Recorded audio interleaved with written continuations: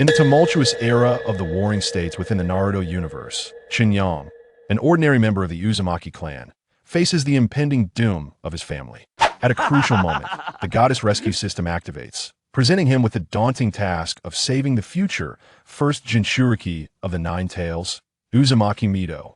With unwavering determination, Chen Yang accomplishes the task, earning the divine reward of the perfect chakra fruit, propelling him to the Six Paths level.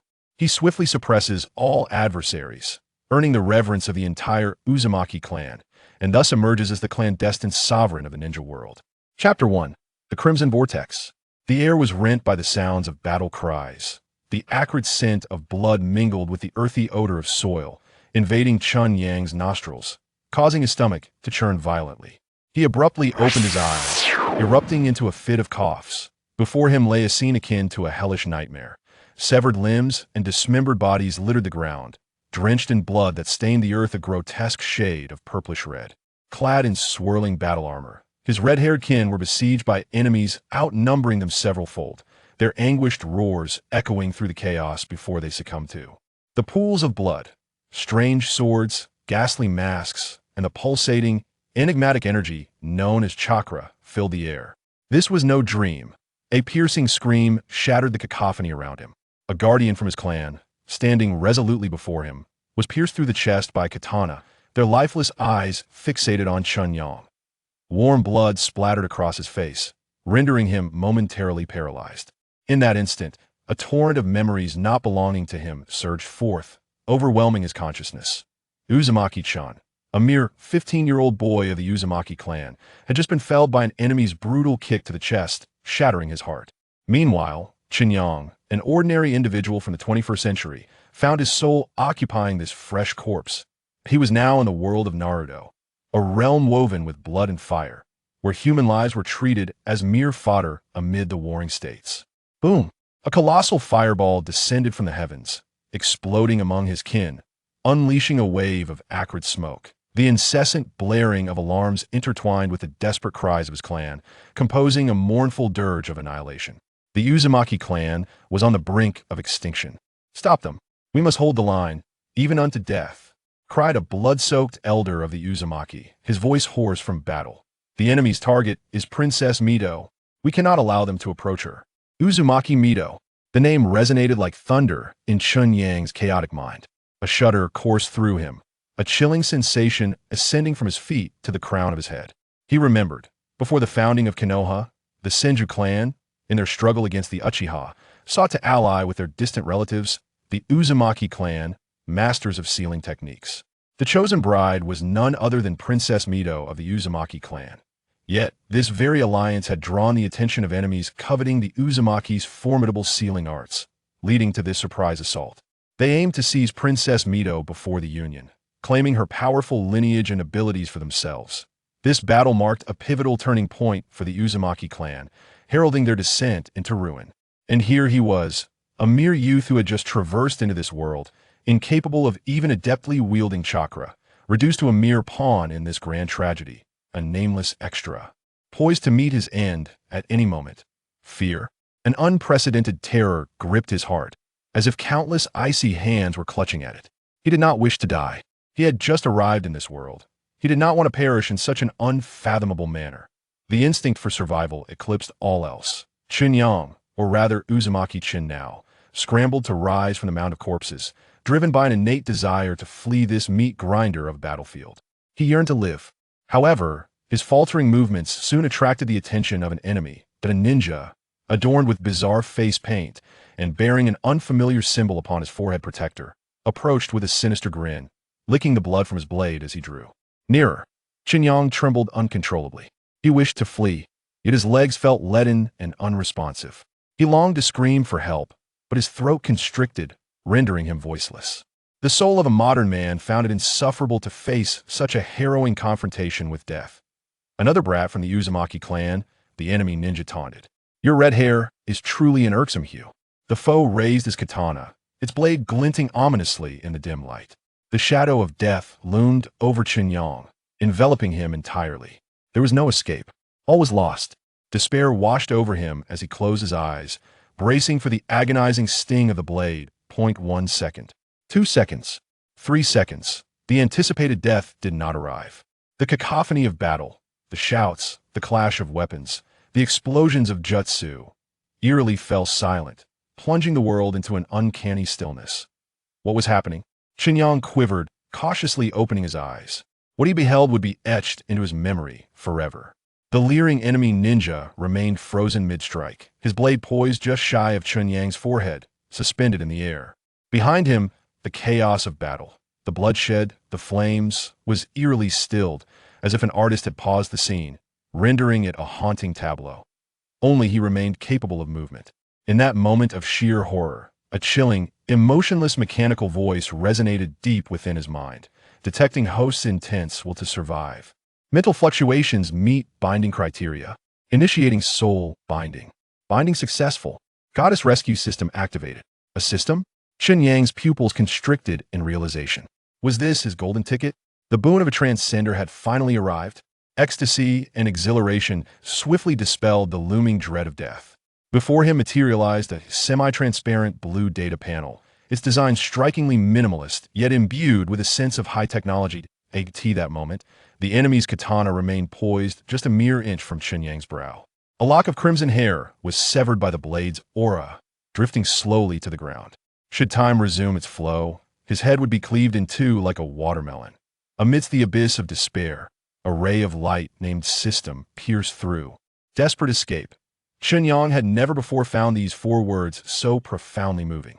He inhaled greedily, reveling in the relief of survival. Yet, before he could fully comprehend the system, the data on the panel surged dramatically. A line of blood-red text erupted forth, exuding an undeniable authority. Newbie task issued.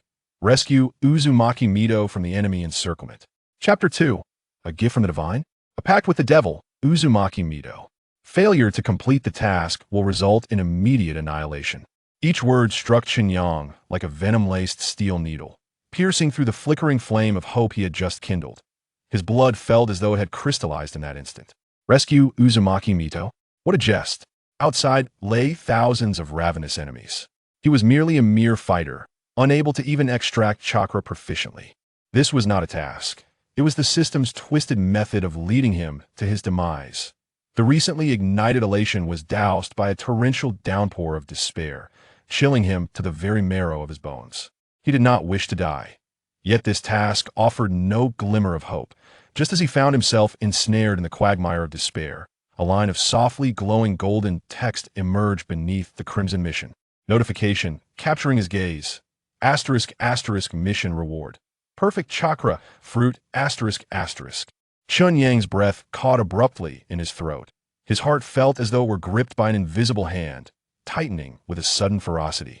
The perfect chakra fruit. As a seasoned fan of the Naruto series, he understood better than anyone the significance of those 7 words.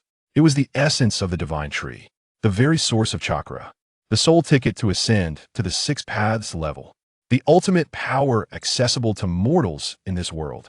A leap to the heavens. With its consumption, he could transform from a mere pawn, destined for slaughter, into a deity overlooking all existence. The temptation was overwhelming, so immense it could compel anyone to wager their very life. Chen Yang's Adam's apple bobbed, and his heavy breathing echoed starkly in the silence surrounding him. Fear and greed waged a furious battle within his heart. On one side lay a deathly impasse. On the other, divine power within reach. Click! A faint sound interrupted his thoughts. Time resumed its flow. The enemy ninja, previously frozen in midair, wore a renewed, sinister grin. With a swift, merciless arc, the katana in his hand sliced through the air towards Chen Yang's head. The cold blade rapidly loomed larger in his vision. Simultaneously, the system's mechanical voice resounded once more. 10, 9, 8. The countdown to death struck his mind like a relentless pendulum. To accept was to face near certain demise. To refuse was instant death. This dilemma offered no alternative. I accept, Chen Yang roared silently within, summoning every ounce of his strength. I accept, confirming host's choice. Newbie protection protocol activated. Host gains 3 seconds of invincibility. All of this transpired in a heartbeat. In the instant the system's prompt echoed, the sharp katana came crashing down upon Chen Yang's shoulder. Clang! A resounding clash of metal erupted. The anticipated, excruciating pain of bone and flesh being severed did not materialize. Chen Yang merely felt a tremendous force push him back a step. He looked down. His body remained completely unscathed. Conversely, the enemy ninja seemed to have struck the hardest steel, his hands bleeding profusely and his arm numb from the impact. The grin on his face froze, replaced by a look of utter shock and terror. What was happening? Was this child of the Uzumaki clan made of iron? Now was the moment. Instinct for survival overrode all else. Without a moment's hesitation, he rolled away, propelling himself toward a pile of collapsed ruins. Debris and wooden beams formed a complex natural barrier. Damn it! The enemy ninja finally regained his composure, letting out a frustrated roar as he pursued, weapon in hand. But Chen Yang had already burrowed deep into the wreckage. The memories of this body were intimately familiar with every inch of the Uzumaki village. He darted through the labyrinthine ruins like a nimble rat, swiftly leaving the enemy's furious shouts behind. He ran until a searing pain ignited in his lungs, finally collapsing behind a crumbling wall. Gasping for breath, he felt as though he had emerged from water, drenched in cold sweat. The relief of surviving the ordeal left him trembling uncontrollably. He had lived. Temporarily, he had lived. Leaning against the cold wall, he gradually steadied his racing heartbeat.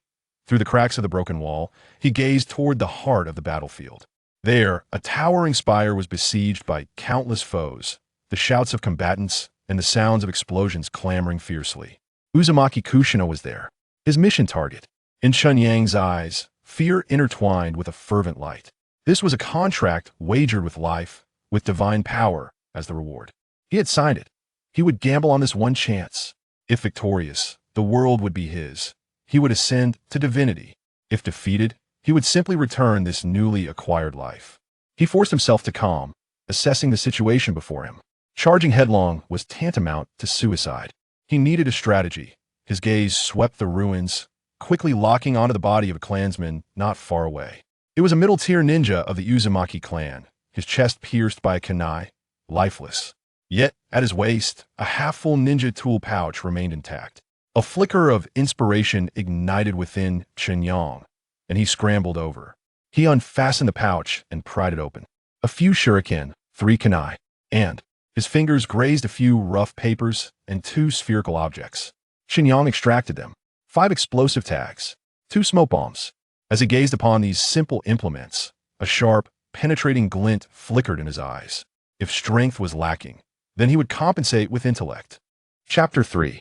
The flicker of fire in a deadlock, a chilling sensation coursed through Chen Yang's fingertips, forcibly calming his tumultuous thoughts.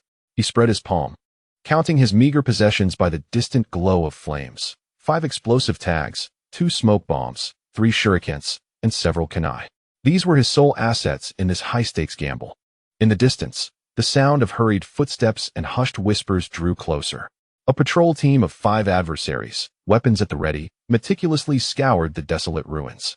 Their path was set to intersect with the crumbling wall where Chen Yang lay concealed. There was no escaping now. His heart skipped a beat, yet this time, fear did not seize his body. His mind raced with unprecedented speed. Without hesitation, he withdrew 2 explosive tags and tore several resilient strands of twine from the frayed hem of his tattered clothing. His fingers, tense and somewhat rigid, deftly secured one end of the twine to the pull ring of the explosive tag, while the other end was cautiously tied to a precarious pile of debris across from him. A rudimentary yet lethal snare trap was set within a heartbeat. He held his breath, pressing himself against the shadow of the broken wall like a gecko, heart pounding fiercely. The patrol team drew nearer.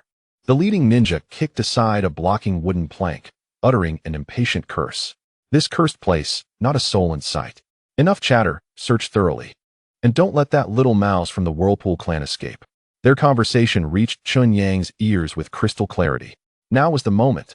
Chen Yang seized a nearby fragment of stone and hurled it with all his might toward a different section of the ruins to their left. The sound of the stone striking the rubble echoed sharply in the stillness of the night. What was that? The 5 ninjas instantly became alert, turning their heads in unison toward the source of the noise, weapons drawn. Their attention was wholly diverted. In that moment, the last ninja at the rear stumbled over the taut, nearly invisible twine, losing his balance and instinctively stepping forward. The line was triggered. Chen Yang's pupils dilated. Without a moment's thought, he curled into a ball, clutching his head tightly and blocking his ears with all his strength. Boom! The deafening blast seemed to tear through the very fabric of the night. The two explosive tags detonated simultaneously, engulfing the patrol team in a fiery orange glow. The violent shockwave, laden with debris and splinters, spread outward like razor-sharp blades. Chen Yang felt an immense force slam into his back, propelling him several meters forward until he collided with a heap of scattered objects. A metallic taste filled his mouth as he coughed up blood. He paid no heed to his injuries, quickly raising his head. Amidst the swirling smoke and dust, the place where the patrol team once stood was now a charred expanse littered with mangled corpses. Success! An exhilarating surge of triumph flooded through him. Yet, this elation was fleeting, swiftly replaced by an overwhelming sense of impending peril. The thunderous explosion had illuminated his position like a torch in the night. There! The enemy is here. Quickly! Surround them! Roars of fury erupted from all directions. Shadows surged toward the explosion site from every angle. And the recently torn encirclement was poised to close in with greater speed and tighter formation. He had to break free before they could converge. A flash of resolve crossed Chen Yang's eyes. He did not choose to dash toward the least guarded path. That would surely lead to a trap. Grasping a smoke bomb, he pulled the pin and hurled it into a narrow alley to his left. Boom! A dense white mist erupted, enveloping the area entirely. P.S. over there. Trying to break through the alley. Block the exit. Most of the enemy's attention was indeed drawn toward the smoke bomb, feigning an attack in one direction.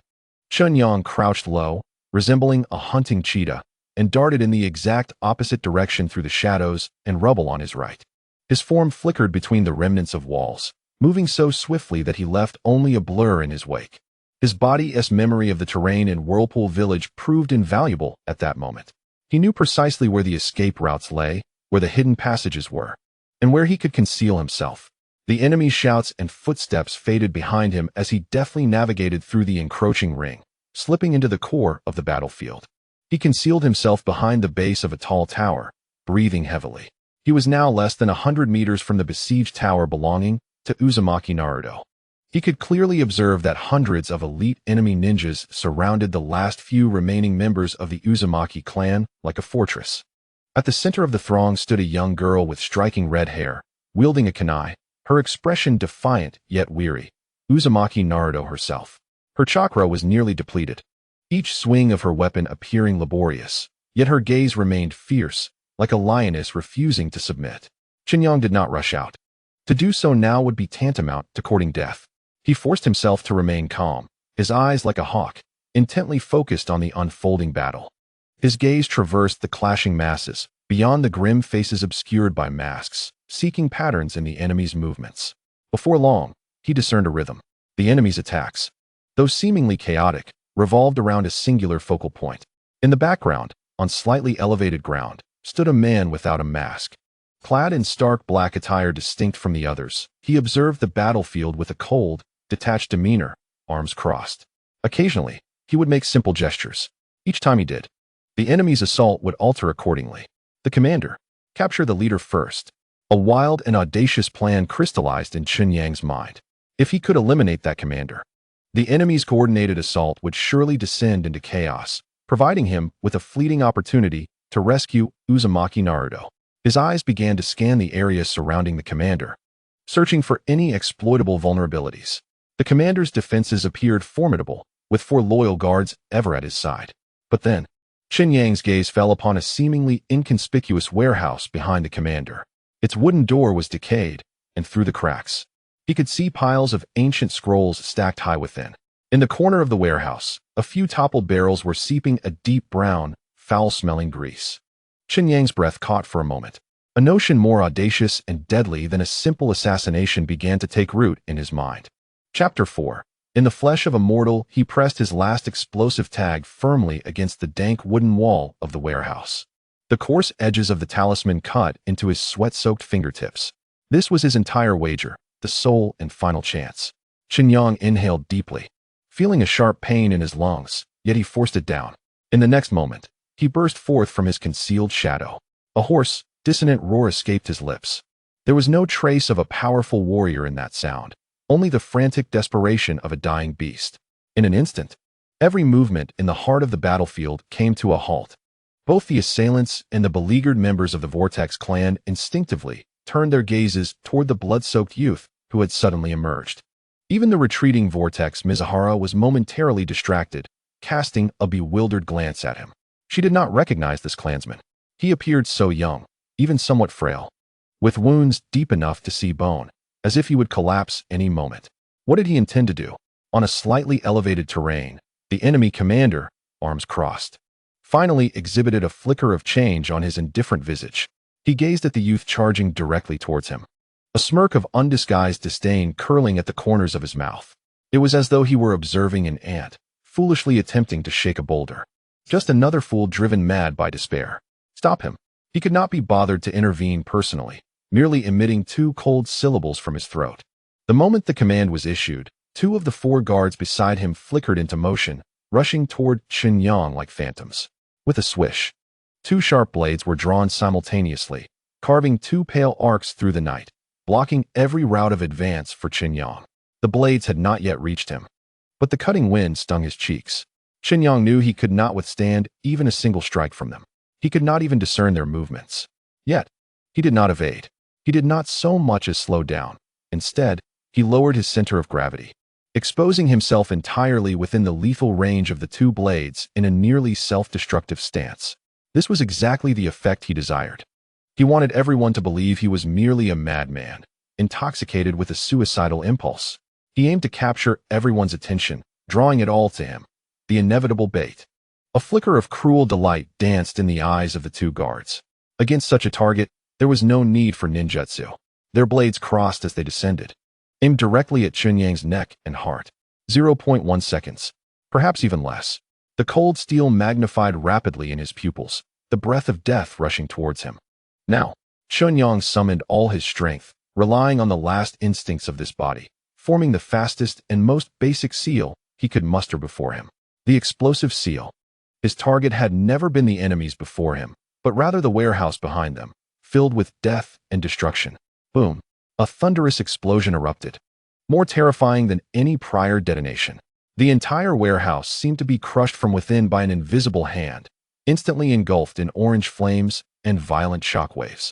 Countless burning scrolls and wooden fragments shot outwards like flowers scattered by celestial maidens. The commander, still wearing a derisive smile, found his expression forever frozen in that moment. He and his 4 guards did not even have time to scream before they were hurled away by the oncoming wall of fire and shockwave, transforming in midair into charred remains. Chaos descended in an instant. The shockwave from the explosion swept across the core of the battlefield like a tsunami. The nearest foes were tossed about, their formations collapsing in an instant. Chen Yang too was not spared. A tremendous force slammed into his back, dislocating his internal organs as he was flung away, rolling several times on the ground before coming to a halt. A buzzing filled his ears, drowning out all sound.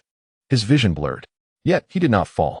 He gritted his teeth, enduring the excruciating pain that threatened to tear him apart, pushing himself up with his uninjured arm. Swaying as he stood, he bit down on his tongue, forcing himself to remain conscious through the agony, through the swirling smoke and flames. He spotted the figure frozen in shock due to the sudden cataclysm. Vortex Mizuhara. An opportunity. A brilliant light ignited in his eyes as he extracted the last ounce of potential from his body, charging towards Mizuhara like an injured leopard. The surrounding enemies finally reacted from the chaos. Commander, hurry, kill him, kill that brat. The furious roars echoed behind him, but it was too late. Before they could reorganize an effective assault, Chen Yang had already reached Vortex Mizuhara. He grasped her icy wrist, which trembled slightly. Mizuhara looked up, her gaze a mixture of shock, confusion, and a hint of disbelief. This unfamiliar clansman, this bloodied youth, had he orchestrated all of this?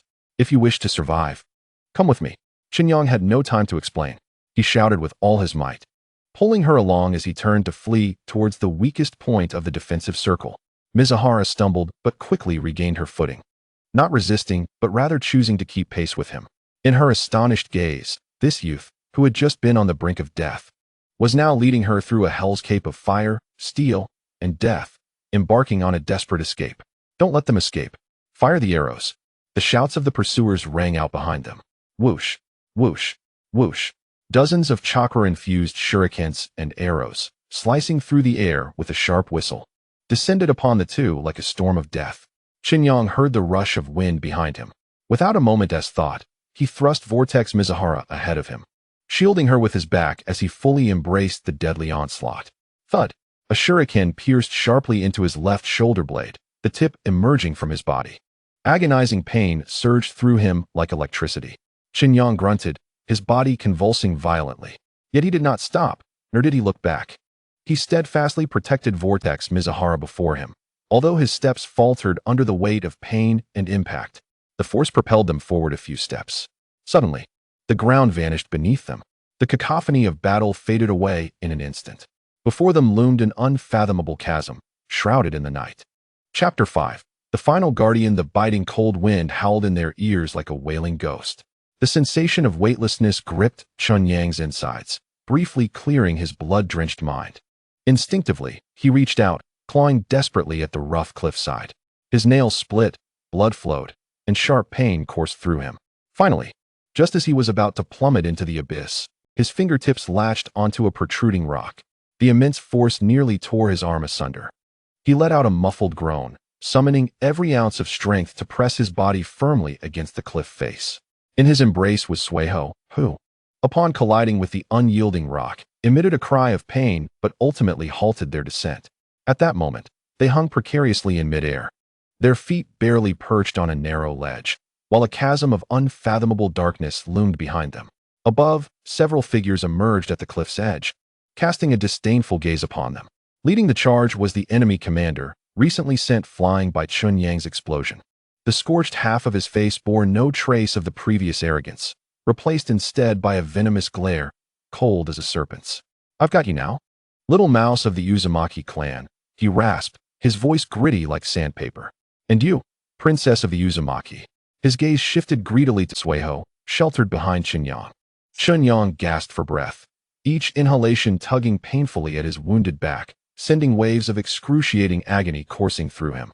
Warm blood had soaked into his back, dripping from the ragged edges of his clothing into the abyss below. His vision began to blur. Strength was rapidly ebbing from his body. "Let me go?" Sueho's voice trembled with a mix of fear and indignation as she struggled to step out from behind Chen Yang. "I will face them." She swiftly formed hand seals, attempting to summon the last vestige of pride from the Uzumaki clan. Adamant sealing chains. However, the golden chakra chains merely coalesced into a vague phantom behind her before dissipating like a candle in the wind. Her chakra had long been exhausted from the prior battle. Suho's body stiffened, color draining from her face as an overwhelming sense of helplessness washed over her like a tidal wave.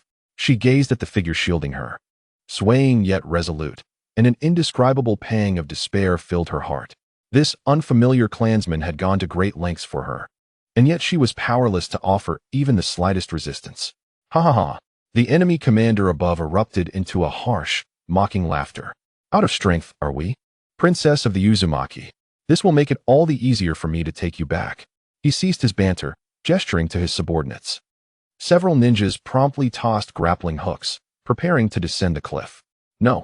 Chen Yang gritted his teeth, the pain in his tongue barely allowing him to maintain consciousness. He knew he had reached his limit, with no means left to prevent this calamity. All that remained was this frail, crumbling mortal shell. The enemy commander, losing patience, refused to wait any longer. He desired to seize this moment of glory himself. He shoved aside his subordinate and drew a sharp long knife from his waist, leaping down the cliffside with a few strides onto the narrow ledge where the two stood. The stone groaned under the burden, gravel cascading down. He advanced step by step, the blade scraping against the rock and sparking with a blinding light. "You have courage, kid. Too bad you chose the wrong side." He raised the long knife, its blade aimed directly at the terrified yet defiant Sueho behind Chen Yang. "The life of the Uzumaki princess is now mine." The cold blade glimmered ominously under the dim night, reflecting the chill of death. In that fleeting moment, Chen Yang's chaotic thoughts crystallized into clarity. He beheld the descending long knife, acutely aware that he had no path left to retreat. Yet, his mission was to ensure that Sueho remained unscathed. In an instant, his resolve solidified. "Then I shall use this life to fulfill this final act of protection." As the knife descended with a piercing swiftness, Chen Yang made his ultimate decision. He spun around, neither blocking nor evading. With every last ounce of strength, he forcefully pushed Sueho toward the cliff face. "Dodge!" he cried. The words a desperate shout born from the depths of his being. Then, he met the lethal blade with his own back, wholly and unreservedly. The sickening sound that followed was not the clean slice of flesh by a sharp edge, but a dreadful, muted roar of the blade tearing through bone and entrails. Time seemed to stretch infinitely. Sueho was thrust away by a tremendous force, her back colliding heavily against the icy cliff. She lifted her gaze to behold an image that would haunt her for a lifetime. The long knife had pierced deep through Chen Yang's left shoulder blade, emerging from his right chest, spilling forth a torrent of warm blood that splattered across her face. No! A heart-wrenching scream erupted from Sueho's throat, filled with immeasurable agony and regret. All sounds faded rapidly from Chen Yang's ears. The enemy's malevolent laughter, Sueho's mournful cries, the wind atop the cliff. All melding into a blurred hum. Pain surged like a tidal wave, attempting to shatter his consciousness completely. Yet, he felt no fear. Instead, a profound sense of relief enveloped him. Just as his awareness threatened to plunge into eternal darkness, a cold, emotionless mechanical voice rang clear in the depths of his mind. Detecting vital signs of mission target Uzumaki Sueho stable, unharmed. Beginner task, Goddess's salvation, determination complete. Task completion rating, perfect. It was done. A barely perceptible smile tugged at the corners of Chen Yang's lips. With this borrowed life, he had won. He had secured for her the outcome of remaining unscathed. The long knife was forcefully withdrawn from his body, robbing him of his final vestige of strength. His form slackened, helplessly cascading into the yawning chasm behind him. Consciousness sank swiftly into darkness. Yet, just as that pure void threatened to engulf him entirely, he felt a warm, vibrant fruit, seemingly brimming with boundless vitality, materialize in his mouth. The moment it touched his tongue, it transformed into a warm current, flowing down his throat. The system's announcement resonated once more, bearing an air of declaration. Reward distribution, perfect chakra fruit. Chapter 6. The divine being descends. At this moment, that warm current surged through him like a primordial source of life, crashing through the cold, lifeless confines of his limbs. His faltering consciousness was forcibly reclaimed from the depths of eternal darkness by this indescribable, overwhelming power. Chen Yang's final instinct compelled him to perform one action, to swallow. He ingested that fruit, exuding an essence of infinite life. Above the cliff, the enemy commander cackled menacingly as he withdrew the long knife that had pierced Chen Yang's body, the blood arrow staining half of the stone ledge crimson. He cast not a glance at the body plummeting into the abyss, instead directing his bloodshot eyes towards the corner where the weeping and despairing Uzumaki girl cowered. "Now, it is your turn, Princess of the Whirlpool." He licked the blood from the blade of his knife and advanced step by step. Uzumaki tightened her lips, summoning all her strength in a futile attempt to rise and resist, but her body betrayed her. All she could do was watch helplessly as the butcher's knife, which had just claimed her kin, was slowly raised before her. Everything had come to an end. At that moment, an extraordinary change occurred. An indescribable golden beam shot skyward from the depths of the cliff, tearing through the heavy shroud of night. The radiance was so divine, so magnificent. It seemed to pierce the heavens and the earth. The battlefield, filled with battling ninjas and howling winds, fell eerily silent at that moment. All eyes turned in astonishment towards the source of the golden light. The enemy leader froze, his malicious grin contorting into a grotesque expression. He beheld the Uzumaki boy, who should have been shattered, being gently lifted by the golden beam, rising from the abyss and floating in midair. The horrific wound that pierced his chest was visibly healing at an astonishing rate. Broken bones crackled as they reconnected. Torn flesh rapidly regrew, restored to its former state. Even his tattered garments were mended, becoming immaculate in the golden glow. What is this? Medical ninjutsu? No. Impossible. Even the first Hokage of the Senju clan could not achieve such a miraculous reversal of life and death. A nearby enemy ninja uttered a fearful groan, his legs giving way as he collapsed to the ground. Hovering in the air, Chen Yang underwent even more astonishing transformations. His signature crimson hair began to lose its color from the roots, transforming into a sacred and pure white. Then, 1, 2, 3, 9 inky black orbs coalesced behind him, silently revolving around him. Each orb seemed to encompass the weight of an entire universe, exuding a contradictory aura of destruction and rebirth, creation and termination. They were the seekers of truth. An irresistible pressure, emanating from the very essence of life, swept through the entire Uzumaki village like a tsunami. All ninjas, regardless of ally or foe, trembled under this weight, as if standing before an ancient deity walking the earth. The enemy leader, standing closest to the cliff's edge, felt it most acutely. His body shook like a leaf in autumn, his knees buckling uncontrollably as he nearly collapsed. He yearned to flee, yet found his body weighed down as if filled with lead, unable even to twitch a finger.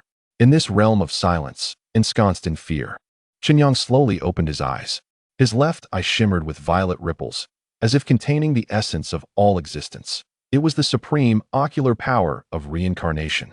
His right eye, crimson and swirling with 9 black tomos, reflected the entirety of the world. It was the all-seeing, world-ending Sharingan. The moment those eyes opened, the world seemed to lose its voice. A crisp, shattering sound echoed. The enemy leader's long knife, stained with Chen Yang's blood, could not withstand the aura emanating from him. Fissures appearing across its surface before it shattered into mere iron dust, scattering with the wind. Chen Yang descended slowly from the air, his feet landing softly upon the solid ground without a sound. He remained unscathed, standing there as if he were the very center of this universe. Uzumaki stared at him, captivated. She beheld his pale hair, the rotating seekers of truth behind him, and his godlike eyes that surveyed all existence with indifference. Her mind was a blank slate. This scene before her transcended her comprehension, overturning all she understood about power. Mortals perish. Divinity descends at this moment. The enemy leader, engulfed in utmost terror, found his sanity teetering on the brink of collapse. He gazed at the being before him, transformed beyond recognition, as his remaining reason was overtaken by madness. "You're just putting on a show," he screeched in a voice laced with false bravado, brandishing the remaining fragment of his broken blade towards Chen Yang in a final, desperate strike. Die. Chapter 7. The Whirlwind's First Cry. A finger to annihilate the enemy. Chen Yang remained still. He simply observed the deranged enemy, taking in the chaotic blend of madness and fear on his face, the absurdity of the broken knife in his hand. It was akin to watching a speck of dust hurtling towards the sun, as the enemy leader, in a final frenzy, closed the distance to within 3 feet. Chen Yang finally moved. He slowly raised his right hand, extending his index finger with a nonchalant gesture towards the front. No hand seals, no buildup of energy, not even a flicker of chakra. Only a minuscule, grain-sized glimmer of silver light gathered at his fingertip. The radiance was so faint it was nearly imperceptible against the night. The enemy leader's twisted grin reached its zenith. He envisioned his broken knife cleaving the pretender once more. Yet, he would never witness that moment. A slender silver beam erupted from Chen Yang's fingertip. It emitted no sound and bore no overwhelming force. It simply appeared and then pierced through everything. The enemy leader's body froze mid-charge, his expression solidifying. Lowering his gaze, he stared in disbelief at his chest. There, a smooth, rounded cavity the size of a fist had formed. No blood, no scorch marks. That portion of his body, along with his internal organs, bones, and life itself, had been entirely erased from existence by the beam. His consciousness had no time to grasp the pain. The silver beam continued its trajectory, unimpeded, shooting forth into the distant landscape. On the cliff, everyone instinctively followed the direction of the beam. They beheld, miles away, a majestic mountain being cleanly bisected under the moonlight. The upper half of the colossal mountain slowly slid down before collapsing with a thunderous roar. The earth trembled violently, and the sound arrived several heartbeats later. Boom. The entire land shook violently. And all of this was wrought merely by the casual extension of a finger from that white-haired youth. Silence enveloped the scene. On the battlefield, an eerie silence enveloped the scene. A nearby enemy ninja dropped his katana with a clang, yet remained oblivious to it. His mouth agape, he emitted a raspy, wind-like sound from his throat, as the light in his eyes was swiftly devoured by boundless terror.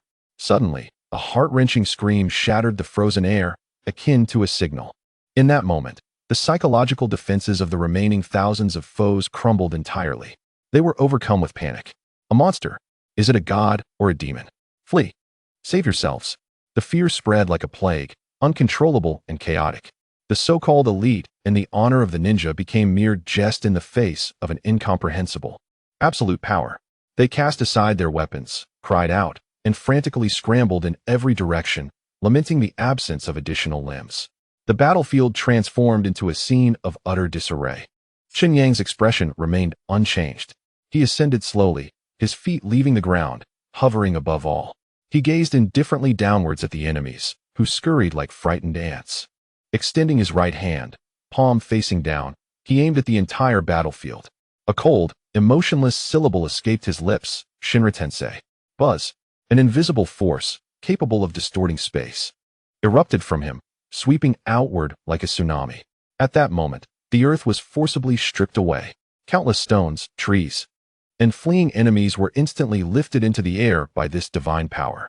Then, that force compressed inward with even greater ferocity. Crack, crack, crack. The sounds of shattering bones and flesh being ground into pulp merged into a cacophony, yet were overshadowed by a colossal hum. Within mere seconds, this divine retribution cleared away a significant portion of the battlefield. When all fell silent, a vast, circular pit appeared above the ruins of Vortex Village, centered around Chen Yang. Within the pit, not a single soul remained alive. Only a handful of the swiftest survivors clung to the edges, now sprawled on the ground, urinating and defecating in sheer terror, utterly devoid of sanity. The survivors of the Vortex clan, including the one-armed elder, knelt in reverence. They were not commanded or coerced. Rather, they instinctively responded with utmost devotion upon witnessing this miracle. They prostrated, trembling, gazing up at the godlike figure in the sky with a mix of awe, fervor, and fear. Even Uzumaki Mito forgot to weep, leaning against the cold rock wall, staring blankly at the boy who once shielded her from harm. Now transformed into a deity wielding the power of life and death. It all felt like an unreal dream.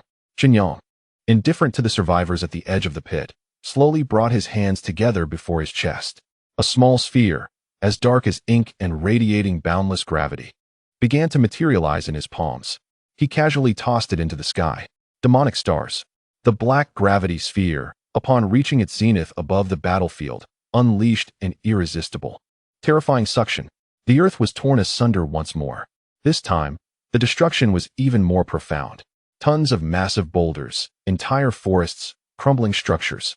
And those very survivors who had narrowly escaped were all yanked from the ground, emitting desperate cries as they were helplessly drawn toward the black core in the sky. They converged, compressed, and fused. Under the astonished gaze of all the Vortex clan members, a brand new, grotesque moon, composed of rock and corpses, was born, suspended above Vortex Village. Its immense shadow enveloped the land, forever imprinted in the souls of every survivor. One battle, a divine ascension.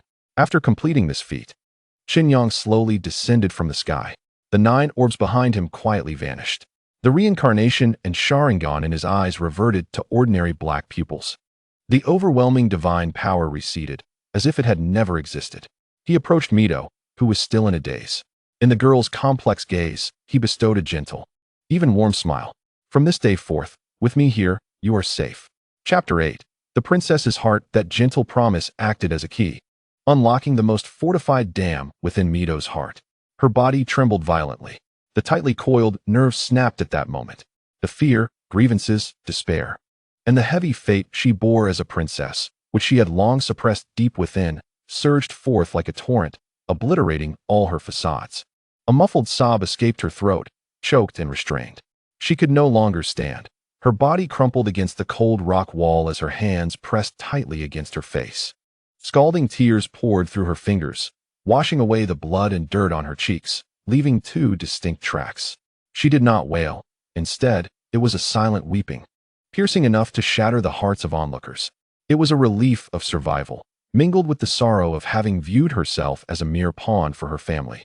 Always prepared for sacrifice, finally finding an outlet in this moment. Chen Yang observed her quietly. He did not approach to offer support, nor did he utter any hollow words of comfort. He simply waited, allowing her to release all her anguish. He understood that what this proud princess needed was never sympathy, but rather understanding. As Mito's cries gradually subsided, leaving only sporadic sobs, Chen Yang took a step closer and crouched before her. His voice remained steady yet imbued with an undeniable firmness. You are not a political pawn meant for marriage. Mito's shoulders stiffened abruptly as she slowly lifted her tear-streaked face, her reddened eyes wide with astonishment. Chen Yang met her gaze, articulating each word with clarity. Nor are you a vessel destined to seal the nine tails. You are simply you. Uzumaki Mito. Boom. Those words resonated in her mind like a thunderclap, leaving her frozen in place. The notion of being a marriage pawn, a sealing vessel, this was a fate she had silently accepted since childhood, imposed by others and herself alike.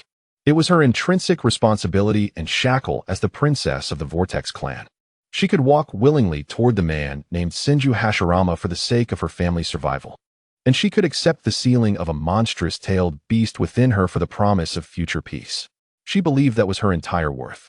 But now, before her stood a man, the very one who had just pulled her from the abyss of death, shattering the heavy shackles that had burdened her for over a decade in the most direct and forceful manner. He told her, "You are simply you." In that moment, in Mito's eyes, there was no longer the expanse of heaven and earth, no ruins, and no menacing rock moon above. Her world was reduced to this man with white hair and black eyes. His salvation extended beyond her mere life. It encompassed her very soul. A sentiment, previously unknown, blossomed within her heart, a feeling akin to adoration, sprouting like vine under divine influence, entwining itself in the softest recesses of her being, impossible to uproot. She gazed at him, entranced, forgetting to weep, forgetting to breathe. At that juncture, a cacophony of hurried yet reverent footsteps shattered the tranquility. The surviving elder, now the highest authority of the Uzumaki clan, approached with the few remaining clansmen behind him. In their eyes, the despair and sorrow of before were replaced by an almost fervent reverence and adulation. They regarded Chen Yang as though he were a living deity walking among mortals. The elder halted 3 paces from Chen Yang, remaining silent. Instead, he trembled as he removed the forehead protector emblazoned with the Uzumaki symbol from his brow. Then, weakening at the knees, he knelt heavily before Chen Yang. He raised the emblem of the Uzumaki clan's highest authority above his head, his voice hoarse yet filled with unprecedented excitement and devotion. Our clan reveres the strong and obeys the divine decree. From this day forth, you shall be the new god of Uzumaki village. You are our clan's one and only king. Behind him, all the surviving Uzumaki clansmen, regardless of age or gender, immediately knelt to the ground. They prostrated themselves, burying their heads deeply, offering their loyalty to their deity in the most humble of postures. We pay homage to the new king. Their synchronized cries echoed across the cleansed ruins, filled with the fervor of survival. Mito stood stunned, understanding that the Uzumaki clan had undergone a transformation, all due to the man before her. Chen Yang rose slowly, his gaze never leaving Mito's face as he reached out to gently wipe away the remnants of tears on her cheek. Then, he turned to face the elder, accepting the heavy forehead protector from the elder's trembling hand. This gesture symbolized the transfer of power, marking his transformation from a solitary soul of another world, a mere pawn on the battlefield, into the ruler of a clan's fate in less than an hour. Beauty enamored, the entire clan submitted. Power and status rested firmly in his grasp. Just as Chen Yang tightened his grip on the forehead protector, a terrified scream pierced the solemn atmosphere from afar, shattering the moment. Enemy attack. It's the Senju clan's banner. At the horizon's edge, dust billowed as countless figures raced towards Uzumaki village. Chapter 9. A Latecomer Ally. The Senju clan's banner surged forth like a black tide from the horizon. At the forefront were 2 contrasting figures. One, clad in layered red armor, with long black hair whipping in the wind, bore a face filled with urgency and concern. Senju Hashirama, the clan leader. The other, dressed in blue attire, with sharply defined silver hair, exhibited a stern visage, his eyes like drawn blades, constantly vigilant. It was his brother, Senju Tobarama. They were prepared for a blood battle. Yet, as they led their army to the village's edge, all were halted by the sight before them. There were no shouts of battle, no clashing weapons, only a deathly silence and an immense circular pit that seemed to be a grotesque scar upon the earth. What unnerved them further was the object floating above the village, a grotesque, irregular sphere formed from countless rocks, soil, and trees, casting a colossal shadow, silently proclaiming the horror that had recently transpired. What kind of ninjutsu is this? An astonished Senju clansman exclaimed, his voice trembling uncontrollably. Tobarama's expression turned grave as his gaze fixed upon the rocky moon, every muscle in his body tensed to its utmost limit. Such a level of destruction, this ability to alter the very fabric of reality, uncontrollably reminded him of a name that existed solely in myth, the Sage of Six Paths, Lady Mito. Hashirama, however, did not dwell on such thoughts. He immediately spotted the Uzumaki clansmen encircled like stars around the moon. They were unscathed. Upon witnessing this, Hashirama's taut heartstrings relaxed, a broad smile spreading across his face as he rushed forward. Yet, as he approached, the smile gradually froze. Something was amiss. The surviving Uzumaki clansmen bore no expressions of relief from their narrow escape, nor did they exhibit sorrow for the loss of their home. Instead, their faces radiated a singular emotion, fervor, an almost religious fervor, akin to that of worshipping a deity, directed towards a white-haired youth standing at the center of the crowd. Hashirama's gaze fell upon the boy, then shifted to Mito, who stood beside him. She appeared unharmed. Yet the way she looked at the white-haired youth caused Hashirama's heart to plummet. That was not the gaze of a clansman, nor that of an ally. In her eyes was adoration, reverence, dependence, and an unreserved trust, as if she was offering all of herself to him. Tobarama noted this as well. His steps halted behind Hashirama, his keen red eyes, sharp as a hawk's, fixated on Chen Yang. A high-level threat. Tobarama instantly categorized Chen Yang as such. A person capable of preserving the entire Uzumaki clan during such a terrifying assault and inciting such fervent worship possessed means and intellect beyond imagination. Lady Mito, we have arrived late. Hashirama's hearty voice shattered the eerie silence. What has transpired here? His question was directed at Mito, yet his eyes remained filled with curiosity and inquiry, never straying from Chen Yang. Mito's lips moved as if to explain, but before she could utter a word, Chen Yang lifted his eyelids. His calm gaze swept over the imposing Senju army, finally resting upon Hashirama's face. Just some pests. His voice was rather unremarkable, as if he were merely recounting a trivial matter. It had been thoroughly cleaned. This statement caused Senju Hashirama's smile to freeze upon his face. Behind him, Senju Tobarama's body suddenly trembled, a chill racing up his spine. Arrogance. No, it was not arrogance, but a profound indifference, one that regarded all things as mere ants. Tobarama could not tolerate the presence of such an unfathomable being, one that was beyond his control, standing beside his brother, woven into the future tapestry of their village. He had to discern the true nature of this man. With a composed demeanor, Tobarama closed his eyes, heightening his chakra perception to its utmost limit. An invisible mental tendril silently extended toward Chen Yang. He sought to gauge the extent of this man's chakra. Was it a stream? A river? Or, like Hashirama, an expansive ocean? However, upon the instant his perception brushed against Chen Yang, he encountered not a stream, nor a river, let alone an ocean. Instead, he beheld a void, a realm devoid of light, sound, or substance, where even the concepts of time and space did not exist, an absolute, eternal nothingness. It was a chasm capable of consuming all, known as the universe. His mental tendril, akin to a droplet falling into the sun, created not even a ripple before being entirely devoured, annihilated by that abyss. A suppressed groan escaped Tobarama's lips. His body shook violently, his complexion turning as pale as parchment, beads of cold sweat forming on his brow. He abruptly opened his eyes, staggering back a step, barely managing to steady himself. The gaze he directed at Chen Yang had undergone a complete transformation. No longer was there a trace of probing or vigilance, only an endless, soul-deep horror and fear. He comprehended. He finally understood. The youth before him, this white-haired man, was no mere ninja. He was a being of a higher dimension, utterly distinct from them and all living beings in this world. The so-called allies, the so-called rescue, were nothing more than a grand jest in the face of such an existence. Tobarama, what ails you? Senju Hashirama finally noticed his brother's distress and inquired with concern. Tobarama opened his mouth, yet his throat was too parched to produce any sound. His gaze fixated on Chen Yang while his body trembled slightly in residual fear. Hashirama, receiving no answer, scratched his head, assuming his brother was merely too tense. He turned back to Chen Yang, his expression not only unperturbed by the earlier remark, but instead radiating a profound joy at finding a kindred spirit. He slapped his thigh, bursting into exuberant laughter. Incredible. Well done. He strode toward Chen Yang, wholly disregarding the wary glances of the surrounding Uzumaki clansmen, and placed his palm, large as a fan, heavily upon Chen Yang's shoulder. I am Senju Hashirama. Brother, you are truly formidable. With a powerhouse like you by my side, my dream of establishing a village where all children can live in peace, free from the ravages of war, will surely come to fruition. Chapter 10. The chess player of a new era. Senju Hashirama's large hand clapped down on Chen Yang's shoulder with enough force to shatter boulders. Yet, the moment it connected with Chen Yang's body, it dissipated like a stream merging into the ocean, vanishing without a trace.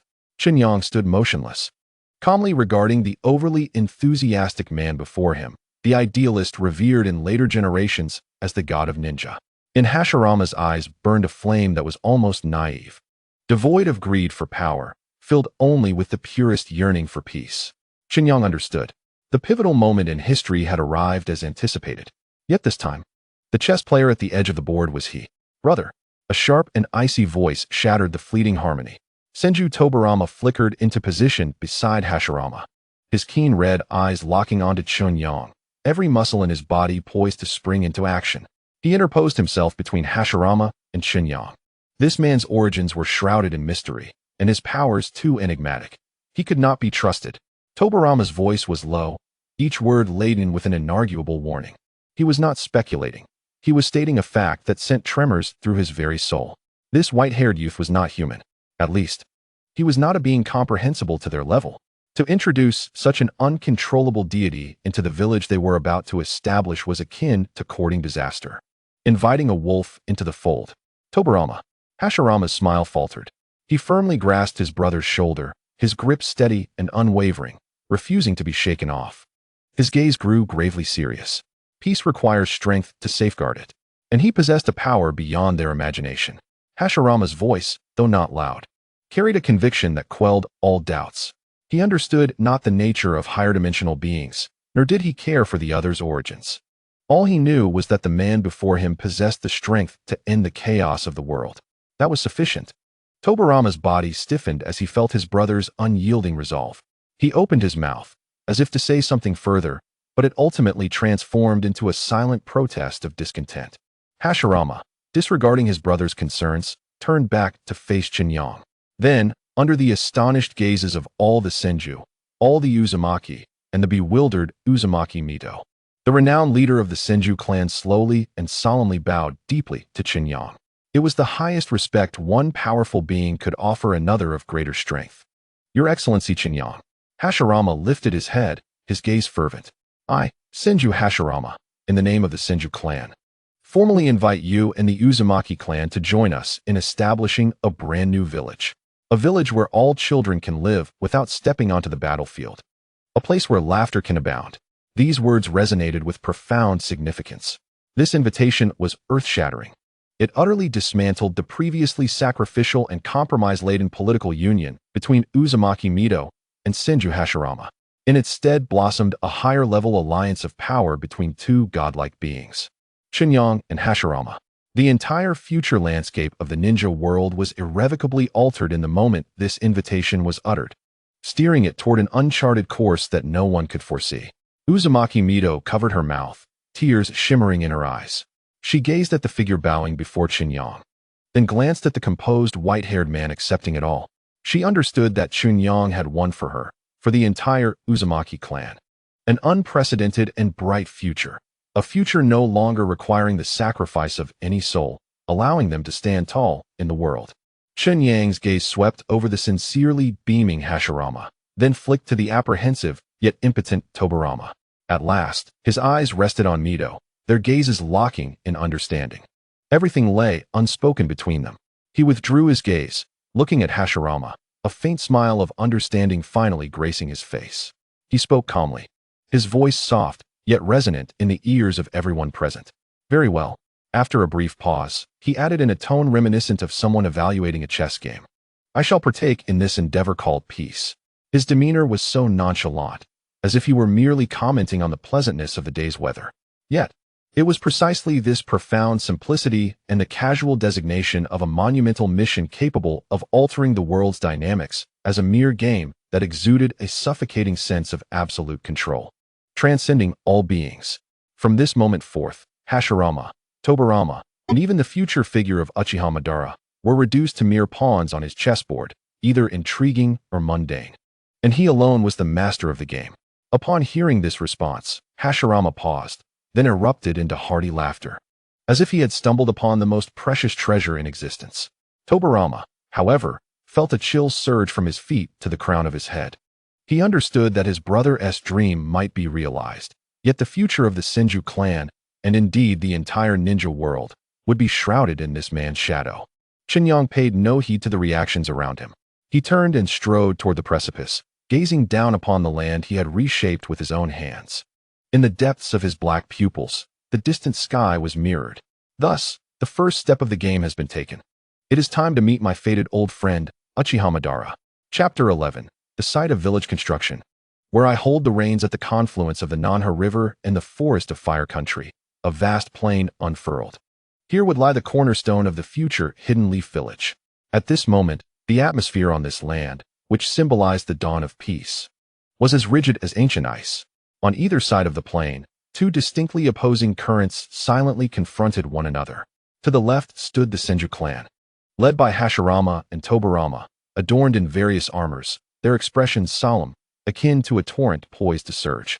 To the right were the elite of the Uchiha clan, led by a man holding a fan, his wild black hair cascading untamed. It was Uchiha Madara. Behind him, his clansmen exuded a fierce, fiery aura, radiating an air of danger.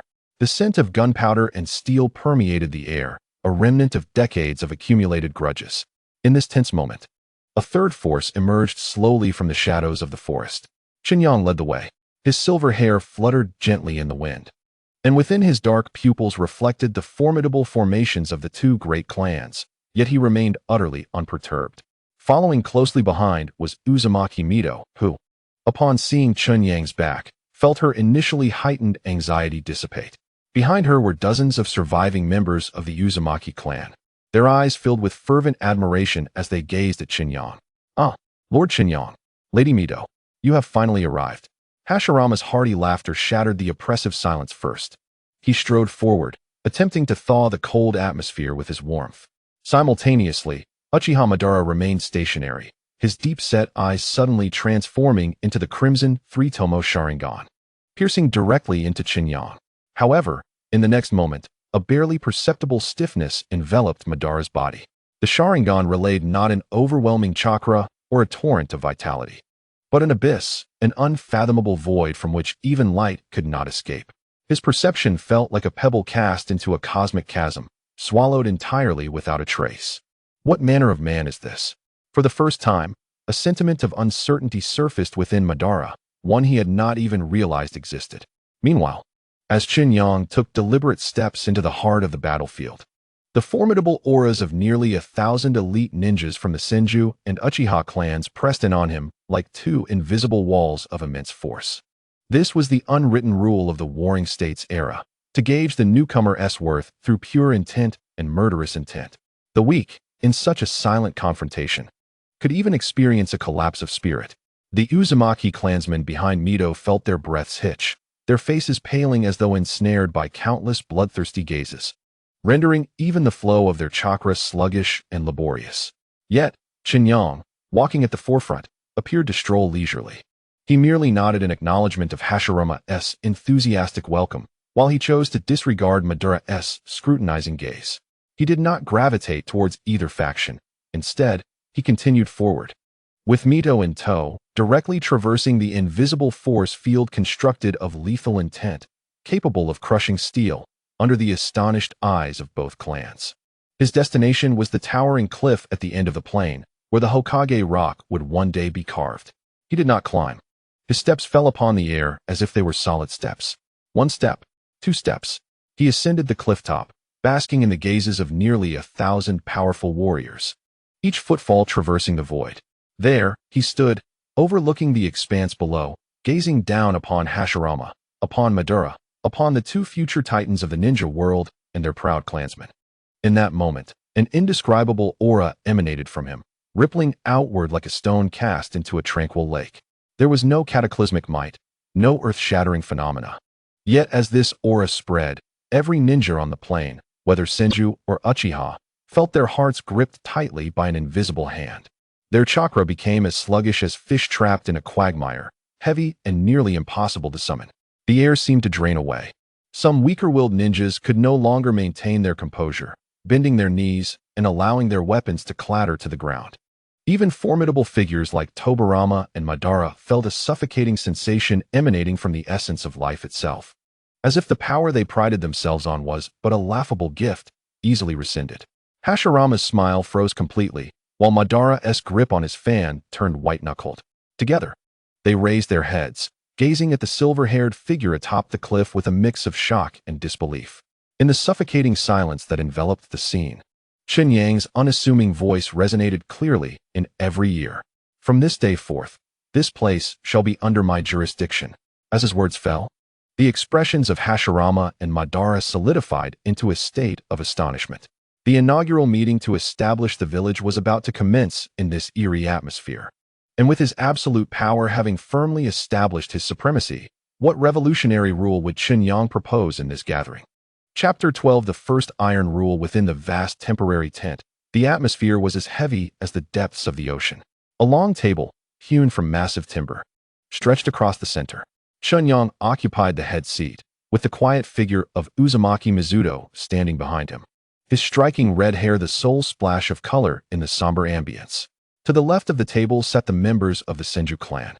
Senju Hashirama sat boldly, attempting to alleviate the tension with his characteristic cheerful smile, albeit with little success. Beside him, Senju Tobarama resembled a cold blade, his silver hair framing a pair of red eyes that scrutinized the Uchiha across the table with unwavering vigilance. To the right, Uchiha Madara leaned back in his chair, arms crossed over his chest. His black armor and the enormous fan behind him emanated an aura of defiance that discouraged any approach. The Uchiha clan members behind him wore expressions of indifference, hands resting on their sword hilts, as if ready to spring into action at a moment's notice. The three most powerful clans of the Warring States period, Uzumaki, Senju, and Uchiha, had gathered for the first time in this peculiar semblance of peace. All eyes, intentionally or not, converged upon the white-haired man at the head of the table, awaiting his words. Ahem. Senju Hashirama felt the oppressive atmosphere too stifling and cleared his throat to break the silence. Esteemed guests, our presence here marks a monumental beginning. It signifies the end of war, and the dawn of peace is upon us. I believe that if we can open our hearts and trust one another, we will surely. His impassioned speech, filled with ideals, fell on deaf ears, for none but himself truly absorbed his words. Uchiha Madara emitted a barely audible cold snort. His fingers drummed impatiently on the fan's handle beneath the table, a subtle sound brimming with annoyance. Trust? Could a mere slogan erase decades of blood feuds buried beneath countless fallen kin? The atmosphere within the tent plunged into an icy silence once more. At that moment, a chilling voice pierced through the tension like a sharp ice pick. Brother, while ideals are indeed beautiful, the foundation of our village must be rooted in reality. Senju Tobarama rose, surveying the room, his gaze briefly resting on Uchiha Madara, revealing undisguised disdain and mistrust. The Uchiha clan, by nature, harbors malevolence. Their Sharingan evolves with hatred. This is a curse ingrained in their bloodline. For the future stability of our village, I propose the establishment of a department directly under the Hokage, dedicated to monitoring all movements of the Uchiha clan. Furthermore, the positions they may hold within the core power structure of the newly formed village must be strictly limited. Boom. His words ignited the air like a spark thrown into a powder keg, instantly erupting into chaos. What did you say? An elder beside Uchiha Madara slammed his palm on the table, his three-tomo Sharingan flaring ominously. Senju Tobarama, do you wish to incite war? Uchiha's ninjas all stood in unison, hands gripping the hilts of their swords. The Senju ninjas, unwilling to back down, rose as well, chakra swirling, causing the temperature within the tent to rise sharply, the very air beginning to warp. War was on the brink of breaking out. Everyone, sit down. Uchiha Madara's icy voice quelled his clan's agitation. He slowly rose, his crimson gaze locking onto Senju Tobarama with the intensity of a boiling blood pool. A formidable, visible blue chakra surged behind him, resembling the shadow of a ferocious beast. Tobarama, it seems you have forgotten the lesson I imparted on the battlefield last time. Senju Hashirama's expression shifted dramatically, preparing to intervene, but at that moment, Chen Yang made his first move. He raised his right hand, gently pressing it towards the oncoming storm that was Uchiha Madara, without uttering a word. Merely a simple gesture. Yet, the violent chakra behind Madara was suddenly choked, quelled by an invisible hand, and immediately subsided. Madara's body jolted.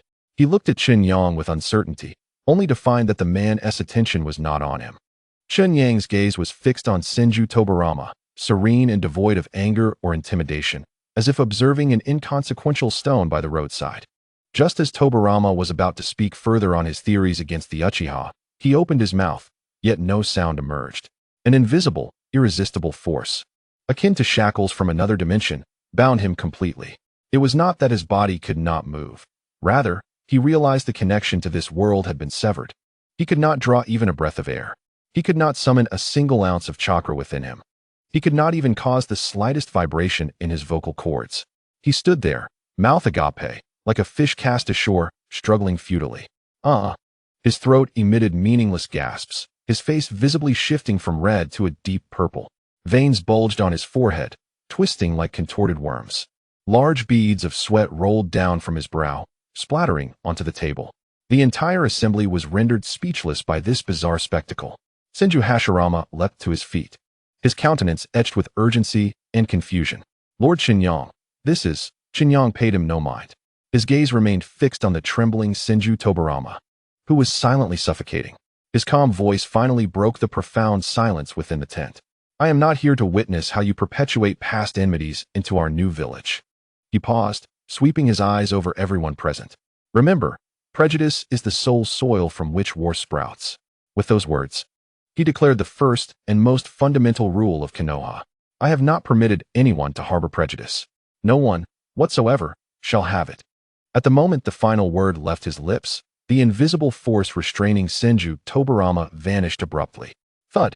Tobarama's legs buckled, collapsing to the ground. He supported himself with his hands, gasping for the precious air, coughing violently as if he were a beast on the brink of death. Cold sweat had already soaked through his blue attire. He raised his head, and the wariness and scrutiny that once filled his eyes were replaced by an indelible fear that emanated from the depths of his soul. In the tent, one could hear a pin drop. Uchiha Madara resumed his seat, observing his fallen rival, then glanced at the indifferent white-haired man at the head of the table, his expression growing increasingly complex. In this frozen atmosphere, Senju Hashirama looked at his brother, then at Chen Yang, his idealistic naivety overcoming his fear once more. He gazed at Chen Yang, the flame of hope rekindling in his eyes as he proposed the grand vision he held in his heart. Lord Chen Yang, you are right. We cannot harbor prejudice. We should strive to touch everything with love. I have a notion, to achieve true peace. We could distribute the captured tailed beasts equally among the major ninja villages, thereby maintaining a balance of power among the nations. Chapter 13. Naive peace. The words of Hashirama Senju fell like a stone cast into a deep pond, creating not ripples, but freezing the entire body of water. The air within the tent grew peculiar in an instant. Sharing tailed beasts? Maintaining balance among nations? Such sentiments, if uttered by a 3-year-old, might be deemed innocent and charming. Yet, when spoken by the leader of the most powerful clan in the Warring States period, the Senju clan, it could only be described in 2 words: absurd. Tobarama Senju, having just regained his breath, nearly suffocated upon hearing his brother's remarks. He yearned to retort, but as his words hovered at the brink of articulation, the cold, indifferent visage of the silver-haired man at the head of the table silenced him. He dared not speak. In the presence of that man, he felt stripped of the very right to voice his thoughts. On the opposite side of the long table, Uchiha Madara leaned back in his chair, his arms crossed tightly against his chest. Though his eyes were closed, seemingly indifferent to the world outside, the slight twitch of his brows betrayed a deep-seated disdain and mockery within. Love? Balance? Can such notions restore the lives of the fallen Uchiha clan members? All present, whether from the Senju or Uchiha clans, were formidable figures forged from mountains of corpses and seas of blood. They understood better than anyone that between nations and villages, there exists only self-interest, not trust. The so-called balance was merely a fleeting respite before the next war would erupt. In that moment, everyone in the tent, save for Hashirama himself, regarded him with expressions akin to those reserved for fools. Yet he remained blissfully unaware, gazing at the man seated in the chief position with eyes filled with hope and sincerity, awaiting the acknowledgement of this formidable figure. To him, this was a grand vision capable of ending the chaos of the world. Amidst the silence, a soft chuckle emanated from the head of the table. The laughter was gentle, devoid of mockery, yet it pierced the strange atmosphere like a sharp needle, causing Hashirama to flinch. His smile froze on his face. All eyes in the tent suddenly converged upon Madara. Hashirama's expression transformed from hopeful to bewildered, ultimately morphing into profound confusion. He could not comprehend why his noble aspiration for a world free of war elicited laughter. "What is so amusing?" Hashirama inquired, his voice somewhat hoarse as he earnestly addressed Madara. He was not questioning, but rather seeking guidance. He firmly believed in the righteousness of his path to peace. Yet he also recognized Madara's strength. If even such a powerful figure found his ideas laughable, surely there was some oversight in his reasoning. This marked the first genuine clash of ideals between Hashirama and Madara. Madara finally retracted his faint smile. He lifted the teacup before him, gently blowing at the floating tea leaves without taking a sip. His gaze rose, crossing the swirling steam, and rested upon Hashirama's face. "Your idea is not laughable," he stated calmly, as if declaring an objective fact. "It is childish." Those two words fell like merciless hammers upon Hashirama's heart, leaving him momentarily stunned. Before he could inquire further, Madara set down the teacup with a crisp sound. "I will pose you a question. If one were to extract all the teeth from a fierce tiger and then release it among a pack of hyenas, what do you think would happen?" This question, abrupt and lacking context, momentarily bewildered Hashirama. However, his brother Tobarama's pupils flickered with a hint of understanding. Without waiting for Hashirama's response, Madara continued. "The tiger would not become friends with the hyenas simply because it has lost its teeth. It would be torn to shreds and devoured, leaving not even a bone behind." His voice was calm, yet it sent a chill down the spines of all the elders present, each having witnessed the brutality of war. They understood the implication. Madara turned his gaze toward the still bewildered Hashirama and continued, "The tailed beasts represent the fangs of this ninja world. Do you truly believe that by distributing these fangs equally, all ninja villages will transform into docile sheep, coexisting peacefully? You are mistaken. Such actions will only breed insatiable greed and ambition. The village that acquires a tailed beast will stop at nothing to seize a second. Those without will band together to attack the weakest holder. The balance you speak of will be shattered overnight, igniting a larger, more far-reaching conflict, with casualties more grievous than before, because you have unwittingly provided all the ambitious souls with a perfect pretext for war. Your notion of touching hearts with love is utterly fragile in the face of stark national interests and territorial expansion." Each of Madara's words sliced through Hashirama's idyllic theory of peace and love, layer by layer, exposing its naively foolish core. Hashirama's complexion gradually paled.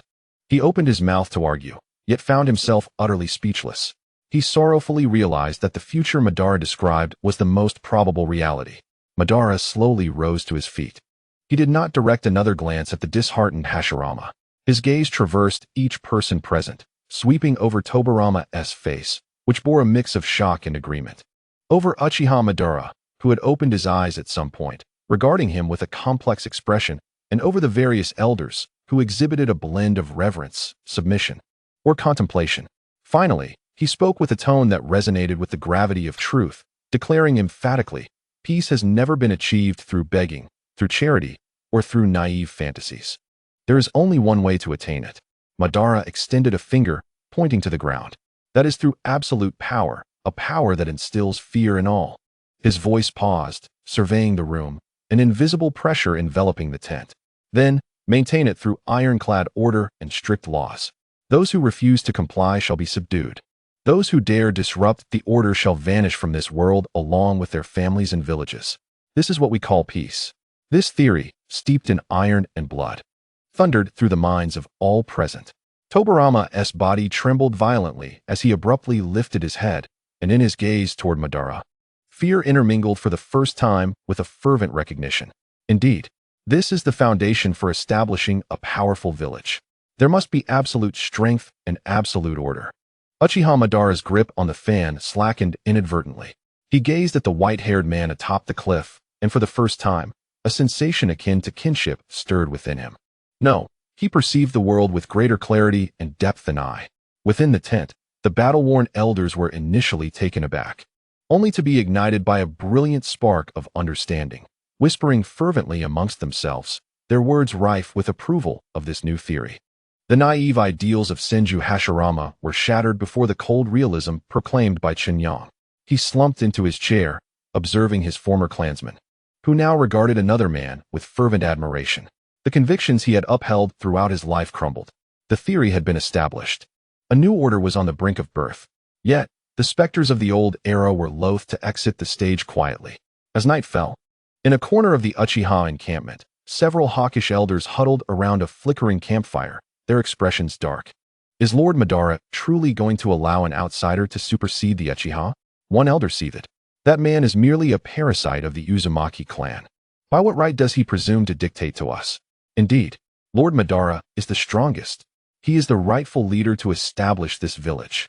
A shifty-eyed elder lowered his voice. That white-haired boy possesses peculiar strength, but he surely has weaknesses. Tonight, let us test his mettle and demonstrate who truly holds sway here. Chapter 14. The Divine Majesty, a silent judgment. The night was as dark as ink. The campfire in the Uchiha encampment flickered in the wind, casting shadows that stretched and shrank. In the shadowy corner, several Uchiha elders, their breaths heavy, exchanged glances illuminated by the firelight. Lord Madara places far too much importance on that outsider, spoke an elder, his face marred by a scar, in a tone as low as a night owl's. The honor of our Uchiha cannot be subjugated beneath an Uzumaki parasite. Indeed, another elder concurred, his power is strange, yet it must have its limits. We shall weigh his worth tonight, and show him who the true masters are. Leading them was Uchiha Yamazaki, the clan's eldest elder, who had served the Uchiha long before Madara's father, a figure of great seniority and strength, second only to Madara himself. He slowly opened his murky yet focused eyes. Action. A single word, crisp and decisive. For shadowy figures melded into the night, soundless as phantoms. They were the Uchiha's elite scouts and assassins, each capable of claiming the head of a general amidst a sea of soldiers. They evaded all watchful eyes, gliding silently toward the central plain and the solitary tent belonging to Chen Yang. The night breeze rustled the grass, producing a soft sound that perfectly masked their subtle footfalls. Everything was seamless, at least in their own estimation. Inside the tent, Chen Yang sat cross-legged, his eyes firmly closed. He did not even attempt to sense his surroundings. Yet, under the divine perception of his Kagura, the movements of the entire encampment were as clear to him as the lines on his palm. The 4 chakra points, which they believed to be concealed, shone brightly on the map in his mind, akin to lanterns ignited in the darkness, both comical and glaring. He remained motionless, even his eyelids refusing to flutter. Uchiha Taijima, accompanied by 3 trusted subordinates, successfully reached the exterior of Chen Yang's tent. Mere steps away, the 4 exchanged glances, their 3-tomo Sharingan igniting with an ominous crimson glow in the dark. Swiftly, they formed hand seals, preparing to unleash a combination of fire techniques potent enough to obliterate a mountain. Just as the final seal was about to be completed, an anomaly occurred. The wind that had been howling in their ears ceased abruptly. The distant chirping of insects vanished. Even the air itself seemed to freeze in that instant, plunging the world into an eerie, unsettling silence. What is happening?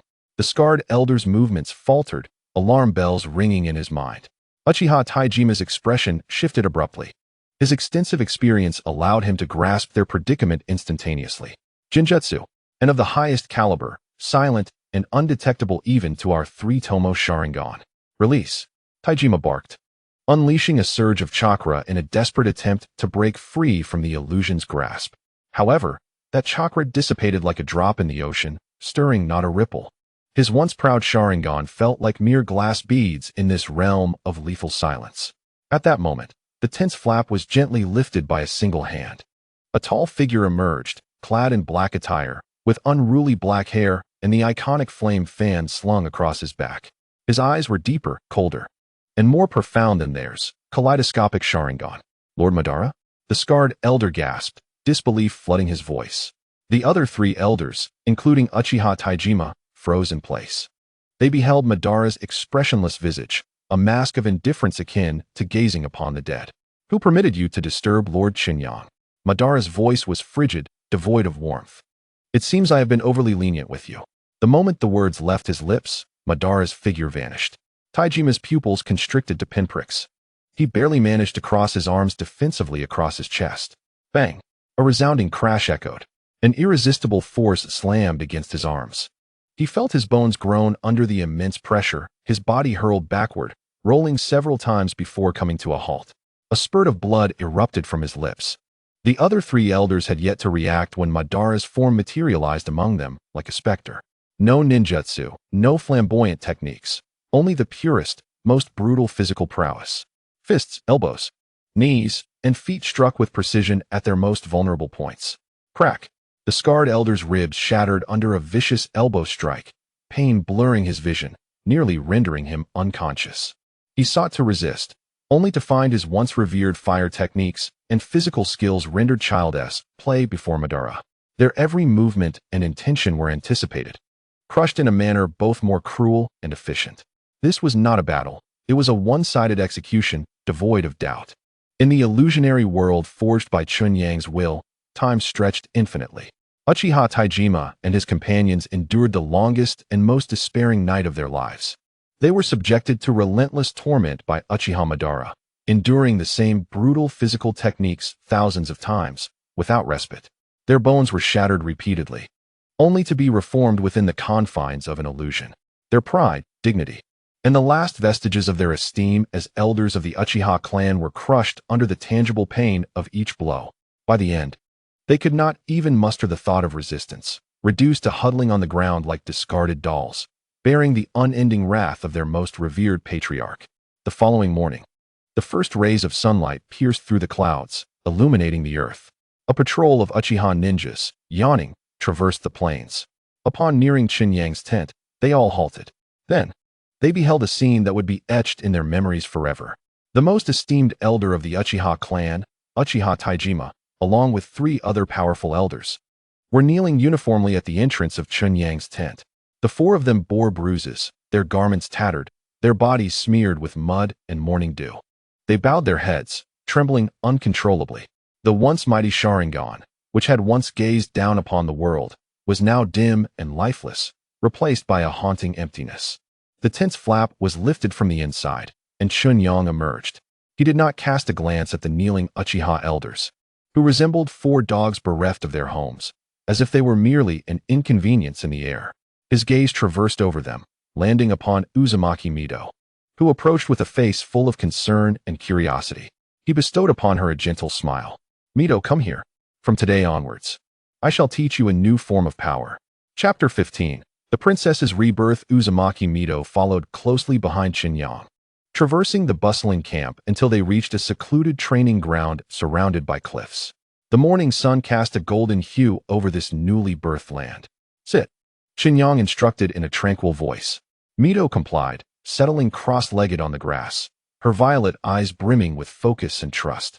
Chen Yang observed her, refraining from imparting any ninjutsu directly. "Mito, what do you perceive chakra to be?" The question momentarily startled Mito. As a prodigy in sealing techniques, her understanding of chakra far exceeded that of the average individual. It is the fusion of spiritual and physical energy. She provided the textbook definition. Chen Yang shook his head. "That is its superficial form, not its essence." He extended a finger, and from its tip, a pure white light and a profound black energy materialized, resembling two fish chasing each other in a dance.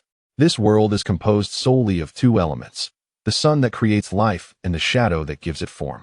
The so-called elemental ninjutsu is merely a rudimentary application derived from these two forces. What I intend to teach you is the power to directly touch the source, yin-yang release. Mito's heart raced with intensity. She gazed transfixed at the mysterious energies swirling at Chen Yang's fingertip. Her lineage as the Uzumaki princess allowing her to grasp the revolutionary implications behind his words. If the diamond lock was akin to constructing a solid cage, then the sealing techniques infused with yin-yang release would transcend mere confinement, directly creating an abyss capable of devouring all, an entity known as nothing. "I understand." Mito's eyes sparkled with brilliance, eager to experiment. She formed hand seals, and golden chakra chains erupted from her back, exuding a sacred and weighty aura. She then attempted to infuse the properties of yin release into the chains. Buzz!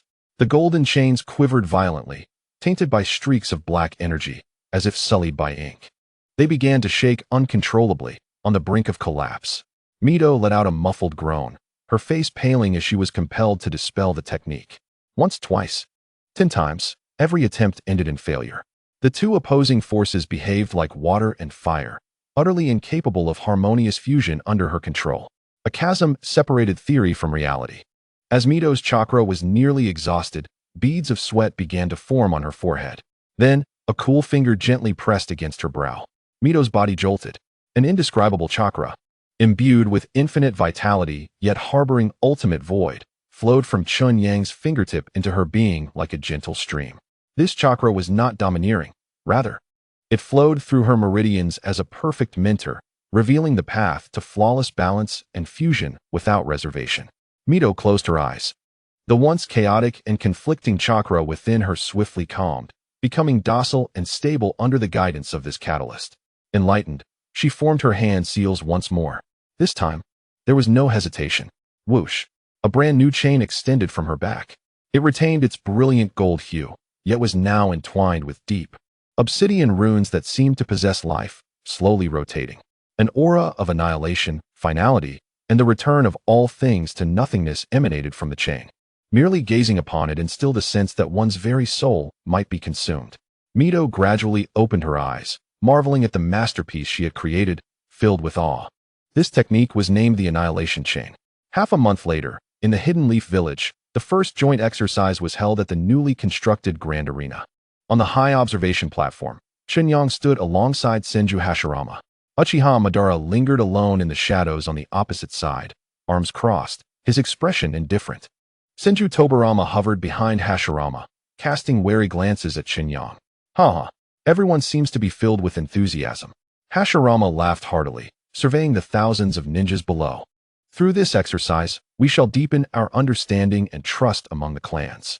Tobarama remained silent, aware that the so-called exercise was, in truth, a preliminary clash for the various factions to gauge one another and establish future influence within the village. The first item of the exercise was for each clan to showcase their secret techniques. When it was the Uzumaki clan's turn, Uzumaki Mito stepped gracefully into the center of the arena, drawing the attention of all. Is Princess Mito truly taking the field herself? Hashirama expressed his surprise. Opposite her, 3 elite jonin from both the Senju and Uchiha clans emerged. Leading the Senju was a clansman skilled in wood release, while the Uchiha was led by a formidable wielder of the 3-tomo Sharingan. These 6 individuals were figures capable of safeguarding territories during the Warring States period. Please enlighten us. The 6 formed hand seals, positioning themselves for battle. Mito bowed slightly in respect before raising her head. Annihilation Chain. Whoosh. 9 golden chains entwined with black annihilation runes surged forth from her back, like 9 awakened ancient dragons, soaring into the heavens. The chilling aura that froze the very essence of the soul enveloped the entire training ground in an instant. What is this? The Sharingan of the Uchiha Jounin whirled frantically. Yet all he could perceive was a blinding golden light entwined with an all-consuming darkness. He attempted to retreat, only to find his body as if encased in ice, immobilized. The speed of the chains transcended the limits of perception. Before the spectators in the viewing platform could react, the 9 chains ensnared all 6 Jounin as if they were caught in a celestial net. There was no explosion, no thunderous roar, only an eerie silence. The moment the chains made contact, the 3-tomo in the Uchiha Jounin's eyes faded like burnt ashes, rapidly losing their crimson hue to revert to ordinary black pupils. The jutsu that the Senju wood-style ninja was about to unleash was instantly silenced. The chakra within him vanished without a trace, akin to a punctured balloon. The remaining 4 experienced the same fate. Their chakra fluctuations were entirely nullified in the span of a mere second. They became ordinary individuals, 6 powerless souls. Mito retracted the chains and bowed once more. A concession. The arena fell into a profound silence. Thousands of ninjas gazed at the red-haired woman in the center with the awe reserved for a monster. What kind of sealing technique is this? It is not a seal, but an obliteration. It directly eradicates the very foundation upon which a ninja's existence relies. How astonishing! Hashirama stammered, his face etched with shock. Uchiha Madara, who had been with arms crossed, unknowingly lowered them, his gaze on Mito revealing a flicker of unease that even he had not recognized. Meanwhile, Senju Tobarama's expression had darkened to an extreme. He stared intently at Mito, then glanced at Chen Yang, who appeared indifferent, as if everything were perfectly natural. A bone-chilling dread surged from the depths of his heart. There was no time to waste. He could not allow this incomprehensible, uncontrollable power to persist within the village. He might not be able to confront Chen Yang, but perhaps he could uncover the key to breaking the deadlock through this woman. In the dead of night, Tobarama found himself alone in his heavily guarded secret laboratory. He retrieved a scroll inscribed with forbidden runes from a locked compartment. As he slowly unfurled the scroll, a twisted name of a jutsu, written in blood, came into view. The technique of mutual explosive tags. He gazed at the jutsu, his expression shifting into one of ruthless determination. No, it is still insufficient.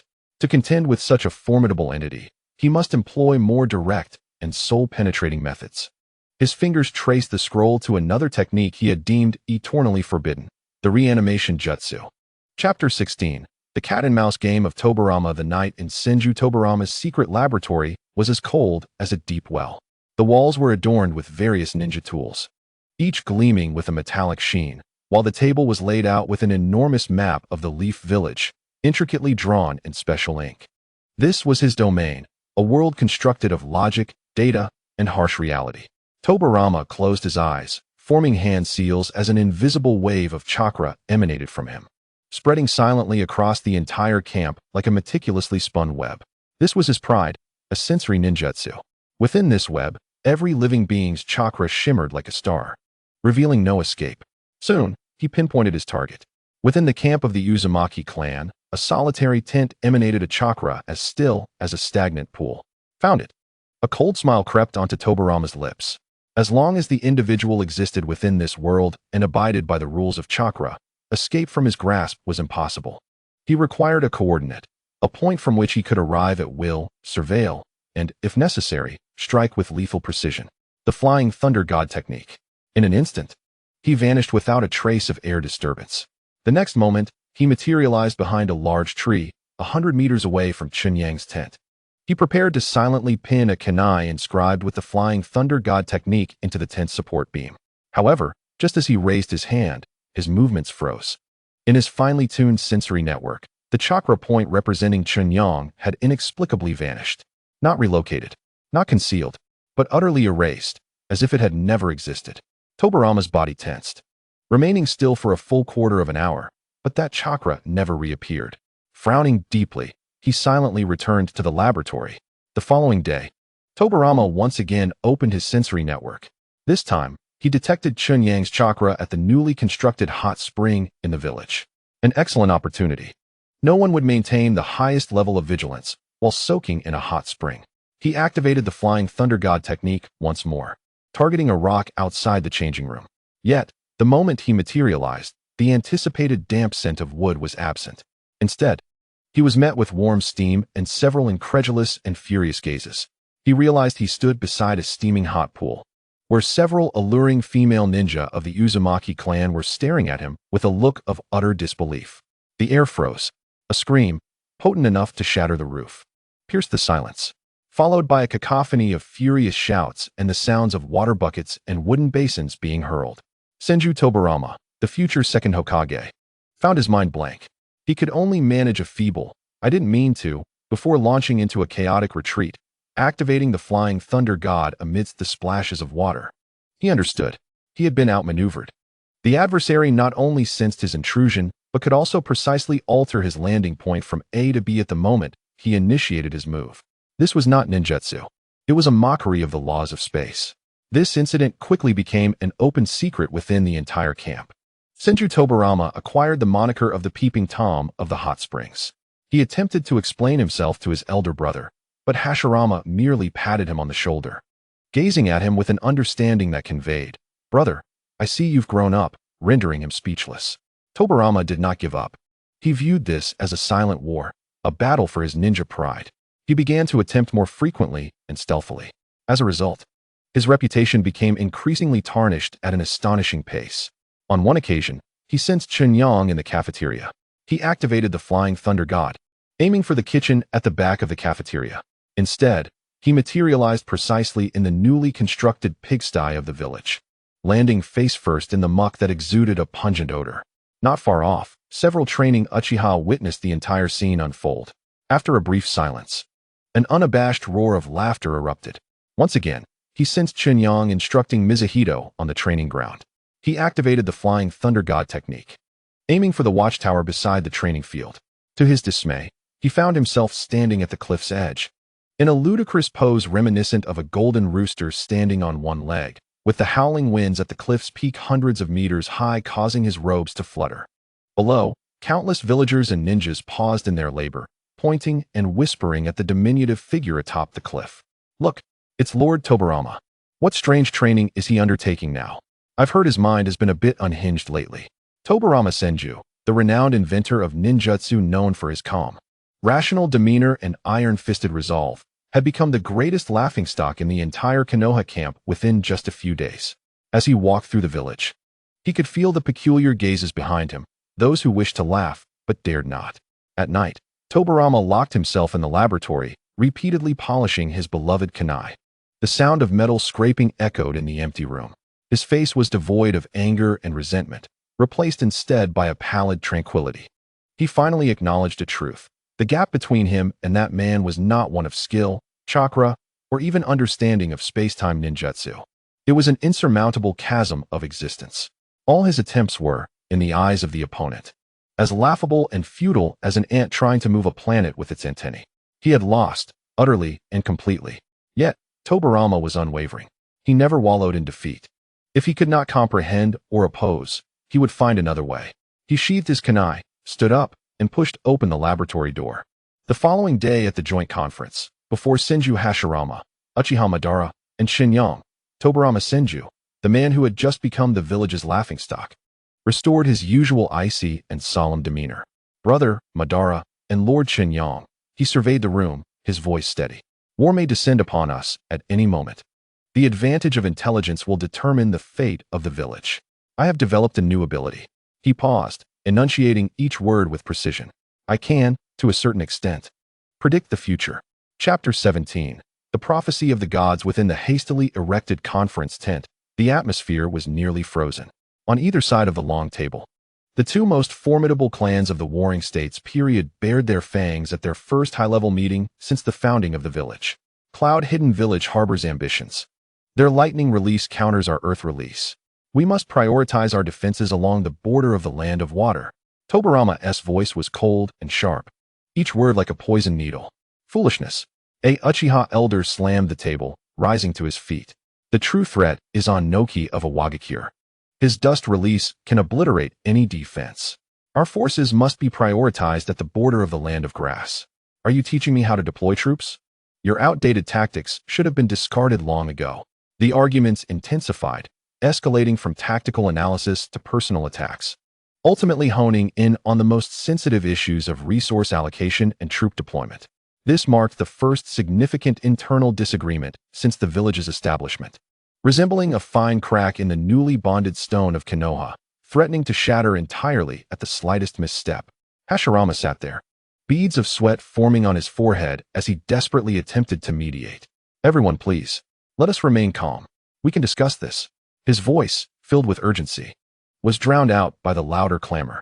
Uchiha Madara, arms crossed and leaning back in his chair, remained silent, his eyes closed, observing the chaos before him like a marketplace. He was waiting for the man in the main seat to make the final decision. A soft sound echoed, a gentle tap, yet it resonated clearly in everyone's ears. It was Chen Yang, lightly rapping his knuckles on the table. Instantly, the tent fell silent. The elders, who had been fiercely arguing, suddenly found their voices stifled, like roosters caught by the throat, and turned their gazes toward the head of the table. Chen Yang had not participated in the debate. He merely inclined his head slightly towards the swirling Mizuhito behind him. Mizuhito understood, retrieving 3 meticulously prepared sheets of fine paper from her scroll. She walked down slowly, placing the 3 sheets before Hashirama, Tobarama, and Madara, respectively, under the curious gazes of the assembly. Hashirama picked up the paper, curiosity etched on his face. Tobarama and Madara simultaneously frowned, scrutinizing the text. Neatly pinned lines of writing filled the pages. There was no analysis, no arguments, only statements. Cold, objective assertions that brooked no dissent. In 1 year and 3 months, the Cloud Hidden Village will dispatch the Gold and Silver Horns unit, using the power of the Nine Tails as a guise, to ambush the border outpost of the Land of Fire, intending to provoke war and test Konoha's defenses.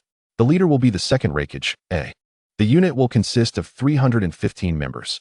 In 2 years, Iwagakure will send a demolition team to the border of the Land of Grass under the pretext of losing a secret scroll. The leader will be Anoki. Their core aim is to evaluate the strategic value of dust release in small-scale conflicts. The participating forces will number 87. In 3 years, a coup will erupt within the Mist-Hidden Village as the Kirigakure clan attempts to seize power, plunging the village into 5 years of internal strife, rendering it incapable of waging any external war. The contents of the paper were laid out clearly, detailing each event with an astonishing level of specificity. It encompassed the precise leaders of the ambushing units, the exact number of participants in the attacks, the core combat capabilities and ninjutsu employed, and even the underlying strategic intentions behind each operation. This was no longer mere intelligence. It was prophecy, a fragment of history plucked from the future by a divine hand, casually tossed before these mere mortals. Inside the tent, one could hear a pin drop. Hashirama gaped, his expression shifting from curiosity to astonishment, and finally to complete stupefaction. He gazed at the words on the paper, then looked up at Chen Yang, feeling as though his understanding of reality was being upended. Madara, who had been reclining in his chair, was now sitting upright. The 3 tomo in his crimson eyes spun with frenetic intensity, as if attempting to pierce through each letter on the page. Tobarama's reaction was the most intense. His grip on the paper turned his knuckles pale from the force, veins bulging on the back of his hand. A thin sheen of cold sweat trickled down from his temple, sliding down his cheek. His once proud, finely tuned intellect had momentarily short-circuited. The logic he prided himself on, the reality he believed in, had been shattered by this seemingly weightless piece of paper. All the previous arguments, analyses, and steadfast beliefs crumbled to dust. Before this miraculous prophecy, everything appeared so pale, so ridiculous, so juvenile.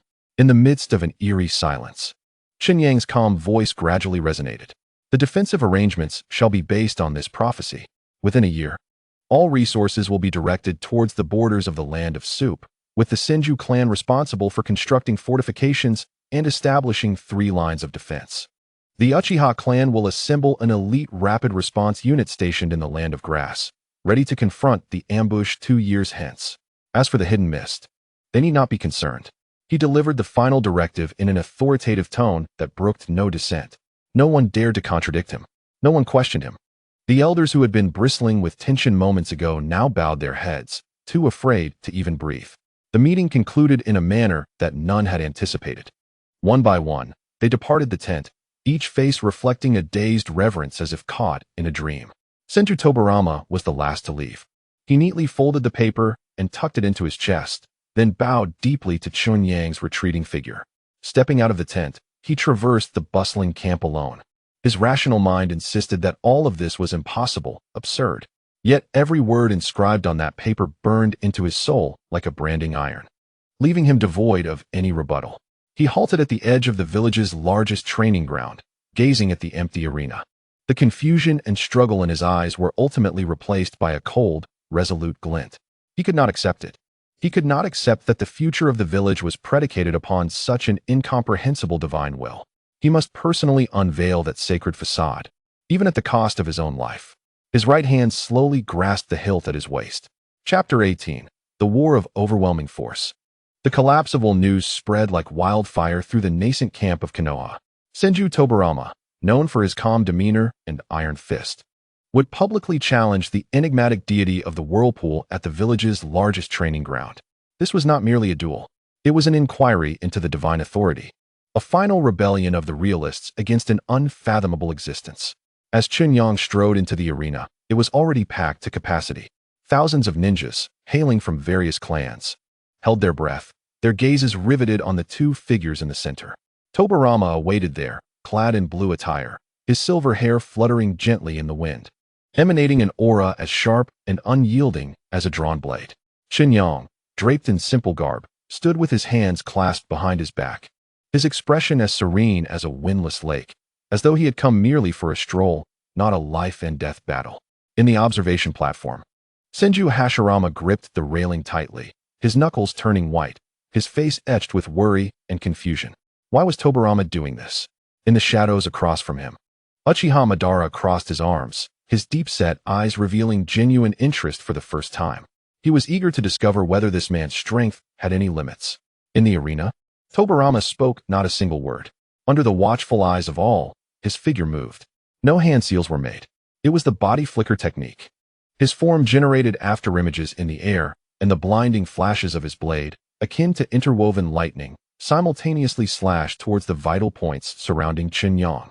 However, all blades came to an abrupt halt 3 feet from Chen Yang's body, as if striking an invisible yet unyielding wall. No matter how Tobarama channeled his chakra, those slender blades could not pierce through even a fraction. Tobarama's pupils shifted, and he decisively retreated, hands swiftly forming seals. Water release, water dragon bullet technique.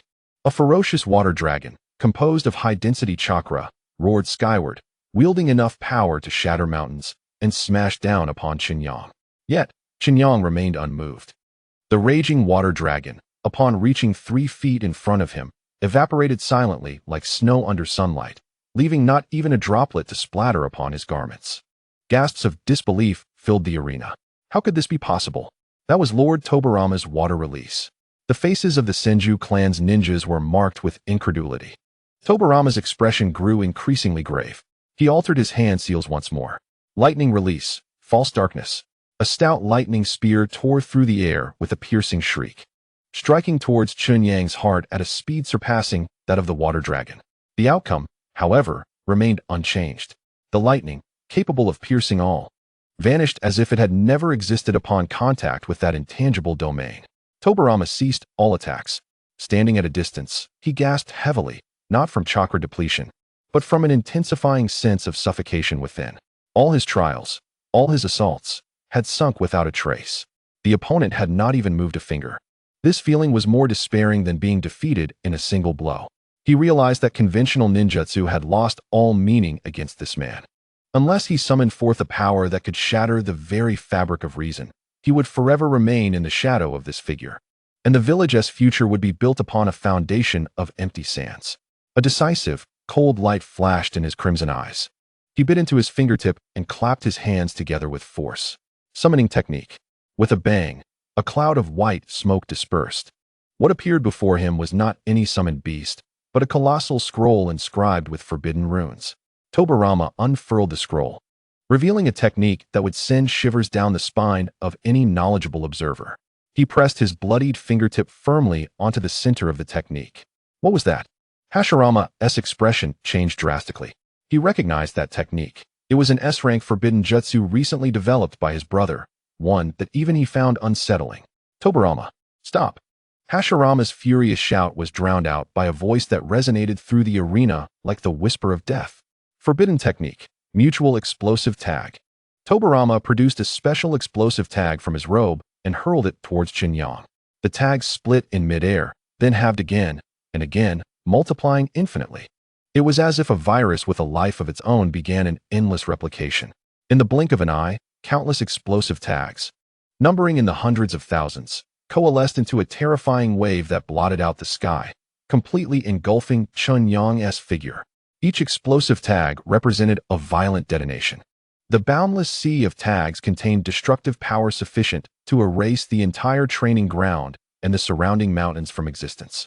Uchiha Madara, who had been leaning against his arms, finally lowered them. He gazed at the white ocean capable of instilling despair in any shadow-level warrior, his eyes filled with unprecedented gravity.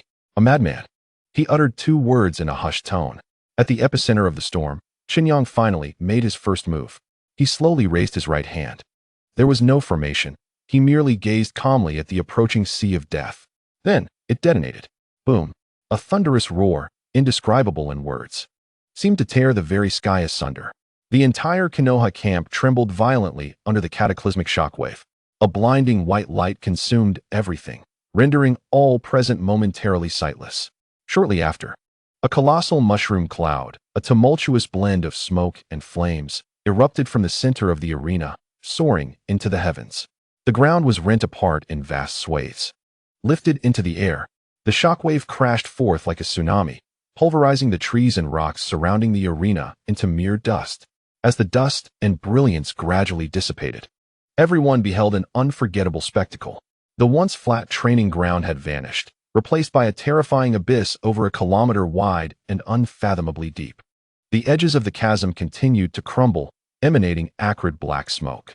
And at the very heart of this scene of destruction, a perfect black sphere, exuding a profound luster, floated serenely, unscathed. With a soft crack, the black sphere unfurled like a blossoming lotus, transforming into 9 pitch-black orbs of truth, suspended behind one man, Chen Yang. He remained in his original position, his attire immaculate and unblemished, as if the cataclysmic explosion had merely been an illusion unrelated to him. He stepped forward, walking deliberately from the center of the chasm to where Senju Tobarama lay collapsed on the ground, exhausted from chakra depletion and mental strain. Tobarama lifted his gaze, his eyes reflecting a hollow, lost expression as he looked upon this godlike figure. All his pride, persistence, logic, and reason crumbled before that absolute defense. Chen Yang tilted his head down, regarding him. His voice was soft, yet it struck like the heaviest hammer against the depths of Tobarama's soul. Do you understand now? Your techniques are ineffective against me. The rules you hold dear are equally futile. With those words, the last flicker of light in Tobarama's eyes faded completely. He opened his mouth, emitting a sound akin to a deflating balloon, and then he fell backward, utterly unconscious. At the elevated viewing platform, Uchiha Madara watched the figure standing at the center of the chasm, gazing down upon the vanquished, in silence for a long while. He finally comprehended that Senju Hashirama's naive ideals were no longer the greatest obstacle he faced. This man before him was the insurmountable mountain named God, standing between all his ambitions and dreams. He turned to his clansmen and issued a command. Go tell him. Uchiha Madara wishes to speak with him privately. Chapter 19. Madara's invitation. The arena had transformed into a vast pit. The scorched earth still released wisps of smoke, exuding an odor of sulfur and destruction. The ninjas gradually dispersed, their faces etched with shock and fear, emotions that would not fade quickly. Senju Hashirama departed with the unconscious Tobarama, his silhouette appearing heavier than ever. Uzumaki Mito trailed closely behind Chen Yang, mirroring his every step. Everyone had left, save for one, Uchiha Madara. He stood at the edge of the chasm, his long black hair tousled by the raging wind, his eternal Mangekyo Sharingan fixated on the distant, retreating figure with white hair. In his eyes, there was no fear, only an unprecedented, almost burning curiosity. Countless images surged uncontrollably through his mind, his fierce battles with Senju Hashirama, the colossal Buddha atop the battlefield, the fully manifested Susanoo of the Nine Tails. Each clash had been a cataclysm filled with the collision of power and the clash of wills. But what had just occurred? What had transpired moments ago could hardly be deemed a battle. It was an overwhelming force, a silent, unreasoned, absolute pressure from a higher plane. Tobarama's technique, capable of annihilating mountains, had not even had the privilege of stirring a hem of that man's garment. Madara slowly lowered his head, glancing at his right hand, which gripped a flame fan tightly. This hand had severed countless formidable foes and had stood toe-to-toe with the god of ninjas. Yet, he questioned himself. If he had been the one standing amidst that ocean of explosive tags, what could he have done? Would he withstand it with Susanoo? Perhaps he could survive, but he could never emerge unscathed like that man. Would he evade with his Anaji? That would merely be self-deception. A seed of doubt took root in his once unyielding heart for the first time. His lifelong goal had been to surpass Hashirama and achieve peace in his own way. He firmly believed that only absolute power could bring about absolute order. But now, a being with a power more absolute than his own, surpassing even Hashirama, had emerged. Did his long-held convictions still hold significance? Did the outcome of his rivalry with Hashirama still matter? No, it no longer mattered.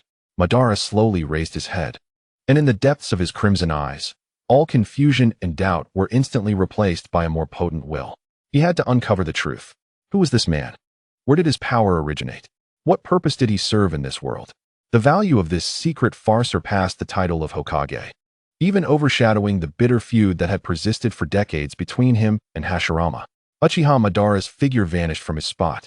The following day, during the high-level village meeting, Uchiha Madara was conspicuously absent. Senju Hashirama was filled with worry, fearing that Tobarama's challenge had provoked his old rival.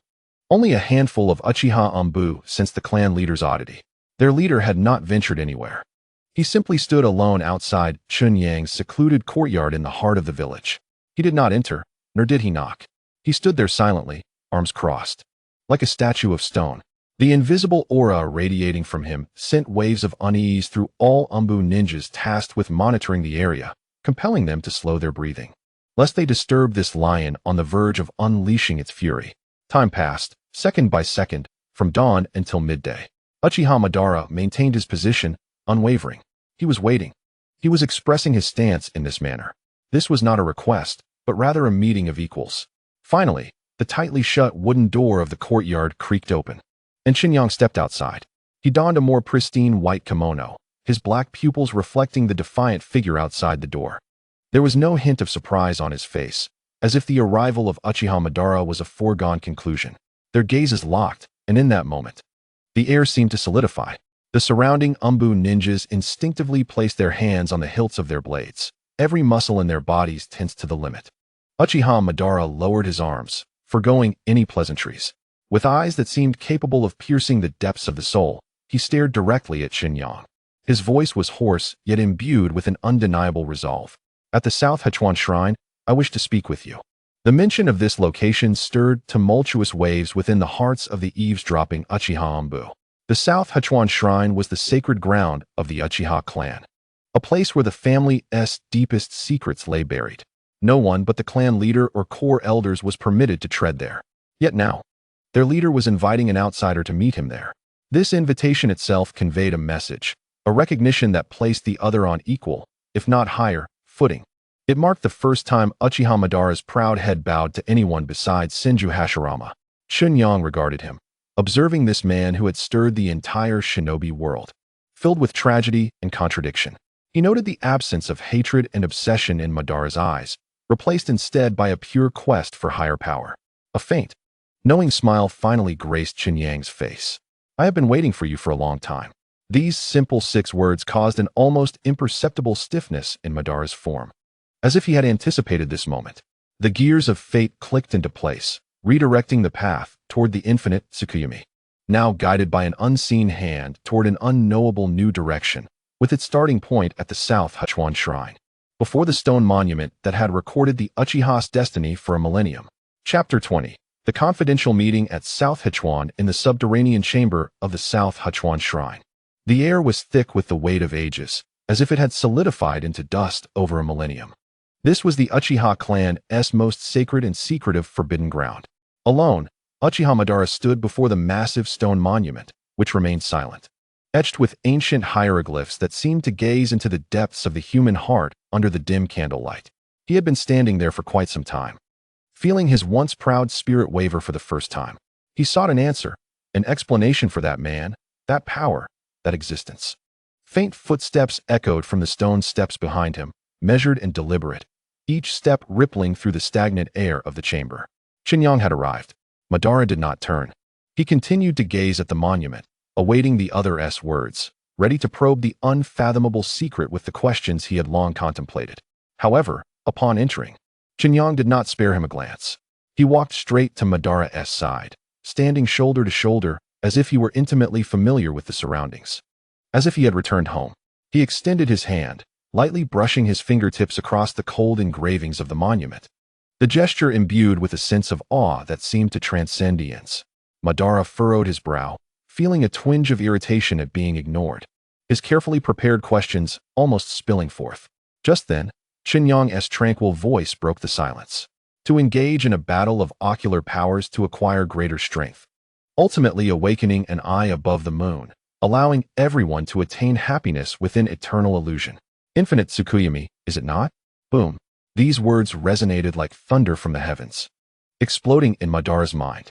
He abruptly turned his head, his deep-set eyes transforming into the crimson, intricately patterned eternal kaleidoscope Sharingan. A tremendous, nearly tangible killing intent erupted from him, like a beast awakening, engulfing the entire chamber. The candle flames were instantly extinguished, plunging the space into absolute darkness. Only those red eyes remained, akin to 2 blood moons suspended in an abyss, fixated on Chen Yang. You. Madara's voice was a raspy metallic grind, emerging from the depths of his throat. How did you know? This was his greatest secret, the sole pathway to ultimate peace he had deciphered from the monument left by the Sage of Six Paths. It was a dream he had pursued at the cost of his friendship with Hashirama, bearing all blame to realize his ultimate ideal. Now, this secret had been laid bare by an outsider, spoken of in a nonchalant manner. Faced with the overwhelming killing intent capable of unsettling even the most powerful shinobi, Chen Yang did not flinch. He slowly turned to meet those time-warping blood-red eyes, his expression devoid of wariness or gravity, only a profound calmness. Beneath that calm lay a deep compassion potent enough to shatter any pride. For the one who inscribed all of this was not the Sage of Six Paths. Chen Yang's voice was soft yet struck like an invisible hammer, powerfully landing upon Madara's heart. This monument has been tampered with. Madara's body stiffened imperceptibly. The killing intent in his eyes momentarily froze. Impossible. This cannot be. This is the sacred artifact left to the Uchiha clan by the Sage of Six Paths. The highest guidance passed down through millennia. How could it have been altered? Before he could recover from this cataclysmic revelation, Chen Yang continued, his tone chillingly matter-of-fact, unleashing the next and most devastating bombshell. Indra and Ashura, Senju and Uchiha, you and Hashirama, your so-called fated rivalry, your so-called bloodline conflicts, are nothing more than a meticulously orchestrated farce. A pawn, seeking to resurrect its mother, has staged a ludicrous drama spanning a millennium. Pawn, resurrecting a mother? Farce. Each word was like a poisoned blade, piercing deep into the very soul of Uchiha Madara, stirring up the turmoil within. His cherished Uchiha heritage, his lifelong adversary Hashirama, his grand ambition to end the chaos and establish peace, before Chen Yang's seemingly casual remarks, all transformed into a colossal joke. He was not a hero defying fate. He was merely a puppet, manipulated to engage in a fatal duel with another pawn according to a pre-written script. A surge of sweet, metallic liquid rose in Madara's throat. He was overwhelmed by a surge of blood, and, with a violent spurt, crimson liquid splattered onto the stone tablet before him, leaving behind a shocking mark. His towering figure swayed violently, and he had no choice but to extend a hand to steady himself against the frigid stone, barely avoiding collapse. The eternal kaleidoscope in his eyes spun wildly, the patterns nearly distorting into chaos. In that moment, his faith crumbled. Yet, a final flicker of defiance remained. He lifted his gaze, locking onto Chen Yang with a hoarse voice. What evidence do you possess? Chen Yang regarded him. The man who had been deceived throughout his life in the original narrative, his eyes filled with a deeper sympathy. The evidence lies before your very eyes. He extended his hand, covering Uchiha Madara's blood-soaked eyes. A warm and vast power surged into Madara's mind. Have you not always yearned to know the source of my strength? Now, I shall grant you the vision to behold it. Witness the true form of this stone tablet before it was altered. Chapter 21. The truth of the tablet, that warm and boundless force, akin to the first light of the universe at its inception, flowed into Uchiha Madara's consciousness. He saw everything, not merely the infusion of memories, but a higher dimensional sharing of authority. From an unprecedented, almost divine perspective, he surveyed the river of time. He witnessed the birth of the stone tablet and saw the Sage of Six Paths etching his worries and warnings for the future, stroke by stroke. There was no mention of the so-called infinite Tsukuyomi, nor any temptation to gain greater power through ocular prowess. Instead, he found only a warning against a lurking presence in the shadows of the world, known as Kagaya's will, and a fervent hope that future generations would truly understand love rather than achieving peace through force. The scene shifted, revealing the long years following the sage's passing. A shadow, pure malice incarnate, stealthily clung to the stone tablet like a despicable thief. Utilizing an incomprehensible power, it acted as an invisible chisel, erasing the sage's words bit by bit, replacing them with a meticulously woven tapestry of temptation and destruction. Each word pointed towards conflict, each phrase incited hatred. The ultimate aim was to resurrect the moonbound deity. Kagaya Akatsuki. Uchiha Madara watched helplessly as his entire life was manipulated by this altered tablet. His rift with Hashirama, his departure from the village, his death struggle in the Valley of the End, his awakening of the Rinnegan, and entrusting his eyes to a boy from the Uzumaki clan before his demise.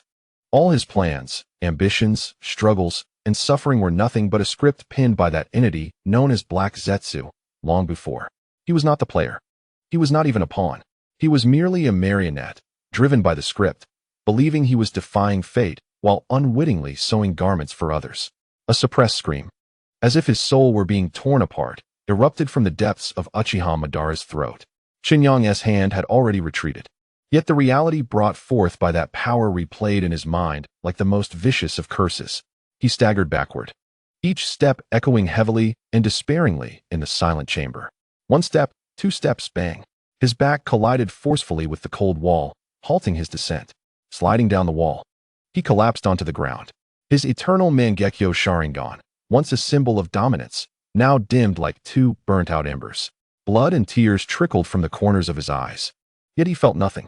Gasping for breath, he resembled a fish thrown ashore, making meaningless sounds.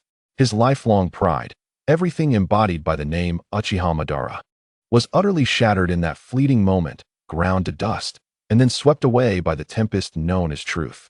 Chen Yang observed him quietly, watching this man whose actions had stirred the entire ninja world, filled with tragedy and contradictions, now curled up in a corner like a helpless child.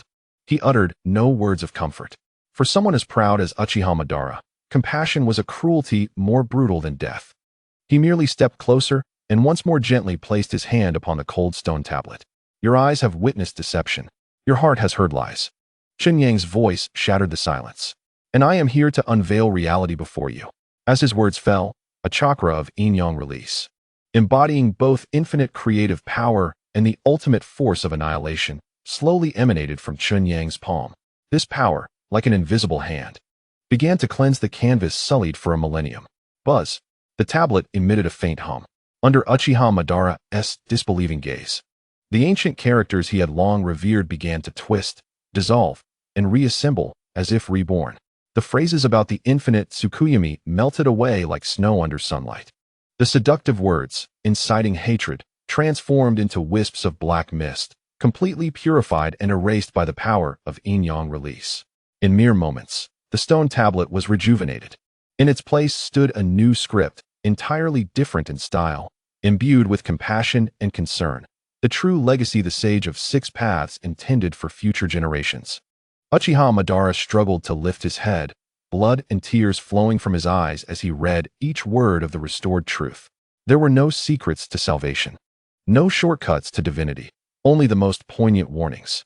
Beware the dark hands and the shadows, as they are an extension of Kagaya's will, desiring to resurrect their mother and plunge the world into oblivion. Remember, power is not the path to peace. Only love and understanding can break the chains of hatred. Azura, Indra, my children, may your descendants walk hand in hand. Boom. Each word struck Uchiha Madara's soul like a red-hot hammer. His proud lineage, his sworn enemy, the Moon Eye plan he pursued throughout his life, all were revealed in that moment to be a complete fabrication, an enormous joke. Uchiha Madara could no longer hold himself together.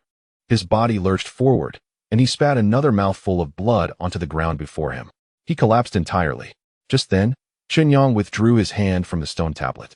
The restored words, like a fleeting illusion, once again twisted and transformed, reverting to the version tainted by the darkness, rife with deceit and temptation. It seemed as though everything that had just transpired was but a mere delusion. Chen Yang lowered his gaze, looking down upon the man who had utterly lost all vitality. His voice echoed in the vast, empty chamber, resembling the final judgment delivered by a deity. Now, do you still believe your eyes? Chapter 22. The abyss of faith is madness. Do you still believe your eyes? That phrase reverberated like the most venomous curse within Uchiha Madara's crumbling consciousness. He collapsed onto the cold ground, his arms propped against the stone tablet, trembling violently.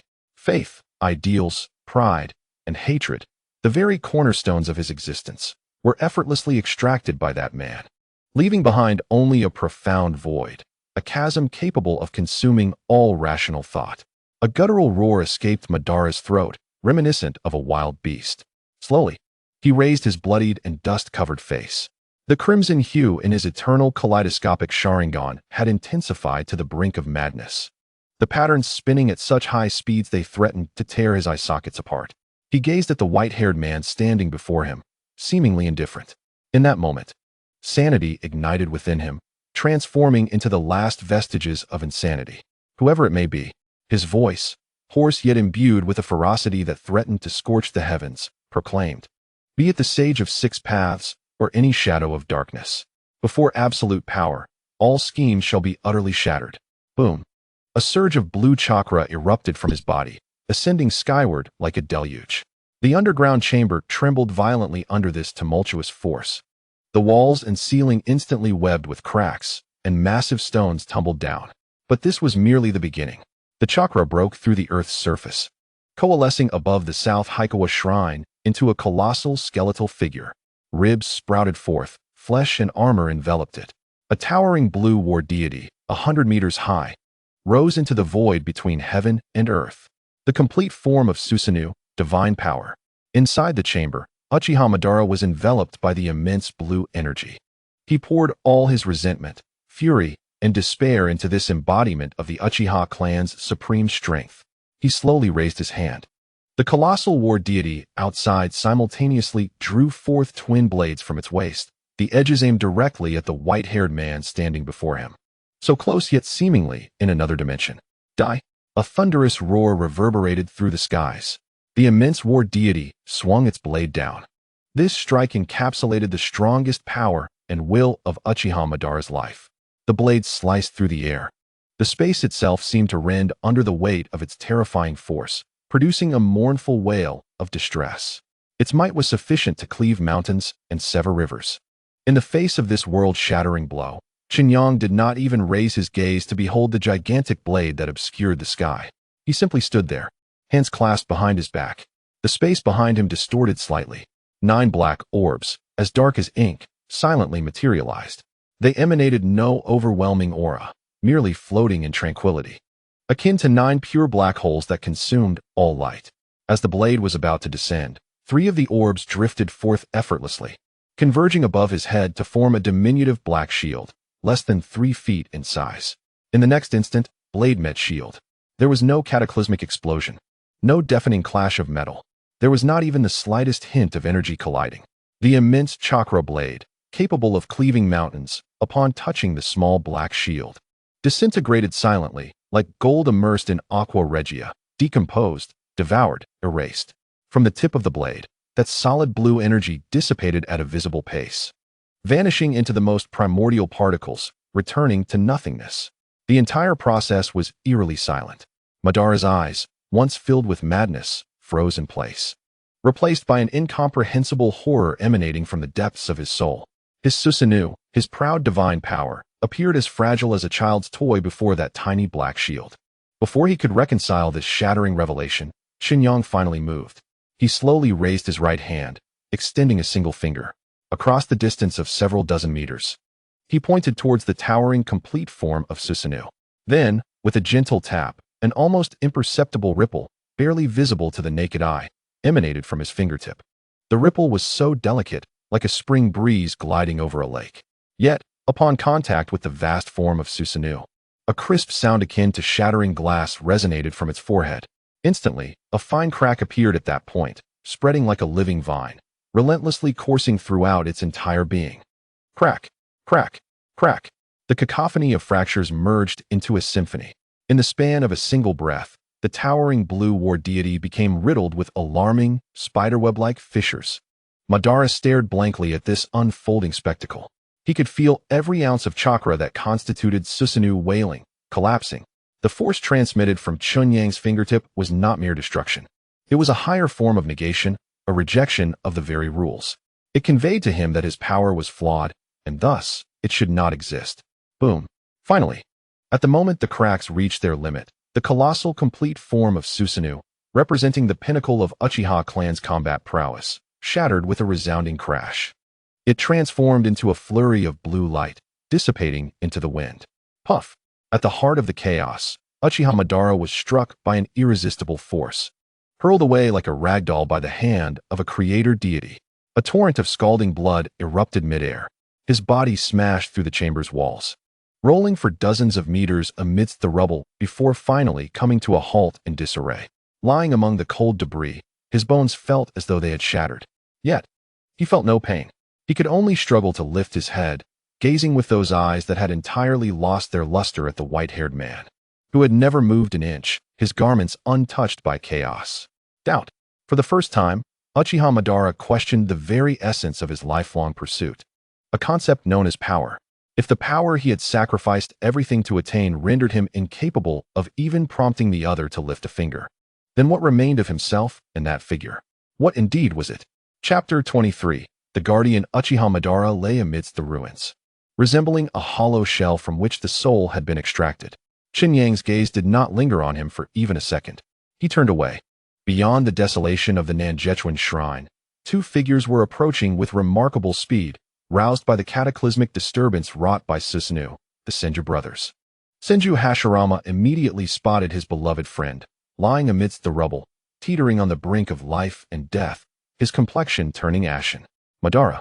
He was about to dash forward when Chen Yang's calm voice resonated first, piercing through the air to reach his ears.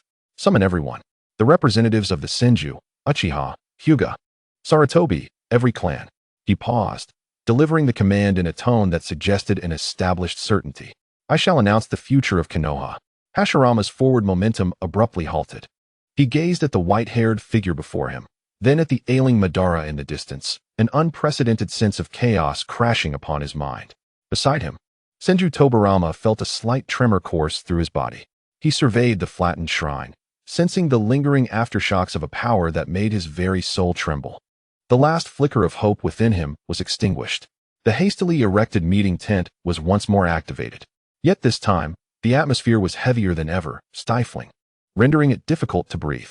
On either side of the long table, the high-ranking members of the newly established ninja clans sat upright, their eyes, both deliberately and inadvertently, converging upon the white-haired man seated in the primary position.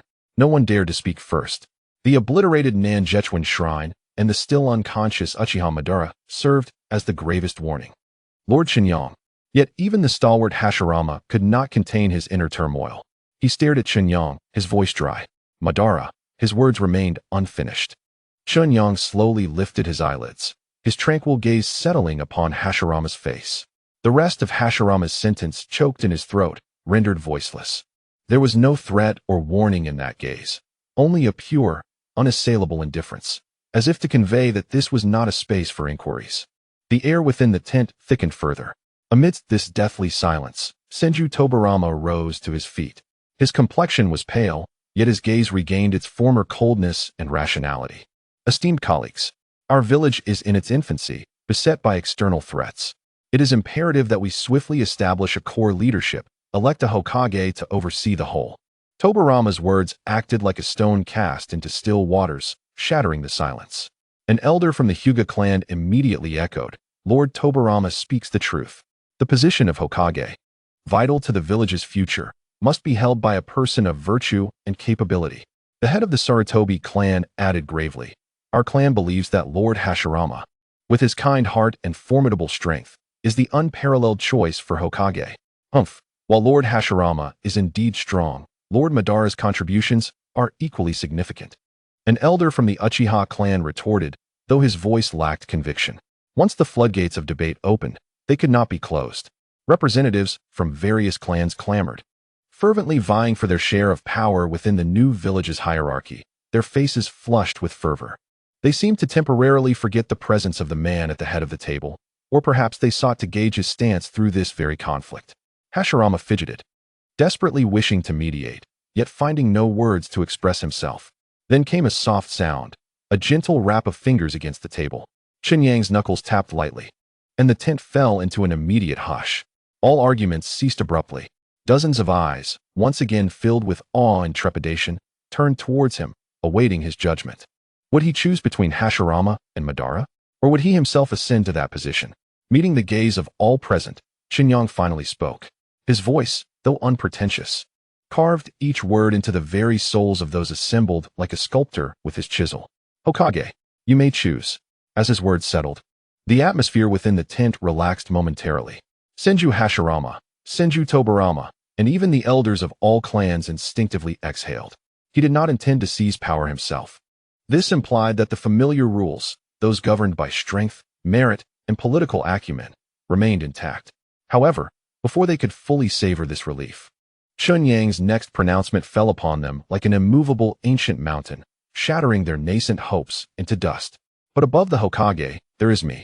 Boom. In that instant, all minds blanked. Above the Hokage? What could that possibly mean? Before they could process the implications of this revolutionary declaration, Chen Yang continued in an unwavering tone, articulating the singular, supreme rule of this village and era. Konoha shall establish the position of Hokage, responsible for all daily affairs and the leadership of various departments. However, I shall serve as Konoha's guardian, possessing the ultimate veto power over all decisions made by the Hokage and the village. My will shall be the sole will of Konoha. This statement transcended mere declaration. It was a divine edict, a covenant from a supreme being establishing the fundamental, immutable constitution for the land beneath his feet. It utterly upended the understanding of power held by all present. The so-called Hokage and the gatherings of clan elders were merely administrative bodies beneath this guardian. They might possess advisory and executive powers, yet the final decision would eternally reside in but one hand. The tent descended into a deathly silence. Tobarama's hand, clenched beneath the table, formed a fist, his nails digging into his palm without a hint of pain. He had conceived countless schemes for checks and balances, designed myriad departments for mutual oversight. Yet all of that turned to meaningless scraps of paper before the assertion, above the Hokage, there is me. Hashirama stood agape, staring blankly at Chen Yang. His dream of creating a village where all could participate equally and share in decision-making lay shattered in that moment. Yet he found himself unable to voice a single word of dissent, for he understood better than anyone the power his counterpart wielded. Capable of erasing this village he cherished along with his dreams in the blink of an eye. Resistance was futile. Questioning was sheer folly. In the face of absolute power, all ideals and regulations crumbled into insignificance. Chen Yang did not cast another glance at the myriad expressions of those around him. Having delivered his decree, he closed his eyes as if performing a trifling task, entering a state of serene contemplation. After a considerable time, his placid voice resonated once more, pulling everyone from the depths of their stunned reverie. Now, the selection of the first Hokage is now in your hands. Chapter 24. The Struggle for Hokage. Chen Yang's words fell upon this land, known as Konoha, like the final cornerstone. Inside the tent, silence reigned supreme. All present, regardless of their clan or faction, sat rigidly in their places, as if their very bones had been extracted, resembling lifeless statues. Above the Hokage, there is me. These simple 6 words acted as a merciless chisel, scraping away all their notions of power, balance, and future aspirations. What remained was merely a blank canvas paved by the will of that man. They could add colors to this canvas, yet the ultimate composition would forever be determined by him. Time flowed slowly in the heavy air, each second dragging on. Ultimately, it was Senju Hashirama, the inherent leader, who first broke free from that suffocating pressure. He stood gradually, his face, often adorned with a bright smile, now marked by a weariness and confusion he himself had not fully realized. He glanced at the white-haired figure in the main seat, who was lost in contemplation. Then, his gaze traversed the long table to the empty seat across from him, which should have been occupied by his lifelong friend and rival. Hashirama's voice was somewhat hoarse as he cleared his throat, attempting to regain his former resonance. I am willing to shoulder this responsibility. His words shattered the silence, acting as a signal that instantly tensed everyone's nerves. What my brother says is absolutely correct. Senju Tobarama suddenly stood up, his cold voice slicing through the air like a drawn blade, aimed at the Uchiha seats. The first Hokage must be a person of unparalleled strength and public acclaim. My brother, Senju Hashirama, is deserving in every sense, both in strength and merit. Each word he spoke was laden with intensity. His sharp red eyes locked onto the elders of the Uchiha clan, his chakra brimming with the potential for explosive confrontation. He was prepared to face any backlash from the Uchiha, to defend his brother's position with the most incisive words and unwavering resolve. In his view, what lay ahead was destined to be a bloody contest for power. The Uchiha clan would never relinquish a position that could stand against the Senju. But it was not just Tobarama. All present, the representatives of the Hyuga, Sarutobi, Nara, and other clans, unconsciously straightened their postures, holding their breath. The most intense, brutal, and decisive political clash, one that would shape the future of Konoha, was about to unfold. All gazes converged upon the Uchiha seats. However, an unexpected scene unfolded. The leading Uchiha elder's lips moved as if he intended to speak. His hand instinctively rose, poised to strike the table in protest. Yet his gaze fell upon the empty seat meant for their clan leader. Images of the devastated ruins of the Nanha River Shrine and their once godlike leader being thrown aside like a dead dog flooded his mind. The raised hand froze in midair. The words that had been on the verge of escape lodged painfully in his throat. A chilling, powerless sensation surged from his feet to the crown of his head. Compete? With what? The honor of the Uchiha clan? That honor, along with their mightiest Susanoo, had been shattered by that man with but a single finger. The Uchiha elder's hand slowly, feebly fell. His open mouth yielded only a barely audible, long sigh. He then bowed his once proud head. The Uchiha clan behind him followed suit, lowering their heads in unison. The entire Uchiha section succumbed to an oppressive silence, an utter silence signifying complete surrender. This silence bore a weight more impactful than any fierce rebuttal, gripping the hearts of all within the tent like an invisible hand. Tobarama's prepared words choked in his throat, leaving him breathless. He looked at the dejected Uchiha, their eyes devoid of any flame, and an absurd feeling washed over him. Was it over? Just like that? The sharp power struggle he had envisioned, one that could shake the very foundation of the newly established village, dissipated into this silent void. There were no arguments, no games, not even the slightest ripple. Under the absolute rules established by that man, dubbed the Guardian, no one retained the right to overturn the table. Hashirama stood in a daze, observing it all. He watched the astonishment etched on Tobarama's face, the despondency of the Uchiha seats, and the mixed expressions of relief and trepidation on the faces of other clan representatives. Ultimately, his gaze returned to that empty seat, an indescribable sense of loss engulfing him like a tidal wave. The final vote was unsurprising. Senju Hashirama was elected unanimously. When Tobarama announced the outcome, sparse, polite applause broke out within the tent. Yet Hashirama felt no joy whatsoever. He had won the title of Hokage, the supreme power he had longed for to achieve peace. Yet he felt utterly defeated, for he knew that from this day forth, this stage no longer belonged to him and Madara.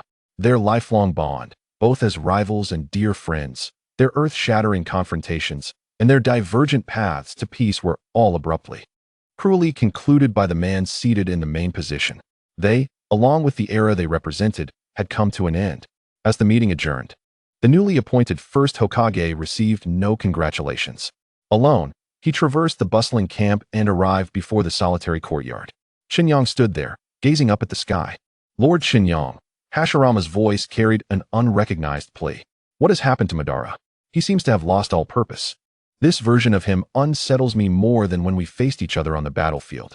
Chapter 25, The Limits of Power. The air in the courtyard was still. The urgency on Senju Hashirama's face solidified under Chen Yang's indifferent gaze. Chen Yang retracted his gaze from the sky, his voice calm and devoid of any tremor. One who has seen the heavens will naturally no longer be interested in the thrones of pawns. This statement made Hashirama's heart sink deeply. Chen Yang offered no further explanation. Turning away to enter the house, leaving behind a seemingly casual remark, let him be alone for a while. Or perhaps he should come to understand for himself whether he is Uchiha Madara or merely a blade wielded by another.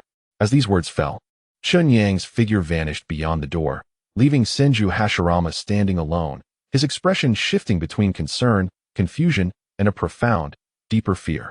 Upon the ruins of the Nanha River Shrine, Uchiha Madara sat solitary before a stone tablet that had been restored.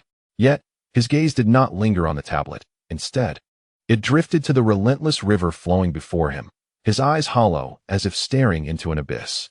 The wind tousled his disheveled black hair, carrying the river's dampness and the earthy scent of mud, yet he remained oblivious to it all. In his world, only two echoes persisted. One was Chen Yang's nonchalant voice, potent enough to shatter his entire existence. The stone tablet had been altered. The other was the casual extension of a finger by that man, and the image of his once proud complete body, Susanoo, shattering like glass before it. This was not defeat. Defeat implied a contest under shared rules, where one merely falls short. What he had experienced was the complete negation of those very rules by his opponent, a god casually erasing a mere mortal's plaything. His lifelong pursuits, his destined confrontation with Hashirama, his Moon Eye plan, undertaken to attain peace while bearing the weight of scorn, all now appeared as a farcical scheme meticulously orchestrated across millennia. He endeavored to grasp something anew. Closing his eyes, he strived to conjure the image of his fierce battle with Hashirama in the Valley of the End, the towering statue of the Senju Buddha, the roaring nine-tails clad in armor. The battle that had once ignited his blood and compelled him to wager everything. Yet now, these visions were swiftly eclipsed by another, a diminutive shield composed of 3 black spheres, and the silent dissolution of his formidable blade before it, an eerie stillness enveloping him. He sought to recall his brother Izuna's dying words, the eyes that entrusted him with the light, the heavy legacy of safeguarding the Uchiha's honor. However, the anguish and resolve of that memory were abruptly washed away by a chilling query. Do you still believe in your eyes? Uchiha Madara's body trembled violently. A metallic taste filled his throat as blood seeped from the corner of his mouth. He clenched his fists, his nails digging into his palms, attempting to summon a semblance of reality through pain, yet only an abyss of absurdity and desolation greeted him. At that moment, a youthful, vibrant shout broke through his reverie, interrupting his descent into despair. He mechanically turned his head. On the opposite bank of the river, 2 Uchiha youths, no more than 12 or 13 years old, were engaged in rudimentary ninjutsu practice. Fire-style, fireball jutsu. One boy puffed out his cheeks and unleashed a fireball the size of a human head, which sputtered and extinguished in midair. Haha, you still lack enough chakra. The other boy laughed triumphantly, swiftly forming hand seals to launch a larger, denser fireball that scorched the earth beneath it. The defeated boy's face flickered with frustration. He did not argue but stepped back, resolutely beginning again, determination ablaze in his eyes. Uchiha Madara observed this scene, witnessing the most primal thirst for power and pursuit of strength. He watched the path he himself had traversed, from the fireball jutsu to awakening the Sharingan, and ultimately to the Mangekyo Sharingan. An unanticipated question, like a vine bursting forth from the earth, ensnared his heart without warning. Is this path the ultimate destination of power? Gradually, he rose from the ruins. A torrent of chakra surged within him, devoid of any violence or madness. Blue energy sculpted his form, enveloping him in the armor of the Tengu, a towering deity of war once more silently standing at the banks of Nanha River. Uchiha Madara remained at the core of his Susanoo, yet he refrained from drawing his blade. Instead, he extended his hand, gently touching the pure chakra-formed blue interior before him. He felt the immense power that had once filled him with pride, enough to rival the god of shinobi. This power could reshape landscapes and annihilate nations, yet it still adhered to the world's rules. It remained within the confines of technique. Therefore, it could not reach that man.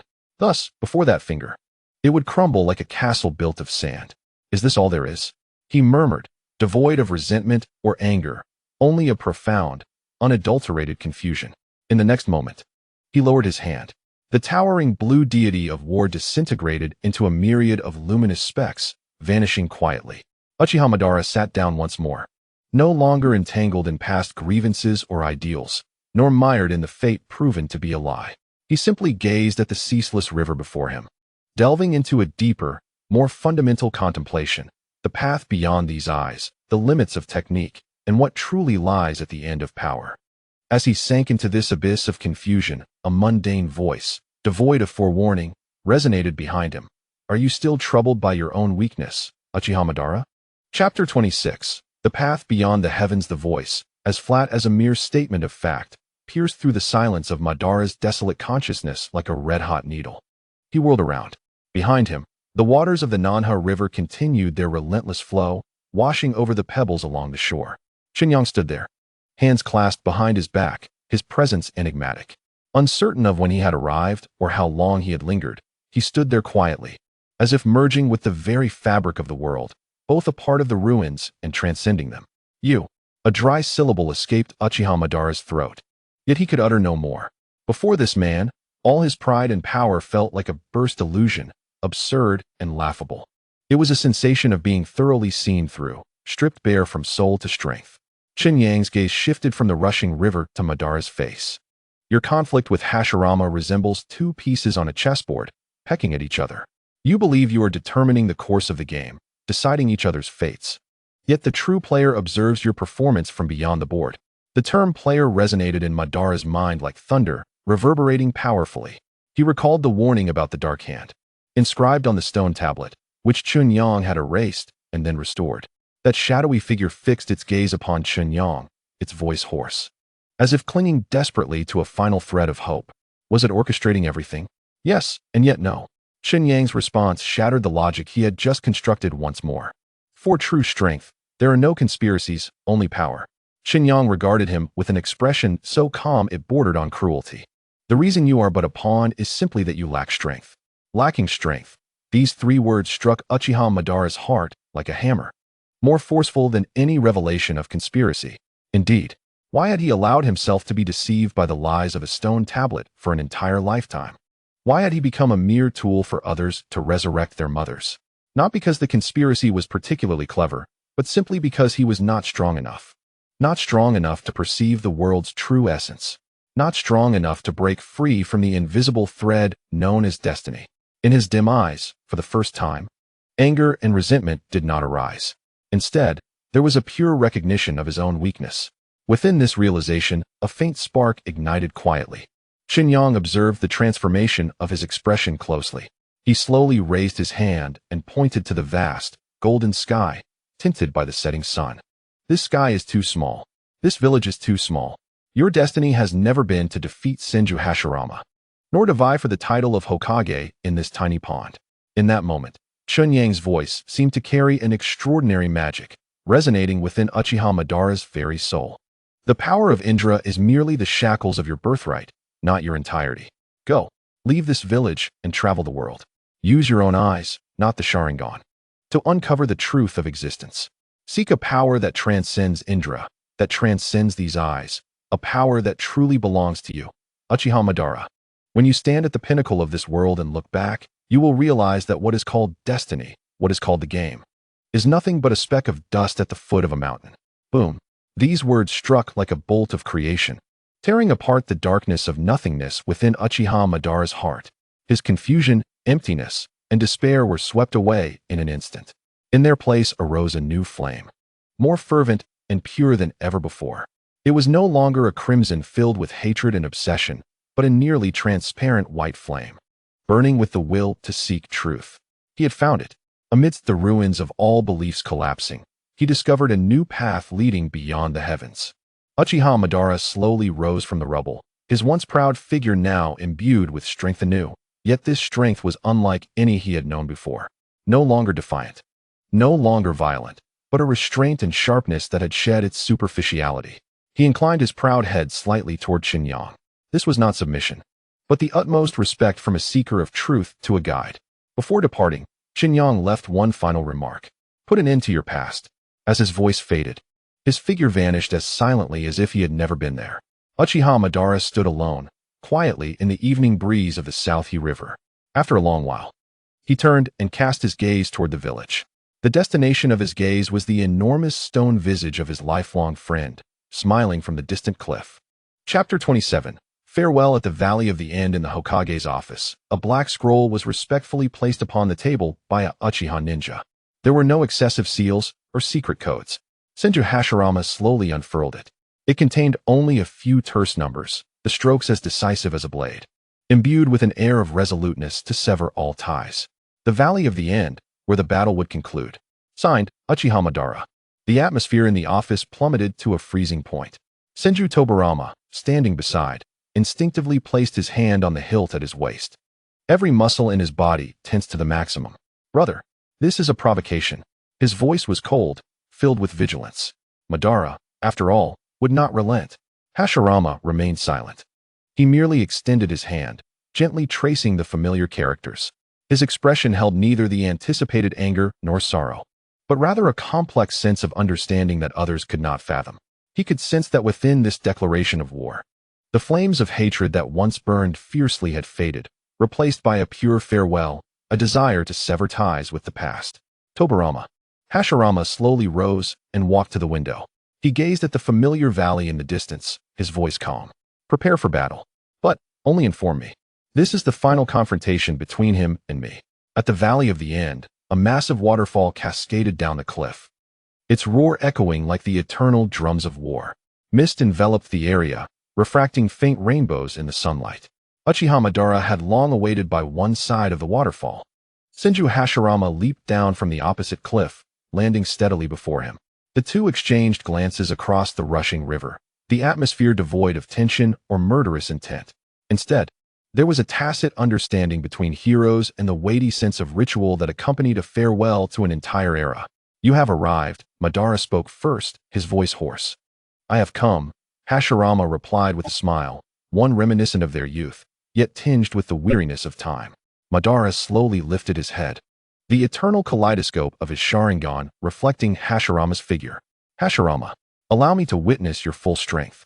Let this battle sever the chains of being the reincarnation of Indra." Boom. The moment the words fell, blue chakra erupted from within him, soaring into the sky. A colossal warrior, akin to a divine being, rose beside the waterfall. The complete Susanoo. "Ha!" Hashirama laughed heartily, his voice resounding across the valley. What a sight to behold. He clasped his hands together. Senjutsu, would release, would golem technique. The earth trembled. Countless thick roots burst forth, intertwining and growing wildly. A massive wooden figure, rivaling the size of Susanoo, roared as it emerged from the ground.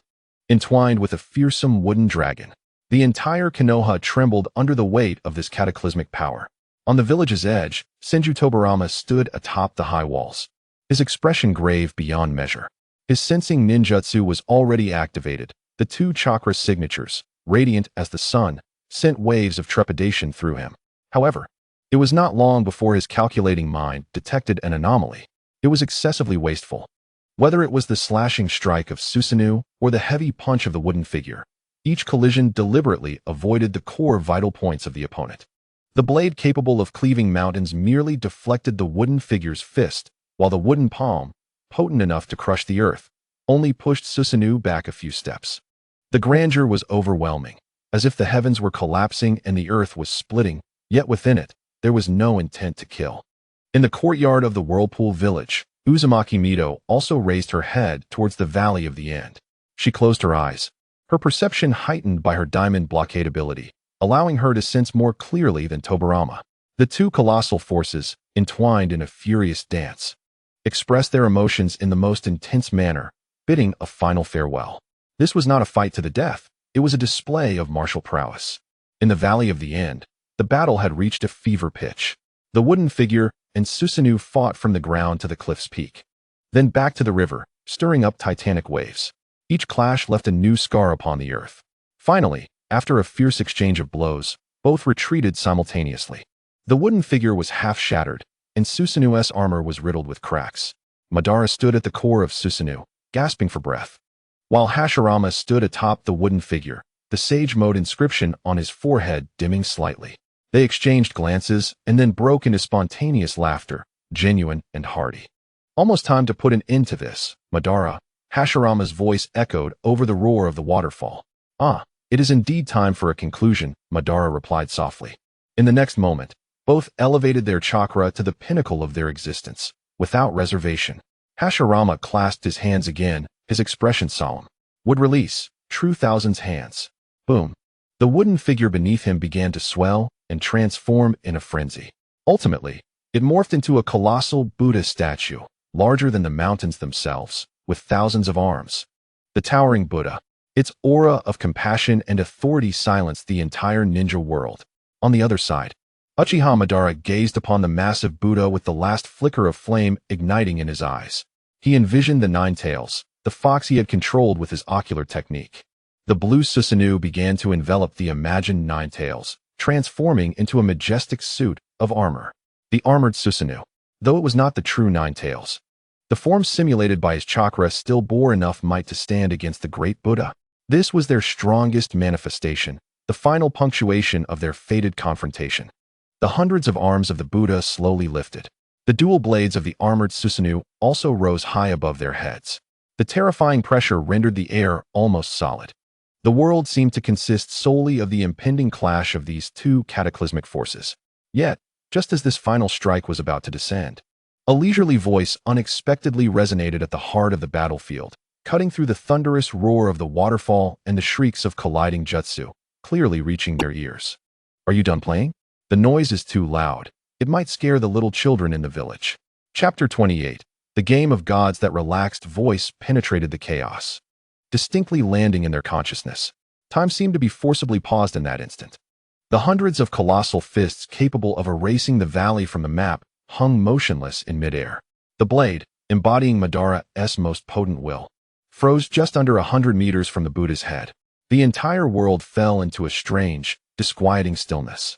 Hashirama's exuberant smile became rigid, and the fierce battle intent in Madara's eyes solidified. Their chakra, elevated to its utmost limits, continued to surge wildly. Yet it felt as if they had collided with an invisible wall of reality, preventing any further advancement of their techniques. They stared in horror at the point where their world-destroying powers converged. There, above the rushing river, two figures had quietly appeared without them noticing. Chen Yang, clad in simple garments, stood with his hands clasped behind his back, a hint of helplessness in his smile, as if observing two unruly children. Uzumaki Mito stood beside him, her fiery red hair flowing, her expression calm, seemingly indifferent to the destructive spectacle above. They appeared to be strolling in their backyard, inadvertently stepping into a painting titled Doomsday. Lord Chen Yang. Hashirama's heart nearly leapt from his chest, desperately attempting to retract his power. Yet he was horrified to discover that the chakra connection between him and True Thousand's hands had been forcibly severed and commandeered by an unseen hand. The magnificent Buddha statue ceased to heed his commands, becoming a grand, yet lifeless sculpture. On the opposite side, Uchiha Madara faced a similar fate. He sensed his armored Susanoo, the divine incarnation constructed from his will and ocular power, trembling uncontrollably. It was not excitement, but the profound fear derived from the essence of power, akin to an ant stripped of the right to move before the breath of a dragon. Both exerted every ounce of strength to reclaim their oceanic chakra, only to despairingly realize that the moment they detached from their bodies, that power was devoured and assimilated by an even more vast and unfathomable will, leaving not a single ripple in its wake. In the distance, atop the high walls of Konoha, Tobarama's tense body suddenly relaxed, then tightened again. Within his perceptive network, the two blinding chakra forces in the Valley of the End, on the brink of collision, abruptly stopped in a manner that defied the laws of energy conservation. It was neither diminished nor dissipated. It simply halted without reason, as if time itself had been grasped by an unseen hand. "What is this?" he murmured, his mind, known for its precise calculations, once more plunged into a state of incomprehensible stasis. In the Valley of the End, at the heart of the battlefield, Chen Yang observed the two colossal entities above, still poised for attack, and shook his head in resignation. "Enough," he quietly uttered. Then, in the fully frozen gaze of Hashirama and Madara, he slowly raised his hands. His left hand, palm up, met the enormous fist of True Thousand's hands descending like a mountain. His right hand, similarly palm up, cradled the chakra blade of the armored Susanoo, sharp enough to sever stars. The scene was absurd to the extreme, as if a single person were attempting to lift two collapsing peaks, named deities, with flesh and blood. However, when Chen Yang's palms made contact with those two forces, the entire world, all sounds, faded away. There were no explosions, no impacts, not even the slightest collision of energy. Only an exquisite, all-consuming silence enveloped everything.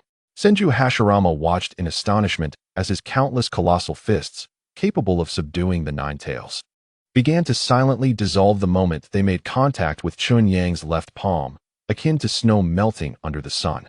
The seemingly indestructible would release constructs disintegrated inch by inch into the most primal golden specks of light, starting from the tips of his fists. There was no violence, no destruction, only a higher-level obliteration, as if the very existence of the Thousand Hands technique was deemed an impermissible error in the presence of Chen Yang's will. Thus, it vanished. Uchiha Madara's pupils constricted into a minuscule point, smaller than a needle's tip. He witnessed a scene even more incomprehensible than that of Hashirama. The Susanoo, an embodiment of the Uchiha clan's supreme power, forged of ocular prowess and chakra, transformed into a flurry of blue light fragments the moment it touched Chen Yang's right palm. These fragments did not dissipate. Instead, they retreated like fireflies drawn by an unseen force, gently flowing into Chen Yang's palm. They were absorbed, consumed, graciously accepted. This was no mere crushing of power. It was an insurmountable chasm at the very essence of life itself. A faint crack echoed, reminiscent of fragile glass shattering. The two towering deities, having lost their core point of attack, were instantly marred by spiderweb-like cracks across their vast forms. Then, in the next moment, they shattered with a thunderous roar, transforming into a dazzling rain of light that cascaded upon the now tranquil river surface. Senju Hashirama and Uchiha Madara, forcibly severed from their connection to the technique, felt their bodies weaken and simultaneously plummet from the heights above. Just as they were about to plunge into the water, an irresistibly gentle force cradled them, allowing for a smooth landing upon the river's surface. Standing upon the water, they felt no chill. They merely gazed up with a nearly vacant expression at the white-haired man who had not budged an inch from his place since the beginning. A fated duel? The end of an era? At this moment, it all seemed like a ludicrous farce. Their lifelong pursuits, the pinnacle of the ninja way, appeared as nothing more than a child's play that required an adult's intervention to cease. The farewell ceremony had concluded. Chen Yang's voice pulled the two from the abyss of emptiness. His gaze traversed Hashirama to settle upon Madara's face, now devoid of all expression. Calmly, he inquired, "So, are you ready to embark on a journey to witness the true vastness of this world?" Chapter 29. The merciful exile. The river flowed beneath their feet, washing away the remnants left by the shattered deities. Uchiha Madara stood silently upon the water's surface. Chen Yang's words, like a seed, took root and sprouted in the desolate ruins of his faith. To witness the true vastness of this world, he slowly raised his head, the last vestiges of confusion and emptiness in his eternal kaleidoscope Sharingan being replaced by an unprecedented determination. Indeed, from this day forth, he would no longer be the reincarnation of Indra, nor the eternal rival entangled with Hashirama, nor a puppet of the lies inscribed upon the stone tablet. He was simply Uchiha Madara, a seeker of his own power, striving to challenge the higher heavens. He solemnly nodded at Chen Yang, a gesture signifying his complete severance from the past. At that very moment, a flurry of figures appeared on the cliffs flanking the valley, their forms materializing with the instantaneous body technique. Leading them was the grave-faced Senju Tobarama. Behind him stood Konoha's elite Umbu, each wearing animal masks, wielding unsheathed ninja blades, exuding an aura of icy menace. Their arrival tautened the previously calmed atmosphere once again. Madara, upon seeing his brother's entourage, Hashirama instinctively placed himself between Madara and the Umbu. Tobarama disregarded his elder brother, fixating his gaze like the sharpest ice picks upon Uchiha Madara. He then turned to the white-haired man standing at the river's center, awaiting his final judgment upon Madara. Should it be immediate execution or eternal imprisonment? He was prepared for either outcome. He had to take responsibility for the events of this day. Tobarama's voice, cold and resolute, echoed throughout the expansive valley. As a founding elder of the village, he had engaged in a duel with the Hokage, a technique that nearly obliterated the entire valley, jeopardizing the village's safety. Such actions were tantamount to treason. He could not allow him to depart so easily. Each word struck like a hammer upon the hearts of all present. This was the first ironclad rule to be enforced since the establishment of Konoha. How to deal with Uchiha Madara would directly dictate the future laws and order of this village. All the Umbu tightened their grips on their blades. Hashirama's face was etched with pain and turmoil. Yet, Chen Yang did not cast a single glance toward the self-righteous Tobarama. His focus remained solely upon Uchiha Madara. In a tone that was almost casual, he began to speak. "I can see your future." This statement left every individual present momentarily stunned. Tobarama's prepared speech lodged in his throat. "You will leave the village, gathering strength in the shadows. You will find a suitable heir and entrust your eyes to him. Then, you will utilize him to resurrect the 10 Tails, igniting the 4th Great Ninja War and plunging the entire world into flames. Ultimately, you will discover that you too have been manipulated by deeper, unseen forces, leading to a tragic demise filled with bitterness and regret." Chen Yang's voice was soft, yet resonated like a chilling gust from the depths of the underworld, sweeping through the entirety of the Valley of the End. The color drained from Hashirama's face, while Tobarama trembled uncontrollably. The masked Umbu felt a shiver coursing from their feet to the crown of their heads. This was not a mere conjecture. It was a bloody history already etched in the annals of fate. Uchiha Madara's pupils constricted to pinpricks. Every word Chen Yang uttered perfectly aligned with the script he had seen inscribed on that stone tablet, without a single deviation. An uncontrollable surge of rage and dread surged within him. However, amidst the suffocating silence, Chen Yang shifted his tone. "But that thread of fate is rather dull. Those 5 casually spoken words, like an invisible hand, brushed aside the fears and gloom that had just enveloped the hearts of all present. The breath of Tobarama halted. He found himself unable to comprehend the profound implications behind the words, an absolute transcendence that regarded the fates of countless lives as mere patterns upon the palm. I do not deign to kill you, nor do I wish to impede you. Chen Yang gazed at Uchiha Madara, whose tranquil eyes now bore a glimmer of expectation for the first time. Go shatter the monotonous fate that lies before me. Return when you believe you have the merit to challenge the divine. Let me witness how far you, unbound, can truly venture. Boom. This proclamation, akin to a primordial light, illuminated the path ahead for Uchiha Madara. It was no longer a punishment. It was no longer exile. Instead, it was a benevolent acknowledgement from a higher dimension, a divine decree permitting him to break free from his shackles and reshape his identity. Uchiha Madara fell silent. After a prolonged moment, he cast a profound glance at Chen Yang, then turned to take one last look at his complexly emotive friend across the waterfall. He then turned away, under the gaze of all, stepping towards the magnificent sunset that was sinking below the horizon. His silhouette no longer bore the aloofness and arrogance of yore, nor did it reflect the desolation of a defeated soul. It was that of a seeker, unburdened by a weighty past, resolutely pursuing his own path. Until that figure vanished entirely at the edge of the forest, the Valley of the End remained steeped in silence. Everyone was still engulfed in the recent conversation that had upended their perceptions and reshaped their destinies, unable to extricate themselves. Finally, Senju Tobarama slowly released his grip on the hilt of his blade, stepping before Chen Yang. On his typically cold, iron-like visage, an expression mingled with awe, confusion, and profound incomprehension emerged for the first time. He raised his gaze and, in a remarkably hoarse tone, posed the question that lingered in everyone's heart yet remained unasked. What do you truly desire? Chapter 30. Tobarama's Sigh. The wind in the Valley of the End, infused with the waterfall's dampness, brushed against every cheek. Senju Tobarama stood there, like an ice-encased statue, as his long-suppressed question echoed in the empty valley. What do you truly wish to achieve?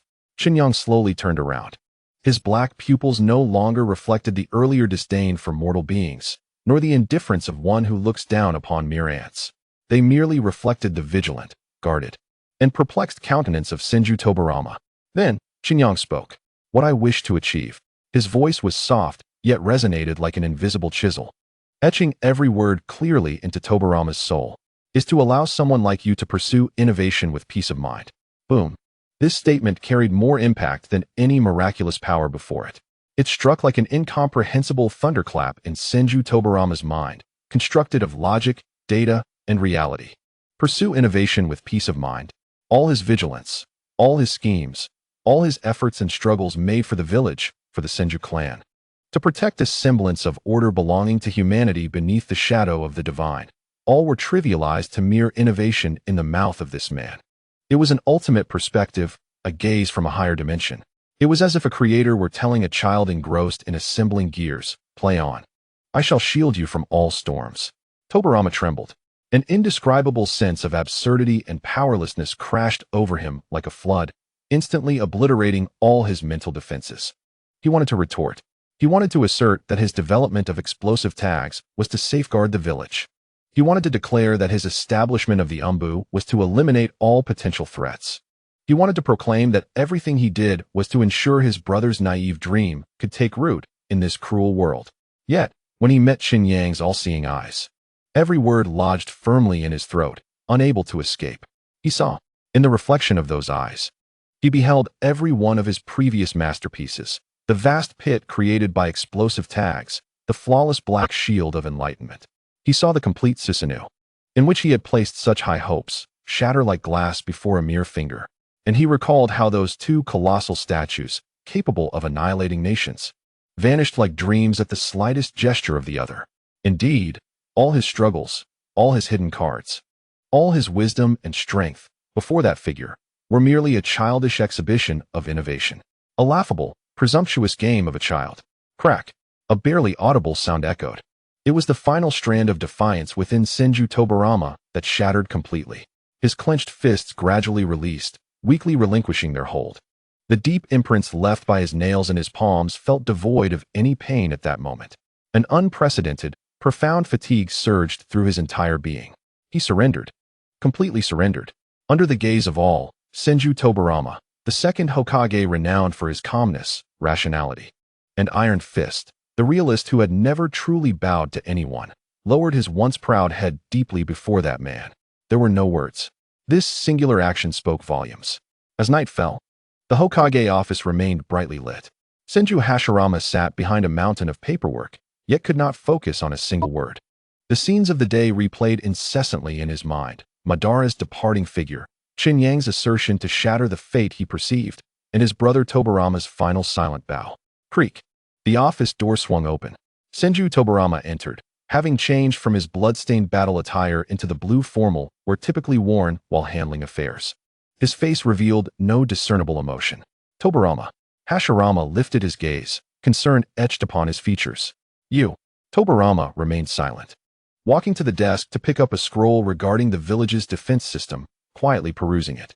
The office fell into a prolonged silence, interrupted only by the sounds of chirping insects outside and the rustle of paper. After a considerable time, just as Hashirama thought he would remain silent, Tobarama set down the scroll. He raised his head, and for the first time, his crimson eyes lacked their usual sharpness and coldness, replaced instead by a deep, ancient calm. He looked at his brother, at the man revered by the world as the god of shinobi, and then let out a soft yet weighty, drawn-out sigh. Brother. Tobarama's voice paused, as if searching for the most precise and unwillingly acknowledged term. It is to transcend your divinity. The hand of Hashirama tightened around the pen. He understood the significance of the words spoken by his most pragmatic and rational younger brother. It signified the complete dissolution of the last discordant note within the village of Konoha. From that moment forth, the village would resonate with a singular voice and a unified will. Time passed swiftly, years slipping by like sand through fingers. Under the benevolent governance of a compassionate Hokage and an unparalleled guardian, the Hidden Leaf Village flourished at an unimaginable pace. No nation or ninja village dared to covet this land, for all were acutely aware that it housed a true deity. On this particular day, outside the maternity ward of Konoha Hospital, the first Hokage, Hashirama Senju, paced anxiously like an impetuous youth. Suddenly, a resounding cry echoed from within the ward. Hashirama darted forward, eager to enter, but was playfully halted by the ever-patient Uzumaki Mito, who had been waiting there.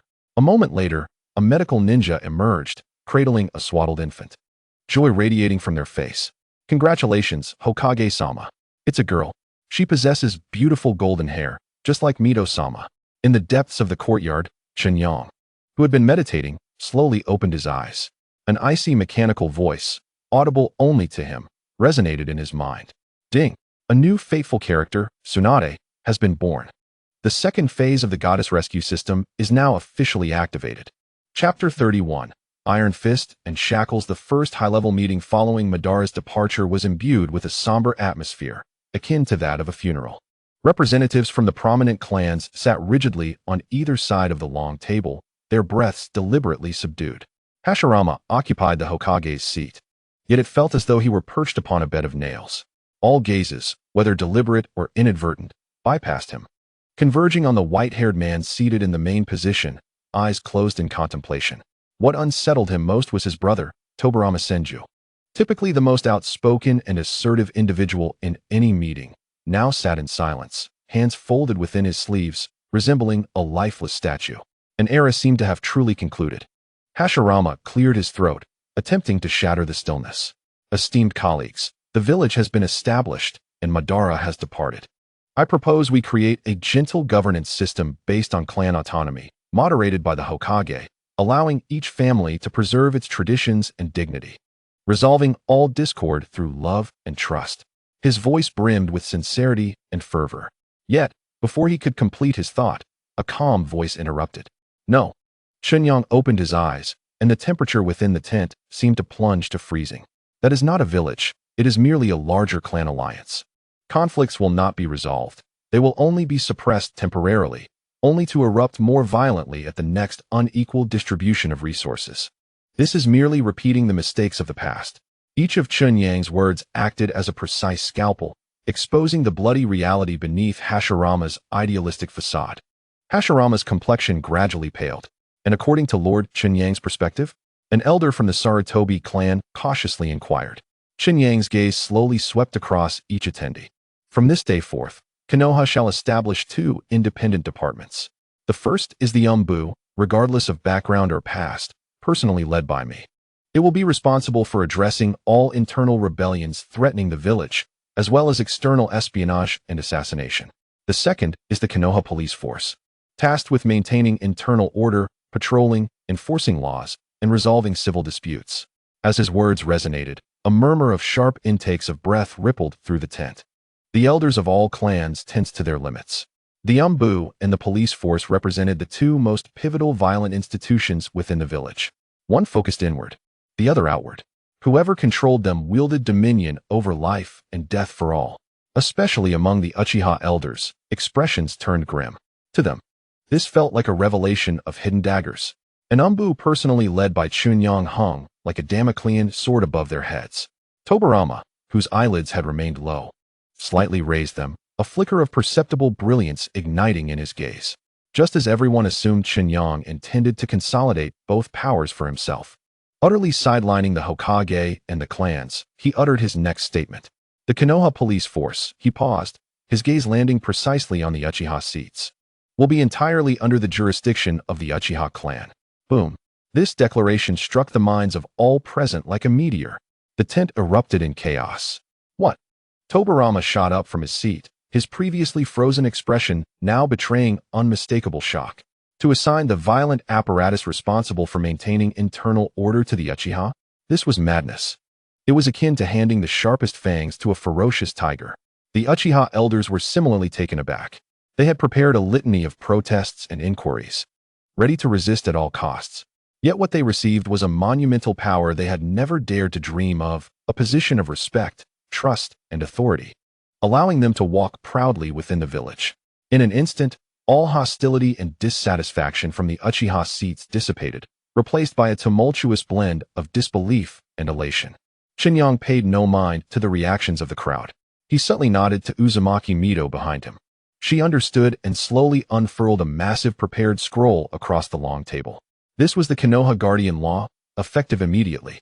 The scroll detailed laws with an ironclad penmanship, exuding an air of unassailable authority. The regulations were stringent, with immense enforcement powers. From petty theft and brawls to treason and betrayal, each was met with corresponding and brutal punishment. This is excessively harsh. An elder from the Hyuga clan could no longer contain himself, rising to voice his concern. His graying beard quivered slightly as he asserted, "Our Hyuga clan is descended from the Sage of Six Paths and is bound by our own clan rules. There is no need." His words abruptly halted as Chen Yang's gaze fell upon him. There was no malice, no pressure, merely a calm observation. Yet the Hyuga elder felt as though an invisible hand had seized his throat, his face turning a deep shade of crimson. His eyes bulged, blood vessels bursting within his sclera. A choked sound of agony escaped his throat, and his legs buckled, collapsing heavily to the ground. Streams of blood began to seep from the corners of his eyes, nostrils, and ears. The entire tent was enveloped in a suffocating silence. Everyone fixed their gaze upon the unfolding scene, a chill emanating from the depths of their souls, freezing the very blood in their veins. Chen Yang averted his eyes. The elder from the Hinata clan lay sprawled on the ground, gasping for breath like a fish out of water. Before the law, Chen Yang's calm voice echoed slowly within the tent. There are no privileges. Years slipped by in the blink of an eye. Under the governance of a benevolent Hokage, a resolute advisor, and an unparalleled guardian, the Hidden Leaf Village transformed into an impervious fortress of steel, the most powerful and untouchable in the ninja world. With a chilling efficiency, the Umbu operatives, like blades concealed in the shadows, instilled fear in the hearts of spies from rival nations. The Uchiha clan, commanding the police force with their stringent methods, brought the village's crime rate to an unprecedented low. Everything flourished. On this day, at the edge of the training ground, 2 young Umbu members, having just completed a mission, leaned against a tree trunk to rest. Have you heard? The Hokage's daughter, Princess Tsunade, is set to enter the Ninja Academy next month. Indeed, time flies, another ninja lamented, his gaze instinctively drifting towards the tranquil, independent courtyard at the heart of the village. He lowered his voice, a blend of reverence and unease in his tone, whispering, "But have you noticed? The Guardian has seemingly not aged a single day since the village's inception. Chapter 32. The Undying Legend. Outside the delivery room of the Konoha Hospital, the first Hokage, Senju Hashirama, paced restlessly like an anxious youth. His face, usually adorned with a vibrant smile, was now covered in beads of perspiration. The wrinkles at the corners of his eyes creased with excessive anxiety. Suddenly, a loud cry echoed from within the delivery room. Hashirama, in a burst of instinct, attempted to rush inside but was gently halted by Uzumaki Mito, who had been waiting patiently. Moments later, a medical ninja emerged, cradling a swaddled infant, a radiant smile illuminating his face. "Congratulations, Hokage-sama. It's a girl. Just like Mito-sama, she has beautiful golden hair." Hashirama carefully accepted the tiny life, a beaming smile breaking across his face, momentarily dispelling all fatigue and age. He cradled his granddaughter as he stepped into the courtyard, where Chen Yang stood quietly. He appeared as if he had merely taken a brief nap over the course of the past decade. His visage, his presence, bore no difference from that fateful day at the Valley of the End. Hashirama gazed upon his granddaughter, a symbol of rebirth and legacy, then looked up at the man before him, who seemed untouched by the passage of time and the reverence he had long accustomed to deepen further. At that moment, an elderly shinobi from the Sarutobi clan approached swiftly, carrying a basket of fruit. He was one of the elders who had witnessed the founding of Konoha. He first bowed respectfully to Hashirama. Then his gaze fell upon Chen Yang and Mito. In the next instant, he froze. Confusion flickered in his murky eyes, soon morphing into undeniable horror. The basket slipped from his hands, the fruits rolling to Chen Yang's feet. "Elder?" a young subordinate inquired, perplexed. The elder paid no heed, instead extending a trembling finger towards Chen Yang, then to Mito, his throat emitting a choking sound, as though gripped by an unseen force. "It's been 10 years." His voice was dry, filled with incredulous dread. The Guardian and Mito, they look exactly as they did when the village was established. The young subordinate, startled by his words, instinctively followed his gaze. In that instant, his own look of confusion solidified. Indeed, the Hokage now had a granddaughter, and his teacher had turned gray. Yet why did the Guardian remain unchanged? A chilling thought, sufficient to send shivers down anyone's spine, entwined itself around the hearts of all present like a vine breaking through the earth. The whispers of the Guardian's immortality, akin to a silent plague, spread swiftly from the corners of high-level meetings to every street and alley of the village. Initially, it was dismissed as mere jest. However, as time progressed and those elders who witnessed the village's founding aged and passed away, while the Guardian appeared in the village, unchanged, the narrative shifted. The villagers' feelings towards Chen Yang morphed from pure admiration and respect to a profound reverence intertwined with fear of the unknown. Children would cease their frolicking upon catching sight of him, bowing their heads in respect. Shinobi would instinctively hold their breath as they brushed past him on the streets, exhaling only when he had walked far enough away. It was as if a veil, named time, separated him from the entire village. Within the veil lay the human experiences of aging, illness, and mortality. Beyond it resided the eternal realm of the divine. In the Konoha archives, the most confidential location in the village, personally overseen by Senju Tobarama, the dim lighting cast long shadows as Tobarama stood alone before towering shelves of scrolls. The usual coldness and sharpness of his expression had faded, replaced by a profound, near-obsessive curiosity. He retrieved 2 of the highest classified documents from the shelves. One was a group photograph of the founding members from the village's first year, and the other was a commemorative photo from last month's Hokage Tower inauguration. He placed the 2 images side by side on the desk. In the photograph, Hashirama's smile remained bright, yet the crow's feet at the corners of his eyes were now unmistakable. Tobarama himself had also been touched by the passage of time, graying at the temples. In contrast, Chen Yang and Uzumaki Mito, from their facial features to their skin's condition, even the calmness in their gazes, mirrored their appearance from a decade ago with impeccable precision. Tobarama closed his eyes, then opened them abruptly. From another secured cabinet, he retrieved symbolic health reports established for the higher-ups over the past 10 years. All data pointed towards a conclusion so absurd it could shatter even the most steadfast realist. The cellular activity and metabolic rates of Chen Yang and Uzumaki Mito, all physiological indicators of life's progression, were completely locked in. They truly would not age. Tobarama silently returned all documents to their rightful places and extinguished the lights in the archive. Alone, He wandered the deserted streets until he reached the familiar courtyard entrance. This time, he did not wait. He pushed open the slightly ajar door. Chen Yang sat on the stone bench in the courtyard, as though he had anticipated Tobarama's arrival. Tobarama approached him, setting aside all defenses and schemes. With the demeanor of a pure seeker of knowledge, he posed the question that had haunted him for a decade. What exactly are you? Chen Yang lifted his gaze to the man he had once tamed, a faint smile gracing his lips as he replied. What would you like me to be? 1 year later, in celebration of Tsunade's birthday, the courtyard of the Hokage was filled with esteemed guests, creating an atmosphere of exuberance. A young boy from the Nara clan, sporting an exuberant topknot, languidly observed the adults exchanging toasts. Suddenly, his gaze was captivated by a serene, red-haired woman seated at the main table, exuding an aura of tranquility akin to a painted portrait. He tugged at his mother's sleeve and, with an innocent and melodious voice, exclaimed, "Mom, why is Lady Mito so beautiful, like the ageless fairy sisters in storybooks?" The child's innocent inquiry instantly hushed the lively courtyard, halting every movement. Hundreds of eyes converged upon Uzumaki Mito.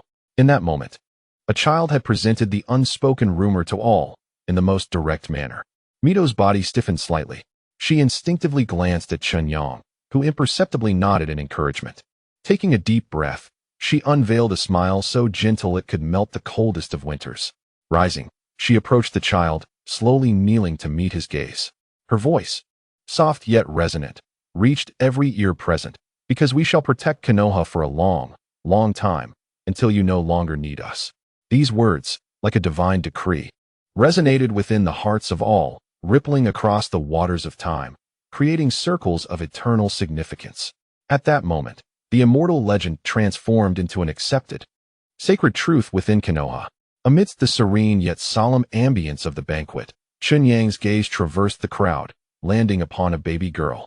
Babbling and attempting to stuff the necklace of the first Hokage into her mouth.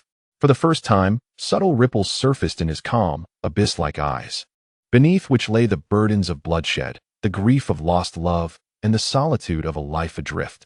Visions of the tragic fate that awaited this girl. Chapter 33. Seeds of tragedy. Years slipped by quietly amidst the prosperity of Konoha. Chen Yang strolled along the newly constructed streets, akin to an eternal traveler, surveying the tapestry he had woven with his own hands. The laughter of children, the shouts of vendors, and the synchronized steps of patrolling ninjas intermingled to compose a melody called peace. This peace was founded upon his will, and upon the absolute ironclad rule of guardianship that all had tacitly accepted. His gaze pierced through the crowd, settling upon a distant clearing where a blonde girl with pigtails was anxiously chasing a younger boy with a topknot, Tsunade, and her brother, Shoju. "Sister, look at my shuriken technique," Shoju exclaimed, like an exuberant calf, seizing a practiced kunai and attempting to throw it just like the adults. "You'll hurt yourself." "Silly Shoju," Tsunade chided playfully, her tone laced with an unmistakable affection. Chen Yang halted, merely observing the two future scions of the Senju clan frolicking beneath the sun. Suddenly, a soft thud echoed, a kunai, thrown clumsily, arced awkwardly through the air and found its mark on Shoju's small arm, leaving a shallow yet crimson cut. Blood surged forth, and time appeared to slow in that moment. Shoju, momentarily unaware of the pain, stared blankly at the vivid red on his arm. But Tsunade's demeanor froze, her face paling at an alarming rate. "Shoju!" she shrieked, rushing towards her brother, though she stumbled as if traversing treacherous terrain rather than solid ground. Her eyes fixated on the flowing blood, reflecting an intensity of terror far beyond her years. "Don't be afraid. I'll help you." Tsunade knelt before Shoju, extending her small hands, hoping to employ the basic healing technique her grandfather had taught her to staunch the bleeding. A faint green glow materialized in her palms. Yet, upon meeting the blood again, that glow flickered violently, extinguishing completely. Her hands trembled uncontrollably. "I can't do it." The vibrant, warm red, symbolizing the ebbing of life, ensnared her heart like an unseen beast, rendering even the simplest act of chakra concentration a distant aspiration. This was the first manifestation of her lifelong nightmare, bearing its fangs. Just as Tsunade was about to be engulfed by this sudden dread, a figure appeared silently behind them. Chen Yang extended a finger that had once shattered Susanoo, that had smoothed mountains and valleys. Now, it gently pressed against Shoju's small wound. No light, no sound. Yet the wound healed in an inexplicably rapid manner, restoring the skin to its smooth, unblemished state as if it had never been marred. Shoju ceased his whimpering, gazing curiously at the scene. Tsunade, too, was momentarily taken aback, slowly lifting her gaze to meet the tranquil, timeless depths of Chen Yang's eyes. He did not regard the healed child, but rather, his gaze remained fixed upon Tsunade, penetrating into the depths of her eyes where the nascent seed of fear had just begun to sprout. His voice resonated within her heart, calm yet imbued with undeniable authority. Remember, what frightens you is not the blood, but the loss. As long as you possess the power to protect everything, there is no need for fear. These words were too profound, too weighty for a child. Tsunade regarded him, her expression shifting from terror to bewilderment. At that moment, a hearty laugh shattered the peculiar atmosphere. Ha! Truly my grandchild, what is a mere scratch? Senju Hashirama strode over with vigor, scooping Shoju into his arms and planting a hearty kiss on his cheek. Blissfully oblivious to the earlier scene, the first Hokage removed a necklace crafted from special crystals, infused with immense life force, from around his neck and solemnly placed it around Shoju's. Here, this is for you. It will protect you until you become a great Hokage like your grandfather. Hashirama's face radiated pure, blind hope for his descendant. Chen Yang observed the necklace, foreseeing its eventual dimming as it would exhaust its power, ultimately failing to safeguard its bearer. His gaze deepened, perceiving the inevitable. The key, named Hope, which unlocked the tragedy, had been handed over to the hands of death. In the next moment, before Chen Yang's eyes, the scenery began to twist and overlap. The sunlit training ground gradually gave way to a cold, muddy battlefield littered with ruins. Before him, Tsunade was hurriedly wiping the dust from Rope Tree's face. The warmth belonging to siblings felt so real. Yet superimposed upon this image was another future. A similarly golden-haired girl, now a graceful young woman, knelt amidst a pool of blood and rain. In her arms lay a cold, incomplete body, devoid of warmth. The same necklace hung upon that body, though now it was dulled and cracked. The girl's cries were hoarse, despairing, and heart-wrenching. Two images, one representing the cause and the other the effect, seamlessly merged in Chen Yang's vision, forming a cruel, yet clear closed loop of fate. He perceived the source of the tragedy and its conclusion. The illusion before him quietly dissipated. The joyful sounds from the village flooded back into his ears. Chen Yang calmly turned and walked towards his courtyard. Within him, there were no more ripples. Beneath the facade of peace, the shadow of war was destined to arrive. And that would be the opportune moment for his intervention. Deep within his consciousness, the long-dormant, cold system interface began to emit a faint, weak glow for the first time after many years. Chapter 34. The Goddess's Rescue. List. Night fell. The courtyard was tranquil, the moonlight like water, casting a layer of cool frost upon the stone table. Chen Yang sat in the yard, slowly closing his eyes. His consciousness willingly sank into the vast sea of spirit that had remained silent for over a decade. That faint glow, upon sensing his will, instantly blossomed into brilliant radiance. Cold, emotionless words cascaded through his mind like a waterfall. Detecting the tragic fate line of key character Tsunade has been activated. Simulating this world line, images flowed through Chen Yang's consciousness like the most precise prophecies. He witnessed the relentless flames of war and the muddy rainy nights. He saw the golden-haired girl kneeling in a pool of blood, cradling a body that had long lost its warmth. A dull necklace hung from that body. He saw another man, dying in her embrace, filled with hopes for the future amidst her tears. Ultimately, he beheld a woman, lost in gambling and alcohol, whose hands trembled violently at the sight of blood. Those hands, meant to create life, were shackled by the chains of fear. The cold voice of the system delivered the final verdict on this tragedy. Conclusion: the destruction of her spirit due to the death of loved ones in war resulted in severe hemophobia, leading to the wastage of her medical talents, and a lifetime of regret and avoidance, preventing her from realizing the true value of her life as a creator. Overall assessment: the value of rescue is extremely high. New task issued: rescue the girl Tsunade. Task objective: prevent her from developing hemophobia due to the death of family members and guide her onto the true path of a medical sage. The task description was simple, yet its difficulty far exceeded any previous assignments. It was not merely about preventing a death. It was about fundamentally altering a person's psychological trauma and reshaping her character and fate. Chen Yang calmly contemplated all of this. His heart was as still as a lake, untouched by the slightest wave. For someone who had seen through all the scripts, fate was merely another stage play, meticulously arranged, awaiting his directorial debut. He did not even ponder how to accomplish it, for the answer had been singular from the very beginning. At that moment, the system interface refreshed once more, revealing the rewards for this task. The line of golden text radiated an aura that would drive anyone aware of its meaning into a frenzy. Task reward: perfect medical ninjutsu of the all-encompassing universe. Ability description: the ultimate sublimation form of the 6 paths Yang release, granting complete control over the creation and modification of life information. It can disregard conventional laws, creating life out of nothing, or repairing any conceptual damage. Its rank surpasses that of the creation and rebirth techniques. This transcended the realm of ninjutsu. This was divine authority, a power only deities were worthy of possessing. Accept. Chen Yang's voice echoed softly within his sea of consciousness, as casual as deciding what to have for breakfast. Task accepted, with the system's cold prompt. An ancient and ornate scroll slowly unfurled in his mind. Inscribed upon the scroll were 4 powerful characters. Goddess Rescue List, at the top of the scroll. A name had already been illuminated, radiating a soft, golden glow. Vortex Watergate. Below it, a brand new name was deeply etched, as if burned by a red-hot iron. Tsunade. Chen Yang withdrew his consciousness from the sea of spirit. He slowly opened his eyes, stood up, and approached the window of the courtyard.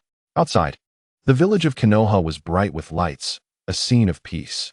Countless people were peacefully sleeping in this tranquility he had created with his own hands. Yet, Chen Yang's gaze pierced through this illusory calm, looking towards the distant lands of the ninja world shrouded in darkness. What he sought was never merely to save Tsunade. He aimed to cultivate a medical sage, one whose heart and strength were both immensely powerful, capable of becoming the sharpest scalpel in his future plans, a true divine assistant to share the burdens of his grand design. The first great ninja war was about to commence. Chen Yang murmured softly to himself. A meaningful smile graced his lips, and within the depths of his tranquil gaze reflected the rivers and mountains of the entire ninja world, along with the inferno that was about to ignite. Let this storm, sweeping across the world, serve as the finest graduation ceremony I have prepared for you. End of Volume 2, Chapter 35. The Era of Bloodshed Volume 3. The Legendary Medical God Chapter 1. The Era of Bloodshed. A pungent mix of blood and antiseptic invaded the nostrils, inducing a sense of nausea. In the makeshift tent hospital, the groans of the wounded echoed incessantly. Tsunade leaned against the tent wall stained with dark red blood, her chest heaving violently as she gasped for air. Sweat soaked her golden strands, clinging to her pale cheeks. Her hands trembled slightly, still warm from the last flicker of life of her patients. Another failure. Lady Tsunade, a new batch of injured has arrived. A medical ninja lifted the door flap, his voice tinged with sobs. Tsunade abruptly lifted her head, suppressing all exhaustion deep within her eyes, and immediately turned around. Stretchers were brought in one after another, clogging the already cramped passage. Without a moment's hesitation, she charged towards the most gravely injured ninja. Mastering the art of healing, a radiant green chakra glimmered in her palm. Steady and pure, she skillfully examined the patient's vital signs, her chakra acting as the most precise probe, delving deep within. The situation was worse than she had anticipated. The internal organs had been extensively pierced by sharp instruments, devastated beyond repair. Her chakra could barely stitch the surface wounds, yet it could not halt the ongoing internal hemorrhage. The monitor's representation of the heartbeat was plummeting rapidly, nearing a straight line. Tsunade clenched her jaw tightly, beads of sweat trickling down her forehead as she pushed her chakra output to the limit. It was futile. She could distinctly feel life slipping through her fingers, mercilessly. The ninja's murky eyes gazed at her, his lips moved as if to utter something, but only blood bubbled forth. Then, his head drooped lifelessly to one side. The monitor emitted a piercing alarm. The 7th one. From the early hours of this morning until now, the 7th companion to perish at her hands. Tsunade slowly withdrew her hand, her fingertips icy. Beside her, a young assistant, barely 15 or 16, stifled a sob behind her hands. What are you crying for? Tsunade's voice turned abruptly cold and stern. Remove him. She pointed at the body on the ground, then gestured to the line of injured behind. Everyone listen. Prioritize those still breathing and with a heartbeat.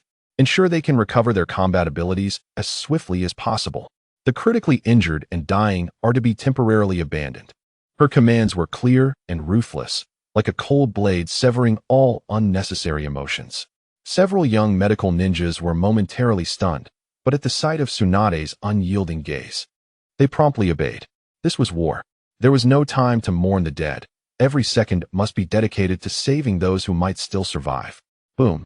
At that moment, a deafening explosion sounded from outside the hospital, causing the entire tent to tremble.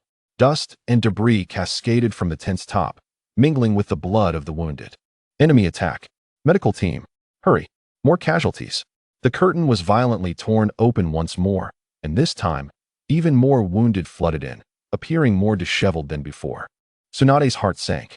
Among those blood-stained faces, she recognized a few familiar figures. There was a jonin who had been joking with her just yesterday, promising to treat her to drinks when the war was over. Now, one of his arms was missing, supported by others, as he lay in a deep coma. Amidst the chaos, a stretcher was brought before her, bearing a boy who appeared several years younger than Shosuke. A broken kunai protruded from his abdomen, his face pale, tinged with a deathly hue from excessive blood loss. He's in shock. Lady Tsunade. Her pupils dilated abruptly. She could feel the flicker of life within the boy had nearly extinguished, ready to fade at any moment. No, there could not be an eighth. A frenzied thought surged within her.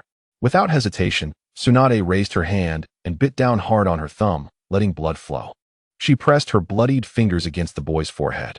I share my life with you, she roared, forcing her clan's innate, immense vitality through her chakra into him. It was a forbidden technique, a life for a life. The boy's body trembled slightly, and color seemed to return to his ashen face. It worked. A glimmer of hope flashed in Tsunade's eyes.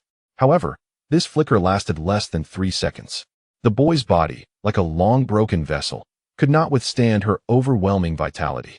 The brief revival dissipated like a mirage.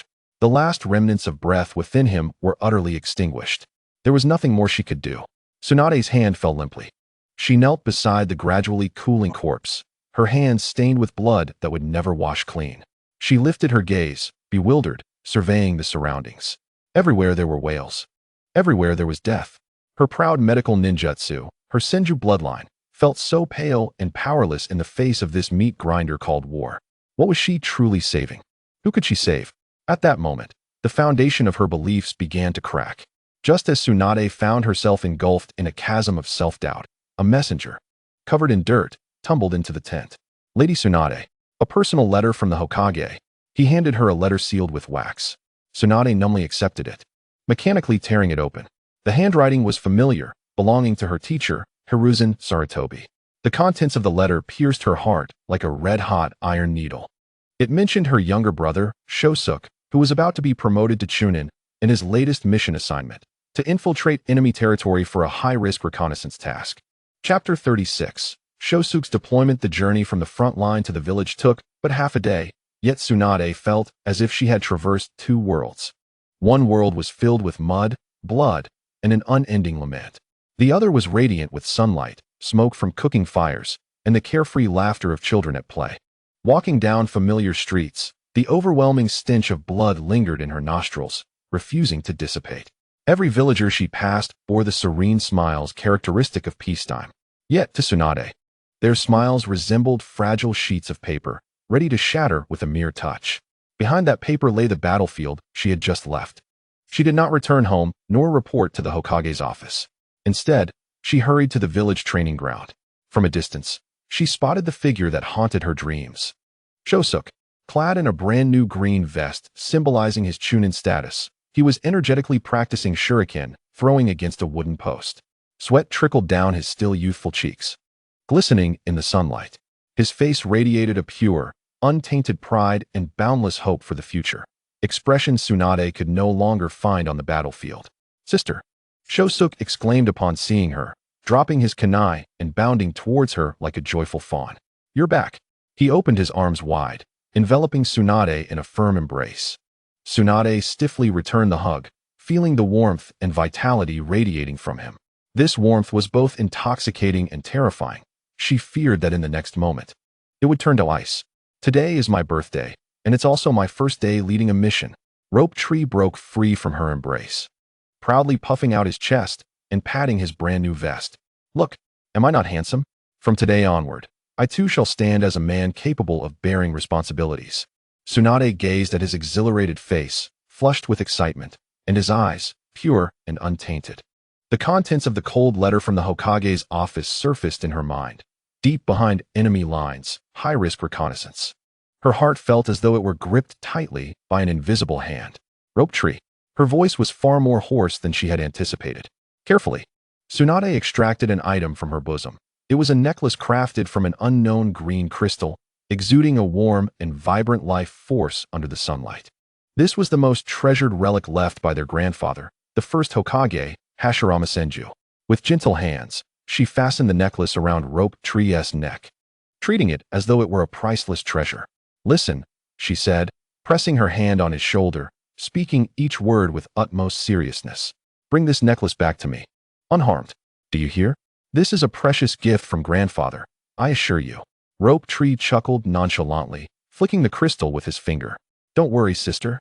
He thumped his chest, a youthful confidence radiating from him, oblivious to the dangers ahead.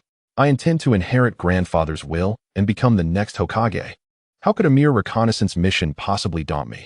I will protect the village and you, just like grandfather. The very mention of Hokage pierced Tsunade's nerves like a needle. She looked at her brother's innocent face, filled with dreams for the future, and the overwhelming sense of unease within her threatened to surface. She wished to tell him that war was not a game. She wished to warn him that the enemy's shuriken would not veer off course due to his dreams. She wished to recount how she had witnessed countless stronger and more experienced ninjas become lifeless, cold corpses in an instant. Yet, as she opened her mouth, all the harsh words choked back upon seeing the blazing flame of aspiration in her brother's eyes. She couldn't do it. She couldn't extinguish all the light within him before he stepped onto the battlefield as a ninja for the first time. That would be far too cruel. Ultimately, all her swirling emotions coalesced into a pale, powerless admonition. Be cautious. Just then, from the heart of the village, the long whistle signaling the assembly of ninjas resounded. Rope Tree's body jolted, his excitement overwhelming everything else. It's my team. Sister, I must go? At the entrance of the training ground, 2 leaf ninjas of his age waved vigorously at him. The moment of parting was at hand. Rope Tree turned around and enveloped Tsunade in a tight embrace, nearly stealing her breath away. The warmth of his youthful breath brushed against her ear. Wait for me to return, sister. His voice rang clear and resolute, filled with unwavering belief. Next time we meet, I shall be a great hero. With that, he released her, turning away and dashing toward the village exit without a glance back, devoid of any lingering attachment. Tsunade extended her hand, seemingly wishing to grasp something, but ultimately, it fell helplessly to her side. She stood rooted to the spot, merely watching the figure that was running, gradually fading into the distance. She beheld the green necklace around his neck glistening in the sunlight, like a sorrowful meteor poised to fall. At that moment, her anxiety reached its zenith, as if something profoundly significant were being irrevocably severed from her life. The gears of tragedy had begun to emit a nauseating sound of turning. Tsunade remained oblivious to the fact that far beyond her sight, at the distant border of the rain country, beneath the muddy, blood-soaked ground, a meticulously woven and lethal web of explosive tags lay in wait for this dream-filled youth, silently unfurling. Chapter 37. The divine chessboard deep within the village of Konoha. There existed a courtyard forgotten by time. The clamor of the outside world and the ravages of war seemed completely sealed off by an invisible barrier, unable to intrude upon this sacred space. In the courtyard, beneath the sprawling branches of an ancient tree, a stone table gleamed like a mirror. Chen Yang, playing black, and Uzumaki Mito, playing white, had reached the mid-game of their chess match. On the board, black pieces were ensnared in a deadly embrace by white pieces, the looming threat of annihilation palpable, seemingly devoid of any hope. Decades had passed, and the silver strands of the third Hokage, Sarutobi Hiruzen, had begun to show. Yet the 2 individuals seated there appeared untouched by time, their visages unchanged since the inception of Konoha. It was as if the relentless passage of time had lost its power before them. Mito's fiery red hair still flickered like burning flames. Her skin as pale as snow. With her slender fingers, she delicately lifted a white piece and placed it down, marking the final move for the colossal dragon poised to wreak havoc. The piece landed with a crisp sound, raising her gaze toward the village, a hint of gentle understanding, characteristic of one who had lived through much, flickered in her beautiful eyes. Tsunade's child has reached the age of worrying for family. Her voice was soft, like the whisper of wind over water. As the most adept sensory ninja, she was acutely aware of every subtle shift within Konoha. Tsunade's palpable anxiety and fear during training were unmistakable to her. Chen Yang did not lift his eyes. His focus remained on the chessboard. Yet within his dark pupils lay a reflection of an entirely different scene. A muddy expanse, drenched in blood and rain, riddled with countless death traps. Worrying is futile. He spoke calmly. The script of fate has already been pinned to that page. This statement caused Mito's movements to pause momentarily. She regarded Chen Yang, his countenance as unchanged and strikingly handsome as ever, and a flicker of compassion surfaced in her eyes. Are you going to alter the script again? Her gaze fell upon the chessboard, as if she could perceive through the game the youth adorned with the necklace rushing toward battle. The necklace of Hashirama seemed forever entwined with misfortune. It was not merely a necklace, it resembled a beacon, a cursed talisman that invariably guided its bearer toward a tragic end. Upon hearing her words, Chen Yang finally lifted his head. He observed the trace of concern on Mito's face, and a faint smile graced his lips. He picked a black piece from the box, and, under Mito's somewhat perplexed gaze, placed it gently on the board, in a position that appeared utterly meaningless, a path to self-destruction. The script is too dull, he remarked with a smile. As a reader, I wish to step into the scene and pen a few strokes myself. In the instant his voice fell, a loud crack echoed. The black piece he had dropped seemed to possess life itself, akin to a stone cast into a tranquil lake, instantly stirring up tumultuous waves. The once encircled army of black pieces, previously immobilized, suddenly sprang to life as if infused with a soul. Seemingly severed connections were re-established, and isolated pieces were united into a formation. On the chessboard, the atmosphere shifted dramatically. The once ferocious white dragon, poised to enact a massacre, found its vital points severed simultaneously with that singular move. The tides of offense and defense reversed in an instant. Chen Yang slowly rose to his feet, a hint of childlike mischief adorning his otherwise unchanging visage of decades. A tear-jerking tragedy was on the verge of unfolding. I shall return shortly to craft a more perfect conclusion, his voice echoed in the courtyard. Yet, his figure vanished as if it had never existed, silently disappearing from the spot, leaving behind a chess game utterly transformed and a pot of tea still releasing wisps of steam. The Vortex Watcher gazed at the resurrected black pieces, then glanced towards the direction Chen Yang had vanished, ultimately shaking his head in a blend of resignation and fondness. Emitting a barely audible sigh, this man, universally acknowledged in Konoha as a living guardian deity, was once again set to restore order. Meanwhile, at the border of the Land of Rain, in the temporary command center on the front lines of Konoha, the tent flap was abruptly lifted. A ninja responsible for transmitting intelligence tumbled in, his face a mask of uncontainable terror. His voice, sharp and piercing due to his overwhelming fear, announced an urgent battle report. Within the command center, all jonin engaged in strategizing paused, their hearts sinking. The ninja trembled as he handed a scroll sealed with the highest grade of wax to the commander.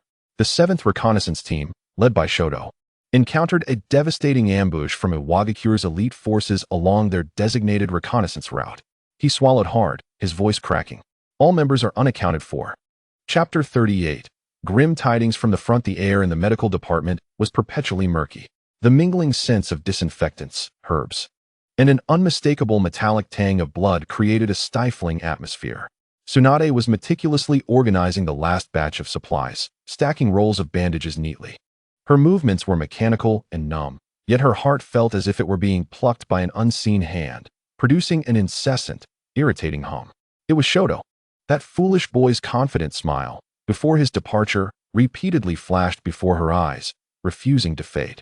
A sealed soldier's ration pill slipped from her fingers, rolling to the ground. As she bent to retrieve it, her fingertips brushed the cold surface, causing a shiver to run down her spine. Just then, the tent flap was silently lifted. A dark-clad Umbu ninja, wearing a raccoon mask, stood quietly in the shadow of the entrance. Without uttering a word, he gestured for Tsunade to follow him towards the Hokage building. Her heart sank. This was no mere message. but a personal summons from the Umbu. She straightened slowly, refraining from asking questions, and followed the Umbu. The path from the medical department to the Hokage's office was one she had traversed countless times, yet today it felt interminable, as if it had no end. Pushing open the heavy wooden door, she entered an office steeped in a suffocating atmosphere. Her teacher, the third Hokage Hiruzen Sarutobi, stood with his back to her, motionless before the window, resembling a statue. The desk was devoid of the usual mountain of paperwork. Only an unrolled scroll, specked with mud, lay before him. Hiruzen slowly turned to face her, his usually warm smile replaced by profound fatigue and sorrow. He remained silent, merely raising a hand to indicate the battle report on the desk. Tsunade's steps felt as though they were weighted with lead. With each movement, her heartbeat faltered. Finally, she reached the desk. The writing on the report was hasty and frantic, as if the author were under immense duress.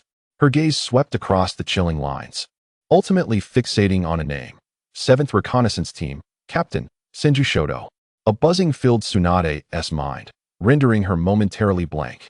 All sounds of the world faded away, leaving only the harrowing words following her brother's name. Ambushed by a large-scale trap from a Wagakure, the entire unit was annihilated. Remains are being searched for. Impossible. This cannot be. The lively brother who had boasted just that morning about becoming Hokage.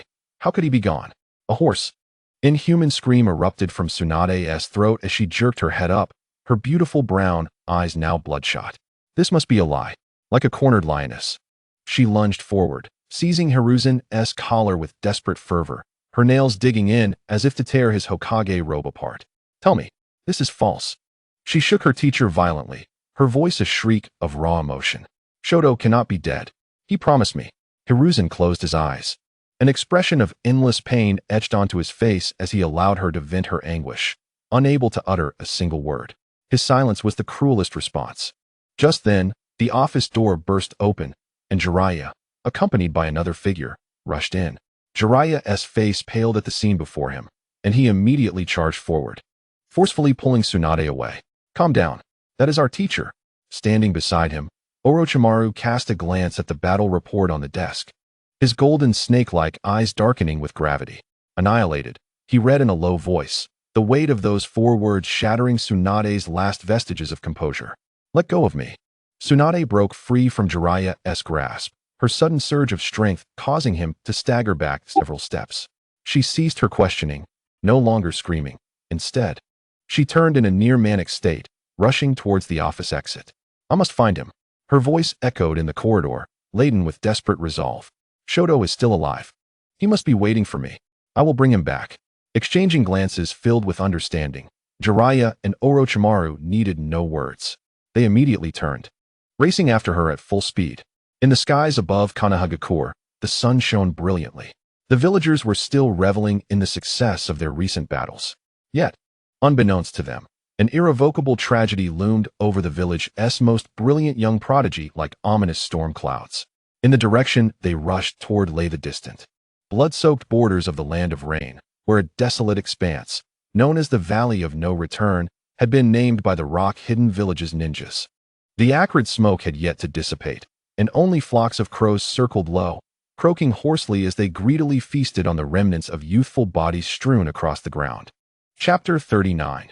The fractured remains. Upon stepping onto this forsaken land, Tsunade was immediately assaulted by a pungent blend of charred flesh, gunpowder, and the overwhelming scent of blood, which filled her lungs with brutal force. The sky loomed gray and leaden, while crows spiraled above like dark phantoms circling the dead. The ground was barren, utterly ravaged, littered with dismembered limbs, shattered innards, and charred remnants beyond recognition. It was a hellish realm, a slaughterhouse that had just concluded its gruesome feast. Still exuding the warmth of death, Jiraiya's face turned ashen, his stomach roiling as though he would be sick at any moment. Orochimaru's golden serpent-like eyes, too, lost their usual calm, scanning the scene with grave intensity. Only Tsunade remained indifferent, as if blind to the horror before her. She walked forward, a soulless puppet adrift in this inferno, her lips moving soundlessly, whispering words nearly inaudible, as if from another realm. She passed by a body severed in 2 without pausing, stepped through a pool of viscous blood, and continued on. In her eyes, there was no charred earth, no remains, no crows, only a blank, stubborn void, desperately searching for something. Jiraiya followed her, opening his mouth several times to speak, only to swallow his words back down upon witnessing her lost, haunted silhouette. He was at a loss for words. Here, all language felt impotent. Orochimaru walked silently beside him, hand resting on the hilt of his Kusanagi sword, vigilant for any lurking danger. Suddenly, Tsunade halted her steps. Standing at the edge of a massive pit that seemed to have been created by the simultaneous detonation of numerous explosive tags. The earth at the bottom, scorched by intense heat, glimmered with an eerie, glass-like quality, releasing waves of scalding air. Amidst the blackened soil, a flash of silver-green light pierced her eyes. In that moment, Tsunade's heart skipped a beat. She recognized that glow. It was the necklace left by her grandfather, reflecting a unique sheen only visible under the sun's rays. She had found it. He was here. Surely, he had only been knocked unconscious by the blast and had dropped the necklace. He must still be alive. A frenzied thought sustained her fraying nerves. Without a second thought, Tsunade slid down into the pit, kneeling on the searing earth. She thrust her hands into the soil, madly clawing with her nails and palms. Digging feverishly. Shinju, I'm here. Come out. The scalding dirt burned her skin. Sharp stones and metal fragments lacerated her palms and fingertips, drawing forth crimson streaks. Yet, she felt nothing. Pain had become a luxury in this moment. She was solely focused on excavating the accursed soil that concealed her last flicker of hope. Jiraiya and Orochimaru rushed forward, attempting to restrain her. Tsunade, your hands. Tsunade whipped around, her eyes bloodshot and wild as she glared at them like a cornered beast. Don't touch me.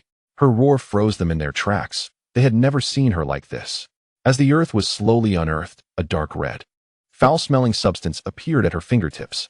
She dug even faster, and finally, when the last clump of charred earth was removed, a grotesque sight emerged before her. It was not a complete body but rather a horrific mass of charred, congealed flesh, indistinguishable as to where the limbs began or ended. Amongst it lay the necklace of the first Hokage, resting quietly atop a segment of flesh that barely resembled a neck. The necklace's crystal had been stained a dark crimson, smeared with dirt, blood, and unidentifiable brain matter. Time froze. The world fell silent. Tsunade's movements came to a complete halt. She knelt there, as if turned to stone, staring at the grotesque mass, at the necklace. Slowly, trembling hands reached out to grasp the necklace from the bloody remains. The cold, sticky sensation coursed through her fingertips. Reality descended upon her like an unseen, colossal hammer, shattering all her illusions, splintering her very soul. A strangled, dissonant wail escaped her throat. In the next instant, an anguished scream, so inhumanly piercing it seemed to tear apart the fabric of the air, erupted from her mouth, reverberating throughout the valley of no return. That sound was laden with the utmost agony and despair, sending the crows swirling into flight. Blood and tears surged forth from her beautiful brown eyes, transforming the world into a warped, boundless sea of crimson. She knelt before her brother's shattered remains, clutching the cold necklace, unleashing the most profound lament of her life. Just as her spirit teetered on the brink of being engulfed by the endless darkness, a calm voice, utterly incongruous with the surrounding hell, pierced through the air behind her without warning. Child of the Senju clan, do you wish to save him? Chapter 40. The wandering healer. That voice, devoid of any tremor, struck like a searing steel needle, piercing the tightly wound nerves of the three, taut with despair and caution. Time seemed to stretch infinitely in that moment. Tsunade's heart-wrenching wail ceased abruptly. Her body froze, tears still clinging to her lashes, her bloodshot eyes gradually turning toward the source of the voice. Jiraiya's muscles tensed instantaneously. Like a bowstring drawn taut, he suddenly turned around, placing Tsunade behind him. His face, usually adorned with a hint of jest, now bore an unprecedented gravity. Orochimaru's movements were the swiftest. He almost glided to the side of the formation the moment the sound echoed, his hand resting on the hilt of his sword. Golden serpentine eyes fixated intently in that direction. Then, they beheld it. In that hellish canvas stained dark red with blood and scorched earth, a figure had appeared. One who should not have been there. It was a man, clad in the simplest of plain garments, with unrestrained black hair cascading over his shoulders. He possessed a visage so strikingly handsome that it seemed crafted by divine hands. Strangely, he stood barefoot atop the viscous pool of blood and shattered earth. Yet his feet and the hem of his clothing remained unsullied, as pristine as the first rays of dawn. He stood there quietly, as though he existed in a realm entirely separate from the bloody chaos and decay that surrounded him. Rather than having entered hell, it was as if hell itself recoiled at his presence. "Who are you?" Jiraiya's voice was dry and hoarse as he assumed a standard combat stance. Yet his heart sank in a frenzy. He sensed nothing, not a whisper of chakra disturbance. The man before him felt like a stone, a tree, an utterly mundane entity that did not exist within his perceptual web. It was this very ordinariness that sent a chill racing from his feet to the crown of his head. How could an ordinary person silently traverse the traps of a Wagakure and the vigilance of Konoha to appear at the very heart of this battlefield? Orochimaru's pupils had narrowed into two perilous slits. His long tongue extended uncontrollably, moistening his cracked lips. Danger. Extreme danger. This was the most piercing alarm of his ninja instincts. Yet, throughout it all, the man never cast a glance at either of them, as if they were mere bothersome insects unworthy of his attention. His gaze calmly passed over Jiraiya's shoulder, settling on the blonde girl kneeling on the ground, lost and forlorn. Then upon the heap of charred remains before her that could no longer be called human. There was no disdain, no pity in his eyes, only an almost indifferent scrutiny, akin to a craftsman examining a flawed creation. He spoke again, his voice still flat, but carving each word into the ears of those present with the precision of a chisel. "I ask you, do you wish to save him? Answer me, yes or no."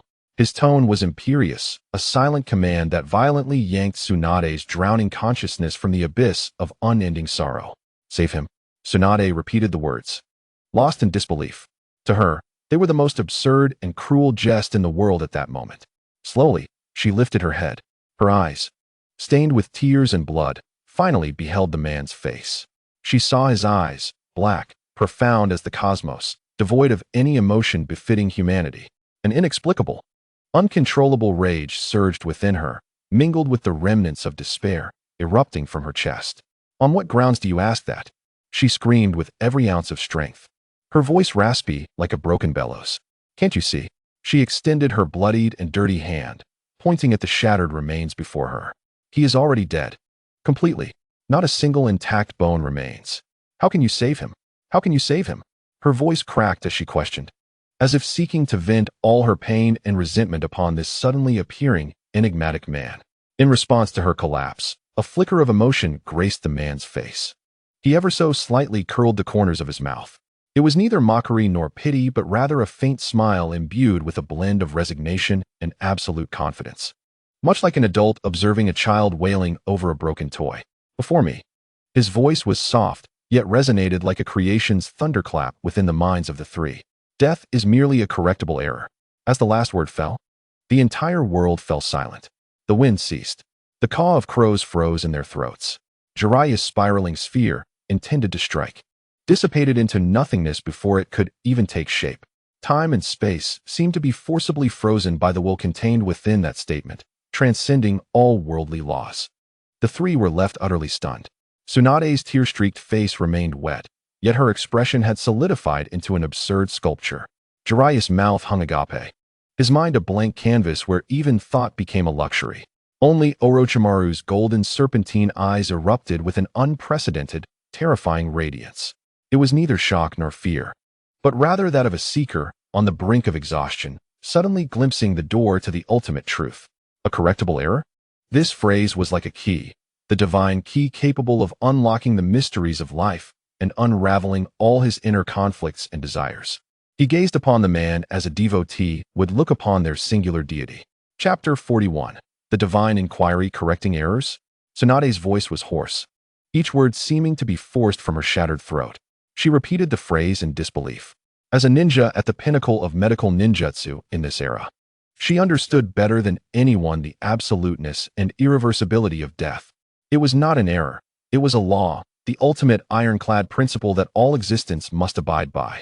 Just as a sliver of mad hope, one she dared not acknowledge, began to sprout in her grief-laden heart due to that absurd statement, another voice shattered the frozen silence. "Are you suggesting resurrection?" Orochimaru pressed a hand to his forehead, his movements stiff. His complexion was pale, yet within his golden serpentine eyes burned an almost pathological flame of truth-seeking fervor. "As far as I know, that is merely a myth." His words remained unfinished. Chen Yang did not even spare him a glance, abruptly interrupting him. In his calm tone lay an unmistakable disdain for the trivial wisdom of mortals. Edo Tensei, merely a sacrilege of the deceased souls, binding them to the earthly realm through clumsy tricks. Chen Yang's gaze, unwavering and heavy, bore down upon Tsunade like an invisible mountain. What I speak of is true life. Boom. This declaration resonated with a force far more impactful than any miraculous display of power before. It reverberated in the minds of the three like a thunderclap, incomprehensible yet deafening. Orochimaru's breath caught in his throat. His pride in his understanding of forbidden techniques was casually dismissed as mere folly in the presence of this man. Chen Yang stepped forward, traversing several meters in an instant, silently appearing before Tsunade. From his elevated stance, he looked down upon the kneeling princess of the Senju clan, a woman destined to save countless lives, yet unable to rescue her own heart. Then, he posed his first question. His voice, though flat, sliced through Tsunade's pride and pretense like the sharpest scalpel. How many lives have your esteemed medical ninjutsu saved? And how many have you watched perish? This question pierced her heart like a burning iron needle. She yearned to retort, to scream, to convey the countless comrades she had saved, the relentless dedication she poured into her medical endeavors. Yet, as she opened her mouth, no sound emerged. The lifeless eyes in the hospital, the cold bodies on stretchers, the expressions of despair and agony on her comrades' faces before their demise, all flashed before her like an inescapable nightmare. She had saved many, but she had witnessed far more succumb to death. So many that each night, as she closed her eyes, she could hear the silent wails of the departed echoing in her ears. Observing her countenance, which had lost all color, Chen Yang's inquiries persisted. His voice remained calm, yet struck her beliefs like hammer blows against a fragile foundation. Your medical skills merely mend the broken remnants before the line drawn by death. Your hands can only momentarily delay the flow of life, yet they can never truly conquer death nor create perfection. He lowered his head slightly, his unfathomable gaze reflecting the pain and confusion etched upon Tsunade's face. Tell me, what significance does such medical skill hold? What significance? The four words fell like a curse from the depths of the abyss, shattering the last bastion within Tsunade's heart. She trembled violently. Indeed, what significance? Striving with all her might merely reclaimed a few shattered fragments from the grip of death, exhausting her efforts. She could only watch helplessly as more lives turned to dust before her. Everything she had stood for, everything she had taken pride in, everything she had fought for seemed so pale, so laughable, so utterly meaningless beneath the weight of this man's casually posed questions. The pride that had once supported her, the backbone of the Senju clan, was utterly broken in that moment. Unable to bear it any longer, she collapsed, her hands falling limply into the blood-soaked earth. Tears streamed down her face once more, but this time not from sorrow, rather from the profound void and confusion left in the wake of a shattered belief. Jiraiya watched this scene, his heart in agony.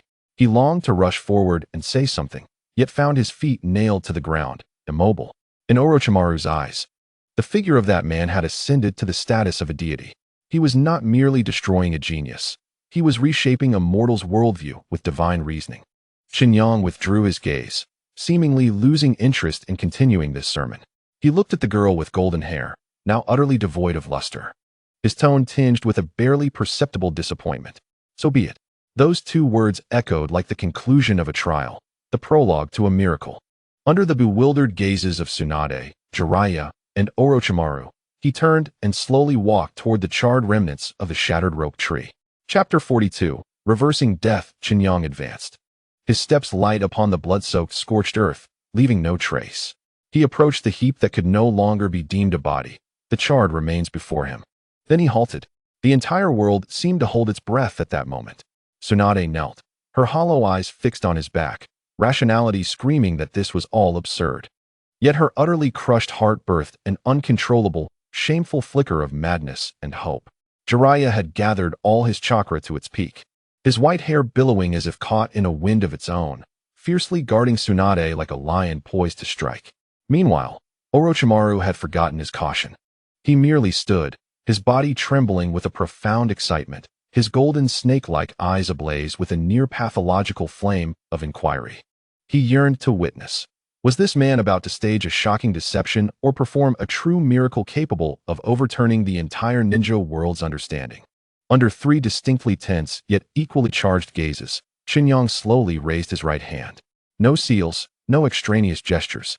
That hand, pale and elongated, with clearly defined joints, stood in stark contrast to the surrounding carnage like an immaculate ivory sculpture untouched by dust.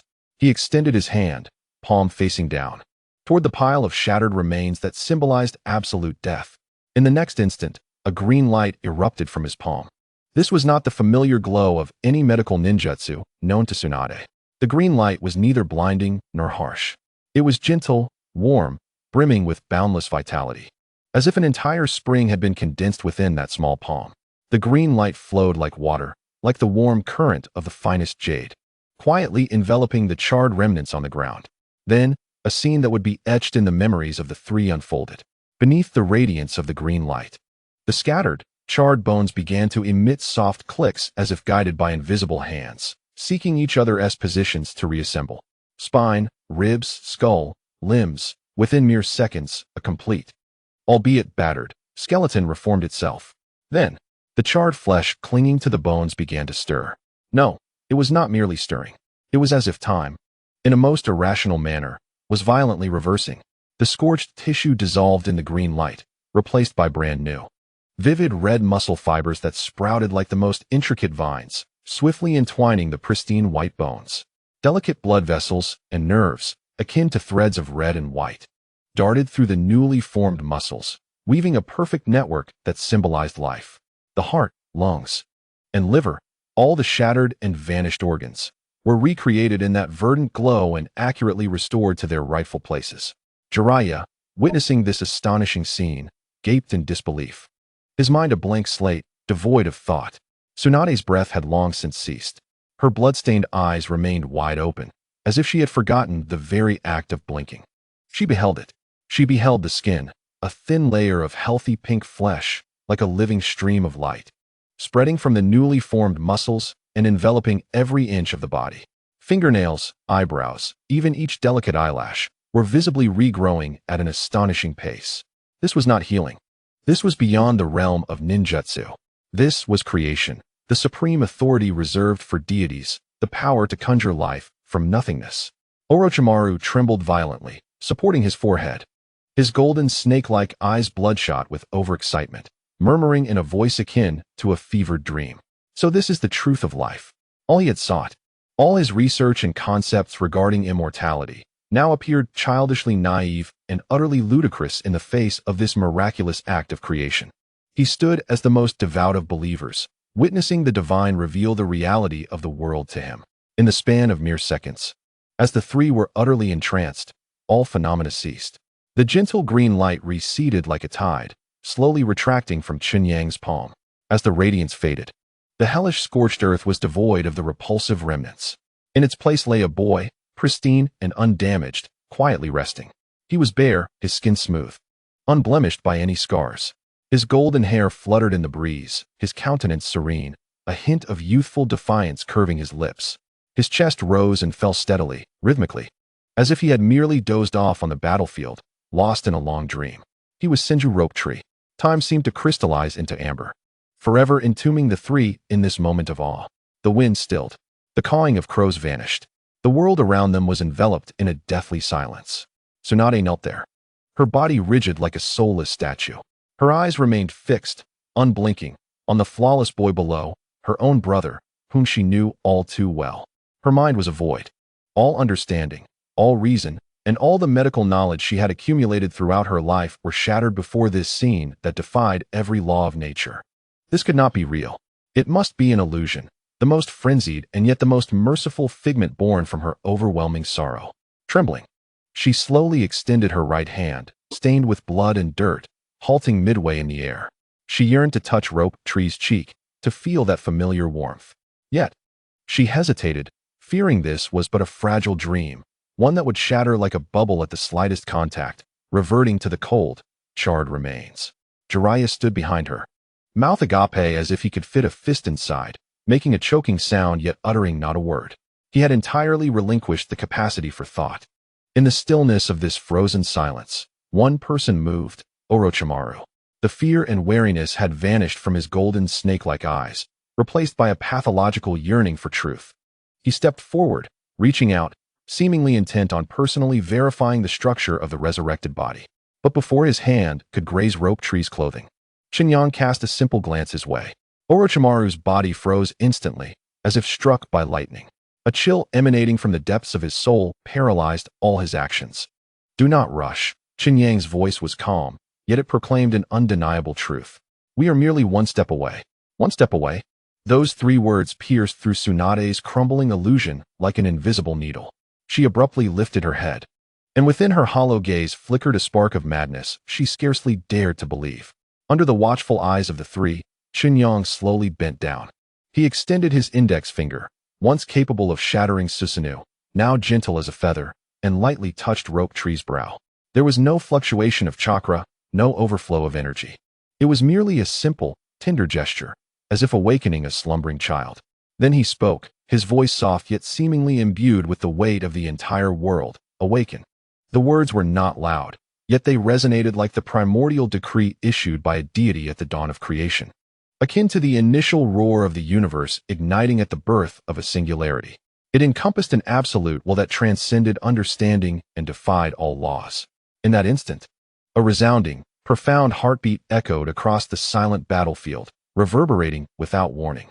The sound did not emanate from Rope Tree's fragile chest, but rather resembled an invisible war drum of the heavens, struck by a divine hand, forcefully resonating against the hearts of Tsunade, Jiraiya, and Orochimaru. Thud. The second beat, steadier than the first. Thud, thud, thud. The heartbeat quickened, transforming from a solitary thump into a resounding symphony of life's most powerful cadence. In the faces of the three, which could scarcely be described with words, Rope Tree's once flat chest began to rise and fall steadily, strongly, in rhythm with the heartbeat. Fresh, warm blood surged through the newly formed vessels, bestowing true life upon this perfect vessel. The boy's long eyelashes fluttered gently, once, twice. Then, under Tsunade's nearly breathless gaze, he abruptly opened his eyes wide. It was a pair of clear eyes, imbued with a hint of bewilderment from awakening, yet brimming with vitality, eyes belonging to the thousand-handed Rope Tree. In that fleeting moment, the world regained its vibrancy. "Ah!" Tsunade emitted a discordant whimper from her throat, as the string named rationality snapped entirely. It was neither a lament of sorrow nor a scream of fear, but rather a silent outpouring. A cataclysmic release of all emotions compressed to their utmost limits. She could no longer bear it, rushing forward like a lost child who had finally found the path home, tumbling and scrambling as she embraced that warm, lively body exuding a familiar scent. Tears surged forth like a torrent, instantly soaking the shoulders of the Rope Tree. He was momentarily taken aback by this unforeseen embrace. Sitting up in confusion, he surveyed the unfamiliar, hellish wasteland surrounding them. Lowering his gaze, he noticed his sister, trembling violently, weeping uncontrollably as she clung to him. Hesitantly, he raised his hand to pat Tsunade's back, issuing his first bewildered inquiry since his resurrection. "Sister, how did I end up here?" Chapter 44. Who am I? His voice, filled with confusion, resonated like a stone cast into a still lake, sending ripples named reality spreading outwards. "Sister, how did I end up here?" Tsunade tightened her grip around him, her body quaking violently. She offered no reply, for she could not. Instead, she exerted all her strength to draw her brother's warm, vibrant form even closer, as if releasing him would cause everything before her to dissipate into thin air. The tears had dried, replaced by a discordant sob that mingled joy and fear, spilling endlessly from her torn throat. "It's wonderful, Rope Tree, it's wonderful." Beyond these few pale words, she found herself unable to articulate any complete thoughts. She greedily absorbed her brother's warmth, feeling the steady, powerful rhythm of his heartbeat within his chest. It was the sound of life, the most beautiful symphony she believed she would never hear again. Rope Tree struggled to breathe, confusion etched across his face. He gently patted his sister's violently trembling back, attempting to soothe her, yet his gaze uncontrollably swept over the hellish wasteland around them. Shattered weapons, scattered forehead protectors, and the haunting sight of dried, dark red bloodstains. This was a battlefield. His memories were stuck at the moment when his team entered this area, followed by a blinding flash. What had transpired thereafter? Why was his sister crying so desperately? Jiraiya stood nearby, scratching his white hair vigorously, his expression akin to one witnessing the legendary Toad Sage performing a dance, utterly captivated. He glanced at the lively rope tree nestled in Tsunade's arms, then turned to observe the deep pit, shattered and emitting heat, that resembled molten glass. A living person, a heap of dismembered flesh. His mind crashed between these two irreconcilable images. He murmured, must be dreaming. Yet amidst the atmosphere suffused with the joy of reunion and overwhelming shock, one individual exhibited a reaction starkly different from the rest. Orochimaru stood motionless, his golden serpent-like eyes slowly shedding the initial shock and astonishment at a terrifying pace. In its place burned a flame, one that a seeker, having exhausted their life, suddenly glimpses as the ultimate door to truth, fervent and pathological, capable of consuming their very soul. The usual coldness on his face transformed into an almost sacred, pilgrim-like reverence.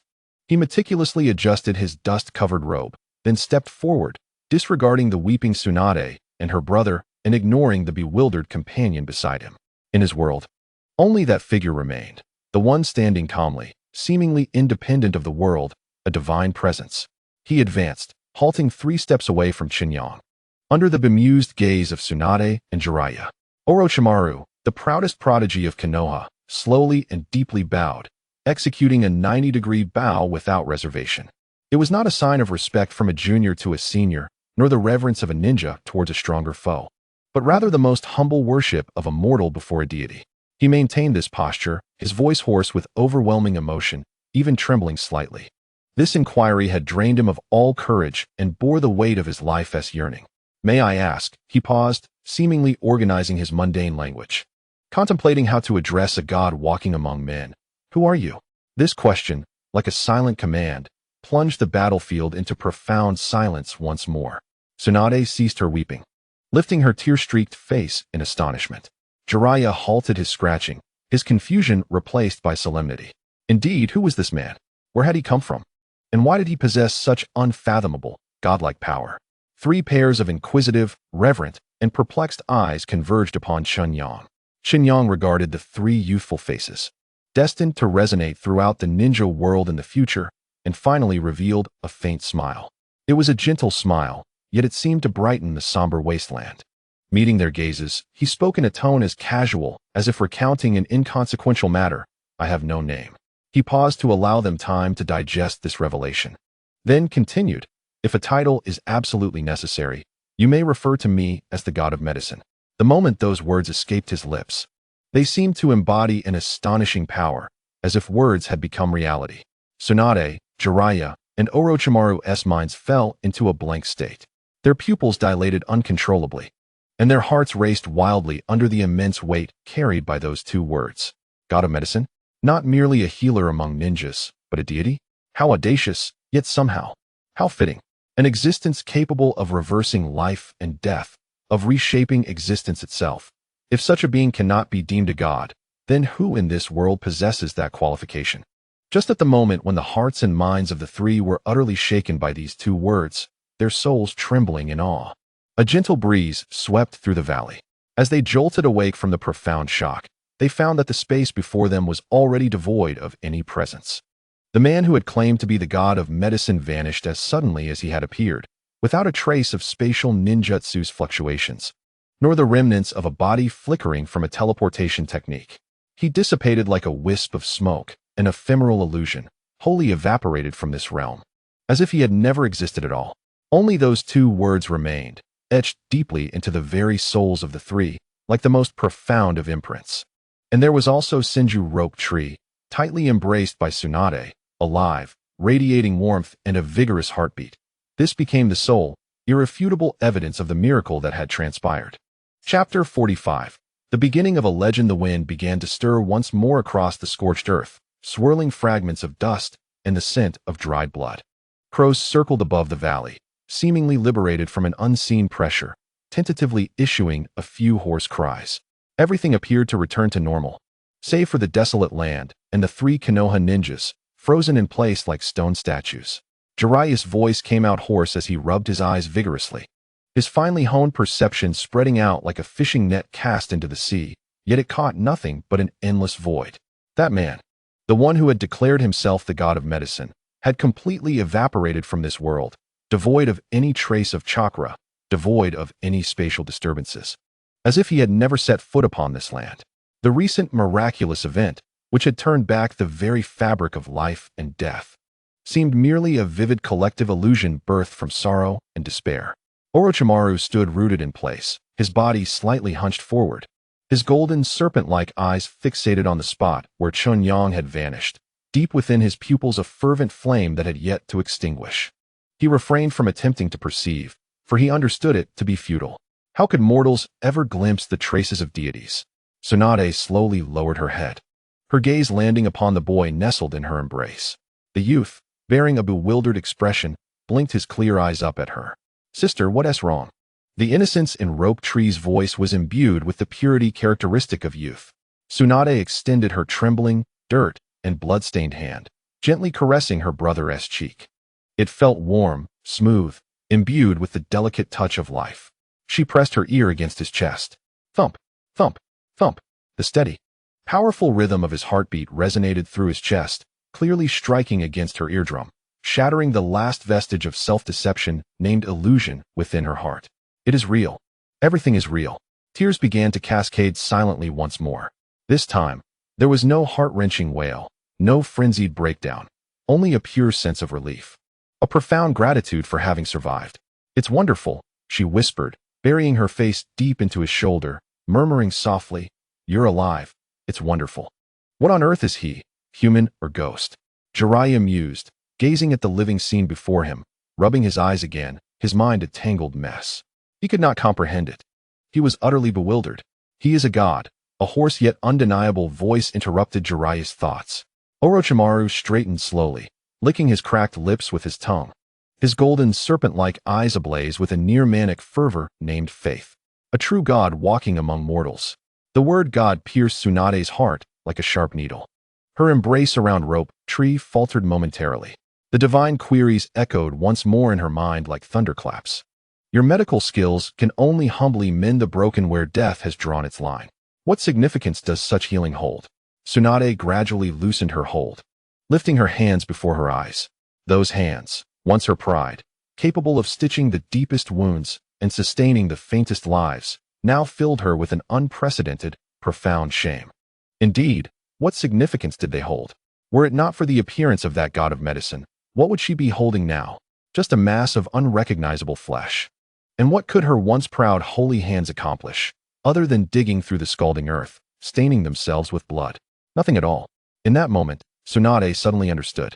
Beyond the anguish of losing her brother, a stronger yearning emerged, an insatiable desire for the unknown truth, for the power that could govern life itself. Akin to a seed planted by the divine, violently breaking through the barren soil of her heart, rapidly growing into a towering tree. She must find him. She had to find him. This thought seized her entire soul with unprecedented intensity.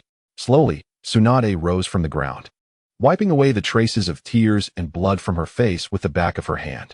When she lifted her head again, all traces of sorrow and confusion had vanished from her brown eyes.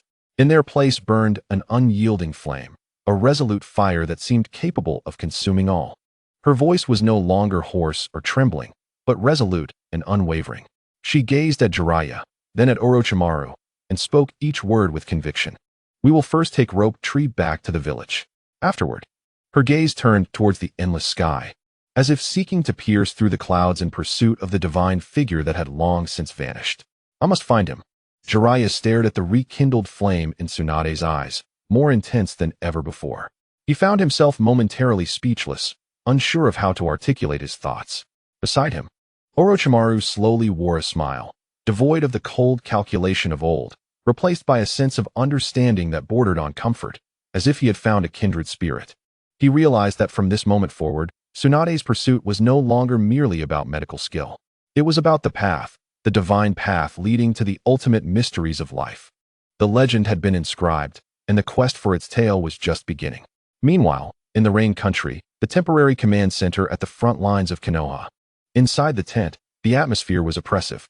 A senior ninja responsible for compiling battle reports was presenting a scroll just returned from the frontline search team to the commander of the operation. "Commander," he spoke in a low voice, tinged with reluctance. "The situation of Team 7 has been confirmed. Captain Senju Rope Tree is confirmed deceased. His body was irreparably damaged by a large-scale explosive tag trap and cannot be recovered." The commander accepted the scroll, silently scrutinizing its contents, a shadow of sorrow crossing his weathered face. "The only grandson of the first Hokage," he sighed, preparing to pin an official notice of death to the village. Just then, the tent flap was abruptly thrust aside, and a communication ninja tumbled in, his face reflecting sheer shock and bewilderment. "Report, Commander." His voice was sharp with excitement. "We received an urgent message from Lady Tsunade's team." The commander furrowed his brow and asked in a grave tone, "What is it?" The communication ninja swallowed hard, his voice incredulous as he proclaimed, "Lady Tsunade says she has found Rope Tree Chunin. The target," he inhaled deeply, nearly shouting, "is confirmed alive." The commander's hand, poised with a pen, froze as he regarded the messenger with a calmness that belied the storm of confusion within, slowly responding, "Are you mad?" Chapter 46. The tremor of Konoha in the Hokage's office, the scent of burnt tobacco mingled with an inescapable heaviness. Sarutobi Hiruzen sat behind his desk, the cold touch of his extinguished pipe reminding him that this was no nightmare. On the table lay a confirmed death list just received from the frontline command. At the top was the name Senju Rope Tree. He closed his eyes, the image of the boy who had always followed Tsunade, loudly aspiring to become Hokage, surfacing in his mind. He was his ancestor's only grandson, and the future of Konoha he had failed to protect. An indescribable weariness and guilt bore down upon him like a mountain. At that moment, without a knock or footfall, a figure wearing a raccoon mask emerged from the shadows. Kneeling in the center of the office, "Hokage-sama." The Umbu's voice was devoid of inflection, yet carried an urgent tone. "Top secret intelligence from the Rain Country frontline." Hiruzen slowly opened his eyes and took the scroll sealed with special wax. Upon seeing the red mark indicating utmost priority, his heart raced. Could a Wagakure be launching a full-scale assault? He quickly unsealed the scroll, its scant lines penned in an urgent hand. The content sent tumultuous waves through his otherwise calm demeanor. "Target Senju Rope Tree, confirmed alive." Hiruzen's movements froze. He stared at those words, each recognizable. Yet together they formed a cryptic message beyond comprehension. Alive? Just an hour ago, he had received confirmation of the destruction of the body, deemed unrecoverable. There must be an error, he rasped, his voice strained. Immediately confirm with the frontline through the highest communication channel. Yes. The Umbu melted back into the shadows as silently as he had come. Hiruzen pressed the absurd scroll onto the table and reached for his pipe again, only to find his hand trembling slightly. He struck the match several times, failing to ignite it. The office fell into an even deeper silence. Time stretched interminably. After an unknown duration, another Umbu reappeared, this time bearing a more substantial and detailed report. "Hokage-sama, this is a detailed report personally written by Lady Tsunade. Co-signed and confirmed by Orochimaru and Jiraiya." Hiruzen seized it eagerly. He was intimately familiar with Tsunade's handwriting, yet the content felt like reading an absurd myth. A mysterious individual claiming to be a god of medicine, a miraculous reversal of death, a pile of charred flesh restored to the boy, whole and hearty, bathed in green light. Absurd. Hiruzen leaped to his feet, slamming the report onto the table. Tsunade must be overwhelmed with grief, experiencing hallucinations. He could not believe it, nor could he accept it. What terror might arise from a being capable of resurrecting the dead? Such power, beyond the limits of all knowledge in the ninja world. What would it mean for Konoha, for the entire world, were it to manifest on the battlefield? He immediately summoned his two advisors, Nara Shikaku and Mito Uzumaki. The seasoned elders of Konoha fell into a profound silence after reviewing the report. "This is impossible," Nara Shikaku spoke first, his expression unusually grave. "Tsunade is someone we watched grow. She is not a child who lies. Yet this matter is too extraordinary." "I concur," Mito came and adjusted his glasses. "It is more likely that their team collectively fell victim to some exceptionally sophisticated genjutsu. This so-called god of medicine may be a new weapon employed by the enemy to disrupt our morale." This explanation seemed the only reasonable one amidst the chaos. Just as Hiruzen prepared to order the dispatch of an Umbu skilled in illusion techniques to the front line for investigation, The office door was violently thrust open. A senior ninja in charge of the village gate stumbled in, his expression one of sheer horror. "Hokage-sama." His voice quivered with shock. "Lady Tsunade has returned." And he struggled to swallow, his tone incredulous. "She has brought back Lord Rope Tree. Alive." Boom. This declaration struck the three highest authorities of Konoha like a lightning bolt. In an instant, they vanished from sight. When they reappeared, it was outside the elite intensive care unit of Konoha Hospital. Through the isolation glass, they beheld the boy who should have been reduced to ashes, now vibrant and lying on the hospital bed, munching on an apple while complaining about the tediousness of medical examinations. Beside him stood Tsunade, Jiraiya, and Orochimaru. A department head from the medical division, trembling, presented a freshly completed full examination report to Hiruzen. "Hokage-sama." His voice trembled with reverence and confusion. "Lord Rope Tree's body is flawless. No, more than flawless. Every cell within him is imbued with unprecedented vitality, healthier than before his mission. All doubts, all speculations, all illusions were utterly shattered before the living, vibrant youth who pulsated with life." Sarutobi Hiruzen slowly turned around, wordlessly making his way to his office. Each step felt as though he were treading upon the edge of a blade, heavy and arduous. Upon returning to the familiar confines of his office, he closed the door, effectively sealing all external clamor away. Approaching the window, he gazed down at the peaceful and serene village below, yet his body trembled uncontrollably. He did not dare to revisit that report, for he understood that Tsunade had not lied. Such an existence truly thrived, a deity who treated death as a mere amendable error. This was no threat. It transcended the very concept of a threat. It was an absolute variable capable of upending the entire world order, rendering all shinobi villages, all kages, and all wars nothing more than a farcical joke. What was he to do? To confront it? With what could one oppose an entity capable of resurrecting the dead? To appease it? What could a god possibly require from mere mortals? Hiruzen paced restlessly within his office, clenching the ever-present pipe in his hand, his knuckles turning white from the strain. For the first time, he felt the weight of his insignificance. For the first time, he sensed the impotence that accompanied the title of Hokage. Time slipped by unnoticed. Abruptly, he halted in his tracks. The gentle demeanor that usually graced his face had shed all hesitation and confusion, replaced instead by a cold resolution befitting a true shinobi. He lifted the Hokage hat from his desk and placed it resolutely upon his head, as if to weigh down the turbulent storm brewing within his heart. A shadowy figure appeared silently before him. Hiruzen's voice resonated, deep yet imbued with an unyielding authority, echoing through the expanse of the office. "Transmit my highest directive. From this moment forth, seal all information related to the god of medicine. Categorize it as top secret. All who are privy must sign a confidentiality seal. Assign the danger level of the god of medicine as S rank. Establish a dedicated investigative team, which you will personally oversee." Remember, he lifted his gaze, and within his murky eyes flickered an unprecedented sharpness. At all costs, ascertain his origins, his intentions, and his weaknesses. Yes, the shadowy figure vanished once more, leaving the office in silence. Hiruzen slowly took his seat, finally igniting the long-extinguished pipe, inhaling deeply. Amidst the swirling smoke, his gaze deepened into an abyss of contemplation. Unbeknownst to him, just below the Hokage's office, in a deeper, darker, and hidden underground realm, another man had also received the same extraordinary intelligence. Shimura Danzo stared at the words resurrection inscribed upon the scroll, and beneath the bandages that swathed his right eye, a glimmer of greed and desire flickered, almost tangible. "The power of a god," he rasped, his voice hoarse and filled with excitement, uttering to himself, "It must be mine." Chapter 47. Danzo's ambition. In the deepest recesses beneath Konohagakure, devoid of sunlight and wind, the air was cold and damp, laced with the persistent scent of earth and rust. This was the base of Root, the darkest and most sinister shadow lurking beneath the village's radiant facade. Seated upon a stone pedestal was Shimura Danzo, merging seamlessly with the darkness like a statue carved from night itself. Before him, a Root ninja, masked and faceless, knelt on one knee.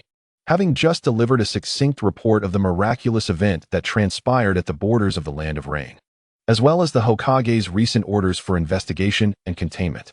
As the report concluded, a deathly silence enveloped the cavern. The kneeling ninja remained as still as a stone. suppressing even the faintest breath. Danzo remained silent, his solitary exposed eye glinting ominously in the flickering firelight. Time trickled by, the oppressive atmosphere thick as mercury, causing the surrounding root ninjas to feel their very bones groan under the weight of expectation. Suddenly, Danzo's bandaged right hand slowly clenched into a fist, the knuckles cracking sharply in the stillness, a sound that pierced the silence like thunder. In his mind, a storm brewed, far more tempestuous than any ninjutsu. Resurrection. To reconstruct a living being from a pile of shattered flesh. He recalled the first Hokages would release, a power capable of quelling chaos. A force he had yearned for throughout his life, even to the extent of transforming himself into a creature neither human nor beast to acquire it. He thought of the Uchiha clan's Sharingan, a forbidden eye capable of distorting reality and illusion, feared even by the god of shinobi. Yet, both the wood release that birthed forests and the ocular techniques that manipulated life and death paled in comparison to the divine miracle described in the scroll, a phenomenon that effortlessly reversed the cycle of existence. It was not ninjutsu, it was dominion. It was the supreme authority reserved for a creator, the master of the laws of life. Hiruzen's face flashed in his mind, that old classmate, the Hokage who incessantly spoke of the will of fire, his indecisive visage ever present. Investigation? Containment? How ludicrous. Faced with the divine scepter left behind by a god, instead of striving to grasp it firmly, he hesitated to uncover its origins? Foolish. A woman's mercy. This was the root of Hiruzen Sarutobi's inability to become a true power player. He could never comprehend that order is not maintained by so-called will and protection, but through absolute power and control. If he could obtain such power, the thought ignited like a seed, a flame and forged of magma, exploding within his long-frozen heart, instantly blossoming into a towering tree of insatiable desire. If he could possess such power, what value was the title of Hokage? Unifying the entire shinobi world, establishing an eternal iron-fisted order governed by the will of Shimura Danzo would no longer be a mere fantasy, but an attainable reality. It must be his, at any cost. This notion overwhelmed all reason and calculations in his mind. Danzo slowly rose from the cold stone pedestal. His figure, not particularly tall, cast a massive and distorted shadow in the flickering firelight, enveloping all present. With a voice devoid of emotion, yet imbued with absolute will, he issued a command to all the root ninjas in the cavern. Transmit my orders. From this moment forth, the root organization shall abandon all ongoing tasks. All members mobilize. His voice echoed through the vast cavern, each word striking like a frigid chisel, deeply etching into the souls of those present. The singular objective of Root was to locate the man who called himself the god of medicine. Then, he must be brought back. The command was clear and resolute. However, the ninja kneeling at the forefront exhibited a subtle stiffness in his posture. To retrieve an entity capable of effortlessly resurrecting the dead? The difficulty of this task had transcended their comprehension. Danzo caught the fleeting moment of hesitation in him. A chilling glimmer flashed in his singular eye. He added coldly and cruelly to the latter part of the command, alive, if possible. If he resists, dead will suffice. I merely require his body and the secrets within his mind. This statement, akin to a most malevolent curse, seemed to plunge the temperature of the entire cavern several degrees lower. The root ninjas felt a synchronized shiver within their hearts. They immediately grasped Danzo's will. There was no need for understanding or contemplation. They simply had to execute. Yes, the response rang out in unison, as if the sound of metal grinding together reverberated through the cavern. Dozens of figures silently dissolved into the darkness, racing across the ninja world to fulfill their master's frenzied will. In the shadowy base, only Danzo remained. He stood there, feeling the ambition and desire swelling chaotically within his chest, as his singular eye reflected the entire landscape of the ninja world, along with the solitary divine figure that loomed over it. Meanwhile, in Konoha village, within a more clandestine underground laboratory shrouded by countless forbidden technique barriers, the atmosphere was starkly different from the cold cruelty of the root base. Here, a fervent flame of knowledge and truth burned brightly. Orochimaru paid no heed to the undercurrents swirling between the Hokage and Danzo. He harbored no interest in the power struggle. Instead, he secluded himself in this sanctuary, with a massive scroll spread out before him. The scroll bore neither illustrations of ninjutsu nor runes of forbidden techniques, but rather an intricately detailed diagram of cellular structures, crafted from memory. Beside it, frenzied and hasty notes brimmed with hypotheses that transcended the current era, not stimulated by chakra, but rather a more foundational rewriting of information. Soul data could be read and backed up. The essence of life forms may not be carbon-based, but a confluence of energy and information. He extended his long tongue, moistening his cracked lips, as a scholarly light of pure, almost pathological inquiry ignited within his golden serpent eyes, a light that only appeared when one glimpsed the ultimate truth. He had no intention of plundering or controlling, for he understood that before divinity, all mortal means were rendered insignificant.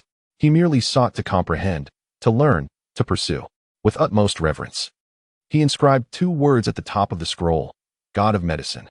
Then, he embarked on his own, wholly distinct, frenzied exploration of the divine. Chapter 48. Orochimaru's frenzy. In Orochimaru's laboratory, the air was as frigid as that of a morgue. Rows of specimens, steeped in green nutrient solution, silently observed him, akin to countless cold tombstones of his past research. Scrolls, mountains of them, towered from floor to ceiling, nearly occupying every inch of space. They encapsulated the fruits of his lifelong labor. Hypotheses on cellular cloning, analyses of soul energy, and revisions and extrapolations of various forbidden techniques. At the core lay 2 scrolls: Forbidden Technique, Impure World Reincarnation, and Forbidden Technique, Non-Dead Reincarnation. These were once his proudest cornerstones on the path to immortality. Yet now, he did not even spare them a glance. His body sat motionless on a cold stone chair, while his soul lingered on the scorched earth of the land of rain, drenched in blood and fire. That green light, the gentle radiance, brimming with the power of creation, defying all theoretical frameworks of ninjutsu, played repeatedly in his mind. Each detail was etched into his soul as if branded, clear enough to send shivers down his spine. That was not chakra. He was certain of it. Chakra was a tool, a form of energy that adhered to the laws of conservation and the principles of yin and yang. Yet that light did not abide by any rules. It was the embodiment of rules itself. Orochimaru slowly raised his hand, palm open before him. He recalled his pride in the impure world reincarnation, binding the souls of the deceased to a prepared vessel, reshaping them with dirt and seals. What a crude imitation. What a pitiful desecration.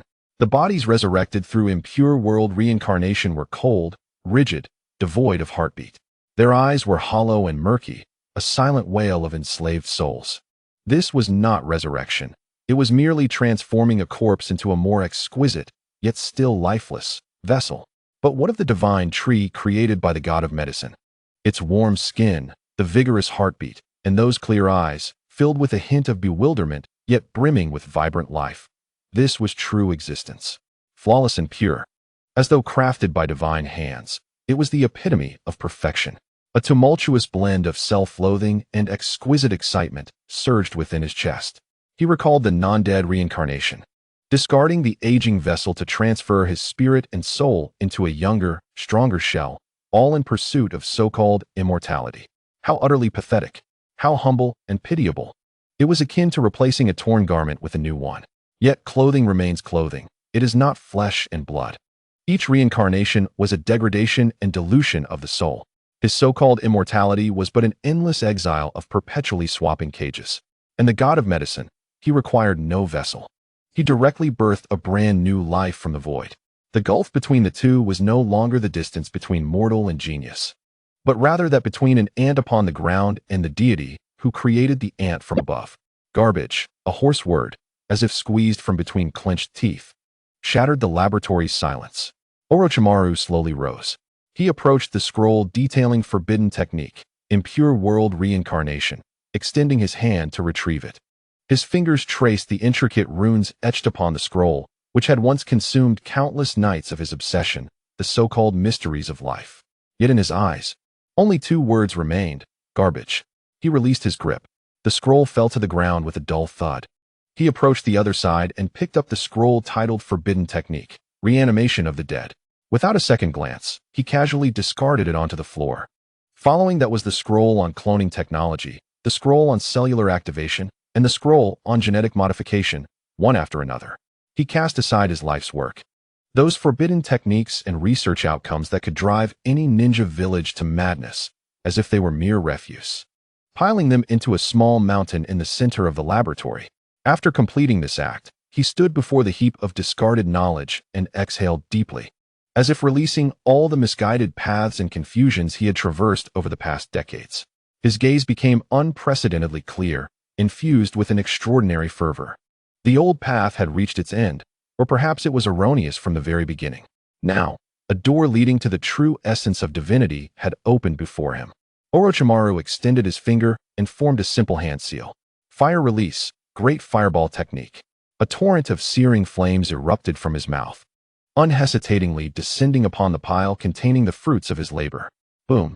The flames erupted, engulfing the precious paper and ink entirely. The inferno danced wildly in the cold laboratory, casting his shadow upon the walls, contorting it into a monstrous silhouette. Orochimaru stood before the blaze, allowing the scorching heat to wash over his face. Yet he felt no burn. Within his golden snake-like eyes flickered two flames, more intense and frenzied than the fire itself, a burning curiosity. He was incinerating his past while commemorating his rebirth. The flames blazed ever brighter, and when the last remnants of paper turned to ash, all that remained in the center of the laboratory was a bed of warm, blackened cinders. Orochimaru's world had been purified. He slowly turned and walked to a stone platform at the farthest recess of the laboratory. Upon it lay a single scroll, new, blank, and untouched by dust. He extended his trembling hand and gently unfurled it. Then, with a pen in hand, he adopted a posture of reverence akin to that of a pilgrim and inscribed 3 characters at the top of the scroll, the record of seeking the divine. From this moment forth, his lifelong ambition was irrevocably altered. No longer would he delve into those crude, forbidden techniques. Instead, he would explore the divine, studying every action and word of that man and the true power embodied in the laws he manifested. Orochimaru's long tongue uncontrollably flicked out, moistening his parched lips. His golden snake-like eyes, filled with bloodshot excitement, harbored a new, frenzied ambition that transcended the very concept of immortality. The god of healing, he uttered in a hushed, dreamlike voice that only he could hear, hoarse and fervent. I shall find you, analyze you, understand you. At last he paused, an unprecedented and terrifying light erupting within his serpent-like gaze. Surpass you. The impending betrayal of the future, the destruction of Konoha, and his covetous intentions towards Sasuke's body, all converged into a singular, radically different path of fervent pursuit. At the very moment when the upper echelons of Konoha trembled at the emergence of the god of healing, and the most brilliant minds descended into their respective frenzies, another core figure of the event, Tsunade, made an unexpected decision after securing her brother and lover. Chapter 49. Tsunade's quest outside the intensive care unit of Konoha Hospital. The corridor was so quiet that one could hear their own heartbeat.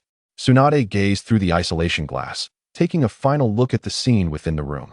Shoju was boasting to his visiting companions about his miraculous experience of being reborn, his face devoid of any gloom, brimming with youthful vigor.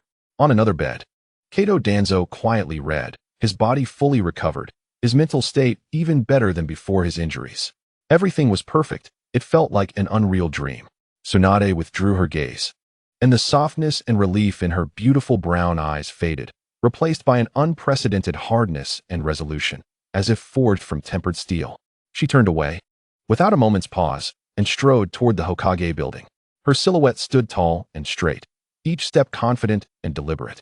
In the Hokage's office, Sarutobi Hiruzen finished processing the last sealed report regarding the god of healing, wearily leaning back in his chair. His pipe lay beside him, unlit. In recent days, the upper echelons of Konoha had navigated what felt like the aftermath of an earthquake, all disoriented by the report co-signed by the 3 legendary ninjas. Rebirth, divine medical arts. These words transcending reason bore down upon him like insurmountable mountains, nearly suffocating him. Knock, knock. A knock echoed. Come in. Sarutobi straightened in his seat. The door opened, and Tsunade entered. He regarded his most esteemed disciple with a gentle smile, poised to inquire about Shoju's condition. However, Tsunade's next action caused his smile to freeze in an instant. She wordlessly approached the desk and placed a neatly folded application in front of him. On it, her elegant yet strong handwriting clearly inscribed 2 characters, resignation. Sensei, Tsunade began, her voice calm, yet imbued with an undeniable firmness. I wish to resign from my position as head of the medical department. I need to leave the village for a while to travel and cultivate. The office fell into a profound silence.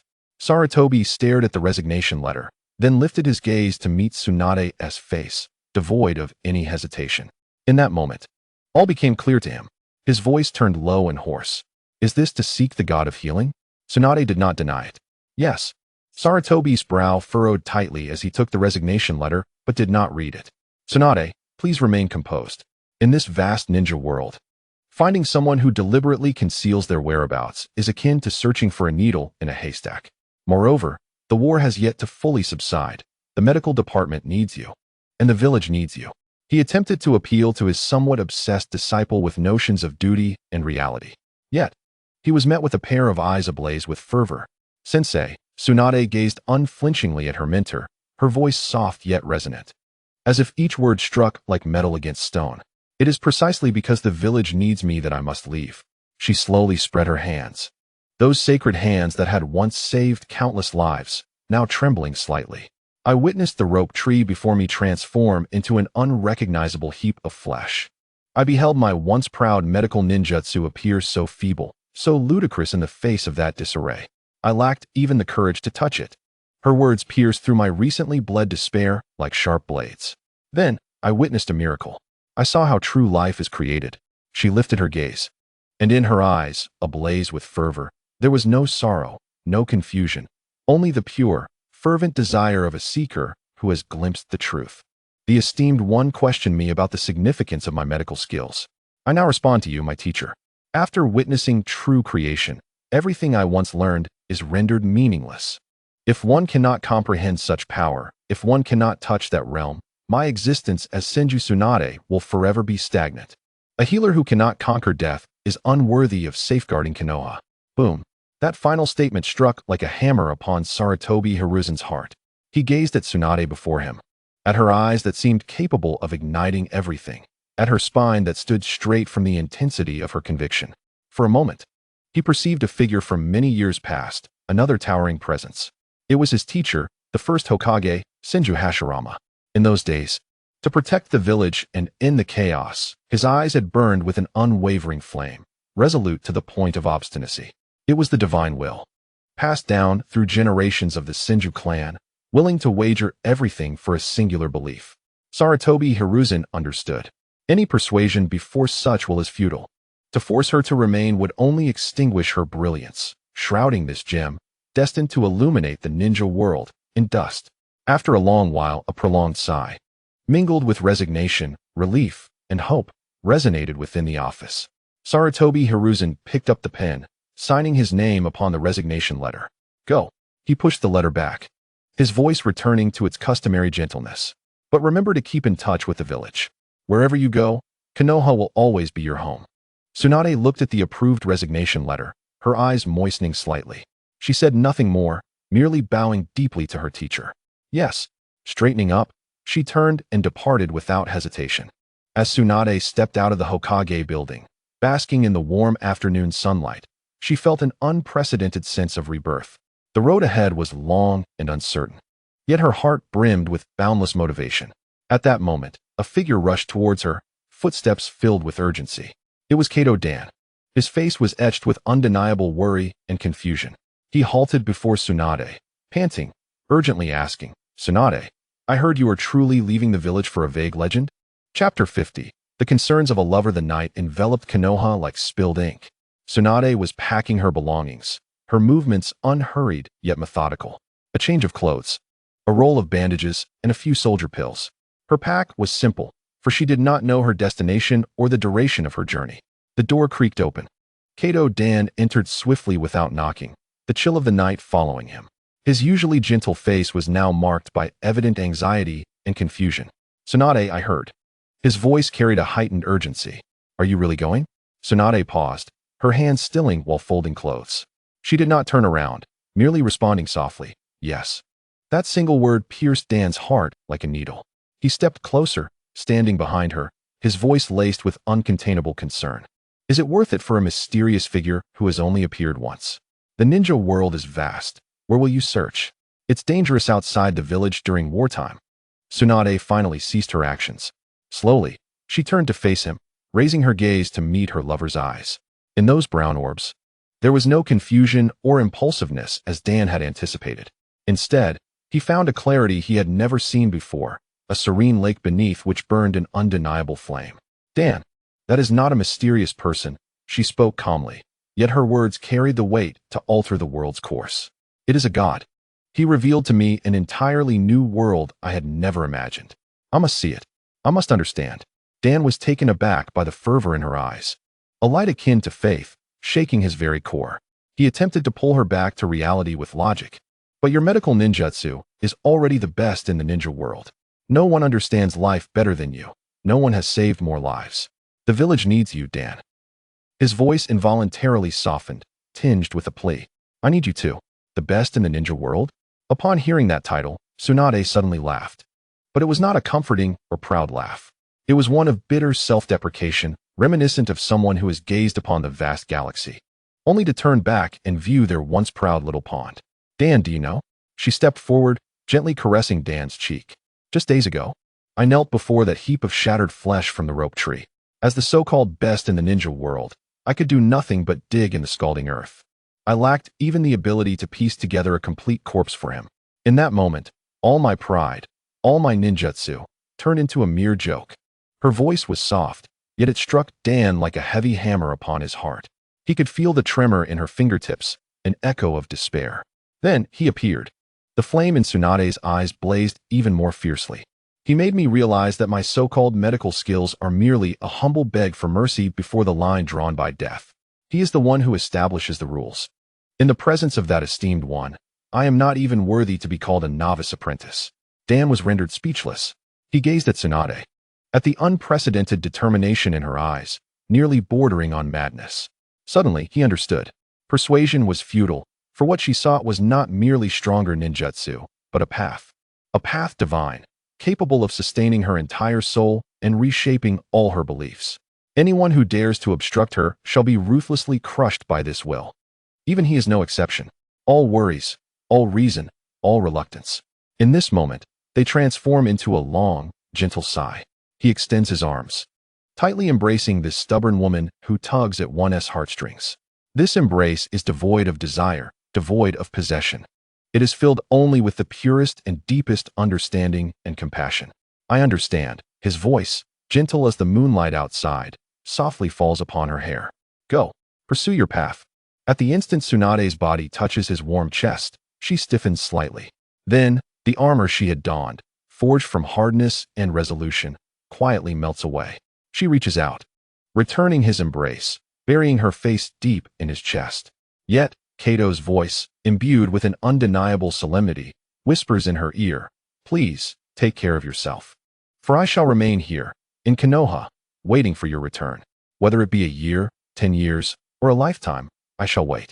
This promise, like the warmest seal, is imprinted deep within Tsunade's soul. She does not respond. She only clings tighter to the man in her arms. The following day, at dawn, the gates of Konoha slowly open in the morning light. Tsunade, carrying a simple bundle, sets forth alone on the road outside the village. She does not look back, for she knows there is everything she must protect behind her, and ahead lies the truth she must pursue. The vastness of the ninja world stretches out, misty and boundless. With no clear direction, from where shall she seek the traces left by a deity? The journey begins with the first step beneath her feet. Chapter 51. Traces of the Divine in the Land of Fire, Late Summer. The cicadas cry out in exhaustion, and the air is scorching as if it might ignite. Tsunade tightens her cloak around her, concealing her striking golden hair in the shadows, hastening through the streets of a border town. It has been 3 months since she departed from Konoha. Over these 3 months, she has traversed every town in the Land of Fire that borders neighboring countries, even daring to infiltrate the Land of Earth multiple times. Like the most devout ascetic, she searches for the elusive traces of divinity.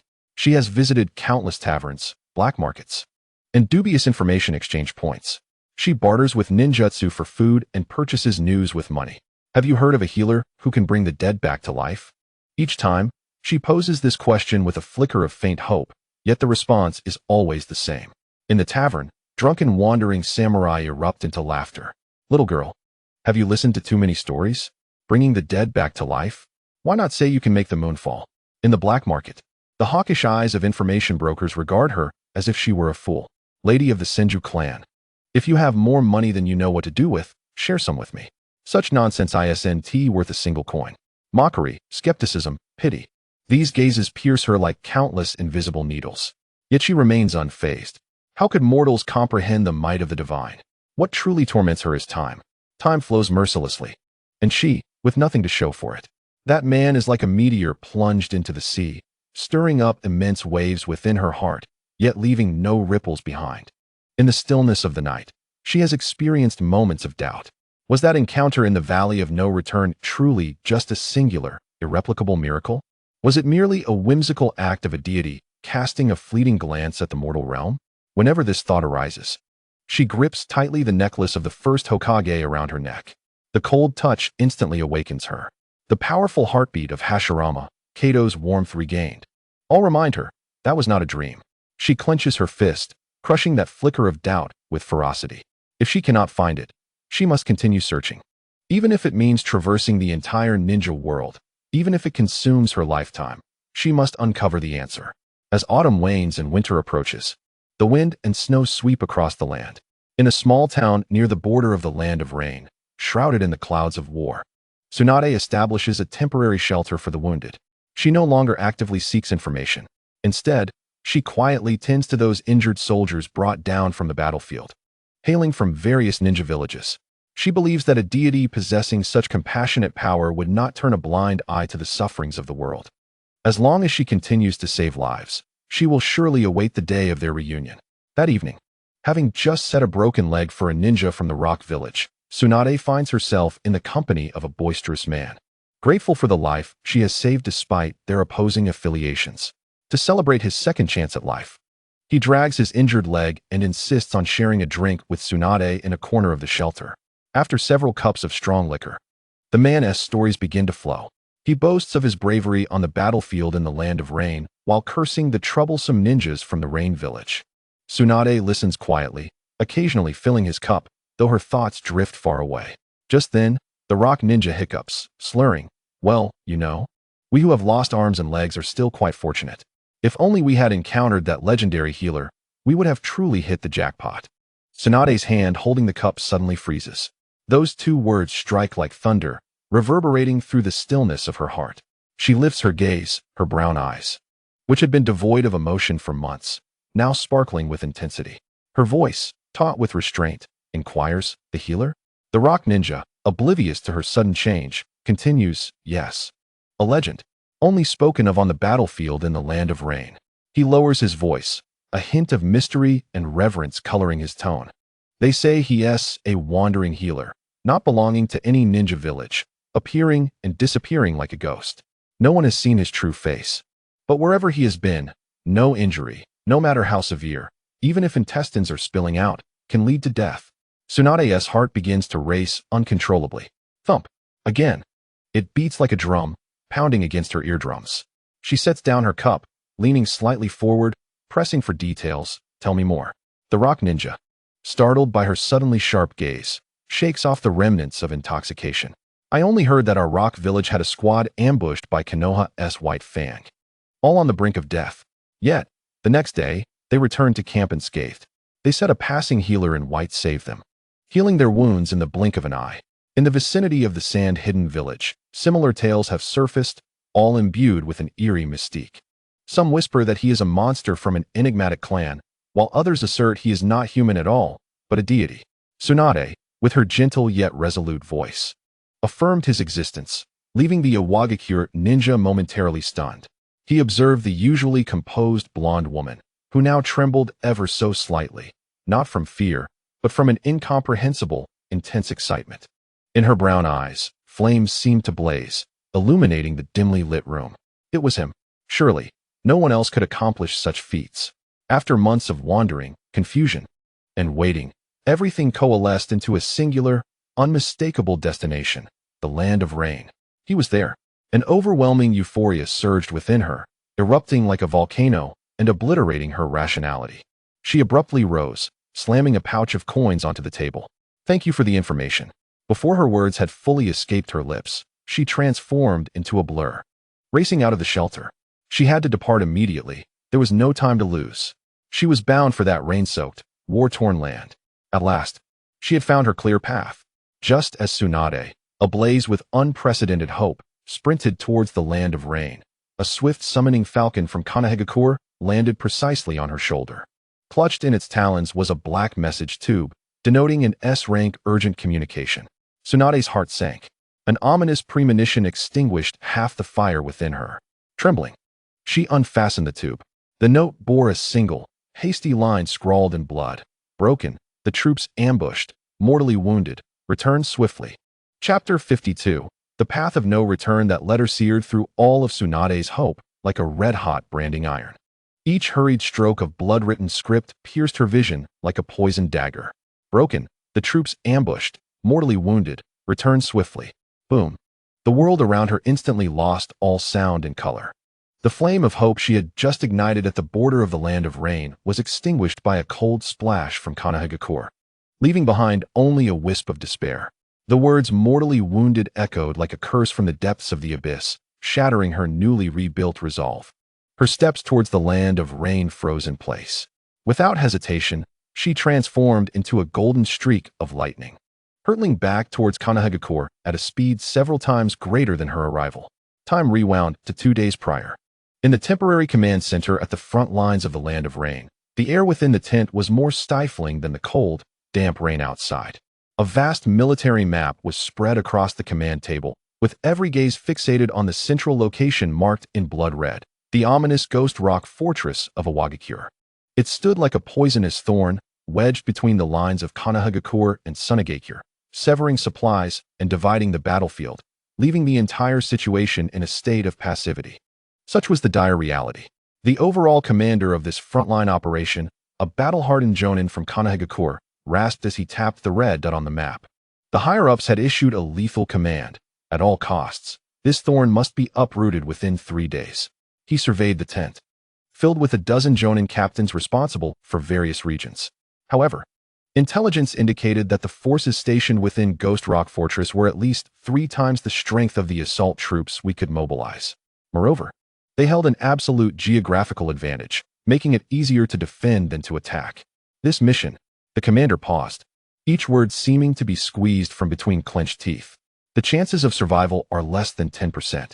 As his words hung in the air, the tent fell into a deathly silence. No one spoke. The atmosphere was heavier than blood-stained iron. Every individual present was an elite who had clawed their way out of mountains of corpses and seas of blood. They were unafraid of death. Yet, they feared a death devoid of purpose. The threefold disparity in manpower and the impregnable fortress rendered the situation not a raid, but a suicide mission. One jonin instinctively tightened his grip on the hilt of his sword, knuckles whitening from the pressure. Another stared intently at the map, as if attempting to burn the fortress down with his gaze. They frantically pondered, seeking even the slightest glimmer of a breakthrough. Yet all calculations ultimately pointed to the same grim conclusion: failure and total annihilation. Amidst the suffocating silence, a figure stepped forth from the crowd. It was Kato Dant. Unlike the others, his face bore no signs of grave concern or internal struggle. Instead, it radiated an unusual calm.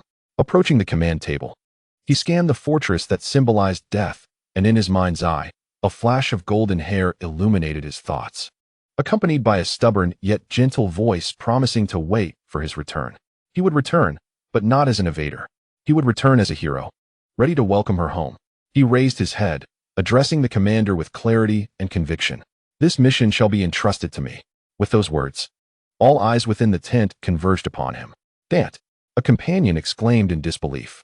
"Have you lost your mind?" Kato Dant disregarded his companion's protests, calmly presenting his reasoning to the commander. "My secret technique, the spirit transformation technique, can bypass most physical defenses and directly assault the enemy's command center and core facilities. Entrusting me with the beheading and sabotage mission is the most viable choice." The commander regarded him, his brow furrowed. "Dant, I acknowledge your technique's prowess.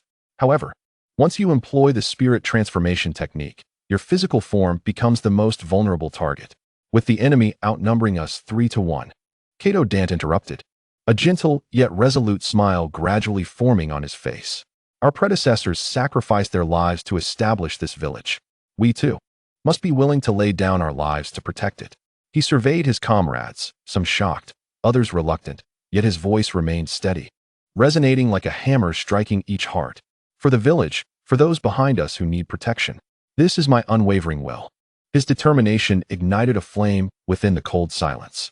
The previously hesitant Jonin gazed at Kado-dan's not so imposing yet profoundly heroic figure, their eyes gradually filling with a light named conviction. Indeed, someone must take action. This is the essence of the ninjas from Konoha. The commander remained silent, staring intently at Kado-dan for an extended period. After a long moment, he nodded heavily in approval. The night was as deep as an inky abyss. Kado-dan led a raid team composed of the village's elite, fewer than 30 in number, seamlessly merging into the muddy, war-torn land of rain like wraiths. Their movements were swift and stealthy, bypassing one hidden sentry after another. Everything proceeded unusually smoothly. Too smoothly, in fact. Unbeknownst to them, ahead lay a seemingly tranquil darkness, concealing a vast net woven of death and steel, tightening silently around them. Chapter 53. The Price of Heroes. The menacing silhouette of the Demon Rock Fortress had just emerged from the rain curtain. Kado-dan's team was stealthily advancing through mud that reached their ankles, approaching their designated ambush point. Without a warning, boom. A thunderous roar shattered the battlefield's tranquility. The ground beneath them, along with the dense forest surrounding them, erupted simultaneously as countless concealed explosive tags detonated. The sky was lit ablaze like a blood-red lotus blooming in hell, illuminating the night as bright as day. A terrifying shockwave surged forth, carrying scalding earth and shattered trees, hurtling towards the center of the team with wild fury. Trap. Form a defensive formation. Kado-dan's roar was hoarse amidst the cacophony of the explosion. He reacted swiftly, forming hand seals. Earth release, earth flow wall. A massive earthen wall surged from the ground, barely blocking the first wave of the most lethal impact. But this was merely the beginning. As the flames had yet to dissipate, shadows surged from the mud and treetops, rushing forth like a tide. The ninjas of Awagakure. Their numbers were at least threefold. Wind release, great breakthrough. Earth release, rock iron cannon technique. A barrage of ninjutsu, accompanied by the deadly sounds of slicing air, descended upon them from all directions, pinning Konoha's elite raid team firmly within this deadly trap. The Konoha ninjas quickly formed a defensive circle, back-to-back, struggling to withstand the onslaught. The clash of blades and the roar of ninjutsu intertwined, each collision accompanied by a splatter of blood. A Konoha Jonin had just deflected a shuriken with a kunai when the ground beneath him suddenly morphed into a gigantic hand, gripping him tightly. In the next instant, several sharp earthen spears erupted from the ground, piercing through his chest. Blood stained the mud beneath him. The battlefield, upon contact, transformed into a one-sided massacre. The enemy had prepared too thoroughly. They not only possessed an overwhelming numerical advantage, but had also utilized the terrain to ensnare Konoha's most elite raiding squad, rendering them as helpless as fish in a barrel. Kado-dan's gaze turned as cold as iron. He identified the enemy commander, a squat Iwagakure Jonin, who maintained a hand-seal stance, summoning the earth before him to surge and form impenetrable rock shields that perfectly blocked all counterattacks from Konoha. This cannot continue. Kado-dan understood. With every passing second, more comrades would fall.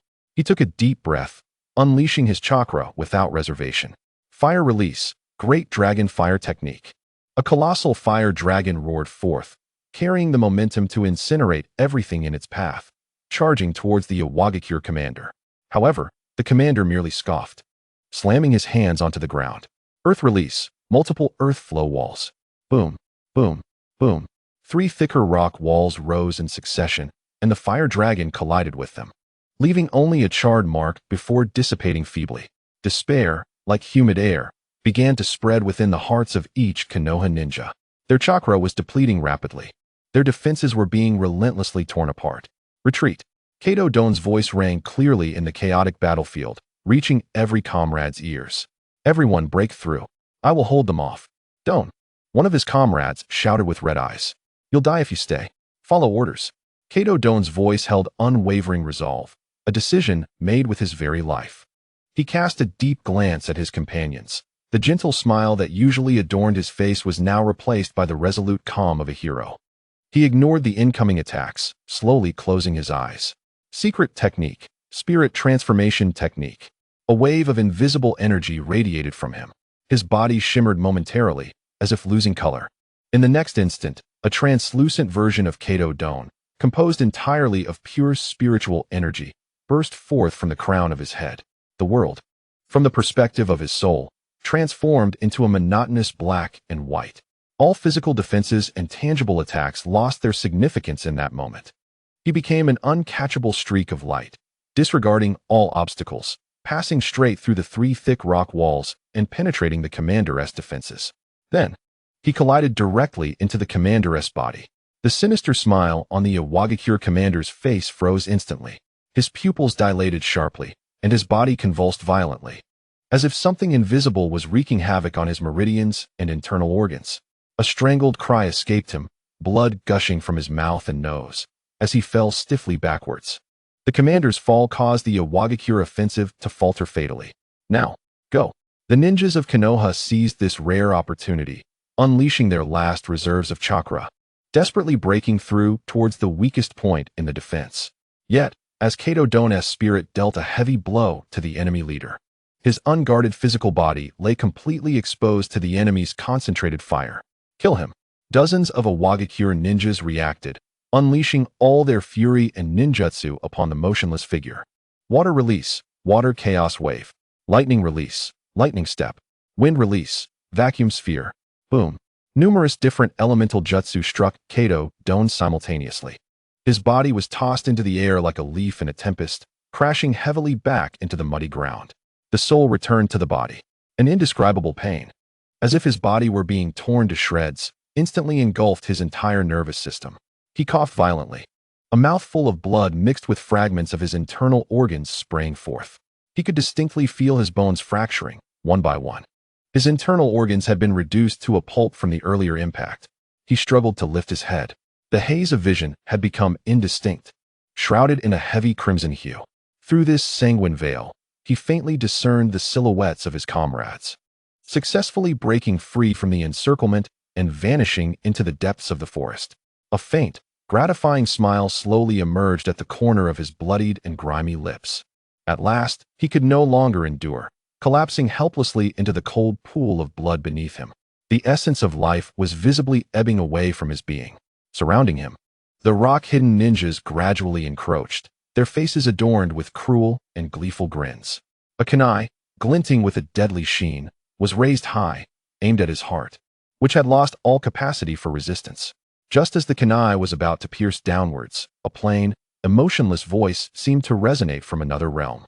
Clear and distinct in every ear. This is the end. Chapter 54. The Descent of the Divine. The voice bore no trace of chakra. It was as unremarkable as raindrops falling into a muddy puddle, as gentle as a breeze caressing the hills.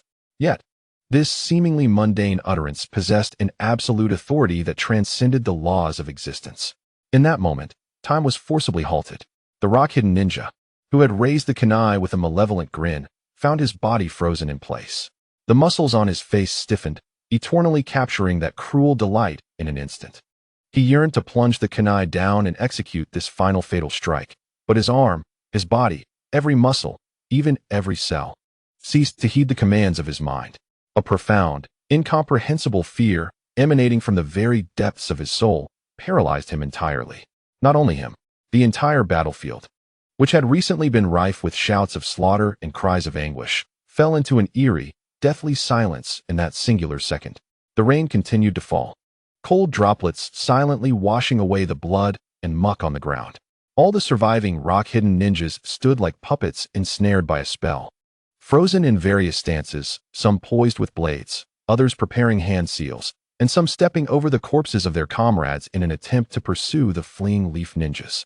Their minds remained active, their hearts still beating, yet their bodies were stripped of control by an imperceptible, supreme will. Amidst this assemblage of living statues, a figure emerged slowly from the depths of the rain, clad in simple cloth, devoid of any village headband. His black hair was dampened by the rain, clinging to his cheeks. His footsteps were light, treading upon the muddy battlefield without stirring a single splash. He traversed through the thicket of blades, through the ocean of corpses, arriving at the heart of this tempest of carnage. He stood before the dying man named Kato Dan. Chen Yang. He had arrived. His presence shattered the invisible shackles. Monster. A nearby rock-hidden Jonin finally broke free from the icy grip of terror, letting out a roar laced with fear and fury as he frantically formed hand seals. Earth-style, yellow spring swamp. Instantly, the ground beneath him transformed into a roiling mire, intent on consuming this unwelcome guest. Chen Yang did not even glance at him. He simply continued to advance. The swamp, capable of engulfing colossal beasts, solidified beneath his feet, as if he were walking on solid ground. Kill him. All at once. More rock-hidden ninjas responded.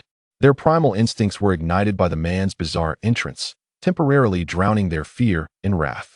Wind-style, vacuum sphere. Fire-style, fireball. Secret technique, earthquake core. Dozens of powerful ninjutsu, with the shrill cry of tearing air, rained down upon the solitary figure from all directions. A saturating and devastating assault capable of leveling a small mountain.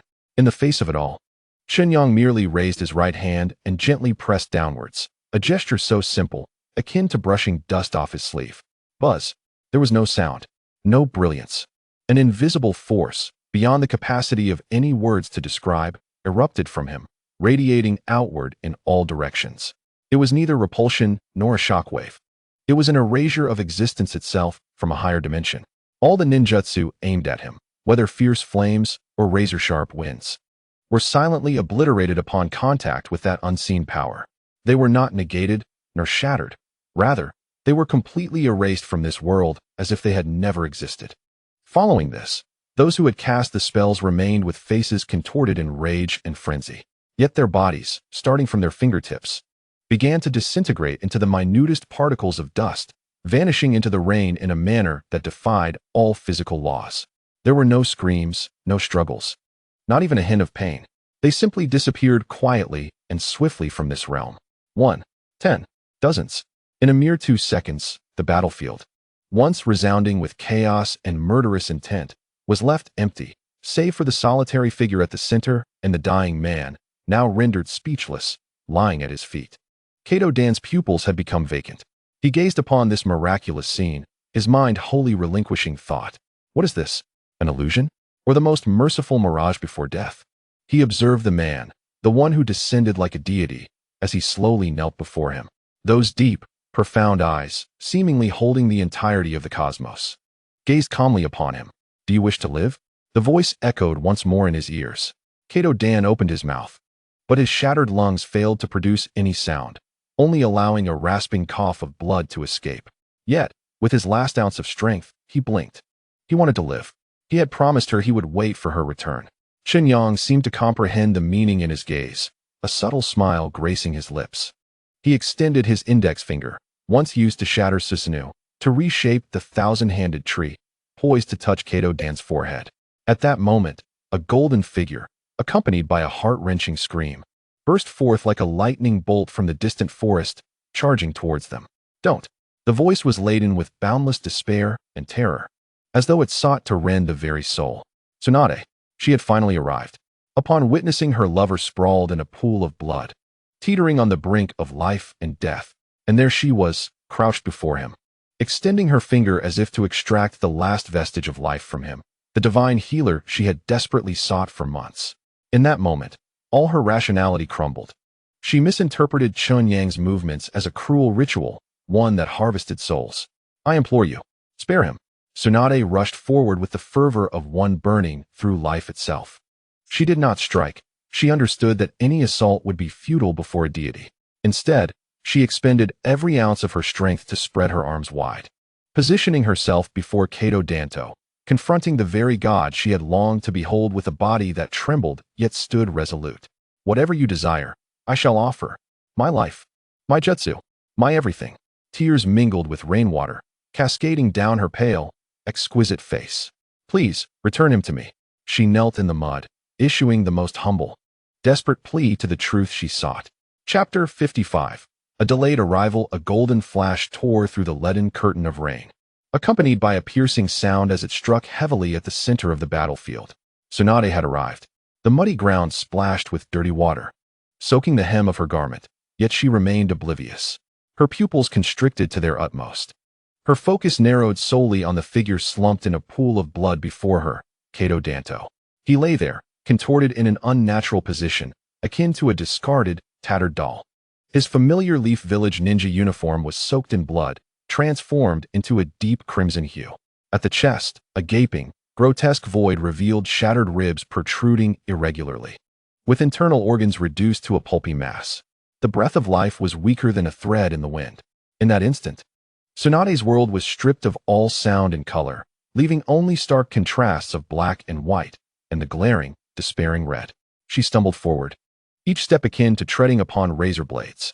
Her mind, under the extreme shock, operated with an extraordinary calmness, a reflex honed through countless trials as the foremost medical ninja in the shinobi world. No need for examination or hand seals, just one glance sufficed. A multitude of fatal diagnoses sliced through her nerves like icy blades. Open crush injury to the thorax, complete loss of lung function, severe impact to the heart, extensive rupture, incapable of maintaining effective blood circulation, multiple fractures of the spine, irreversible catastrophic damage to the central nervous system, total blood loss exceeding 70%. Each word spelled absolute death. No jutsu could save him. No medicine could reverse it. Her hands, once saviors of countless lives and revered as divine, hung helplessly at her sides, trembling slightly, utterly impotent. A sense of powerlessness engulfed her, watching her beloved descend into death, while an insurmountable wall called reality barred her from reaching out. This bone-deep helplessness gripped her once more vividly and cruelly than when Rope Tree had perished before her eyes. A shattered, inhuman wail escaped from the depths of her torn throat. Just as she felt herself being consumed entirely by the ocean of despair, her soul on the brink of sinking into oblivion, her gaze caught another presence. A silent figure stood beside Kato Danto, clad in simple cloth, allowing the cold rain to wash over his hair and shoulders, yet his feet remained untouched by the muck.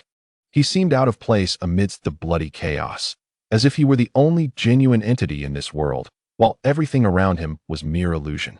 That face, those eyes, the unsettling tranquility emanating from him cleaved through the chaos and darkness in Tsunade's mind like the first light of creation.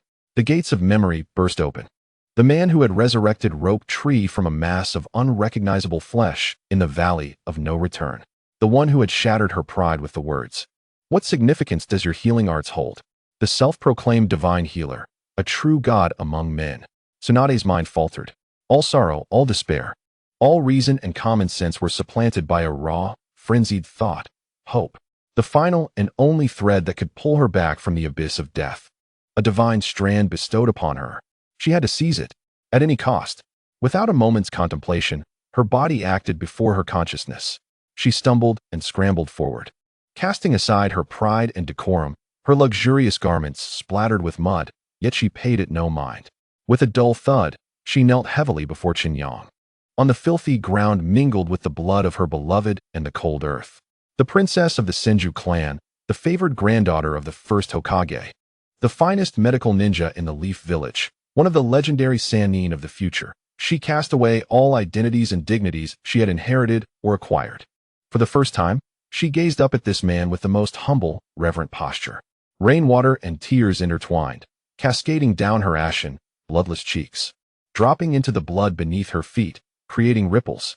"I beg you."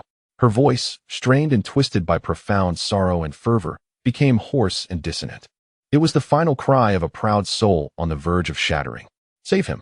She poured all her strength into pressing her forehead heavily against the ground. The earthy scent of soil mixed with the metallic tang of blood filled her nostrils. "If only you can save him. I would give anything, my life. I would do anything." This plea, so humble it sank to the dust, echoed across the silent battlefield. In the distance, a few leaf ninjas who had miraculously broken through and returned to search for their captain stood in stunned silence, their eyes filled with disbelief, bordering on a collapse of faith. Who was this? The proud and resilient Tsunade, their unwavering support on the battlefield, was kneeling and bowing to an unknown, mysterious figure? Chen Yang observed silently as the trembling woman knelt at his feet, her body shaking with agitation and fear. Her despair, her hope, her seemingly burning soul reflected clearly in his calm, inscrutable eyes. He did not respond immediately, nor did he make a move. He gazed at her with a calm demeanor, as if savoring a remarkable play, waiting for the actors to exhaust all their emotions. It was not until Tsunade's heart began to sink deeper into a suffocating silence, into an abyss where no light could penetrate, that he slowly spoke. His voice, devoid of any ripple, was as sharp as the finest scalpel, precisely severing all false warmth and prayers. I saved him. What price can you offer?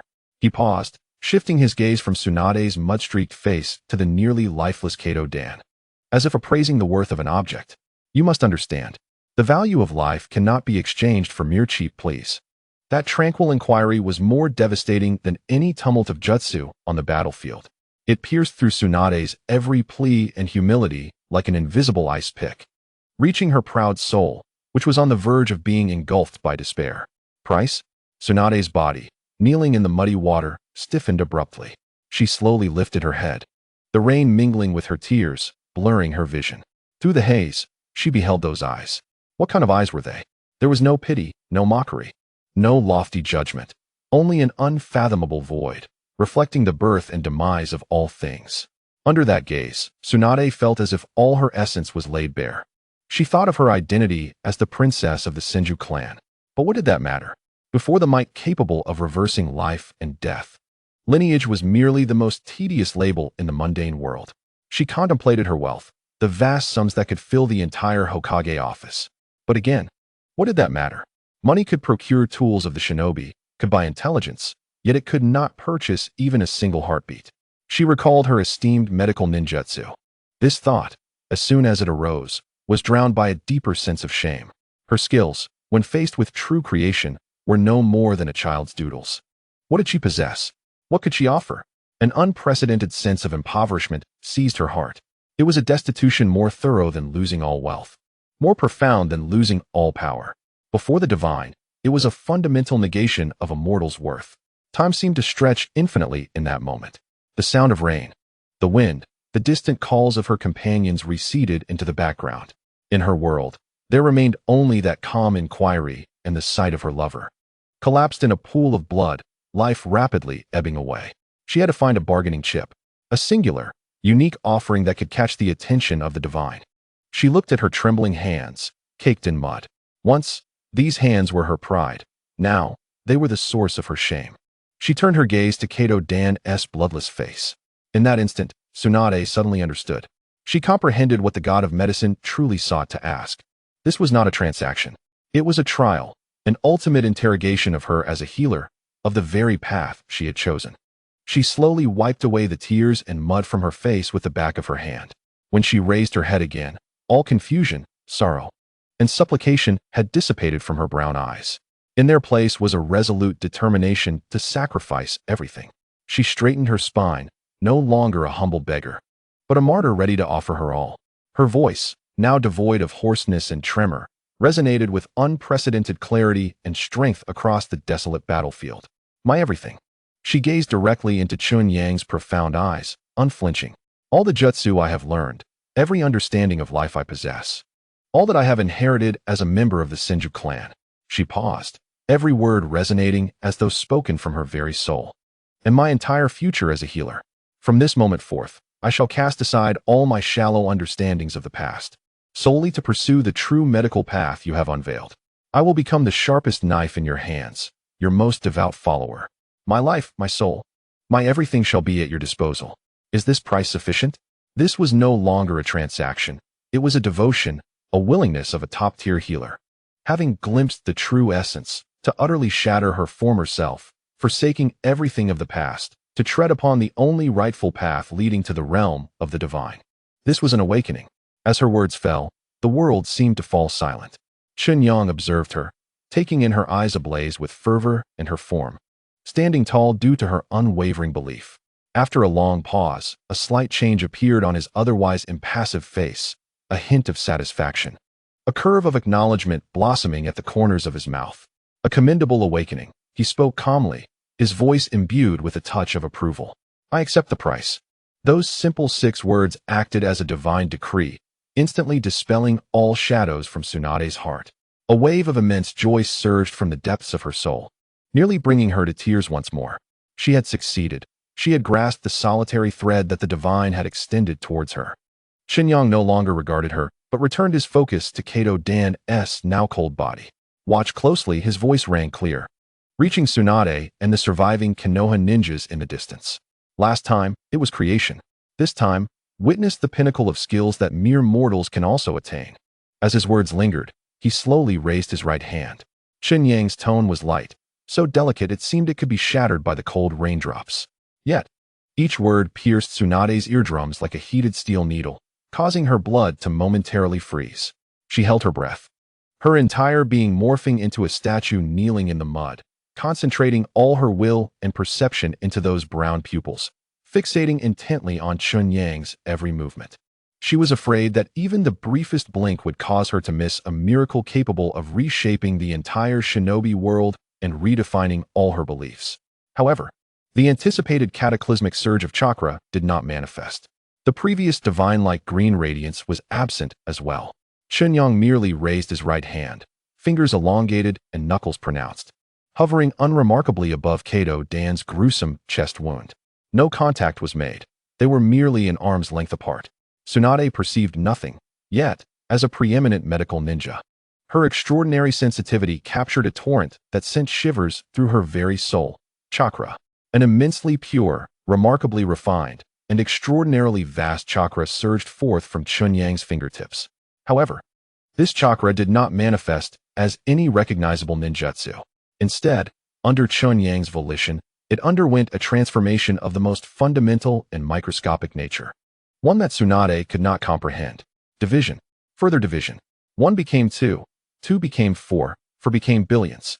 In Tsunade's perceptual realm, that colossal torrent of chakra, upon departing from Chen Yang's fingertips, transformed into billions of blades of chakra, smaller than the dust in the air, sharper by billions of times than the finest surgical scalpel. Silently and methodically, like a divinely disciplined army, they surged into the already ravaged body of Kato Dan. Tsunade's pupils dilated to their utmost limits. She saw. No, she sensed. Those chakra blades were not performing any form of healing. They engaged in a higher dimensional operation, cutting, excising, editing. Within the lung tissue, now reduced to a pulp, billions of tiny blades danced with precision, perfectly severing each cell that had completely perished and lost its vitality from the healthy cells beside them, obliterating them. They released no healing energy. Instead, they cleared the way for subsequent regeneration, creating the cleanest, most pristine land. Amidst the fragmented and shattered bones, countless blades functioned like the most delicate tweezers, meticulously repositioning each tiny fragment of bone with a precision that surpassed the original structure, achieving an ideally perfect mechanical form. What truly sent shivers down Tsunade's spine were the nerves. Those fibers, thinner than spider silk, once severed, declared by the medical practitioners of the ninja world to be irreparably damaged, were now being reconnected, one, by those invisible chakra blades. This was not a crude reconnection, but rather an art of weaving. Each fractured synapse was expertly guided to rejoin with the correct nerve ending, the complexity of which rivaled the construction of a palace upon a grain of sand. Tsunade was utterly transfixed. She forgot to breathe, lost track of her surroundings, and momentarily ceased to be aware of her own existence. Her entire essence was absorbed into this miraculous microcosm, constructed of chakra blades. This was no longer ninjutsu. It was the most direct, most forceful reading, writing, and modification of the core code of life. This was the way, the true medical path she had pursued her entire life, but had never even touched the threshold of. While Tsunade was immersed in this tempest of cognition, Chen Yang's hovering finger stirred. His elongated index finger slowly glided from above the vast cavity in Kato Dan's chest toward his abdomen, executing an incredibly simple motion. Yet it seemed as though a divine being had just inscribed the final and most perfect stroke upon their canvas. With the movement of his fingertip, a spectacle unfolded that nearly caused the distant Konoha ninjas to have their eyes pop out in astonishment. Flesh and blood burgeoned, fascia reconstituted, and skin healed. Everything was being reconstructed in a manner that was both perfect and imbued with a profound sense of order. The gaping wound appeared to be filled and sewn together by an invisible hand, layer by layer, from within. First, the shattered organs swelled back to their rightful forms, returning to their original positions. Then, the fractured ribs, as if revived, autonomously reassembled and grew, reconstructing a robust rib cage. Next, the torn muscle fibers intertwined like red vines, rapidly intertwining to restore their vigorous form. Finally, the skin emerged, fresh pink flesh surging from the edges of the wound, swiftly converging toward the center. That immense cavity, large enough to fit a fist, entirely vanished within mere seconds of Chen Yang's fingertip gliding across it. The newly formed skin was smooth, taut, and brimming with life's elasticity. There were no scars, nor even the faintest trace of differing color. It was as though this flesh had never endured any injury. It appeared as if it had been destined to be this flawless. This exquisite and breathtaking process, akin to the public unveiling of a sculpted masterpiece, left Tsunade in awe, surpassing even the grandeur of the previous miraculous creation of life in the Valley of No Return. For that moment had been a divine power beyond her comprehension. While this was a pinnacle of skill she felt she could pursue, learn, and dedicate her life to admire, this was what she truly desired. This was the path for which she would sacrifice everything. As all were left spellbound by this defiance of reason, Chen Yang gradually withdrew his fingertip. Kato Don's steady, powerful heartbeat resonated clearly in the stillness of the rain-soaked night. Chapter 58, Immaculate Healing Thump. Thump, thump. The rhythm of that steadfast and vigorous heartbeat was the only genuine sound within this rain-drenched night steeped in death. It struck like a hammer of creation, shattering all despair and void within Tsunade's world, infusing color and sound back into her pale perception. Kato Don's chest rose and fell steadily with each powerful breath. Rainwater cascaded down his smooth skin, washing away the remnants of blood, revealing a healthy hue. He lay there quietly, as though merely indulging in a profound and refreshing sleep. That body was no longer a repaired relic. It had been transformed into a flawless work of art.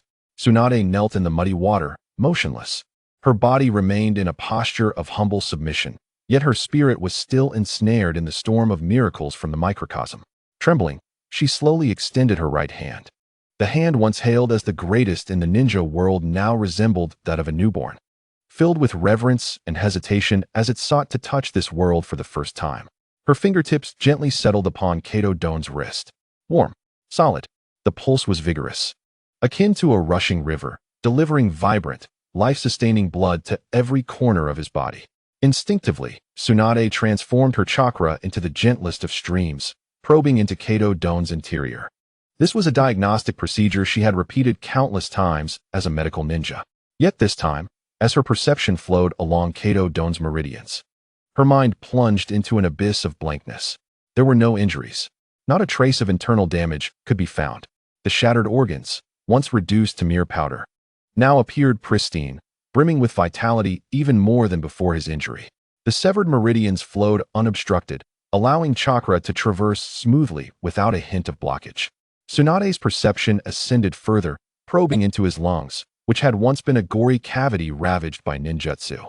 Now, the alveoli were full and elastic, expanding and contracting rhythmically with each breath, efficiently absorbing oxygen from the air. She delved into his bones. Those fractured and misaligned bones not only healed perfectly, but their density and structure surpassed any taijutsu ninja she had ever encountered. This was no mere healing, it was optimization, an upgrade, a complete rewriting of a living being at the most fundamental genetic level. Tsunade's chakra began to tremble uncontrollably as a sudden realization struck her. She focused her awareness on Kato's right shoulder, where an old wound lingered. It had been a permanent dark mark left from a mission where he had endured an earth-style ninjutsu to protect his comrades. The meridian in that area had always been slightly blocked, causing a dull pain on rainy days. Despite her exhaustive efforts, Tsunade could never fully eradicate it. Yet now, in her perception, that area gleamed as if brand new. Every obstruction, every remnant of pain had vanished without a trace, as if they had never existed. No, that was incorrect, she suddenly realized. The cells in that region, along with the imperfect memory, had been erased and replaced with new, perfect cells. This revelation struck her like a bolt of black lightning, illuminating the true meaning of mastery. The art of mortals involved painstakingly covering the damaged canvas with paint to obscure and mend. In contrast, the divine art eradicated the damaged canvas, flaws included, from existence and then recreated a flawless, pristine one. The disparity between the two was one of dimension. A soft, raspy cough, reminiscent of awakening, interrupted Tsunade's contemplation. Kato's eyelashes fluttered slightly before he gradually opened his eyes. At first, his dark pupils reflected confusion and emptiness, as if lost on the brink of life and death. But soon, his focus sharpened. He beheld the overcast sky above, rain cascading down, and the gazes of his surviving comrades, who regarded him as though he were a monster. Finally, he saw Tsunade kneeling beside him, her face awash with concern and joy. "Tsunade," he instinctively murmured. "Kato." The call resonated like a key, instantly unleashing a torrent of emotions within Tsunade. She could no longer contain herself, lunging forward to embrace him tightly, as if to meld him into her very essence. Warm tears flowed freely, soaking his shirt. "Thank goodness you're back. Thank goodness," she babbled incoherently. Kato, though slightly breathless from her tight hold, did not struggle. Instead, he raised his hand, awkwardly returning the embrace, feeling her tremors. He sat up smoothly, without a hint of hesitation. He moved his neck and twisted his waist, feeling no pain, no discomfort. Instead, an unprecedented sense of freedom and ease enveloped him, as if all shackles had been cast off. He sensed his chakra surging within him, fuller than ever, like a tide rushing through his limbs. His body was in an absolute, peak state of perfection. This was not merely his body. Rather, it was a version of himself that surpassed his own perfection. He lifted his gaze over Tsunade's shoulder to the man who had silently stood by throughout, the one who had descended like a deity and pulled him back from the depths of despair. All confusion and bewilderment faded from Kato's face, replaced by profound reverence and gratitude that emanated from the depths of his soul. Gently, he pushed Tsunade away, struggling to rise from the mud and offer a solemn bow to the divine being who had remade him. Yet, as his knees bent, a mundane gaze fell upon him. It bore no force, yet it rendered him utterly motionless. Chen Yang paid Kato no mind, not even casting him a glance. His eyes remained fixed upon Tsunade, who had just regained composure, her gaze a mix of admiration, gratitude, and fervor. He spoke calmly, and his voice cut through the rain, resonating clearly in the ears of all present. "Remember, true medical arts do not simply mend what is broken after death's line has been crossed." Tsunade shuddered, instinctively straightening her back like the most devout disciple receiving a divine revelation. Chen Yang paused before uttering the words that would engrave themselves in Tsunade's heart for a lifetime, serving as her guiding principle. Rather, it is about creating a life more perfect than the original from the remnants of imperfection. This is the true essence of healing. As his words fell, the entire world seemed to grow more solemn, defined by this proclamation of truth. A radiant light ignited in Tsunade's eyes, a pure and fervent flame of pursuit ignited by glimpsing the ultimate path. In this almost sacred atmosphere of teaching, without warning, dozens of dark figures emerged silently from the shadows of the surrounding forest, like demons rising from hell. Their movements were synchronized, landing soundlessly, each exuding a cold, ominous aura akin to weapons. Their faces were concealed behind expressionless white masks. In an instant, they formed an impenetrable encirclement around Chen Yang, Tsunade, and Kato, trapping them at the center. The leading ninja stepped forward, his voice devoid of any human emotion, cold as metal scraping against metal. "Lord Danzo requests your presence, medical god." Chapter 59. The arrogance of roots. The rain continued to fall, cold droplets piercing like countless silver needles into the recently silenced battlefield. Dozens of sudden figures emerged like black trees sprouting from hell, silently sealing off the area completely. Their stances were perfectly uniform, their centers of gravity aligned with meticulous precision. The aura they exuded, a blend of death and rust, was strikingly similar. They were not the living. They were a group of humanoid weapons, stripped of all personal will, existing solely for slaughter and mission. Tsunade steadied herself, supporting Kato Dan as she rose to her full height, when her gaze swept across one of the ninjas, whose mouth had slightly parted to speak, revealing a tongue inscribed with eerie runes. Her pupils constricted sharply. This was the seal of tongue calamity, the private armed force of Shimura Danzo, known as Root. A cold fury, even more chilling than her previous confrontation with death, surged from the depths of Tsunade's heart, igniting her limbs with an intense fire. She had just reclaimed her lover's life from the hands of divinity, and now, this group of wretched rats dared to covet her god? What do you intend to do? Tsunade stepped forward, unflinchingly placing herself between Chen Yang and Kato Dan. her voice resonating with the unassailable authority of the Senju clan. Kato Dan swiftly transitioned into a battle-ready stance, his newly remade body brimming with unprecedented strength. Chakra coursing through his meridians, poised for action. He owed this gentleman a life. No, he owed him an entirely new future. Anyone who sought to harm him would have to step over their own corpses first. However, the commander of the Root Squad seemed entirely unperturbed by Tsunade's inquiry. His gaze was fixed like two iron nails, unwaveringly pinned to Chen Yang. He disregarded Tsunade, who stood defiantly in front of him, and even ignored Kato Dan, who had just moments ago been deemed dead. In his mission, these individuals were merely insignificant obstacles, easily removed. "We bear no malice," he finally spoke, his voice akin to rusted metal scraping against itself, devoid of any human intonation. "Lord Danzo requests your presence, esteemed medical sage." The use of the word request did little to mask the tightening noose of their encirclement and the palpable aura of lethal intent emanating from each member, telling a starkly contrasting tale. Should you refuse, it would not be a request but a forcible extraction, employing any necessary means. The few surviving leaf ninjas paled, their faces drained of color, resembling the dead upon seeing this group. Instinctively, they recoiled, their fear robbing them of the courage to draw their kunai. In Konoha, no one was unaware of what roots signified.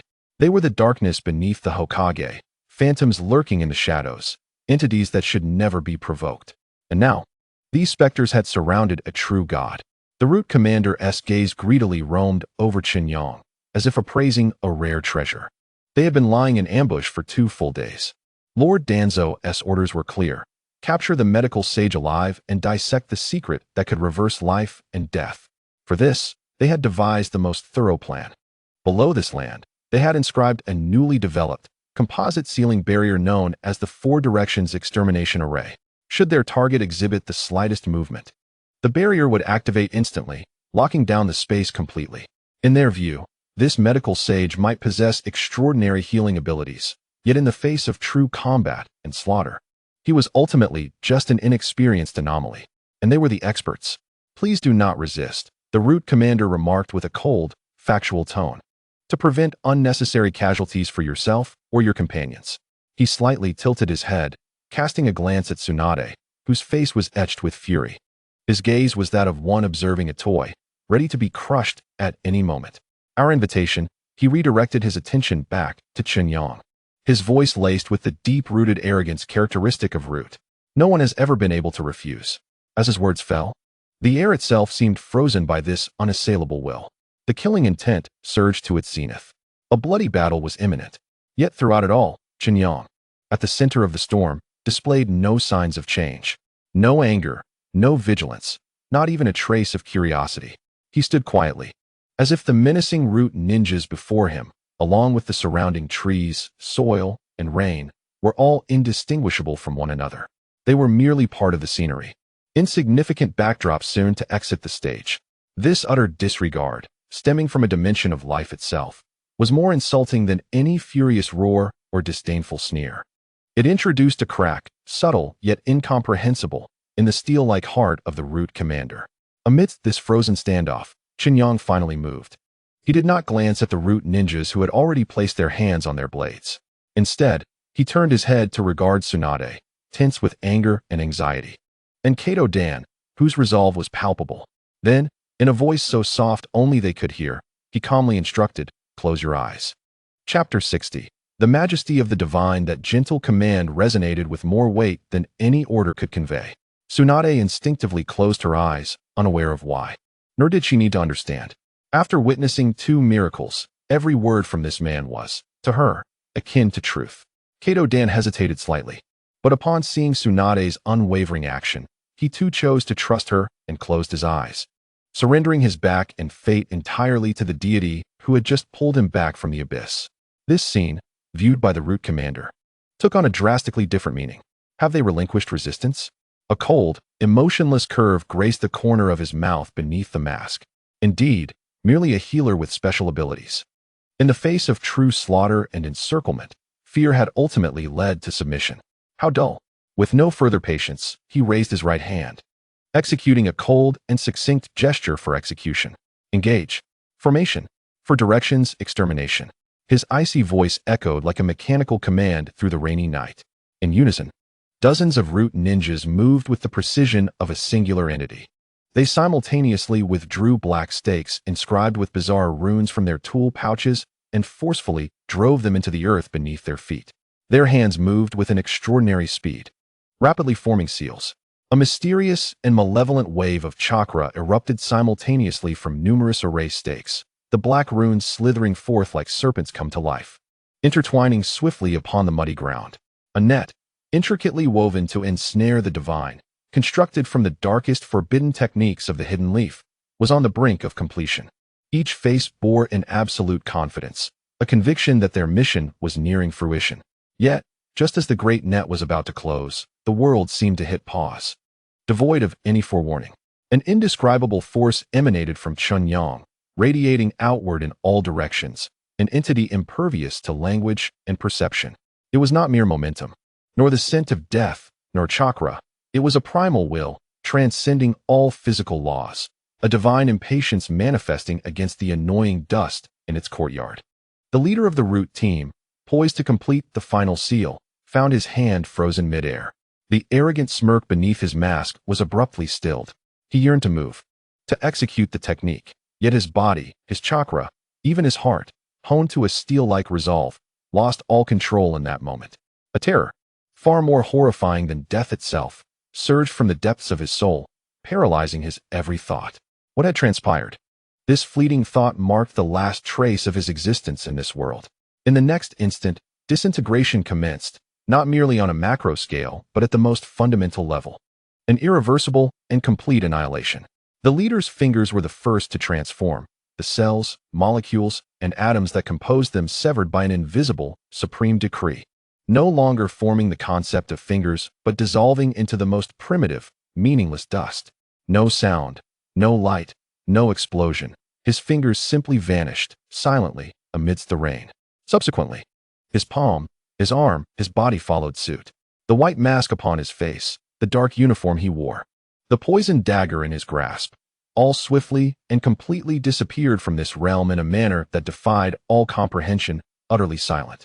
It was as if an invisible eraser, named Divine Punishment, had mercilessly and gradually removed them from the canvas of reality. Not just him. Behind him stood dozens of root ninjas. Once the sharpest instruments of death, now fading like sculptures of sand in the wind. They had no time to scream, to struggle, nor to display even a flicker of fear or confusion. They simply returned to the void, along with the array stakes driven into the ground. The forbidden technique they were about to unleash, and all traces of their existence in this world. The entire process unfolded in less than a second, just a moment prior. This was a place rife with lethal intent, ensnared by elite ninjas' intricate designs. A second later, it lay desolate, as if those beings, those entities, those deadly auras had merely been a grotesque illusion, never truly existing. The rain continued to fall, cold droplets cascading through the positions once occupied by the ninjas, silently splattering upon the muddy earth, creating ripples. The world returned to silence. Chen Yang remained steadfast, not a single aspect of his being stirred. It appeared as though he had done nothing, merely observing the rain-washed, empty battlefield. Then, in a tone that suggested he had just resolved a trivial matter, he spoke. "All right. Open your eyes." That voice acted as a key, unlocking the sensory confines of Tsunade and Kato Dan. They opened their eyes almost simultaneously, only to behold a scene they would never forget. Emptiness. Surrounding them was nothingness. The root ninjas, who had just exuded a deathly aura. The black figures that had encircled them, the sinister runes etched upon the ground, all had vanished without a trace, as if they had never existed. The chaotic footprints in the mud and the lingering chill of the root's presence silently testified that this was no mere illusion. Kato Dan's pupils dilated to their limits. He gaped wordlessly, frozen in disbelief as if petrified. Tsunade, however, fixated her gaze upon Chen Yang, the man who had stood resolutely throughout, as if he had merely brushed away a few grains of dust. A thought surged through her, igniting a fervor that set her blood ablaze and sent shivers through her soul. Is this the power of a deity? No seals, no jutsu, not even a movement. Just a thought could eradicate dozens of elite jonin from existence. The so-called forbidden techniques, the encirclement, the traps, they were nothing but child's play before divine might. A torrent of emotions, shock, fear, ecstasy, collided within her chest, ultimately coalescing into a more profound and frenzied sensation, faith. She could no longer contain the impulse within her heart. An instinctual and correct response upon glimpsing the ultimate truth. With a dull thud, Tsunade, the princess of the Senju clan, the proudest woman in the ninja world, found her knees giving way, kneeling heavily before Chen Yang once more. But this time, her eyes bore no trace of plea or humility, only the most fervent, devout admiration. Chapter 61. Seeking a mentor. The rain continued to fall, fine and cold. Tsunade knelt in the mud, her body resembling a wind-dried statue, utterly still. Her gaze swept across the empty battlefield, where only moments ago stood dozens of the Hidden Leaf's most elite instruments of death. Now, only disordered footprints remained, washed by the rain. Those beings, those deadly auras, the forbidden technique capable of shredding any Kaga-level shinobi to pieces, all had vanished, as if wiped clean by an invisible hand. The canvas of reality was rendered devoid of any trace. Tsunade slowly turned her stiff neck, redirecting her gaze toward the man, the one who had merely stood there from the very beginning, untouched by the rain. He had done nothing, yet he seemed to have done everything. His medical prowess was divine, his strength apocalyptic. In that moment, Tsunade's mind shattered, her once proud understanding of ninjas, kage, and bloodline limits crumbling into dust. Before the power exhibited by this man, those concepts appeared laughably insignificant, akin to a child's castle built on the beach. Rendered utterly powerless before a true tsunami, an unprecedented shudder emanating from the depths of her soul enveloped her entirety. This was not fear, rather, it was the primal, fervent yearning of a mortal who had glimpsed the ultimate truth. She had to seize it at any cost. This was her sole opportunity in life to touch the realm of the divine. Should she miss it, she would curse herself with eternal regret for even the slightest hesitation in this moment. With deliberate slowness, Tsunade propped herself up from the mire. She did not rise to her feet. Instead, she meticulously adjusted her soiled and bloodied garments, executing the gesture with a solemnity reminiscent of a sacred ritual's preparations. The expressions that once danced on her face, be it ecstasy or shock, faded entirely, replaced by an unprecedented gravity and resolve. She looked at Chen Yang and shifted her knee forward.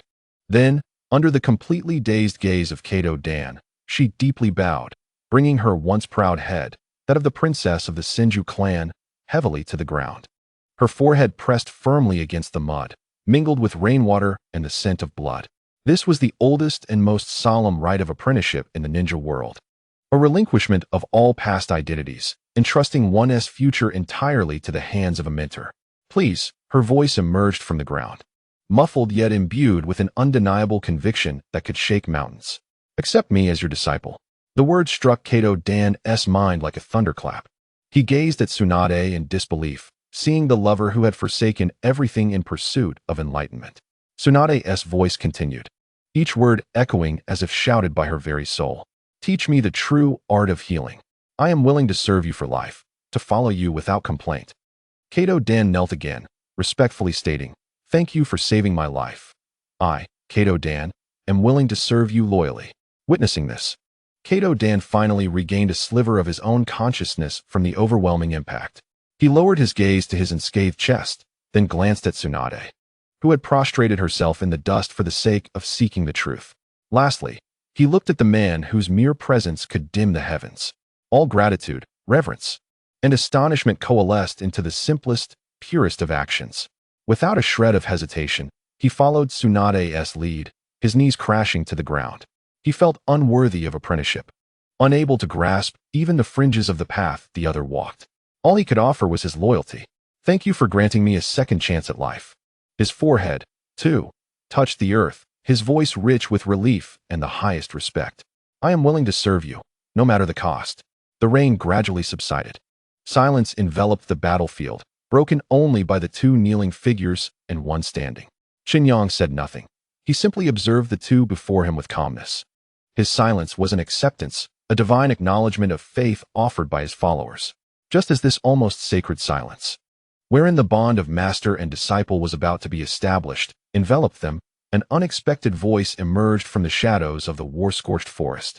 The sound was hoarse, slick, like a venomous serpent slithering across the damp ground, exuding a disquieting, morbid glee.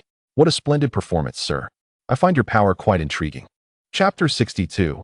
The Pilgrimage of the Madman. The voice coiled around the ears of all present like a slick serpent, abruptly tearing through the near-sacred silence that followed the rain.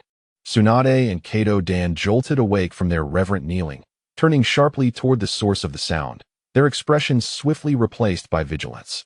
Emerging from the shadow of a charred giant tree, a tall, slender figure approached, step by deliberate step. He possessed long, silky black hair and skin pale as a fungus that had long been deprived of sunlight, with golden slit pupils that glimmered with inhuman, icy light in the dimness. It was him, Orochimaru. Orochimaru?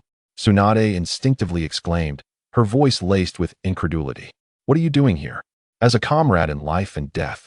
She was all too familiar with Orochimaru. Yet, the man before her felt utterly alien.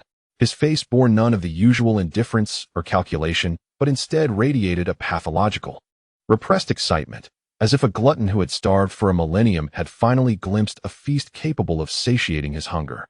Orochimaru did not respond to Tsunade's inquiry. His gaze remained fixed upon the man present, as if he were a pair of heated surgical blades, dissecting Chen Yang with greedy intensity. He extended his unusually long tongue, slowly licking his pale lips, producing a soft hissing sound. This gesture caused Kato Dan to instinctively clench his fists, his muscles tensing in response. Of course, Orochimaru finally spoke. His voice hoarse, yet imbued with a fervor that sent chills down Tsunade's spine. I have come in search of the divine.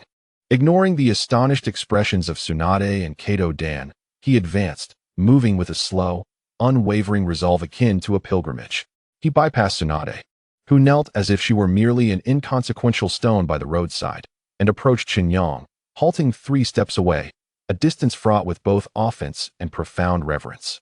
Orochimaru raised his head, and within his golden slit-like pupils burned the fervor akin to that of a scientist who has unearthed a new continent or a philosopher who has glimpsed the truth, a conflation of obsession, inquiry, and unbridled ecstasy. Ever since you resurrected that little spirit in the Valley of No Return, he remarked in a tone that stated facts, unveiling a secret that sent a shiver through Tsunade's heart. I have been searching for you. He had been watching from the shadows, greedily assessing Chen Yang from the tips of his hair to the hem of his garments, missing no detail, as if he sought to etch the very essence of this individual into the depths of his mind. Was that a space ninjutsu? No. There was no fluctuation of temporal coordinates. Was it yin-yang release? No. Yin-yang release creates something from nothing, while you make the existent return to the void. Orochimaru's breathing grew rapid. He spoke to himself like a madman, yet with the fervor of the most devout scholar reporting his findings to a deity. It is something more fundamental, something that transcends chakra, that surpasses all systems of ninjutsu. He paused, seemingly in search of the most precise term. The law. As these words escaped his lips, his body trembled with overwhelming excitement. He could no longer suppress the nearly eruptive desire within him. His voice grew hoarse and fervent. This gentleman, he leaned slightly forward, adopting a humble posture he had never shown to anyone before. I am profoundly, profoundly, profoundly intrigued by your power, your body, your very existence. The final word he nearly forced through clenched teeth. It was not a threat, but rather an ultimate yearning. The future rogue ninja of Konoha, the scientific madman who would upheave the shinobi world and regard life as a mere plaything, now stood before Chen Yang like the most humble and devoted of scholars. What he craved was not immortality, nor power, but an answer concerning life, the world, and the ultimate truth represented by the man before him. Tsunade and Kato were utterly stunned. They could hardly fathom that the eternally proud Orochimaru, who viewed others as mere ants, would display such an almost worshipful fervor. This impact was even greater than the previous shock from Chen Yang's obliteration of dozens of root ninjas, for that was a display of raw power. While this was a conquest of the soul, in the air thickened by Orochimaru's confession, Chen Yang, who had remained silent, finally stirred. He slowly lifted his eyelids, for the first time directly gazing upon this unsolicited yet intriguing soul. Just one glance seemed to transcend the dimensions of time, piercing through the barriers of the spirit. Orochimaru felt as if all of his obsessions, his pathological fixation on immortality, every forbidden technique, every secret hidden in the depths of his being, were laid bare under that single gaze. Utterly exposed without a trace of concealment, he felt like a specimen completely stripped and placed upon an operating table, awaiting dissection. At that moment, as Orochimaru became rigid from the sensation of being wholly seen, Chen Yang's lips curled into a subtle smile. He spoke, his voice calm, yet resonating like a thunderous revelation that struck deep into the very core of Orochimaru's soul. The immortality you pursue is merely the most primitive form of existence. Chapter 63. The insignificant genius. Those words were light, yet they struck like a heated wedge driven firmly into Orochimaru's spirit. The fervor on his face froze instantly, and within his golden pupils, the emotion of confusion emerged for the first time. He had studied countless forms of life, from the most trivial insects to the mightiest of ninjas, concluding that life itself is fragile, fleeting, and riddled with flaws.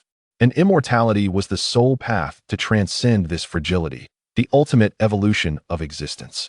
Yet now this man, the deity in his eyes, claimed that the ultimate pursuit of his life was but the most rudimentary form? This shattered the foundation of all his research. As Orochimaru's mind momentarily stalled under the weight of this assessment, Chen Yang spoke again, his tone still dispassionate, as if stating a fact unrelated to himself. The technique of body resurrection, continuing the existence of the soul through the constant swapping of vessels, is quite an intriguing concept. Boom. Those words struck Orochimaru like a bolt of black thunder, unannounced, crashing down upon him. His golden pupils shrank to the size of perilous needles, and a cold dread surged from his tailbone to the crown of his head. The technique of body resurrection. This was his most core, most secretive, and even yet to be perfected forbidden technique. It was the most perfect blueprint he had conceived for achieving immortality. He had never mentioned this to anyone, not even to Jiraiya or Tsunade, who only knew he was conducting some forbidden human experiments.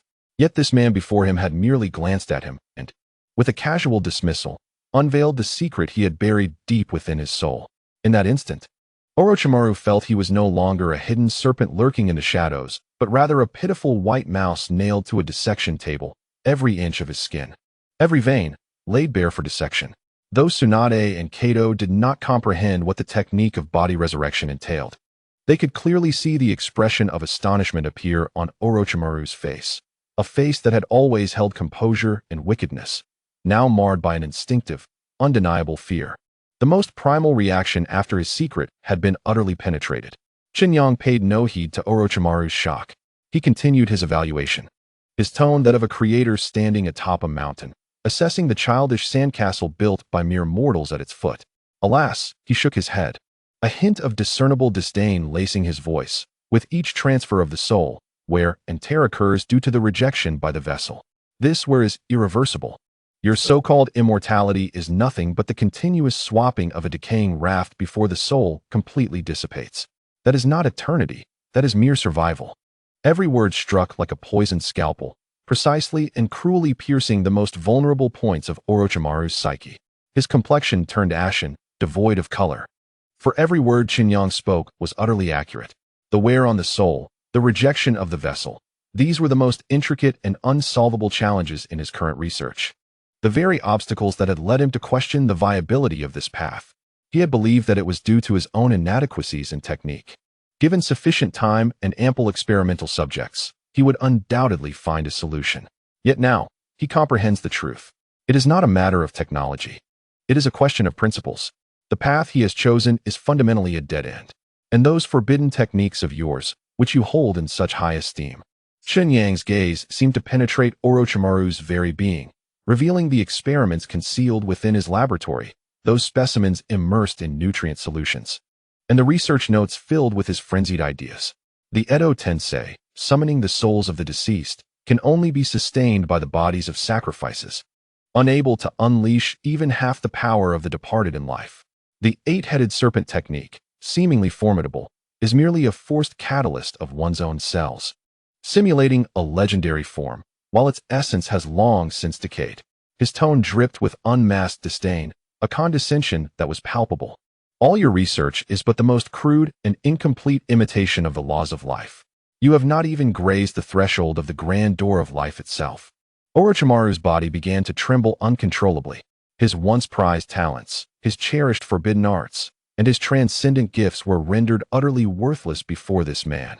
It was akin to a child, freshly learning to write, boasting of their crooked scrawls before a master calligrapher. Ridiculous and tragic. Chen Yang observed the distorted visage of Orochimaru, marred by the collapse of his beliefs, and slowly delivered the final verdict for this judgment.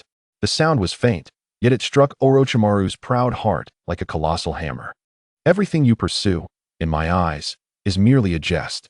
Orochimaru staggered back, as if struck by a heavy blow, leaving a deep imprint in the earth beneath him. A bitter taste filled his throat, and he swallowed back the surge of blood. A jest. His lifelong pursuit, forsaking companions, village, and all semblance of humanity in search of truth, was reduced to nothing more than a farce. Within his golden-slitted eyes, all light, fervor, and pride shattered in that moment, leaving only a void of desolation and pallor. The pride of a genius lay in ruins, so fragmented that not a single complete shard remained. Tsunade gazed in disbelief at this scene, unable to fathom how the ever-confident Orochimaru, who toyed with the world, could descend into such disarray over mere words. This was more shocking than witnessing his defeat by an enemy, for while physical wounds may heal, the collapse of one's soul is eternal. At the moment when Orochimaru's spirit faltered and his beliefs teetered on the brink of an unfathomable abyss, Chen Yang moved. He curled his index finger and gently flicked it in Orochimaru's direction. There was no sound. A droplet of golden liquid materialized from his fingertip. This droplet seemed to possess a life of its own. It was small yet more radiant than the midday sun, imbued with an unimaginable vitality. It transformed into a golden meteor, slicing through the post-rain air, and before anyone could react, it accurately struck Orochimaru's forehead. Chapter 64. The gift of immortality. That droplet of golden liquid was akin to a miniature fallen sun.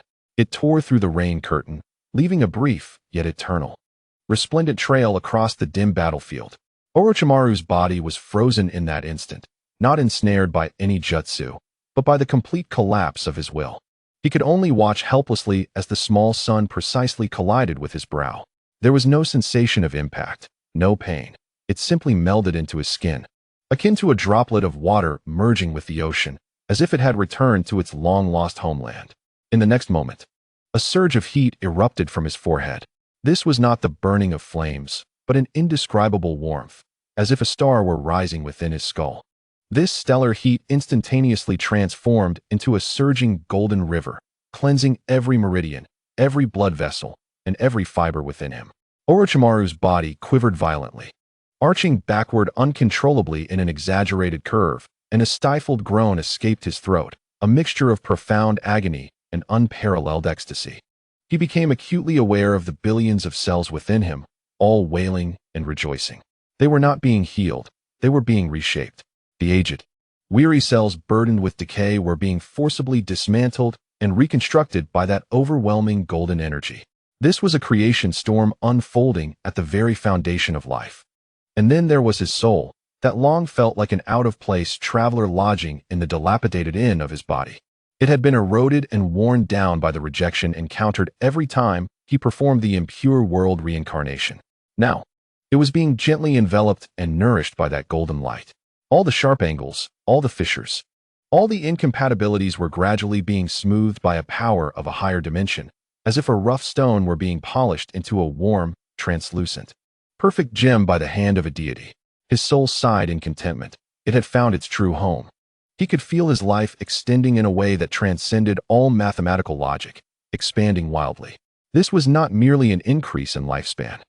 It was a leap in the realm of life, an elevation of existence itself. This was the true path to immortality. He had poured his heart and soul into traversing mountains of corpses, forsaking all he sought. In the presence of this man, it was merely a drop of blood casually flicked away. This gift was so vast that it constituted a cruel and complete judgment in itself. Just as Orochimaru's soul teetered on the brink of leaving his body due to this revolutionary realization, Chen Yang's voice, devoid of any emotion, drifted over softly. This is a reward. The voice was soft yet struck like a command, inscribing itself into Orochimaru's very marrow. Orochimaru's head snapped up. It is also a chain. This second statement burned into his newly soothed soul like a cold brand. Chen Yang's gaze bore no emotion, yet Orochimaru felt his very existence, from soul to body, irrevocably tethered to this man by an invisible thread. It would allow you to live longer, to witness sights beyond your imagination. Yet it would also permit me, at any moment, to reclaim this gift along with your existence. The tone of this factual statement evokes a chilling dread far more profound than any vehement threat. It is not a threat, it is a proclamation of a natural law. Chen Yang's gaze fell upon Orochimaru, as if appraising a tool he had just claimed as his own. Do you still harbor interest in your worthless research? This question served as the final straw, shattering Orochimaru's last remnant of pride, the pride of a genius. Worthless. All the toil of his life, all the sins he bore in pursuit of his ambitions, rendered as mere refuse. He recognized this with every cell of his recently remade being, an undeniable truth devoid of hesitation, struggle, or even choice. In the face of this singular truth, every other option lost its significance, akin to a moth drawn to the soul flame. A dull thud resonated in the silent battlefield as Orochimaru's knees plunged into the mud, splattering the filth around him. Not just one knee, but both. He then slowly inclined his entire upper body, burying his forehead deeply into the cold, damp ground, mingled with blood and earth. This posture was more thorough, more reverent, and far humbler than Tsunade's previous kneeling. The serpent had found its god. The seeker had discovered his path. His voice emerged from the ground, hoarse and twisted, stripped of any trace of coldness or cunning. What remained was the most primal, fervent, and pure act of devotion. The refuse had long been discarded. Orochimaru trembled as he inhaled deeply, summoning all his strength to utter the word that would define his new future. I offer my everything to the one truth you guide us towards. My body, my soul, my wisdom, my yet-to-begin eternal life, all belong to you from this moment forth. Tsunade watched in stunned silence, her mind a blank slate. She understood Orochimaru all too well, the arrogance etched into his very bones, the nature that regarded others as mere ants. Witnessing his death at the hands of an enemy would not have shaken her as profoundly as seeing him in this moment. Once the pride of a genius is utterly shattered, what remains is either destruction or fervent devotion. Orochimaru chose the latter. Thus, on that rain-soaked afternoon, the future of the three legendary ninjas offered their knees and loyalty to the same individual in a manner unforeseen. The atmosphere, rendered solemn and almost sacred by their submission, was abruptly shattered by an unexpected voice. Hey, what are you all doing? A loud, carefree voice, wholly out of place in that somber scene, echoed from the edge of the nearby forest. You're all kneeling like some cult meeting. A tall man with striking white hair strode forth, hands on his hips. A carefree smile plastered on his face. The legendary Jiraiya had finally arrived. Chapter 65. The followers of the three ninjas. The booming voice, so discordant with the silence of the battlefield, struck like a stone into a tranquil lake. Jiraiya had come, leaping into the center of the scene with a bold demeanor, hands on his hips and that signature carefree smile. Yet, as his gaze swept across the gathering, that smile gradually faded, frozen on his face. What did he see? Tsunade, the eternally proud princess of the Senju clan capable of shattering mountains with a single punch, knelt before an unfamiliar man, her pose one of utter humility. Orochimaru, the ever-cold companion who viewed all life as mere subjects for experimentation, also knelt in the mud, his forehead pressed against the ground, his body trembling with some intense emotion. Even Kato Dan, a renowned jonin on the battlefield, knelt beside Tsunade in the same manner. The three of them seemed to partake in some ancient, sacred pilgrimage, their object of worship merely a plain-looking commoner standing silently. Jiraiya's mind went blank. He instinctively rubbed his eyes, questioning whether his haste had led him into a mass illusion conjured by the enemy. Yet the pungent scent of blood and the lingering chill of the roots still permeated the air, affirming that everything before him was indeed reality. Tsunade, Orochimaru, Jiraiya's voice rose, laced with bewilderment and anger. Have you lost your minds? He immediately assumed a combat stance, chakra surging within him, his gaze fixated like a hawk on Chen Yang. Whoever you are, he barked, release my comrades. In his view, something incomprehensibly powerful must have compelled Tsunade and Orochimaru into such an abnormal posture. However, to his surprise, Chen Yang did not even lift his eyelids. Instead, Tsunade and Orochimaru, still on their knees, abruptly rose in unison. They did not turn back. Rather, like the most loyal guardians, they positioned themselves on either side of Chen Yang, facing Jiraiya's impending attack with their own bodies. Silence, Jiraiya. Tsunade's face bore no trace of her usual arrogance. replaced instead by an unprecedented seriousness that brooked no disrespect. Do not speak ill of our teacher. Teacher? The word struck Jiraiya's nerves like a sledgehammer, leaving him utterly bewildered. What teacher? The third Hokage is their teacher. Who is this man? Before he could grasp the enormity of this revelation, Orochimaru, with his raspy voice, slowly began to speak. His golden, slitted eyes burned with an awe and fervor Jiraiya had never witnessed before. Jiraiya, the man before you embodies the truth we cannot comprehend. Cast aside your ignorance. Orochimaru's words hit harder than Tsunade's revelation of teacher. Truth. Ignorance. Jiraiya was rendered completely speechless. He gazed at his two comrades, one filled with reverence and determination after reaching the ultimate path, and the other exuding a fervor and devotion so profound it seemed almost tangible. This could not be an illusion. No illusion could fabricate such a genuine and complete transformation stemming from belief. The fiery passion and anger ignited by concern for his comrades were replaced by a deeper confusion and bewilderment. He realized, during the time he rushed over, something monumental enough to upend worldviews must have transpired here. His hand, poised to form a seal, slowly descended. The combat stance was likewise relaxed. He scratched his strikingly white hair, and the expression on his face shifted from anger to confusion, culminating in an unusual gravity. He took a step forward, circumventing Tsunade and Orochimaru, who stood before him, and approached Chen Yang. He scrutinized this man carefully and earnestly. Very young, remarkably composed. Not a trace of chakra fluctuation emanated from him, akin to an ordinary individual who had never trained. Yet, it was this seemingly mundane person who compelled both Konoha's proud princess and its most dangerous prodigy to kneel before him. Jiraiya could not discern Chen Yang's depths. He only understood that someone capable of such feats was beyond the realm of conventional reasoning. He recalled Tsunade's words of respect and Orochimaru's insights of truth. More than anything, he trusted the bond forged in the crucible of bloodshed alongside these two comrades. He believed in their judgment. Very well, very well.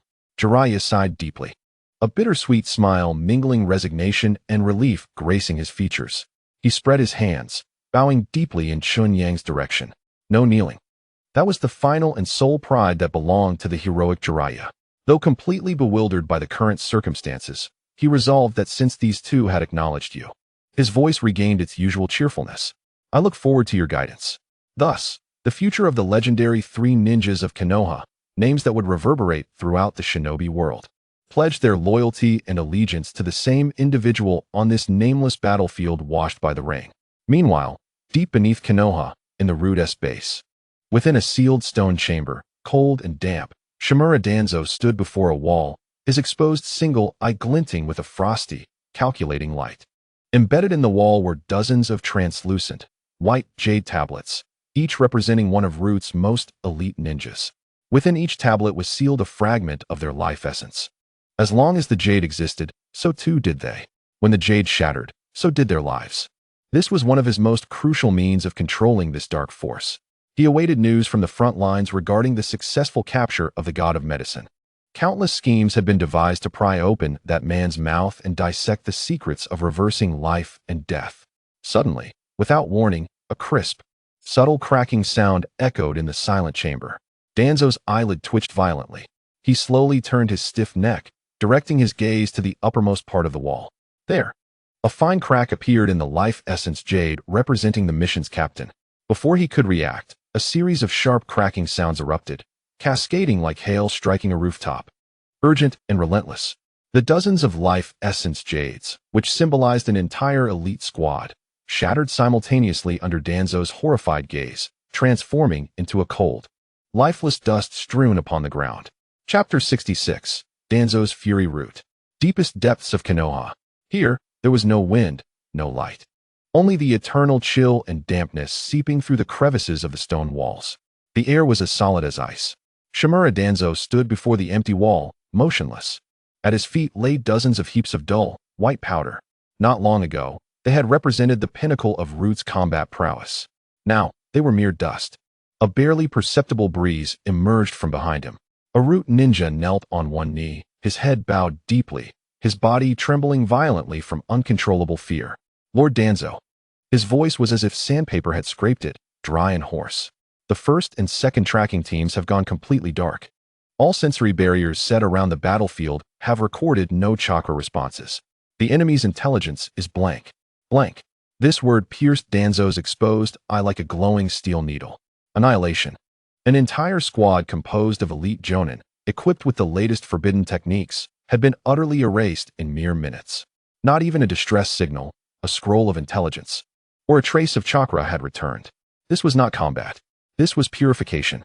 It was as if a deity, while tidying their courtyard, casually brushed away a few bothersome specks of dust. The kneeling root ninja could distinctly feel the temperature around him plummeting at an irrational speed. A chilling aura of murder poured forth from Danzo's bandaged form, a wrath not directed at a single individual, but a raw, primal fury against the world itself. A desire to obliterate and reshape everything. Incompetence. Danzo finally spoke. The two words, devoid of any emotion, caused the ninja to stiffen, nearly choking on his own breath. His anger was not over the loss. These emotionless tools could be replaced at any time. His fury stemmed from his plans, from the meticulously woven web that had been so casually torn asunder. It was the perfect prey he had aimed to capture, who not only broke free from the cage but had bitten off his arm in return.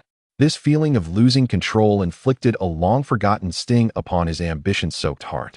However, this sting did not linger. It was swiftly consumed by an even more frenzied, fervent, and covetous thought. The pupil of Danzo's single eye, constricted from rage, slowly expanded. What burned within was no longer mere anger, but a near-mad, pathological lust. Heh! A low, throaty laugh escaped him, as if squeezed from the depths of his throat. Divine power. He slowly turned, observing the underling who was now more terrified by his laughter, his voice hoarse, as if speaking to himself. This is true divine power. Not the brutishness of Hashirama, nor the intricacies of Tobarama, but a more fundamental force that can define rules, erase existence, a power of creation and destruction. Fear? No. In Danzo's lexicon, such power never represented fear. It only symbolized one word, possession.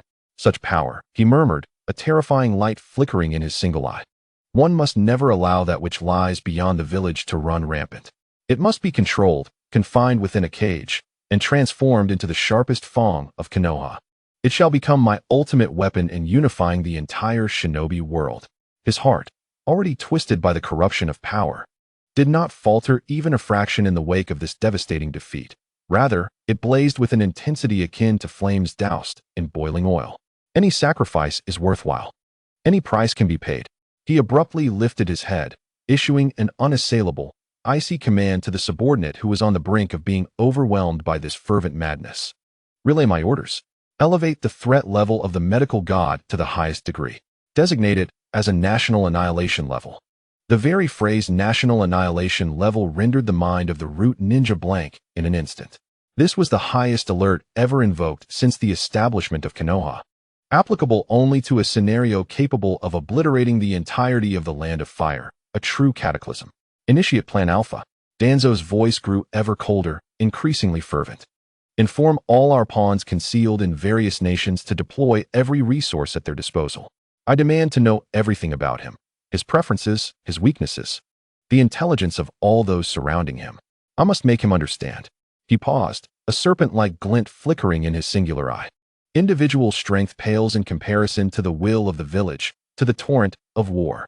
He would employ a grand strategy, utilizing the collective power of the village and the nation to ensnare him in a far larger, inescapable web. He intended to ensnare this deity in the mire of mortality, until exhaustion set in, until weariness took hold, until the moment he revealed a vulnerability. The root would strike, like a scorpion lurking in the shadows, delivering a lethal sting. Simultaneously, in the Hokage's office, Sarutobi Hiruzen set aside the intelligence scroll in his hand, silently moving to the window. Outside, the village basked in the afternoon sun, thriving and vibrant. Yet, not a trace of ease adorned his countenance. On his desk lay another top-secret report concerning the annihilation of the root forces and the second coming of the medical god. The source of this intelligence was not the root, but rather his own Umbu, along with a more detailed and incredulous report just relayed by Jiraiya through reverse summoning techniques. Teacher, Orochimaru. Sarutobi Hiruzen bitterly mulled over these two names. His most esteemed three disciples had chosen to follow a mysterious figure of unknown origins. This revelation struck him with a greater sense of dread than the complete obliteration of a root squad. He lifted his pipe, inhaling deeply, amidst the swirling smoke. His murky eyes reflected neither greed nor fear, but rather a profound and inescapable gravity and concern. Danzo, oh Danzo! He gazed out at the monument that symbolized the will of fire, slowly exhaling a smoke ring, his voice a mere whisper, audible only to himself. What you seek to harness is not merely power. It may very well be a divine retribution capable of burying Konoha entirely. Chapter 67. The Hokage's Resolution. Within the Hokage's office, an oppressive silence reigned. Sarutobi Hiruzen stood by the window, silently smoking his pipe, the curling smoke obscuring his face etched with gravity.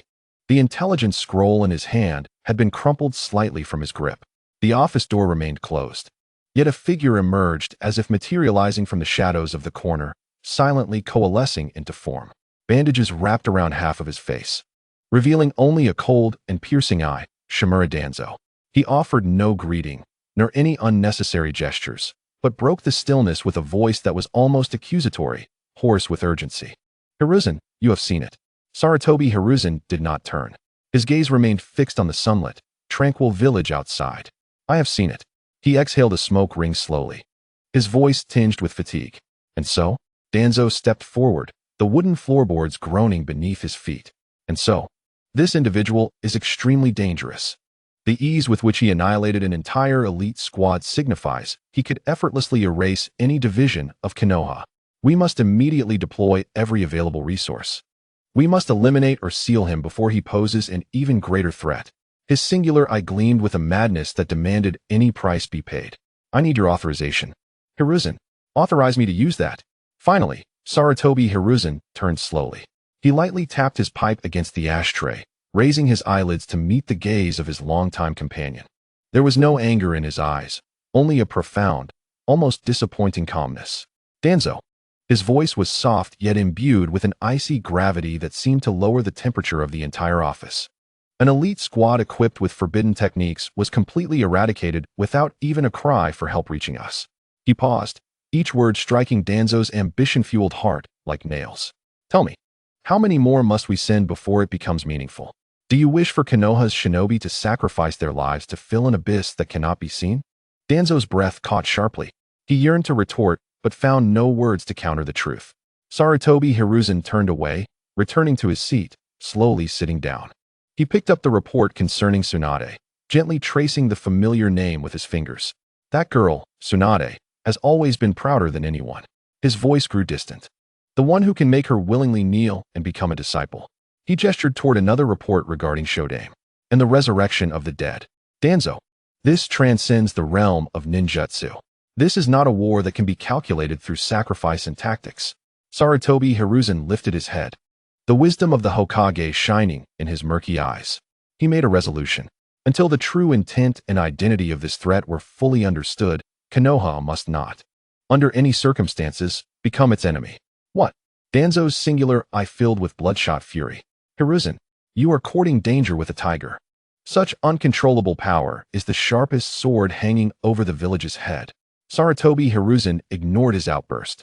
He merely retrieved the brush that symbolized the will of the Hokage from its stand. He unfurled a blank scroll, dipping it in ink, with strokes that danced fluidly. He inscribed each character with reverence and solemnity, devoid of any pretense. This was not an order. It was a formally worded, humble invitation. You have lost your mind. Danzo observed his actions, his voice contorted by sheer rage. You intend to bow to an unknown threat. Sarutobi Hiruzen remained unfazed. After penning the final character, he gently set down his brush. He then picked up the weighty seal engraved with the character for fire from the desk. A dull thud resonated as the crimson ink was stamped onto the end of the scroll, a symbol of the highest authority of the fire country. I do not bow my head. Sarutobi Hiruzen carefully rolled up the scroll and, with an unprecedented seriousness, declared, I am offering the respect that Konoha rightfully owes to an existence that may far surpass our imagination. Because I cannot afford to gamble, I will not risk the future of the entire village on your arrogance and greed. Having spoken, he issued a solemn command into the empty office. Umbu. In an instant, a figure appeared at the center of the office, kneeling on one knee. Deliver this letter personally to Lord Sannin. Sarutobi Hiruzen's voice brooked no dissent. Yes. The Umbu ninja took the scroll, and in a flash, vanished from sight. In the office, only Danzo remained, his chest heaving with anger, and his single eye nearly bleeding with resentment. Faced with the unknown, godlike power, the Hokage chose dialogue, while the leader of Root opted for plunder. The disparity in their standings was starkly apparent. Meanwhile, several dozen miles away, in a tranquil forest, Chen Yang and his companions strolled leisurely. Tsunade and Orochimaru followed closely behind him, akin to two devoted students, absorbing his occasional musings on the laws of life. Suddenly, a gentle breeze swept through, and a masked Umbu ninja silently materialized before them, kneeling with both hands raised high, presenting a scroll bearing the Hokage's seal, an invitation of the highest order. His posture radiated utmost respect. Jiraiya and Kato Dan immediately became alert, while Tsunade and Orochimaru merely observed calmly, awaiting their teacher's reaction. Chen Yang's pace did not falter.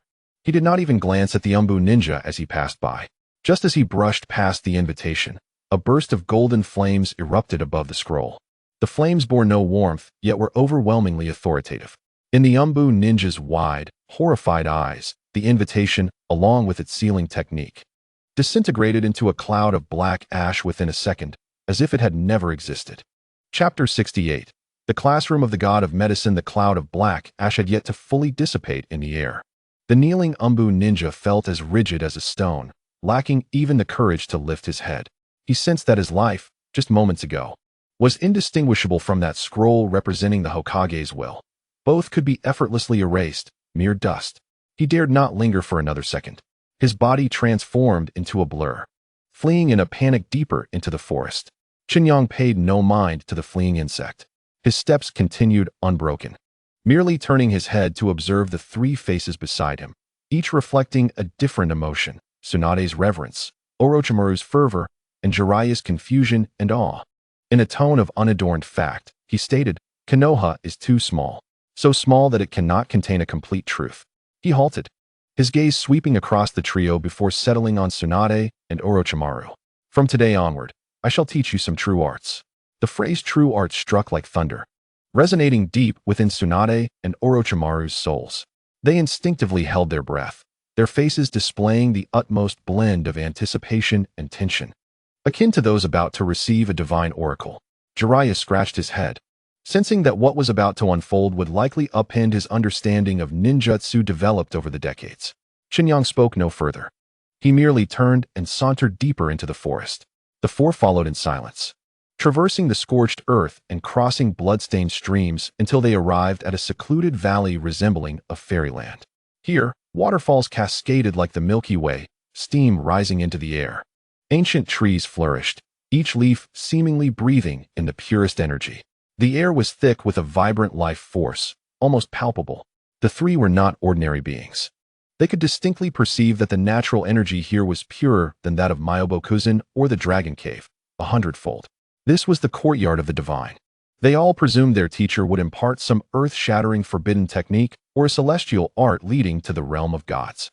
However, Chen Yang simply sat down casually upon a smooth stone. He looked at the three standing before him, resembling the most reverent of students, and posed a question that caught them all off guard. What is the most fundamental element that constitutes your bodies? This question was both overly simplistic and profoundly complex. Jiraiya instinctively thought of flesh and bone, while Tsunade and Orochimaru delved deeper into contemplation. Chakra? Spiritual energy? Or perhaps some more essential source that forms the basis of life?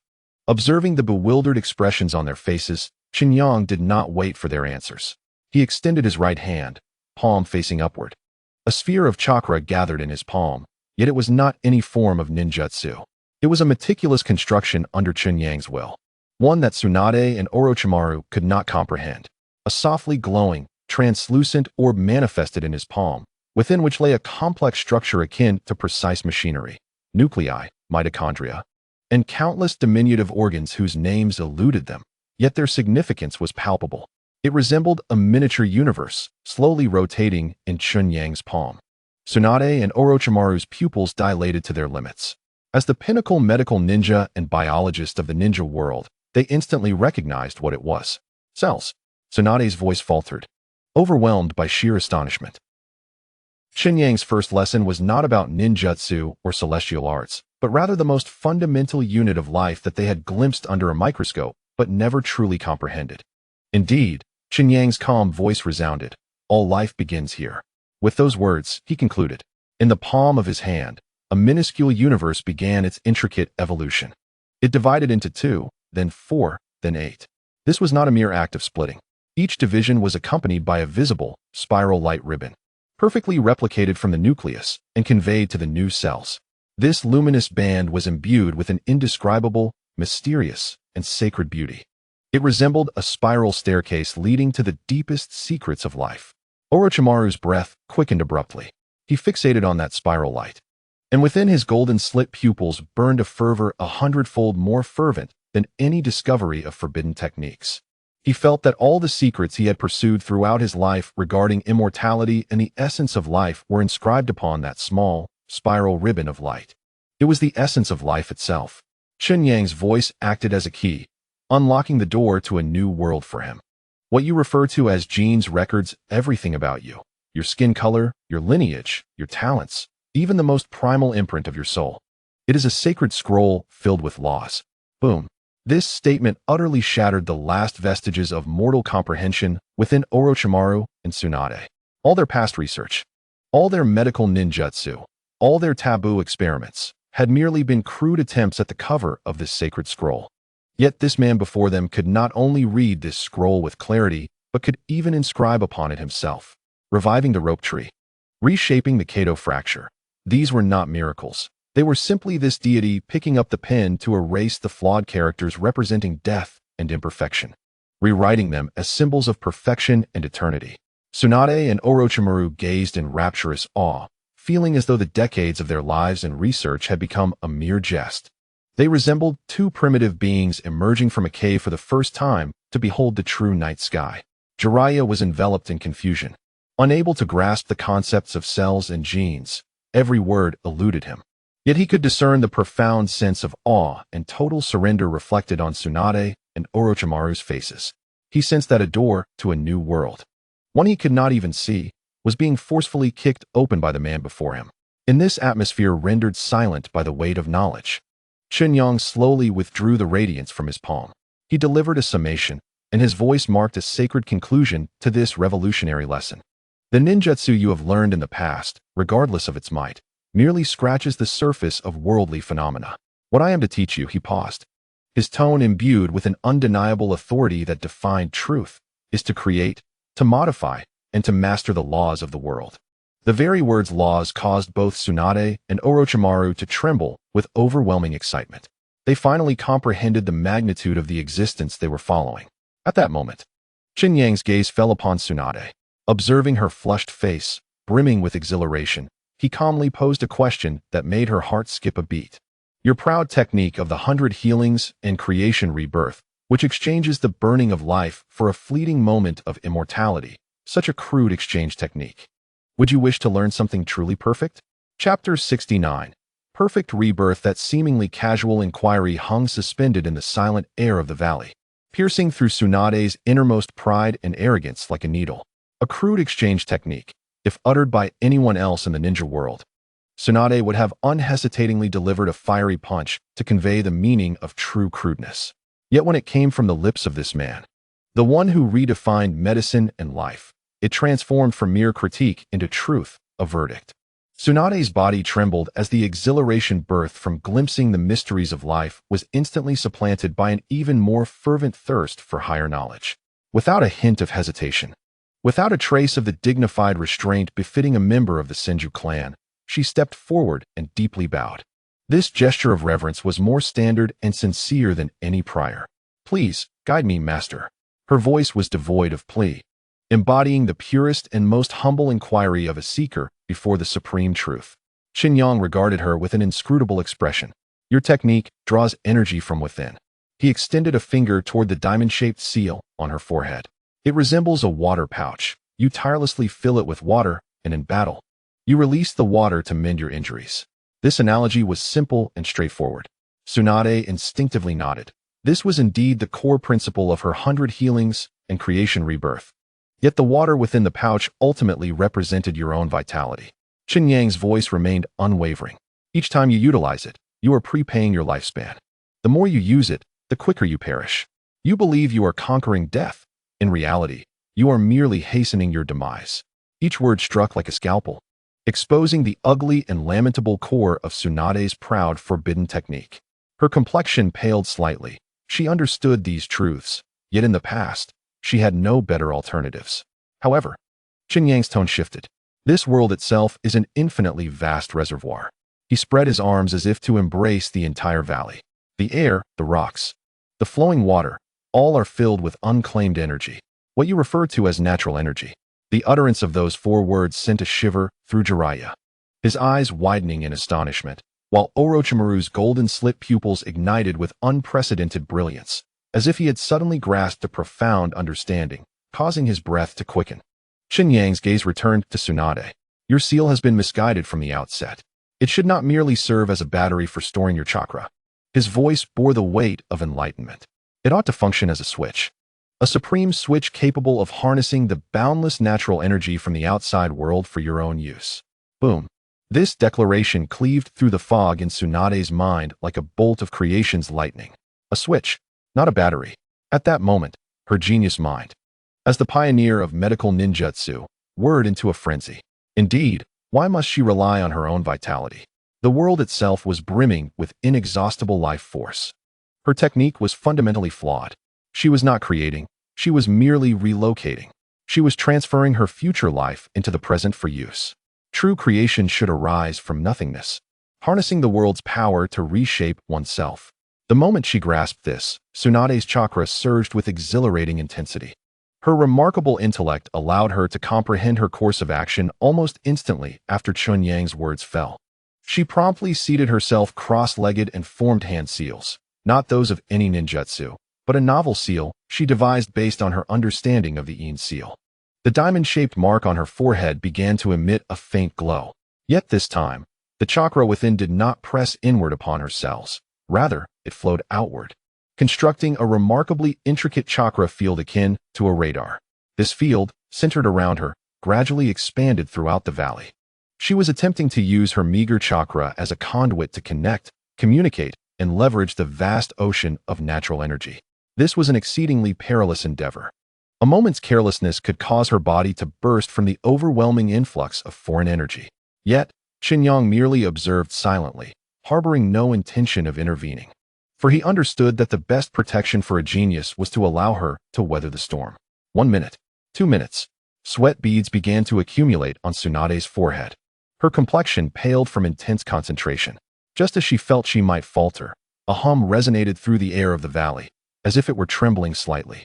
An immense, pure life energy, magnitudes greater than her own chakra, seemed to find an outlet and surge through the invisible channel she had created, flooding into her body. Ugh! Tsunade emitted a muffled groan, her body trembling violently.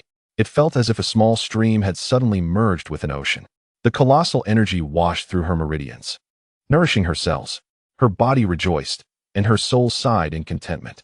She sensed that her vitality was not diminished, but rather ascending at an astonishing rate. This was true power. Tsunade's eyes flew open, bursting forth with unprecedented confidence and brilliance.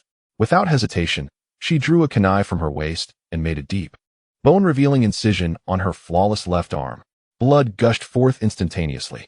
Jiraiya and Kato instinctively gasped in shock, while Orochimaru stared intently at her forehead, not daring to blink. In the face of that gruesome wound, Tsunade displayed no trace of pain. She simply uttered a command, "Creation Rebirth." As her words faded, the diamond mark on her forehead expanded, and black runes surged across her body like a tide. Yet this time, the light emanating from the runes was not her familiar chakra glow, but rather a deeper, more profound emerald light, brimming with the essence of life. The green light enveloped her arm, and the grievous wound began to writhe and heal at a pace that defied all physical laws. In less than a breath's time, the wound vanished completely, her arm restored to its original smoothness, leaving no trace of a scar. Tsunade quietly attuned to her body. There was no weakness, no fatigue, nor that familiar emptiness of vitality being drained. Instead, she was filled with an unprecedented, almost overflowing peak of life. She had succeeded. She had truly succeeded. An ultimate forbidden technique that consumed no lifespan and even nourished her being had been born in her hands. Two streams of hot tears could no longer be contained, cascading down her cheeks, which were etched with ecstasy and excitement. She gazed at Chen Yang, her voice trembling with exhilaration. "Teacher, I have succeeded." Witnessing this scene, Orochimaru's golden slit pupils shimmered with a desire more intense and frenzied than ever before. Tsunade had found her path, but what of his? At that moment, as if sensing his burning gaze, Chen Yang slowly turned his head to meet him, a knowing smile gracing his lips. "Now, it is your turn for eternal life." Chapter 70. The form of life that seemingly casual affirmation descended upon Orochimaru's soul like a celestial decree. In an instant, the flames of his fervent quest for immortality ignited within his golden eyes, capable of incinerating the world. Immortality, his lifelong pursuit, the singular ultimate goal. In the face of Tsunade's miraculous transformation, he felt an unprecedented, visceral disdain for his past so-called research. Orochimaru took a step forward, his body leaning slightly. Driven by insatiable desire, resembling the most devout believer poised to receive divine revelation. He did not even utter a question, for in the presence of absolute truth, any inquiry seemed superfluous and foolish. He sought only to listen and to comprehend. Chen Yang observed his fervent demeanor, his voice remaining as calm as if recounting an unrelated triviality. "Your reincarnation is essentially a parasitic existence." The word parasitic struck Orochimaru like a poisoned spear, piercing the core of his pride. His pale face grew even paler, for he recognized the accuracy and cruelty of this assessment. He was like a parasite perpetually seeking new hosts. Each transition represented an act of plunder and corruption against the new vessel, simultaneously eroding and tarnishing his own soul. Chen Yang ignored the change in Orochimaru's countenance and continued his pronouncement. "With each decaying vessel you discard, your soul becomes tainted by the residual chaotic information within. Each rejection is an irreversible tear. This is a wicked path, a road that was doomed from the outset, one that cannot reach its destination." Orochimaru's body trembled ever so slightly. These were the very concerns he had fretted over day and night, yet had always been unable to solve. Now, they were casually laid bare by this man. He could no longer suppress his inner terror and urgency, his voice hoarse as he inquired, "What then is true immortality?" Chen Yang did not respond directly. Instead, he slowly extended his right hand once more, palm facing upward. A pure orb of chakra gathered in the palm of his hand, radiating a soft glow. In the next moment, this luminous sphere began its metamorphosis. It split into two, transforming into one black and one white stream of energy, strikingly contrasting, yet perfectly intertwined. Yin and Yang, the primordial force of creation. Under the astounded gazes of Tsunade, Jiraiya, and Dan Kato, these two energies danced through the air like sentient brushes. Weaving and sketching, they were scripting the information of life, constructing its very form. First emerged delicate antennae, followed by a streamlined body, and finally, a pair of gossamer wings that seemed to carry the weight of the entire starry sky. A butterfly. A living butterfly composed entirely of light quietly took flight from his palm. It gently flapped its wings, the intricate patterns shimmering with starlit specks, leaving behind trails of resplendent golden sparkles in the air with each movement. It was not a product of ninjutsu. It possessed a soul, complete with the essence of life. It was a perfect, independent, and entirely new being. Orochimaru's breath halted at that moment. He fixated on the butterfly, his golden slit pupils reflecting a miniature starry sky, as all his reason and understanding shattered completely in that instant. Creation. This was the true divine creation, the emergence from nothingness. "Do you see?" Chen Yang's voice resonated gently, like a key unlocking the door to a new world. The luminous butterfly seemed to comprehend his words, gracefully ascending from his palm and dancing around Orochimaru. Immortality was never about seeking one vessel after another. Chen Yang's gaze fell upon the now completely dazed face of Orochimaru. Rather, it was about empowering your very soul to become the creator of vessels. When your soul becomes potent enough to analyze and reconstruct matter. When your will is strong enough to freely transmute energy and soul. What is the physical body to you? He paused momentarily, posing that transformative question. Merely a garment that can be donned or discarded at will. Boom. Enlightenment. His words shone like a light of creation, instantly illuminating all the darkness and confusion deep within Orochimaru's soul. Garment. The body is merely a garment. He had been mistaken. From the very beginning, he had been gravely mistaken. His lifelong research had been confined to seeking one new, yet ultimately decaying garment after another for his rotting soul. Yet he had never considered that a true stronghold is one who weaves the most magnificent robes for oneself, or even to entirely cast aside such a lowly constraint as garments and walk the earth in the purest form of the soul. This is the essence of true immortality. This is the ultimate evolution of life forms. Orochimaru's brilliant mind erupted with unprecedented sparks of inspiration at that moment. The conversion of soul and energy. The reconstruction of spirit and matter. A grand, new avenue leading to truth unfolded before him. He had found it. He had finally discovered the singular, true direction he had sought throughout his life. The radiant butterfly completed its mission, dissolving into specks of golden light in the air. And Orochimaru, he gazed at Chen Yang, and within his golden slit pupils, there remained no trace of coldness or desire. What lingered was the purest, cleanest, and most fervent devotion of a seeker upon encountering the singular truth. Slowly, he knelt once more, both knees touching the ground, his forehead heavily bowed upon the damp earth that had witnessed two miracles. Student Orochimaru, his voice trembled with profound excitement, yet bore an unprecedented resolute firmness. Thank you, teacher, for imparting wisdom. Observing Tsunade and Orochimaru, one having mastered perfect regeneration, the other having glimpsed the essence of immortality, both had discovered their own paths. Meanwhile, Jiraiya, who had been lost in confusion throughout, could no longer contain himself. He raked his striking white hair in irritation, his face etched with frustration. Striding forward, he raised his voice in his characteristic boisterous manner, his expression marred by discontent. Hey, what about me? I'm not the least bit interested in those complicated matters of cells and souls.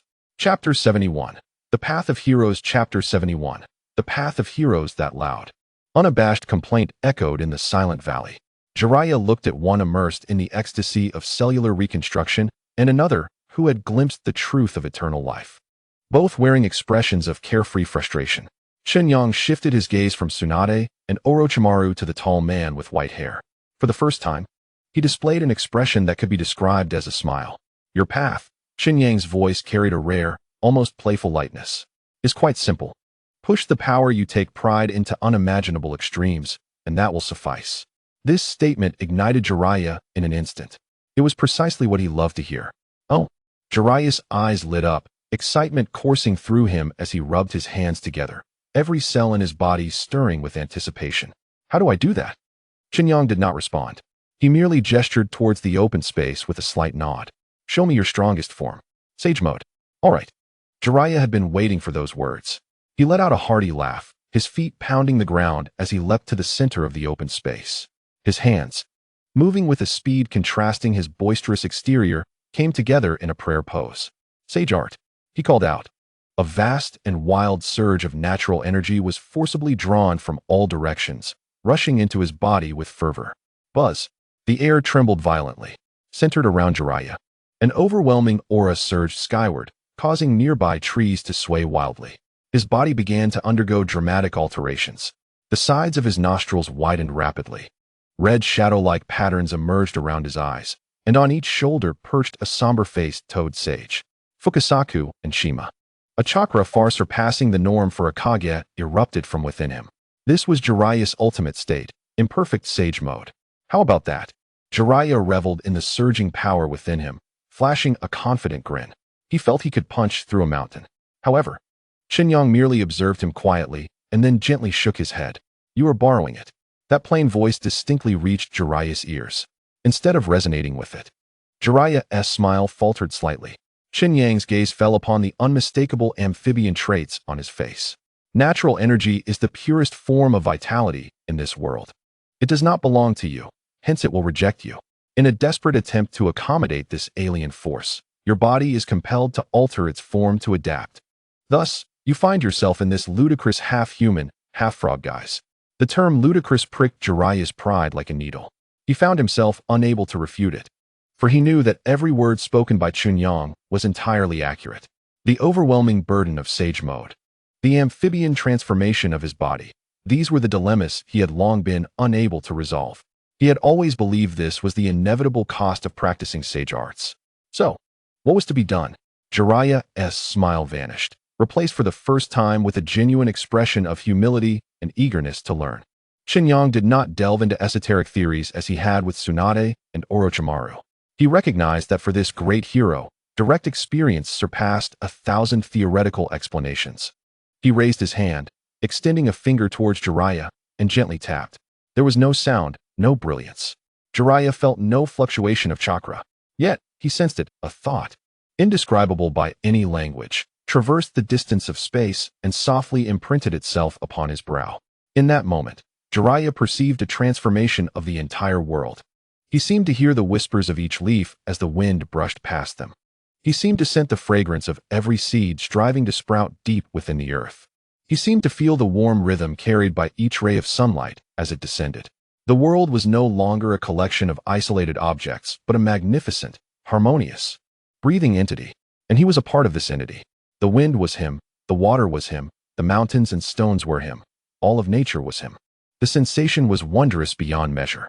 He closed his eyes, immersing himself in this supreme and mysterious state of unity with the world. He could distinctly see the natural energy that he had previously forcefully drawn into himself, wild as a herd of untamed horses, now transformed into a flock of gentle sheep.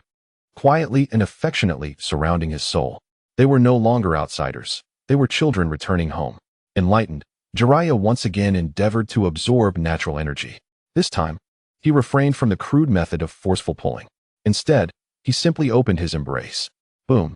An endless flow of natural energy surged into his body like weary birds returning to their nests, at a speed more than 10 times faster than before, joyfully and willingly entering him.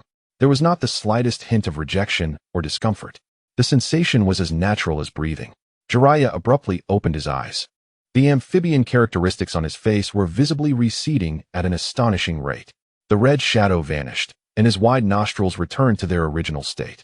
Even the sage of deep Zaku and Shima on his shoulders, unable to maintain their connection, dissipated into 2 puffs of white smoke. He was still himself, yet within him surged an unprecedented, pure, and immensely powerful, perfect sage chakra. This Jiraiya murmured, gazing at his hands and feeling the force within him that seemed capable of tearing the heavens and the earth apart. He trembled with exhilaration. He needed to release this newfound power, to let it erupt forth. Oh! Jiraiya shouted to the heavens, his voice filled with passion and unrestrained joy. He directed a powerful punch towards a small hill several hundred meters away. There were no elaborate techniques, just the pure release of strength. The air compressed into a visible white shockwave. In the next moment, that small hill, under the incredulous gaze of Tsunade and Danzo, was silently and completely leveled from the center. Debris and dust surged skyward, forming a small mushroom cloud. The might of a single punch was astonishing. Observing this earth-shattering spectacle, Chen Yang nodded in satisfaction. Thus, the future of the 3 legendary ninjas had found their own paths to the realm of the divine. Meanwhile, Tsunade gazed at the flattened peak and then at her own flawless hands. These hands had mastered the power that transcended death. An unprecedented thought began to take root in her heart, belonging to the princess of the Senju clan. Perhaps she could do more than just save. She could create. Chapter 72. The transformation of the mindset. The dust from Jiraiya's punch had yet to settle in the valley, while he, like a child with a new toy, excitedly waved his fists, feeling the perfect and grand sage chakra resonating with the universe within him. Orochimaru remained absorbed in profound contemplation regarding the transformation of soul and matter, his golden slit-like pupils shimmering with the intertwining light of wisdom and truth, temporarily losing interest in the external world. Danzo stood aside, observing the transformed trio and the distant, flattened mountain peak, feeling a mixture of shock and a deep-seated relief at having survived. The valley was enveloped in an unusually serene atmosphere conducive to cultivation. Chen Yang remained seated on the stone, eyes closed in meditation, as if nothing in this world could disturb his tranquility. Tsunade, unlike Jiraiya who sought to test his newfound strength, or Orochimaru who delved into theories, quietly approached the clear stream carved by the waterfall. She extended her hand, gazing at her smooth, immaculate palm. It was this very hand that not long ago could only watch helplessly as her brother and lover faced death. Yet now, it wielded the authority to reshape life and reverse death. The sensation was remarkable. As she reveled in this novel state of mind, the rustling of bushes caught her attention. A gray wild rabbit stumbled out of the woods, its hind leg torn open by some beast, blood and entrails mingling with the dirt, clearly visible. It was drenched in blood, leaving a harrowing trail with each step it took, until it collapsed at Tsunade's feet, barely clinging to life. Only faint breaths indicating that it still lived. In the past, witnessing such a gruesome scene would have left Tsunade unsettled, her hands and feet icy with dread. The trauma stemming from the death of a loved one wound itself around her nerves like a venomous serpent, rendering her unable to perform even the simplest of medical ninjutsu. Yet now, Tsunade merely gazed calmly. She slowly crouched down, her eyes devoid of fear or revulsion, filled only with a pure compassion inherent in her role as a healer for the life that was about to fade away. She extended 2 fingers, delicately resting them upon the rabbit's faintly pulsating carotid artery. The injuries were too severe, its internal organs had ruptured extensively, and the loss of blood had rendered its vitality nearly extinguished. Even with her pinnacle medical ninjutsu from the past, she could do nothing to reverse this fate. At best, she could alleviate its suffering before death. However, there was no hesitation or struggle etched on Tsunade's face. She extended her right hand, palm facing downward, gently hovering above the rabbit's wound, avoiding contact with the tainted blood and decaying flesh. Instead, she simply closed her eyes. A soft, pure green light, more pristine than jade, emanated from her palm. This was not chakra, it was sage chakra, a manifestation of her connection to the natural energy of the valley, invoking the life force of this realm through divine medical arts. The green light enveloped the rabbit's entire body like a living stream, and Tsunade could distinctly perceive each cell of the rabbit rejoicing under this vast surge of life energy. The shattered and necrotic tissues were being forcibly dismantled and then reshaped by an irresistible natural law. Severed blood vessels were rejoining, and the ruptured organs were regenerating rapidly. The grotesque, bone-deep wound was visibly writhing and healing at a frenetic pace. The entire process was quiet yet swift, imbued with an indescribable, sacred beauty inherent to life itself. Moments later, the light dissipated. The once dying rabbit now rested unscathed on the ground, its wounds entirely vanished. Even the blood-stained fur had been cleansed and fluffed by the life energy's wash. It shook its head in a moment of confusion before leaping away, swiftly retreating into the depths of the forest, disappearing from sight. Tsunade slowly retracted her hand, inevitably staining her palm with the rabbit's warm, crimson blood. She gazed down, observing the glaring red, a color that had repeatedly jolted her from nightmares of death. Her breathing remained steady, her heart tranquil like a placid lake. Death and blood, now that she wielded a power that transcended them, could no longer disturb her spirit in the slightest. A smile gradually blossomed on Tsunade's face, radiant with an unmatched confidence and profound relief. From that moment forth, the Tsunade who once trembled at the sight of blood and was consumed by the shadow of death had perished in the past. Standing here was a true master of the dominion of life, unclouded by any gloom, a future sage of healing. Nearby, Jiraiya and Orochimaru silently observed this scene. A smile of contentment graced Jiraiya's face, while a flicker of complex emotion passed through Orochimaru's golden-slit pupils. He recognized that Tsunade had discovered her own path, one that she traversed with greater purity and distance than he could. Amidst the serene atmosphere imbued with the joy of rebirth, an abrupt fluctuation of chakra emanated from beyond the valley, shattering the tranquility. Tsunade and the others immediately became vigilant, turning their gaze toward the valley's entrance.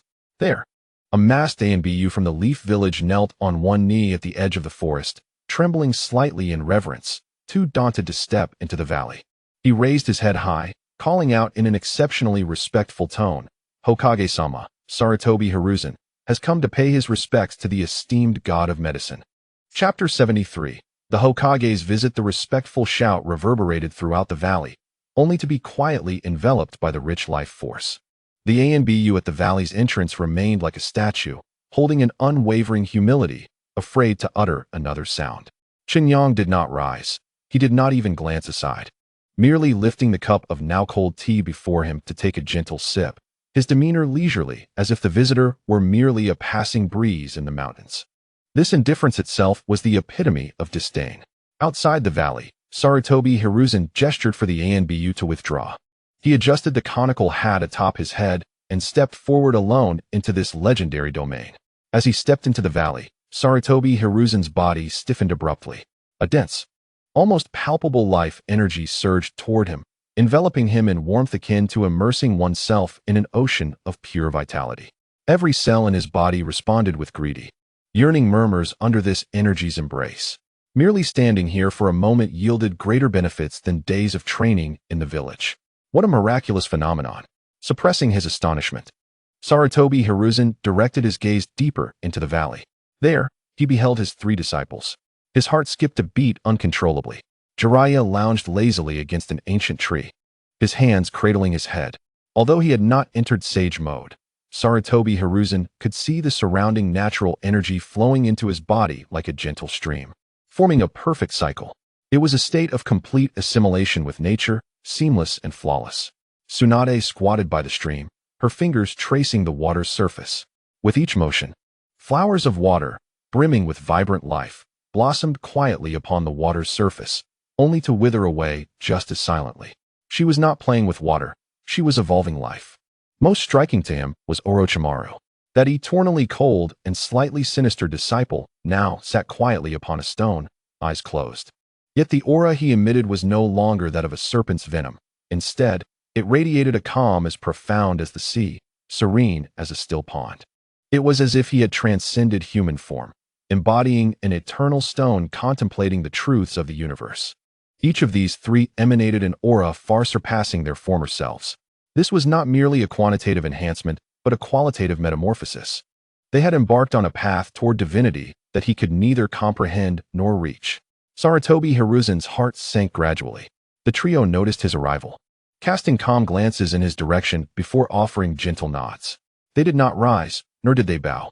Their gazes were akin to that of familiar villagers regarding an elder, deserving of respect but not requiring it excessively. Subsequently, they redirected their full attention to the man who was leisurely sipping tea, their demeanor reverent, akin to acolytes standing before a deity. This revelation sent a deeper chill through Sarutobi Hiruzen than witnessing their transformed prowess. They were no longer ninjas of Konoha. They had embraced a new faith. Hiruzen took a deep breath, aware that today he faced the most daunting and significant negotiation since assuming the mantle of Hokage. He gestured to the 2 loyal ANBU who trailed behind him, instructing them to wait outside the valley. "Hokage-sama," the ANBU exclaimed anxiously, only to be silenced by a commanding glare from Hiruzen. Alone, he advanced step by step towards the stillness at the center. With each step forward, the air seemed to grow heavier. This was not the pressure of any ninjutsu, but an overwhelming force rooted in the very essence of existence. He felt diminished. No longer the formidable figure of the ninja world, but a mere mortal about to stand before the creator. At last, he stood before Chen Yang, halting in his tracks. His throat parched. The carefully prepared words suddenly felt woefully inadequate. Striving to maintain the dignity of Hokage, he spoke in a low tone. "Your Excellency, I am Sarutobi Hiruzen, the 3rd Hokage of Konoha." Chen Yang finally set down his teacup, slowly raising his head, his calm eyes, seemingly containing the entirety of the starry cosmos, met Hiruzen's gaze for the first time. Just one glance pierced through Hiruzen's very soul. Under that gaze, all his secrets, every scheme, the pride of his position, and the ambitions and weaknesses he harbored deep within were laid bare as if exposed to the relentless sun. He felt like a naked child standing before a deity who comprehended the epics of existence. It was both ludicrous and tragic. Cold sweat silently trickled down his forehead. Summoning all his willpower, he barely managed to refrain from collapsing to his knees. With great effort, he forced himself to speak, his voice strained and hoarse from sheer tension. "Who exactly are you? What brings you to Konoha?" The act of uttering these words nearly drained him of all his strength. Silence enveloped the valley, broken only by the eternal sound of the waterfall cascading over the rocks. In response to the Hokage's inquiry, Chen Yang's countenance remained unflinching. A faint, enigmatic smile appeared on his lips as he turned his gaze to the empty void beside him. In a tone as calm as if calling a family member, he began to speak. "Mito, come forth and meet your descendants." That utterance was light, yet served as a key, unlocking the most ancient and forbidden doors within Hiruzen's memory. Mito. This name represented the wife of the first Hokage, the first host of the Nine Tails, the most noble princess of the Uzumaki clan in Konoha's history. It also embodied the legacy of a long-departed, legendary figure. Hiruzen's heart contracted sharply. He observed as the air beside Chen Yang began to exhibit a subtle distortion that defied all laws of physics. It was not a fluctuation of space-time ninjutsu, but rather as if light itself was being rewoven by an invisible hand. Golden flecks of light seeped from the void, gathering and coalescing. A tall and regal figure materialized slowly before Hiruzen's astonished eyes. She wore an exquisite kimono adorned with intricate whirlpool patterns, her signature.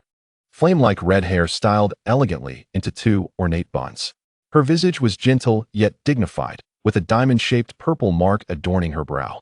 Her deep-set eyes held an ageless nobility and serenity that defied the ravages of time. At that moment, it seemed as though time itself had lost all significance in her presence. Hiruzen's breath ceased entirely. The pipe in his hand clattered to the ground. In his youth, he had been fortunate enough to glimpse this lady beside the first Hokage. That silhouette, that aura, had etched itself indelibly into the depths of his soul. The person before him was identical to the figure he had once known, unchanged by the passage of decades. Mito-sama? Hiruzen's voice emerged dry and rasping, laden with disbelief and profound tremors. This was not a mere resurrection technique. He could distinctly sense the immense and warm vitality emanating from her, pure as the dawn of a new sun. This was beyond any ninjutsu he could comprehend. This was someone long declared dead, reappearing in the world in the most perfect, youthful form. The realization struck him like a colossal hammer, shattering the foundations of everything he had understood over the past decades. Life and death, for the first time in his experience, blurred into something absurd and incomprehensible. As his mind faltered in the wake of this revolutionary scene, a thought surged forth. A notion he had buried deep within his memory, one he had thought merely a fantastical legend, erupted uncontrollably. It was a recollection of his mentor, the second Hokage, Senju Tobarama, once speaking in a complex blend of reverence and confusion after a drink, about a closely guarded secret from the village's inception. Hiruzen, do you believe my elder brother single-handedly quelled the chaos and established Konoha? No. By his side, there was always someone, a monster, ageless and immortal, older and mightier than even the tailed beasts. My brother called him a friend, a guide, but I knew it was more akin to a faith. All of my brother's ideals of peace and the village's initial tenets originated from that individual. He is the true, original architect of Konoha, the genuine guardian hidden beneath the title of Hokage. At that time, Hiruzen had dismissed it as a figment of his mentor's grief over his brother's passing. But now, as he gazed upon the ageless visage of the first Hokage's wife, and then turned to the man who remained composed, as if detached from the unfolding events, a preposterous yet singularly plausible answer struck him like a bolt of black lightning, piercing through all his thoughts. Resurrection of the deceased, impartation to the legendary three, eternal life. And this very Mito Uzumaki, who should have long since become dust. All the miracles and absurdities found resolution in that moment. The legends were true. Hiruzen's body began to tremble uncontrollably, not from fear. It was not merely due to a glimpse into the ultimate truth of history, but rather a tremor that emanated from the depths of his soul. Slowly, he raised a finger, its knuckles pale from exertion, trembling as it pointed towards the man in simple garments seated upon the bluestone. His lips quivered. Each word seemed to drain him of all his strength. You are the legendary one. His sentence remained unfinished, for swirling water had approached him with an elegant stride, now standing before him. She regarded her junior with a gentle smile, akin to that of an elder observing a younger kin. Her voice transcended decades, resonating clearly in Sarutobi Hiruzen's ears. Hiruzen, it has been a long time. You have grown into an outstanding Hokage. She paused, turned slightly towards Chen Yang, and bowed slightly, her posture infused with the deepest respect. Then, in a tone that suggested inevitability, she delivered the final verdict on this meeting that had traversed half a century. You should not delay. Pay your respects to the guardian of Konoha, Lord Chen Yang. Boom. The truth was unveiled. Sarutobi Hiruzen's mind became a blank canvas. All thoughts, all rationality evaporated in that moment. He staggered backwards, as if all strength had been drained from his being. The guardian. He was indeed the guardian. Just as Sarutobi Hiruzen's spirit was overwhelmed by this astonishing revelation, the entire valley fell into a nearly sacred silence.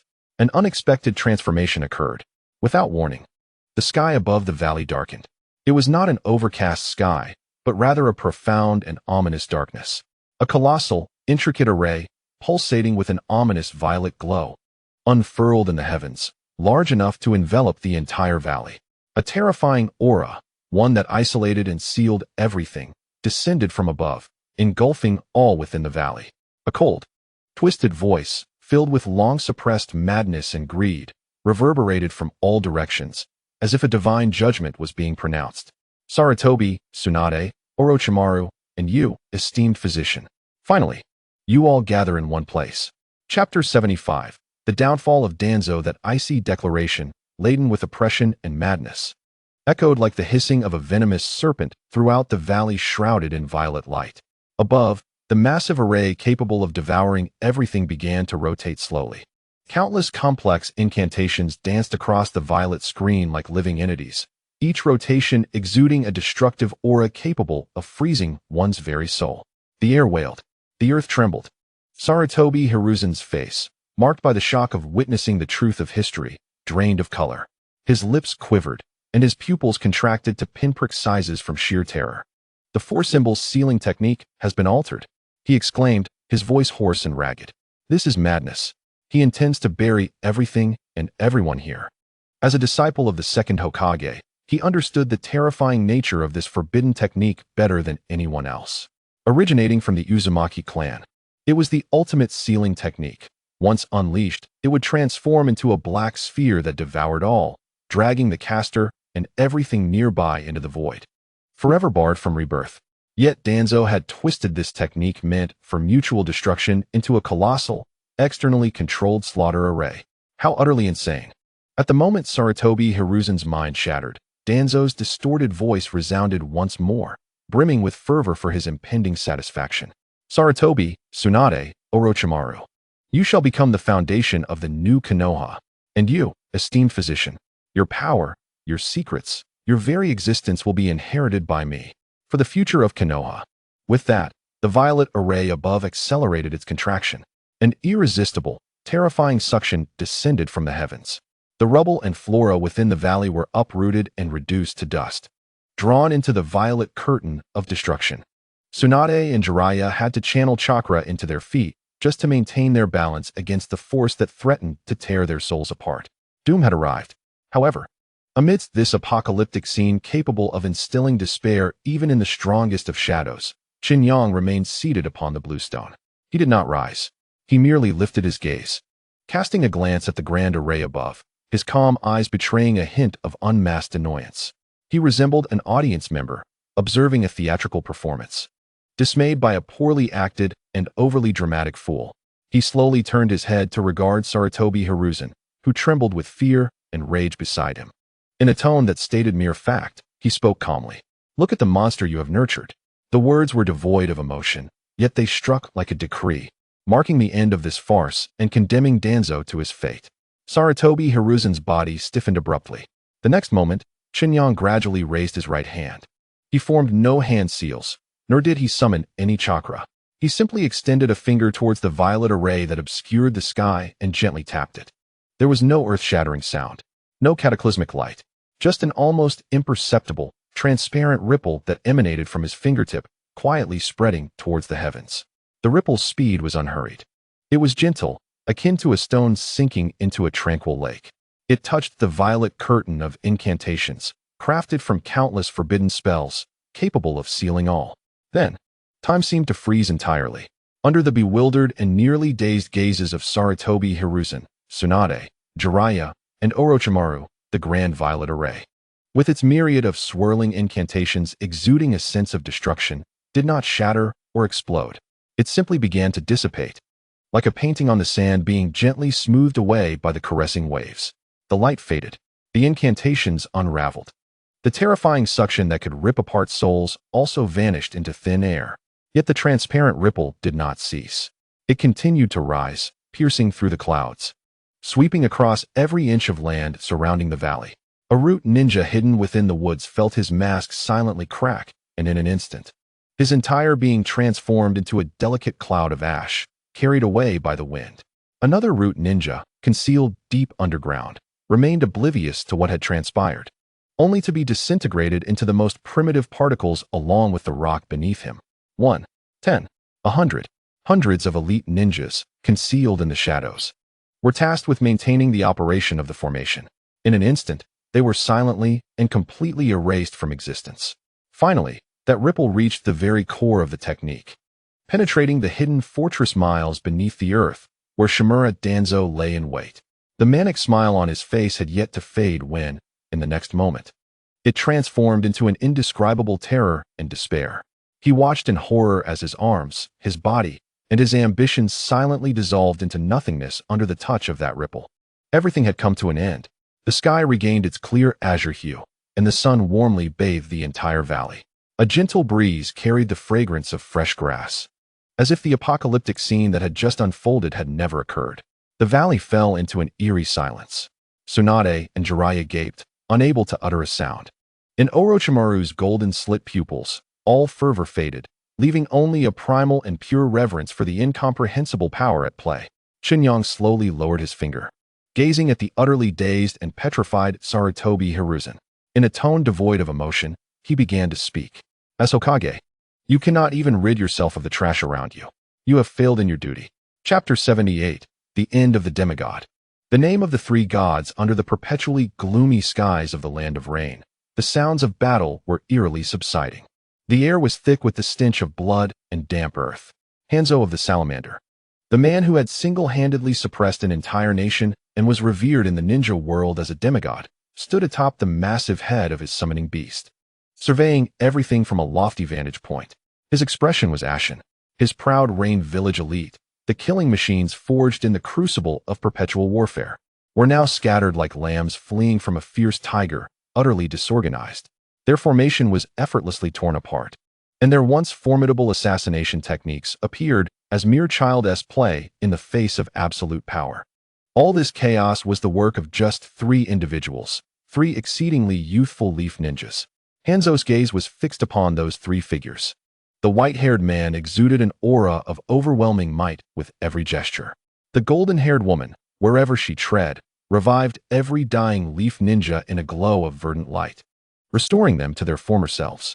The man with flowing black hair was the most enigmatic, embodying both venom and shadow. Each of his strikes bore an elegant cruelty that toyed with life itself. Fools, Hanzo spat from between clenched teeth, pronouncing judgment upon his subordinates while seething at the affront to his authority. He could no longer afford to wait. A demigod must command with the gravitas befitting his stature.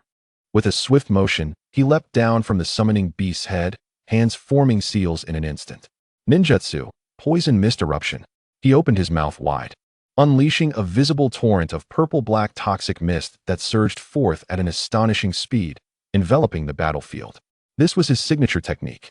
A mere breath of this poison could paralyze nerves and dissolve internal organs within seconds, with no antidote in sight. The Rain ninjas donned their breathing masks with practiced ease, their eyes gleaming with cruel delight. To them, the war was already won. However, facing this deadly fog capable of annihilating all life, the golden-haired woman, Tsunade, merely raised an eyebrow in disdain. She did not even glance at the toxic mist, but instead pressed her palm, radiating a gentle green light against the chest of a leaf ninja whose lung had been pierced by a kunai. Concurrently, she uttered a command. Senjutsu, all things revive. A wave of vibrant green energy, infused with boundless life, surged forth from her, spreading across the battlefield at a speed surpassing that of the poison mist. This green wave brushed against every leaf ninja, revitalizing their spirits. It then met the purple-black toxic fog. There was no violent chemical reaction, no clash of energies. It was as if sunlight had pierced through a blizzard. The poison mist, which could terrify even shadow-level warriors, was silently and swiftly decomposed and purified beneath the green wave, ultimately transforming into the purest, nourishing vapor that enriched the earth. The entire process was tranquil and devoid of rationale. The cold smirk on Hanzo's face froze instantly. For the first time, his otherwise pallid visage, marred by years of wearing a breathing mask, revealed an expression of incredulous horror. How could this be? His pride, the power he had relied upon for fame, now seemed laughably fragile before the opposing force. Nothing is impossible. A languid voice echoed from behind him. Alarm bells rang in Hanzo's mind, and without hesitation, he performed a body flicker technique, vanishing to a distance of several dozen meters. Breathless, he turned to see the white-haired man, Jiraiya, had somehow returned to his previous position, casually digging at his ear with an impatient expression. Against such absolute vitality, your little tricks are nothing more than mere toxins, he remarked dismissively. Furious, Hanzo drew his scythe from his back and spun like a top, unleashing a torrent of deadly intent as he charged at Jiraiya. He intended to shred this arrogant brat with his utmost skill in taijutsu. However, in the face of Hanzo's fierce onslaught, Jiraiya did not even attempt to evade. He merely lifted his hand and threw a punch into the air at the incoming figure. Senjutsu, frog call. There was no tangible attack, only an imperceptible, muffled sound wave that radiated outward. Hanzo's body suddenly halted midair. He felt as though an invisible hand had violently gripped his internal organs, leaving his mind blank and halting the flow of chakra for a brief moment. It was in this fleeting moment that a foot silently pressed against his chest. Boom. Hanzo was propelled backward like a cannonball, crashing into the mud and carving a trench dozens of meters long. Summon. He coughed up blood in desperation, roaring as he called forth his summoning beast. The colossal salamander erupted from the ground, opening its massive maw to bite down at the center of the battlefield. But what awaited it were cold, emotionless, golden-slit pupils. Orochimaru stood there, a sickly smile gracing his features, reminiscent of someone who had just discovered an intriguing experiment. He extended his hand, gently pressing it against the ground. Serpent's formation. The earth trembled. Thousands of gigantic pythons, thicker than the summoned beast, surged up from beneath the surface, wrapping around the colossal salamander in a frenzy, binding it tightly so that it could not move an inch, no matter how it struggled. It was over.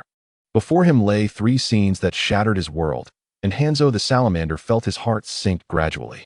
His mastery of poison was rendered utterly ineffective.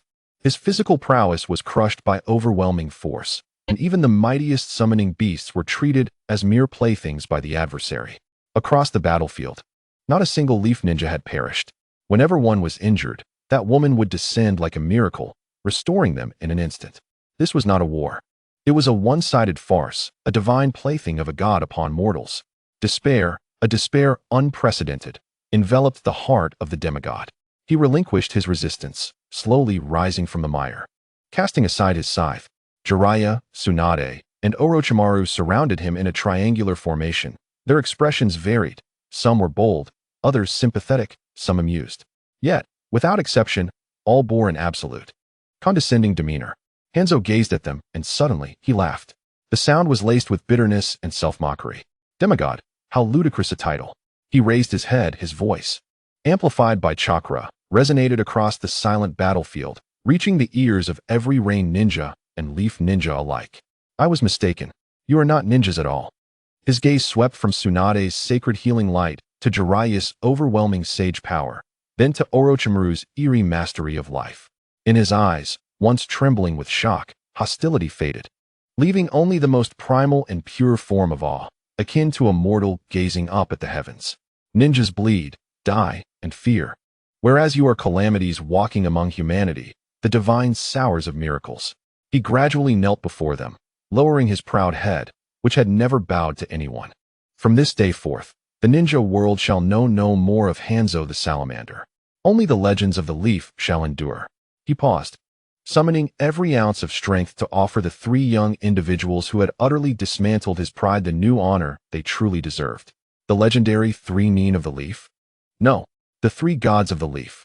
Chapter 80. System rewards. The sky above the leaf was ignited by festive fireworks and the jubilant cheers of its villagers. The war had concluded in a manner bordering on the mythical. In the streets, ninjas embraced civilians, tears and smiles intermingling, as they chanted the names of the three gods, repeatedly proclaiming the more legendary title of the god of medicine, echoing into every corner of the night sky. On Hokage Rock, Chen Yang beheld all of this. The night breeze rustled his simple garb. Beneath him lay the village's revelry, while his own world was enveloped in absolute tranquility. The clamor, the fervor, felt like a landscape from another dimension, appreciable, yet utterly unreachable. At that moment, a cold, mechanical voice, yet strangely melodious, quietly resonated in his mind. Ding! Core mission. The legendary god of medicine has been completed. Detected that the host has perfectly reversed the tragic fate of the key figure, Tsunade, preventing her psychological trauma and nurturing her into a medical sage beyond the original work. Detected that this action has triggered a positive chain reaction. The first great ninja war has concluded early, significantly reducing the casualty rate on the world line, while optimizing the fate trajectories of key figures, Orochimaru and Jiraiya. Conducting comprehensive evaluation. Evaluation complete. Mission rating, SSS level. The electronic voice remained entirely monotone. Yet it was akin to a stone cast into the river of time, stirring the deepest ripples. Chen Yang sensed a force far greater and more primal than any he had previously encountered converging upon him from an unobservable dimension. The entire world began to reveal a different visage before his eyes. The wind flowing through the air was no longer mere gas, but a rhythmic tide composed of countless energy particles. The sound waves that erupted from the villagers' cheers transformed from simple vibrations into the most straightforward radiance of spiritual and emotional energy. He closed his eyes, releasing his spirit, akin to a tranquil deep sea, ready to embrace the impending torrent of creation. SSS level reward evaluation in progress. Reward granted. Perfect medical ninjutsu of all creation. This ability encompasses the ultimate understanding of cells, genes, souls, and energy transformation, embodying the essence of the laws of life. In that instant, a thunderous surge of boundless knowledge flooded his mind. It was not mere information, it was the imprint of principles, the primordial coding of the concept of life from the very inception of the universe. He witnessed how, amidst the chaos of nothingness, the first single-celled organism emerged fortuitously from inorganic matter. He observed how the chain of genes, like a voracious serpent, incessantly consumed, replicated, mutated, and evolved into myriad forms of life, spreading the spark of existence across the planet. He perceived the soul, an intangible luminescence composed of the purest spiritual particles, merging with flesh, and how it detached upon the decay of the body, awaiting the next cycle in the world's eternal rhythm. Tsunade's creation and regeneration, Orochimaru's soul reincarnation, Chiyo's self-rebirth, the impure world reincarnation, Yin-Yang release. Every ninjutsu concerning life and death became as simple and crude as a child's doodle in that moment. For what he comprehended transcended technique. It was the Tao, the singular truth underlying all creation. His body underwent no physical transformation, yet his essence experienced a qualitative metamorphosis. If previously he was a fisherman standing by the river, easily catching any fish, now he was the river itself. He was the flow of life, the operation of laws. He could determine the birth and death of fish, or even decide whether fish should exist at all. After a long while, Chen Yang slowly opened his eyes. In his calm gaze lay a reflection of a newly birthed universe, one that had just given rise to countless stars. He remained himself, yet the world, within his perception, had irrevocably changed. His senses no longer depended on his physical faculties. His will became his antenna, effortlessly enveloping the entirety of the leaf, discerning the veins of every leaf, and listening to the heartbeat of every ant. His gaze casually drifted toward a corner of the village, where the highest level of the medical department stood. A golden figure leaned against the railing, not looking down at the celebrating crowd. It was Tsunade. She raised her head, her gaze piercing through the distant expanse and the festive clamor, landing precisely upon Hokage Rock, upon him. Her expression was complex, imbued with the utmost reverence and awe of a student toward a teacher. In the depths of a tranquil night, there resided the purest gratitude and reverence of a savior towards the divine. Yet, another emotion emerged, one that belonged to a woman, an undeniable and transcendent radiance that surpassed all. Chapter 81. The greatest gratitude under the cloak of night. The village of Konoha reveled in the ecstasy of victory and the joy of rebirth. However, deep within the village, the courtyard belonging to Chen Yang and Mizuho stood apart, enveloped in a serene solitude, untouched by the surrounding jubilation. Moonlight cascaded like water upon the pond in the courtyard, creating a shimmering tapestry of reflected gold. Tsunade hesitated at the entrance of the courtyard, having changed out of her bloodied battle attire into a modest kimono, even taking a moment to arrange her flowing golden locks. Yet, with each step closer, Her once fearless heart on the battlefield began to race uncontrollably. Taking a deep breath, she finally moved forward. As she passed through the moon gate, she beheld the figure who had haunted her dreams.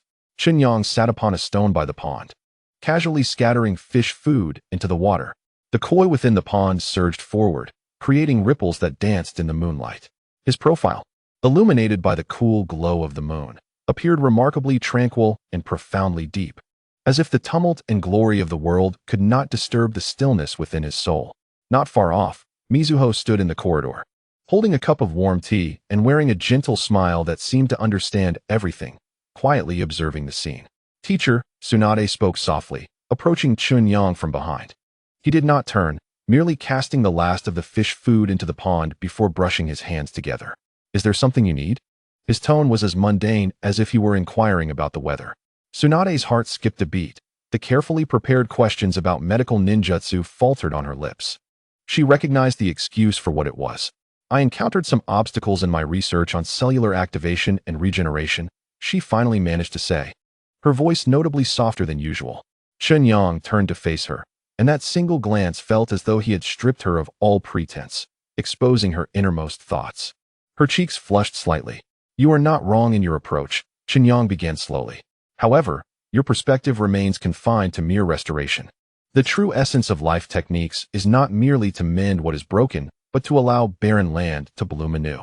What you need to learn is not the art of healing, but the art of creation." His concise words struck like a bolt of lightning, clearing the fog within Tsunade's mind. She had been focused on how to treat wounds, how to regenerate limbs, while her teacher's understanding had transcended to the realm of creating life from nothing. The chasm between them felt wider than the distance between mortals and the heavens. A wave of inexplicable despondency washed over her as she gazed at the man before her, the one who had bestowed upon her everything, yet was so powerful that she could only look up to him in awe. She felt an overwhelming urge to express her gratitude, admiration, and even a sense of trepidation towards the unfamiliar emotions stirring within her. Yet, when the words arrived at her lips, they faltered and remained unspoken. In the end, she carefully retrieved a bottle of fine sake, which she had brewed herself, cradling it in her hands as she extended it towards him. "Teacher," she murmured, her gaze lowered, unable to meet Chen Yang's eyes. "This is to express my gratitude for your guidance." Her voice carried a hint of shyness and anticipation, a quality she herself had not fully recognized. Chen Yang regarded the bottle, then glanced at her flushed cheeks. He did not reach out to accept it, causing Tsunade's heart to plummet. Just as she prepared to awkwardly retract her hand, his voice resonated once more. "Your brother is likely training at the training grounds." Pouring sweat towards his dream of becoming Hokage, Tsunade froze momentarily. "Your beloved has also returned from the brink of death, eagerly awaiting to help you build a better Konoha." Chen Yang's gaze seemed to pierce through the darkness, surveying every corner of the village. "You no longer fear blood. You are no longer haunted by nightmares. The medical system you established is saving countless lives that should have perished. Your life is free of regrets." He slowly withdrew his gaze, returning to Tsunade. "Tsunade, what you possess, this peace, this happiness, is the greatest gratitude you could offer me." The impact of his words resonated deeper than any miracle could, shaking the very core of Tsunade's being. She lifted her head, meeting Chen Yang's calm, starlit eyes. She understood then. He comprehended everything. He recognized her gratitude, her admiration, and even the timid emotions she dared not voice. Yet, he did not expose them. Instead, he affirmed her existence in a grander, gentler manner. Tears, hot and unrestrained, flowed down her cheeks, reflecting her overwhelming sense of emotion. Yet, a radiant and liberated smile blossomed upon her lips. "Yes," she nodded vigorously, her voice thick with emotion, yet brimming with newfound happiness and resolve. "I have everything you have given me. I am truly happy." Meanwhile, at the third training ground of Konoha, the atmosphere was vibrant with light. "Come on," shouted a youthful voice as Rope Tree engaged in an intense spar with Kato Dan. Sweat soaked their clothing, yet their faces radiated with sunlit smiles. There was no war, no death, only the boundless dreams and vitality of youth. This serene scene of peace was precisely what Chen Yang had desired to witness. Upon Hokage Rock, Chen Yang accepted the bottle of sake, watching Tsunade's retreating figure with a rare expression of satisfaction. He had rectified a significant regret for this world. However, his gaze did not linger on this tranquil scene for long. It seemed to pierce through endless space, traversing mountains and rivers, looking towards a nation perpetually shrouded in rain, where new tragedies quietly unfolded. Chapter 82. Weeping in the rain, the sky over Konoha ignited with unending fireworks and thunderous cheers. The war had concluded in an almost mythical manner. On the streets, ninjas and civilians embraced, tears mingling with smiles as they shouted the names of the three deities, repeatedly proclaiming the legendary title of the god of healing across the night sky. From his vantage point atop Hokage Rock, Chen Yang observed everything with a calm demeanor. Yet, at that moment, his gaze seemed to transcend mountains and rivers, pulling back to reveal a scene where the bustling revelry faded like a receding tide, replaced by relentless, cold rain. In the land of rain, the sky loomed in a leaden gray, heavy clouds suffocating the air. Rain cascaded over the remnants of crumbling walls, washing away the charred remains and bloodstains of war, blending them into the muddy streets, where they formed murky streams. There was no cheering, no fireworks, only a profound silence, punctuated by the relentless patter of rain against the battered metal. Beneath the ruins of a building, half destroyed, in a corner where the cold rain could not fully penetrate, three frail figures huddled together, attempting to draw a modicum of warmth from one another. Their clothing, if it could be called such, resembled tattered rags barely covering their bodies. Kicked in filth, rainwater dripped from their tangled hair, tracing lines across their pale and dirty faces. In the center sat a boy with striking orange hair. His name was Yahiko. Cautiously, he retrieved something from the tattered remnants of his clothing, half a loaf of bread. This was the only valuable item he had salvaged from the corpse of a rock ninja today. The bread was dry and hard, stained with a few dried, dark red blood spots. Yet, to these three children, it gleamed brighter than any treasure. Yahiko swallowed hard, mustering all his strength to break the piece of bread into two halves. He handed the larger portion to the small girl beside him, with blue hair and timid eyes. "Conan, you eat." Then, he offered the remaining small piece to the red-haired boy in the corner, who had remained silent throughout. "Nagato, this is yours." After doing all this, his own hands were left empty. He simply licked his chapped lips, watching his companions eat, a faint, childlike smile of satisfaction gracing his face. Conan cradled her piece of bread, but hesitated before eating. Her large, beautiful eyes brimmed with tears as she broke off a small portion and handed it back to Yahiko. "You eat too." Yahiko also took a bite. Nagato, without a word, quietly divided his portion in half. In this apocalyptic ruin, the three children shared their solitary hope in the clumsiest of ways. However, this humble warmth was soon shattered. A shadow darted from the curtain of rain. It was a gaunt wild dog, its filthy body glistening, eyes gleaming with a frenzied hunger as they fixed on the bread in the children's hands. "Grr." The wild dog growled lowly, revealing its jagged yellow teeth, drool dripping from its jaws. Conan screamed in fright, instinctively clutching the bread tighter. "Get away." Yahiko sprang to his feet, grabbing a broken stick nearby, bravely placing himself in front of Conan and Nagato.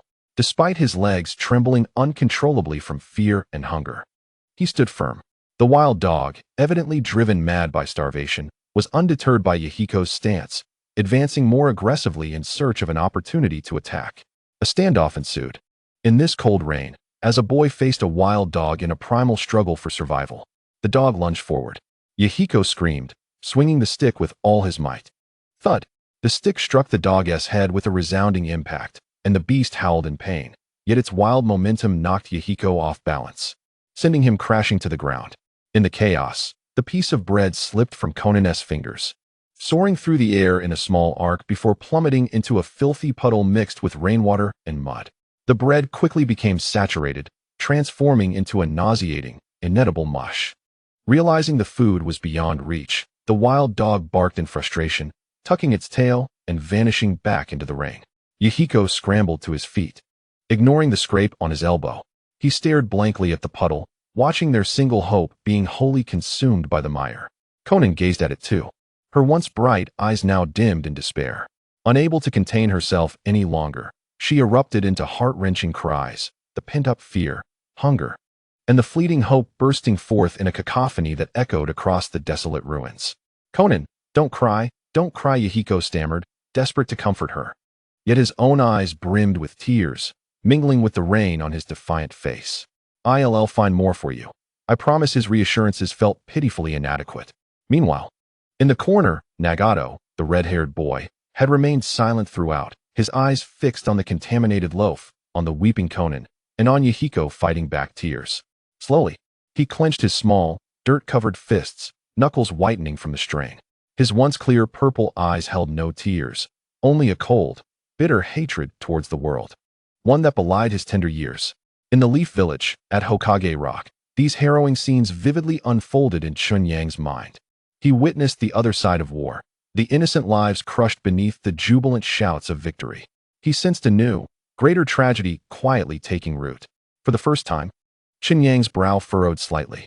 His perception, like invisible tendrils, latched onto the red-haired boy named Nagato. He sensed it, within that frail body, wrapped in hatred and despair, lay a pair of eyes that bore the same origin as the Sage of Six Paths, the Rinnegan, a power capable of creating or destroying worlds. Yet, at this moment, that power was gradually being tainted by the venom of hatred. Chapter 76. Cleaning house. That plain, emotionless assessment struck Sarutobi Hiruzen's heart like an invisible hammer. Dereliction of duty. These two words bore a weight greater than the cataclysmic impact of the preceding finger. Sarutobi stood frozen, his aged face undergoing a whirlwind of color changes, from pale shock to flushed shame, and finally to ashen despair. The valley was eerily silent, save for the distant sound of a waterfall crashing against the rocks, eternally mocking the plight of the once mighty Hokage. Behind him, the last two members of the Hokage's direct ANBU felt the utter disdain for Hokage authority in that statement, their bodies instinctively tensing, ready to act. Stop. Sarutobi Hiruzen spoke, his voice hoarse and unrecognizable.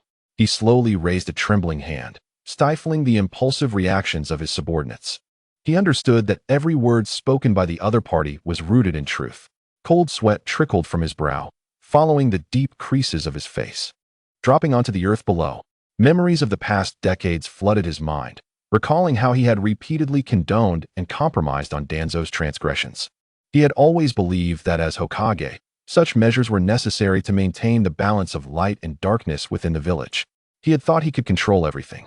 Until today, until this true guardian effortlessly eradicated what he had long regarded as a necessary evil, the malignant tumor he had nurtured. It was then that he came to a profound realization. The balance he had sought was merely a self-deceptive cowardice, and his sense of control was nothing but ludicrous arrogance. He had raised a demon capable of dragging all of Konoha into darkness, and he had reveled in it. If this esteemed individual had not appeared today, if Danzo's frenzied technique had been successfully unleashed, he dared not contemplate the consequences. The anger stemming from his dignity as Hokage clashed violently with the shame born of monumental error, ultimately subdued by a deeper, more profound sense of dread and reverence. He knew he had to provide an explanation, an account to this legendary guardian, the true founder of Konoha. Under the complex gazes of Tsunade, Jiraiya, Orochimaru, and Uzumaki Mito, Sarutobi Hiruzen slowly raised his hands. He reached for his head, where the Hokage hat, symbolizing the highest authority of the Fire Nation and the will of fire, rested. The movement was deliberate, yet it felt imbued with immense gravity. All present held their breath. Tsunade's expression reflected disbelief. Jiraiya's carefree demeanor instantly solidified, and even Orochimaru, usually indifferent, displayed a fleeting ripple of surprise in his golden slit-like eyes. They all understood the significance of this gesture. It represented the utmost negation of a Hokage's qualifications. Hiruzen removed the hat, cradling the heavy, fire-embossed symbol of his office carefully against his chest, as if it were his long-buried original intent.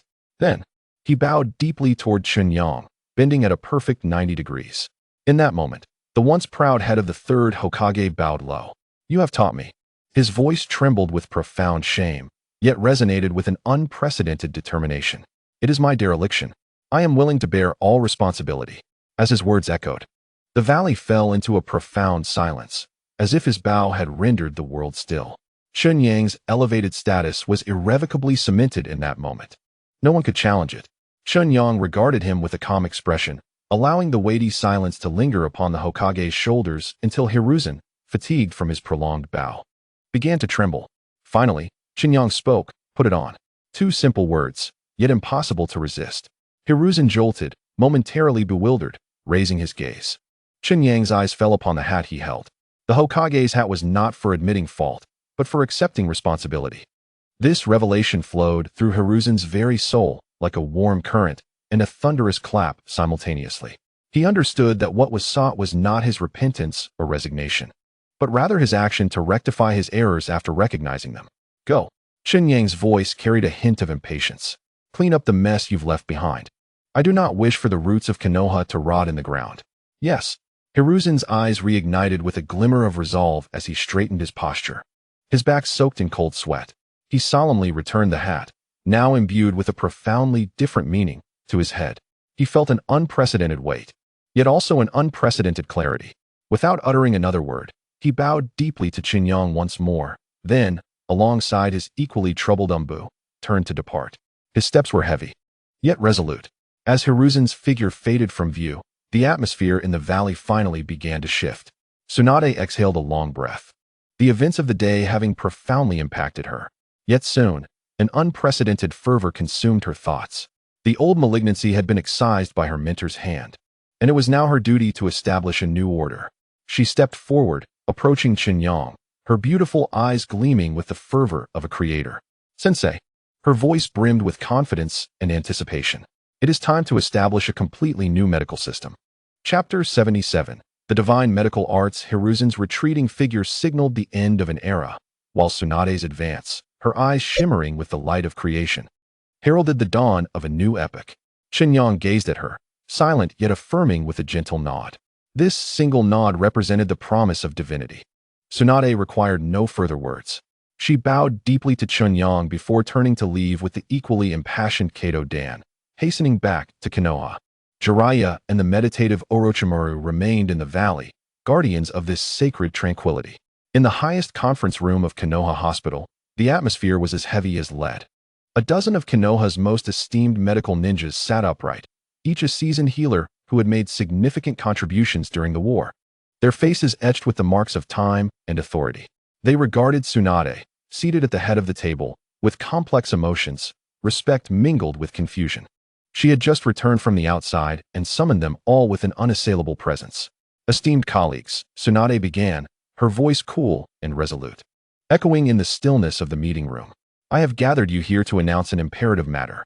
From this day forth, Konoha's existing medical system will undergo a comprehensive and fundamental reform. As her words settled, astonishment enveloped the room. An elderly man with white hair, highly esteemed in the hospital, furrowed his brow. Lady Tsunade, although the current system has its shortcomings, it is the culmination of countless predecessors' lives and experiences. How can we discuss a complete reform?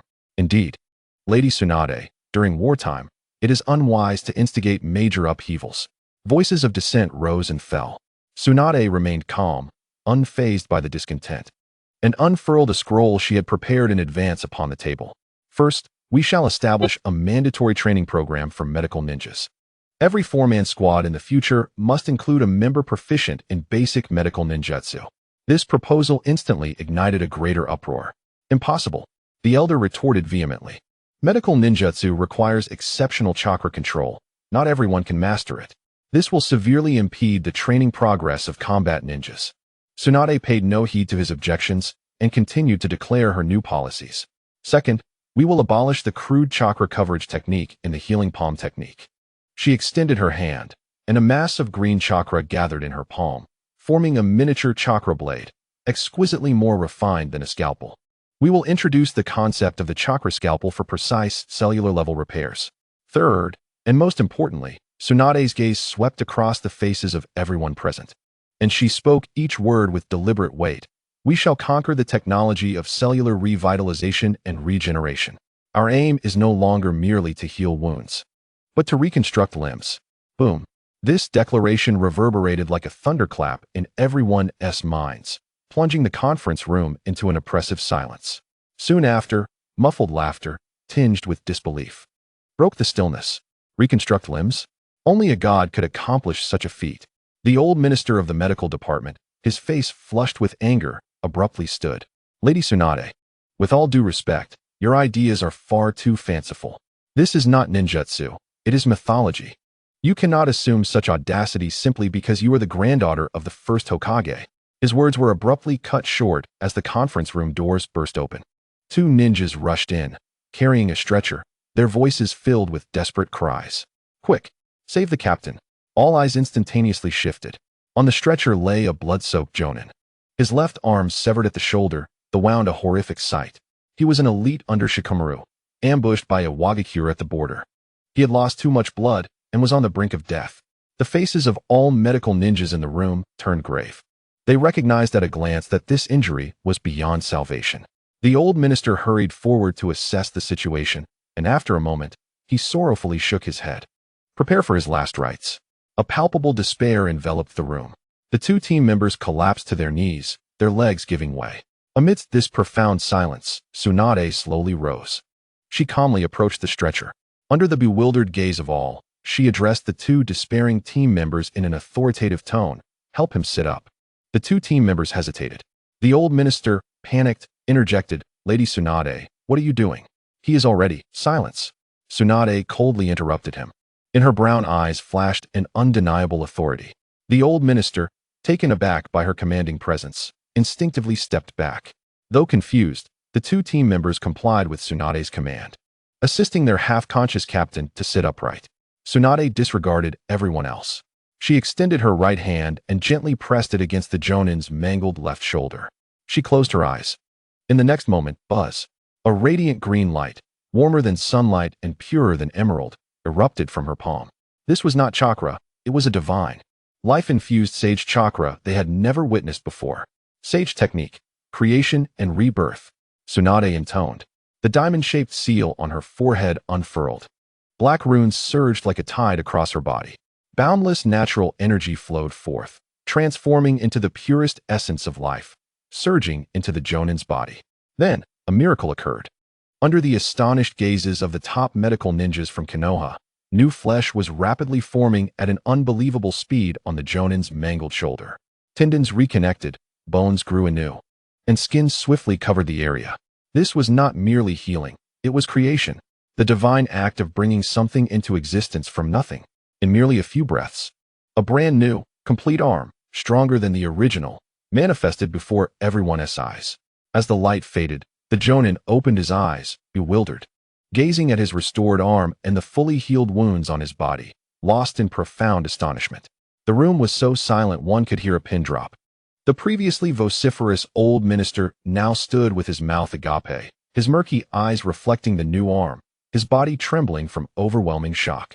Other medical ninjas rubbed their eyes in disbelief, some groaning instinctively at the incomprehensible sight before them. Their worldview shattered in that instant. Tsunade slowly withdrew her hand. She turned to face her colleagues, now utterly petrified, her expression radiating the confidence of both a healer and a deity. "Now, does anyone still oppose my reform proposal?" No one answered. In the next moment, the venerable old minister's legs buckled, and he was the first to kneel. He performed the most ancient and pious gesture of prostration before Tsunade. Following suit, all the medical ninjas in the conference room rose and, without hesitation, knelt in unison. In their eyes, there was no longer doubt or confusion, only an unwavering, fervent, and devout admiration akin to that of followers before a god. That day, a medical reform proposal, personally authored by Tsunade and co-signed by all senior members of the medical department, was delivered to the Hokage's office. Sarutobi Hiruzen gazed at the scroll containing revolutionary concepts regarding cellular biology and precise chakra manipulation, then glanced at the detailed case reports on limb regeneration attached at the back. He remained silent for a long while. Then, without a moment's hesitation, he picked up the seal representing the Hokage's will and stamped it down decisively. A sweeping medical revolution was set to engulf all of Konoha and even the entire ninja world. Thus, the curtain rises. The casualty rate on the front lines descends at an astonishing pace. Countless ninjas, who were destined for death, are pulled back from the brink. Numerous heroes, who should have been left crippled, are reborn anew. The medical prowess of Konoha has leaped forward overnight, achieving a paradigm shift that outstrips the entire era. This news, like a tempest, astonishes all ninja villages. Meanwhile, in the land of rain, a decisive battle unfolds. The enemy leader, a man revered as a demigod, Hanzo of the Salamander, stands atop a vantage point, his cold eyes surveying the battlefield. He witnesses a Konoha ninja pierced through the chest by his venomous scythe, only to rise moments later. The wound healed as if it had never existed. He observes another Konoha ninja whose leg is blown off, yet is enveloped by an unfamiliar green light from a comrade, regrowing the severed limb. What chills him to the bone are the three figures at the heart of the battlefield. One laughs boisterously, able to level mountains with a mere punch. Another smiles coldly, summoning a torrent of serpents with a wave of his hand. The last merely stands there, exuding boundless vitality that shields all comrades. They are nearly immortal. They are formidable as three monsters. For the first time, beads of cold sweat form on Hanzo's brow. Chapter 83. Prelude to a dirge. The celebratory fireworks above Konoha have yet to fully extinguish. From the heights of Hokage Rock, Chen Yang's eyes, surveying the entire village, have pierced through the barriers of space, locking onto the distant land of rain. He glimpses the despair within the ruins. He sees the hatred blossoming in the eyes of a red-haired boy, a hatred potent enough to drag the entire world into an abyss. For the first time, a faint furrow appears on Chen Yang's brow. This subtle gesture, if witnessed by anyone from Konoha, would incite an unimaginable upheaval. Since his arrival in this world, founding Konoha and quelling chaos, he has never displayed signs of such turmoil. He is not merely observing, he is calculating. His will acts as an invisible scalpel, slicing precisely into the chaotic and tragic river of fate intertwined with Nagato. Countless fragments of the future surge into his mind like a flood breaching its banks. The scene unfolds. Years later, the land of rain remains shrouded in persistent drizzle. Yet amidst the ruins, a flicker of vitality emerges. A tall man with flowing white hair, somewhat awkwardly, teaches three children how to refine chakra. It is Jiraiya. He has ultimately encountered these three war orphans. Yahiko's face beams with a sunlit smile. Though his talent may not be the greatest, his charismatic leadership and steadfast belief unite all those around him. Konan remains gentle, gathering chakra at her fingertips to create delicate paper flowers, infusing this bleak world with a touch of color. Nagato silently follows behind, his Rinnegan powers, under Jiraiya's guidance, beginning to take shape as he learns various elemental jutsu. Hatred seems to be temporarily diluted by friendship and hope. The scene shifts. Jiraiya departs. The three children grow up. They establish an organization, one that bridges dialogue and understanding, dedicated to ending war and bringing peace. Akatsuki.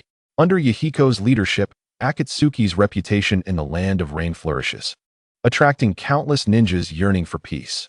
They rely not on force but on ideals, truly tearing open a rift of peace in this war-torn land.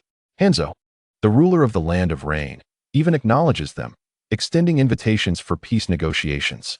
Everything seems to be progressing in the best possible direction. However, at that moment, the scene abruptly shifts. The once hopeful hues are suddenly steeped in the inescapable darkness of blood and betrayal. The so-called peace negotiations are a complete ruse. Yahiko, Nagato, and Konan find themselves encircled by Hanzo and root ninjas. Konan is taken hostage. A kunai is thrust into Nagato's hand. Hanzo's icy voice echoes like a devil's whisper in the rain. Kill him, or this woman dies. He points at Yahiko. Nagato's hand trembles violently around the kunai, his Rinnegan filled with torment and struggle. He cannot make the choice. Just as he is on the brink of collapse, Yahiko approaches the kunai with a serene smile. With a sickening sound, warm blood splatters onto Nagato's face. Nagato, you are the savior of this world.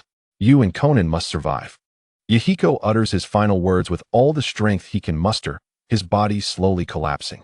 In that moment, Nagato's world shatters completely.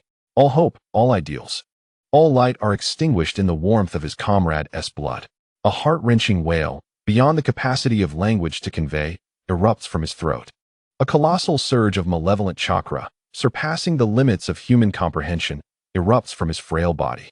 Behind him, a gaunt, monstrous figure, pierced by black rods, breaks through the earth, roaring as it is summoned from another realm. The Outer Path's demonic statue. Countless chains of chakra in the form of dragons erupt from the statue's mouth, instantly piercing the bodies of every rain ninja and root ninja present. Their souls are forcibly extracted. Cries of anguish fill the air. Hanzo, in horror, flees in disarray. The rain washes over the strewn corpses. Nagato cradles Yahiko's increasingly cold body, kneeling in a pool of blood, his Rinnegan devoid of any glimmer. Only eternal, frigid despair and hatred for the world remain. The scene shifts once more. Years later, a figure clad in a black robe adorned with red clouds, his orange hair bristling with black rods, appears above the peaceful village of Konoha. Pain, the six paths. From this moment forth, let the world feel pain. The chilling decree descends. Shinra Tensei. A cataclysmic repulsive force erupts from him, radiating outward in all directions. The bustling streets, the towering structures, the joyful villagers, everything is obliterated in an instant. Konoha transforms into a vast, bottomless crater. On Hokage Rock, all visions of the future dissipate in that moment. In the night sky, the final celebratory firework of victory finally extinguishes. Chen Yang remains steadfast, his expression calm, as if the apocalyptic future that just unfolded were merely an unrelated play. Slowly, he utters two words, pain. He turned his gaze towards the village beneath him, a place he had personally safeguarded, which had just emerged from the clutches of war. He murmured softly, expressing the notion that through suffering, the world might comprehend pain. Uchiha Madara's moon eye sought to escape the harshness of reality through a fabricated dream. Yet this child aimed to magnify his own suffering 1,000-fold and impose it upon the world unaltered. His intent was to compel everyone to fathom his despair through absolute destruction. For the first time, genuine, icy coldness flickered in Chen Yang's eyes. His plan was more extreme, more twisted than Madara's. A member of the Uzumaki clan, utterly tainted by hatred, coupled with a pair of sage eyes dominated by despair, had arrived at a dire conclusion. If left unchecked, this child named Nagato would become a foe to the world more formidable and destructive than both Uchiha Madara and Kagaya Akatsuki. His destruction sprang from the purest, most shattered heart. Just as Chen Yang formed this judgment, his resolve to intervene in the tragedy of the Land of Rain solidified with unprecedented determination. An icy, mechanical, long-forgotten voice echoed in his mind, detecting a new significant tragic node in the world line, detecting that the fate trajectories of key figures Nagato, Yahiko, and Konan are about to be contaminated. Generating corrective mission. New mission released. Save the trio from Amage Cure, rectify the fate of the Rinnegan, and prevent the Akatsuki's descent into darkness. Chapter 84. The Formative Stage of Akatsuki. Chapter 50. The formative stage of Akatsuki. The celebratory fireworks in the night sky had finally faded into the last embers. The entire Konoha village, after an ecstatic revelry, gradually returned to tranquility, sinking into a sweet slumber tinged with the joy of victory. From the heights of Hokage Rock, Chen Yang gazed down upon it all, his expression serene. His resolve to intervene in the tragedy of the Land of Rain was more steadfast than ever. At that very moment, a cold, mechanical, yet melodious voice resonated deep within his mind. Ding! Detecting a new significant tragic node in the world line. Detecting that the fates of key figures Nagato, Yahiko, and Konan are about to be severely contaminated. Their subsequent actions will inflict catastrophic damage to the world line. Generating optimal corrective mission based on current world line variables. Mission generation complete. A faint blue, virtual screen, visible only to him, quietly unfolded before his eyes. On this screen, ancient runes flowed gently, ultimately coalescing into clear text. Side mission released. The formative stage of Akatsuki. Mission background. War's orphans. The fate of reincarnation. On the cursed lands of the Land of Rain, the orphan of the Uzumaki clan, Nagato, struggles in despair alongside his companions Yahiko and Konan. The dormant Rinnegan within him, originally meant to guide the world towards peace, is about to bloom the most venomous flower of destruction, nurtured by hatred and betrayal. Mission objective. Save the trio from Amage Cure, rectify the fate of the Rinnegan, and prevent the Akatsuki's descent into darkness. Mission hint. This tragic node possesses a strong tendency towards world line convergence. It is advisable for the host to intervene personally and cut off all possibilities of tragedy occurring from the source. The text on the screen hovered silently. Each word felt like a heavy gravestone, heralding an impending, heart-wrenching epic. Chen Yang closed the system panel. His expression remained unchanged, embodying the calmness and composure of a still pond. It was as if he had not witnessed a disaster warning capable of shaking the world, but a trivial notification about flowers wilting in a neighbor's garden. The emergence of the mission validated his deductions. Nagato's tragedy was a powerful inertia within this world. It resembled a relentless dark river, which, despite his efforts to alter countless tributaries upstream, would still stubbornly surge towards the precipice known as destruction. He had to take action himself, to forcefully redirect this river in a more thorough and unreasonable manner. For him, it was not even a challenge, merely another game, one whose rules and outcomes he already knew, destined for victory. He slowly turned away, no longer gazing at the slumbering village below.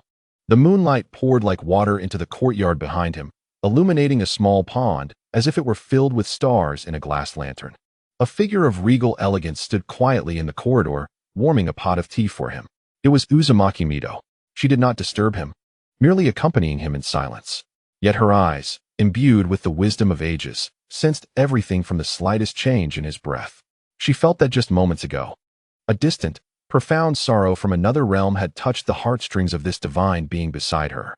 She approached him gracefully, holding the tea tray, and the crisp aroma of tea mingled with her unique, noble, and gentle presence, wafting in the cool night breeze. What intriguing events might unfold behind the curtain of rain? Mito spoke softly, her voice effortlessly soothing all worldly unrest. She did not inquire about what he had seen or why he had felt such emotions. Instead, she defined a potential catastrophe that could engulf the world as an intriguing occurrence, for she understood that to this man, everything in the world could indeed be divided into two categories, the interesting and the mundane. Chen Yang's gaze returned from the distance, resting on Mito's flawless face illuminated by moonlight. As he beheld the gentleness and trust reflected in her eyes, the divine indifference that typically adorned his features gradually melted away, transforming into a gentle smile, tinged with a hint of fondness. Only Mito could elicit such human emotions from him. He did not answer her question. Instead, he extended his hand, gently accepting the teacup she offered, the warmth radiating from its surface reaching his fingertips. He drank the tea in one gulp and then, in a tone as casual as if discussing the moonlight of the night, spoke slowly. "It's nothing." He paused, his gaze sweeping across the tranquil courtyard, as if sensing that this serene space lacked some vitality. Then he uttered a weighty statement that would irrevocably alter the course of history in the entire ninja world. "I just feel that our home seems a bit too quiet. It's time to visit the land of rain and adopt a few pitiable yet interesting children." As the words settled, Mito was momentarily taken aback. Soon after, a gentle, understanding smile blossomed in her beautiful eyes. She did not ask what kind of children or why he wished to adopt. She merely nodded gently, offering the most tender and unquestionable affirmation to her husband's seemingly casual decision. "Very well. It is indeed time for more laughter from children in our home.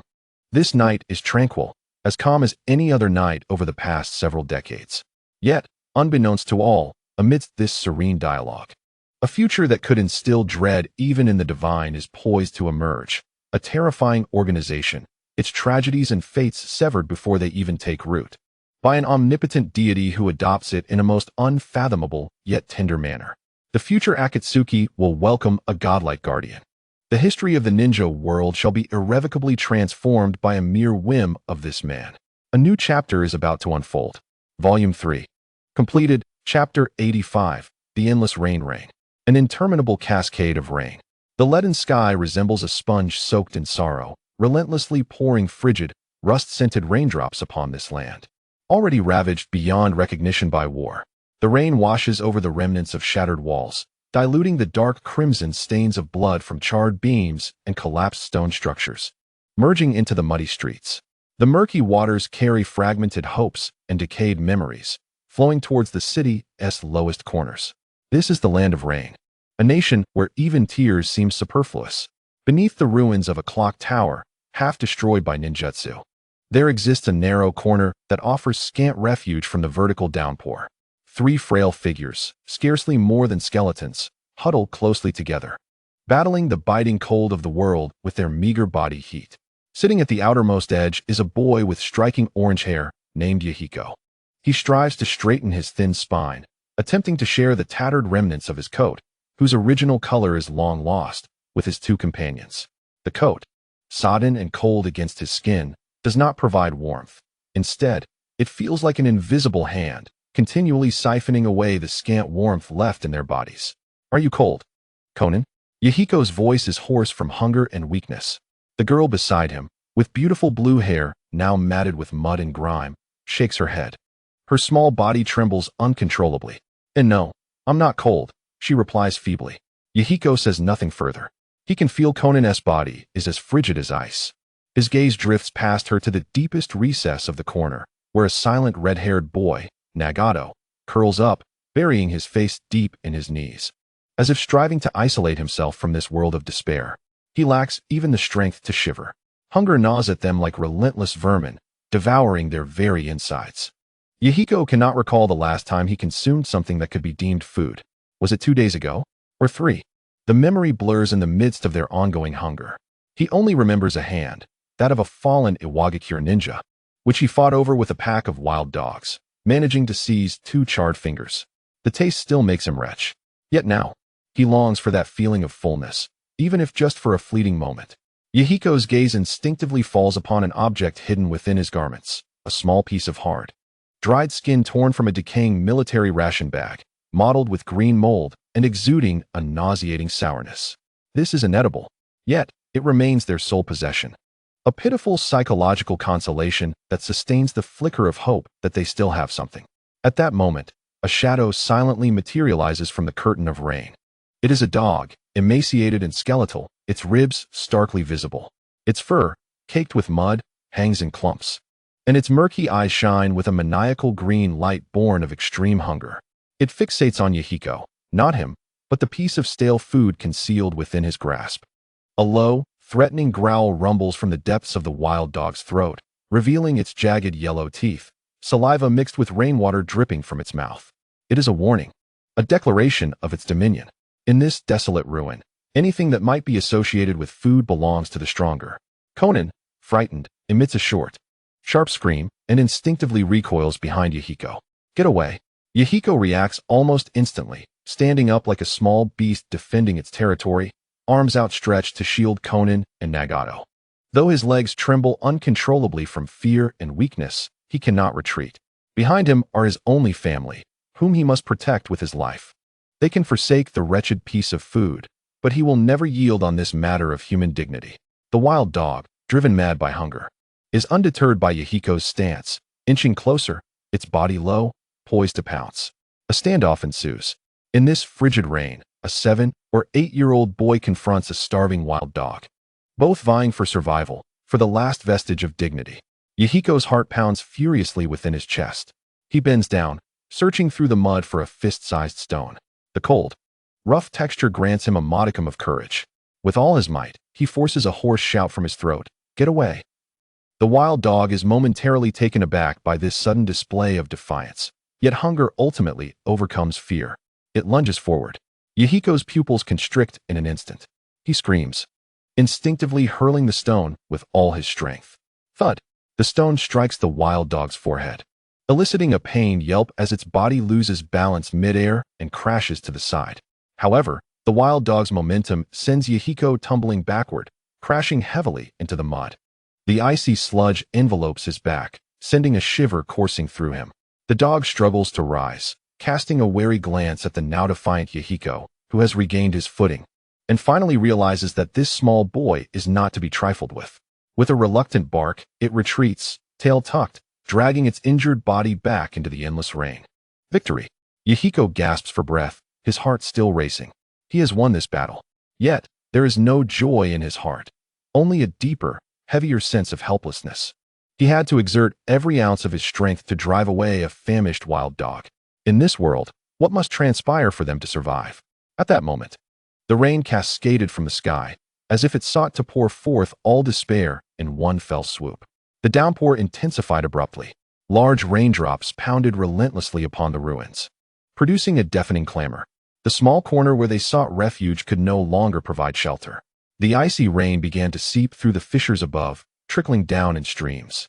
One drop, then 2, converged into a slender flow, precisely drenching the feeble flame they had painstakingly kindled. With a sizzle, a wisp of blue smoke ascended. That flickering orange flame, which bore their last vestige of warmth and hope, extinguished. The world plunged into a cold, pure darkness. Only the occasional flash of lightning in the distance briefly illuminated their pale, despairing faces. Fire! Xiaonan's voice trembled with a sob. The final warmth had vanished. Yahiko's heart sank deeper into the abyss. He yearned to speak words of comfort to his companions, to assure them that it was all right, that they could rekindle the flame tomorrow. Yet, as he opened his mouth, no words emerged, for he understood that they had no matches left. Amidst the suffocating darkness and chill, a faint sound of a body collapsing broke the silence. Nagato. Yahiko's heart jolted, and he instinctively crawled toward the corner. He encountered a cold, unresponsive body. Nagato, what has happened to you? He shook the figure in panic, but there was no reply. The prolonged suffering from hunger and cold, coupled with a hope completely drained, had finally crushed the last vestiges of life from the red-haired boy. He had succumbed to unconsciousness. Once more, lightning cleaved the night sky. Beneath the stark white light, Nagato lay with closed eyes, lips purpling, his face devoid of color. He resembled a lifeless corpse. Nagato! Nagato, wake up! Xiaonan could no longer contain her fear. She lunged forward, shaking Nagato helplessly, but the body in her arms was as cold as stone. Offering no response, the suppressed fears, hunger, and the fleeting hope that had just ignited erupted into a heart-wrenching wail, piercing through the rain and echoing over the desolate ruins. Do not cry. Xiaonan, do not cry. Yahiko floundered in his attempts to console her, though his own eyes brimmed with tears. The raindrops mingled with the cold tears cascading down his defiant face. He gazed at the sobbing Xiaonan, then at Nagato, whose breath was faint and whose fate was uncertain. Slowly, he raised his head, looking toward the endless darkness of the rain, which seemed to mock all their struggles. An anguish and resolve beyond what his age could bear surged violently within his chest. Why must the world treat them thus? Those lofty ninjas could readily obliterate their homes and take their parents' lives. Yet they, the surviving children, were stripped of even the right to live in this hell. Why? Why? Yahiko's body began to tremble violently, not from the cold, but from an overwhelming tide of anger and hatred that surged from the depths of his soul. Time passed, and Xiaonan's cries gradually subsided into quiet sobs. Yahiko's tears had long been washed away by the rain. He wiped his face fiercely with the tattered sleeve, as if to erase all weakness from his countenance.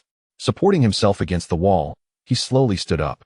In the darkness, his voice emerged, no longer trembling, but imbued with a chilling and resolute strength reminiscent of a lone wolf. Do not cry, Xiaonan. Take care of Nagato. Xiaonan lifted her tear-streaked face, gazing at him in confusion. Yahiko turned away, his slight figure appearing resolute amidst the dark veil of rain. He did not cast another glance at them. Instead, he declared, with the fervor of an oath, his first roar to the cold world. Tomorrow, I shall confront those ninjas and seize food, even if it means death. I shall ensure both of you survive. Chapter 86. The last bread the dawn broke, yet the rain showed no signs of abating. Yahiko opened his eyes to the same leaden gray despair, the incessant sound of rain striking the ruins drumming in his ears. The roar he had uttered the previous night, upon which he had wagered his very life, seemed to have drained him of all courage. To confront the ninjas and seize food, how noble it sounded in words. Yet, as the frigid reality of a new day's hunger washed over him, fear coiled around his heart like a damp vine. Ninjas, beings capable of soaring through the skies and breathing fire. They were entities that had effortlessly turned his home and his parents' lives to dust. What right did a frail child, one who could barely fend off stray dogs, have to challenge such monsters? It was not a quest for survival. It was a march toward death. Yahiko's fists clenched under the damp rags. He could not die. If he did, what would become of Xiaonan and Nagato? He turned to gaze at his two companions, who remained lost in slumber. Xiaonan's breath was faint, her small face pale from the cold, with remnants of tears still clinging to her long eyelashes. Nagato huddled in the corner like a wounded creature, entirely withdrawn from the world. No, he could not simply give up. Thoughts raced through Yahiko's mind. He needed to find food, but not by confronting the ninjas, not yet. A spark of inspiration ignited within him, illuminating his dull, orange eyes. The supply station. He remembered that at the other end of the town, there was a temporary supply station established by the rock village. There, no powerful ninjas were stationed, only ordinary soldiers responsible for logistics. Their defenses would surely be lax. Once this thought took root, it could not be quelled. Perhaps this was their last chance, a final opportunity not wagered with their lives. He carefully draped his meager coat over Xiaonan, ensuring she was a bit warmer. Then, without disturbing anyone, he slipped away like a nimble wildcat, seamlessly melding into the relentless, cold curtain of rain. The rain was piercingly cold. The muddy streets resembled a gaping maw, ready to swallow everything. Yahiko's figure darted swiftly through the shadows of the crumbling walls. He was so emaciated that even a gust of wind could topple him. Yet it was this frailty that enabled him to effortlessly slip through narrow crevices inaccessible to adults. He resembled a rat dwelling amidst the ruins, intimately acquainted with every shortcut and hiding spot. The supply station lay in the distance. Several military trucks draped in heavy tarpaulins stood silently in a cleared area. A few soldiers clad in camouflage uniforms leaned against the trucks, seeking shelter from the rain while idly smoking and lamenting the wretched weather. Their attention was scattered. Mayahiko's heart began to race uncontrollably. He pressed his body firmly against a half-collapsed wall, revealing only one eye as he fixated on his objective. A rare opportunity had presented itself. He awaited, like the most patient of hunters, for the moment when his prey would expose a vulnerability. At last, one soldier, seemingly overcome by his craving for a cigarette, cursed as he walked toward a nearby guard post to borrow a lighter. Another soldier, distracted by a noise from afar, cautiously brandished his weapon and moved in the opposite direction. A fleeting, unguarded gap appeared beside the truck. Now was the moment. In that instant, Mayahiko's body erupted with a speed that belied his frail form. He shot forth like a gray lightning bolt from the shadows, splashing through the muddy water beneath him without a second thought.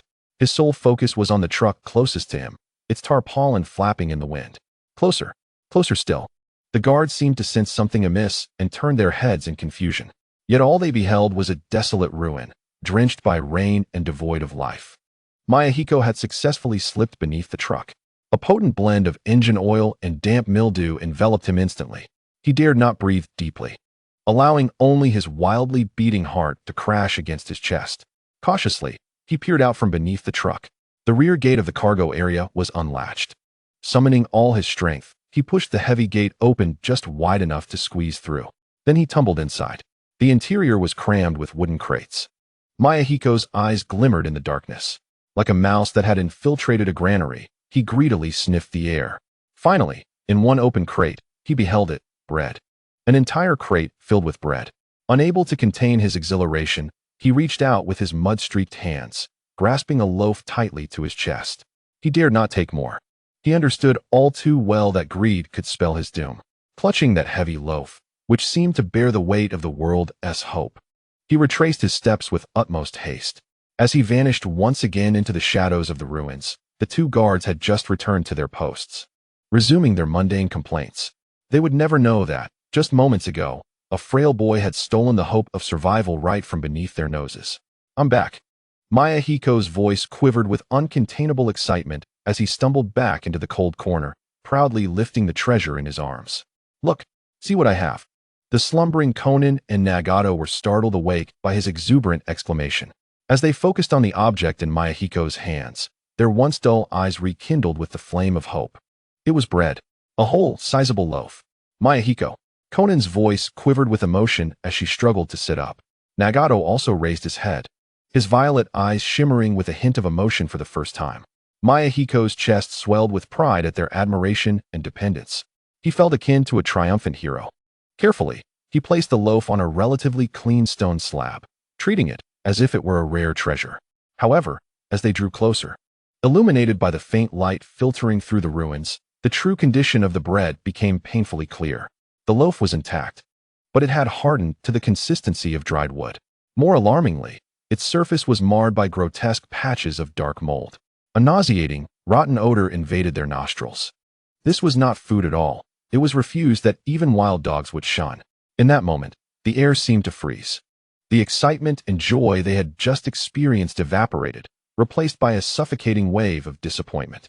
Konan's eyes brimmed with tears once more. Mayahiko's heart sank bit by bit.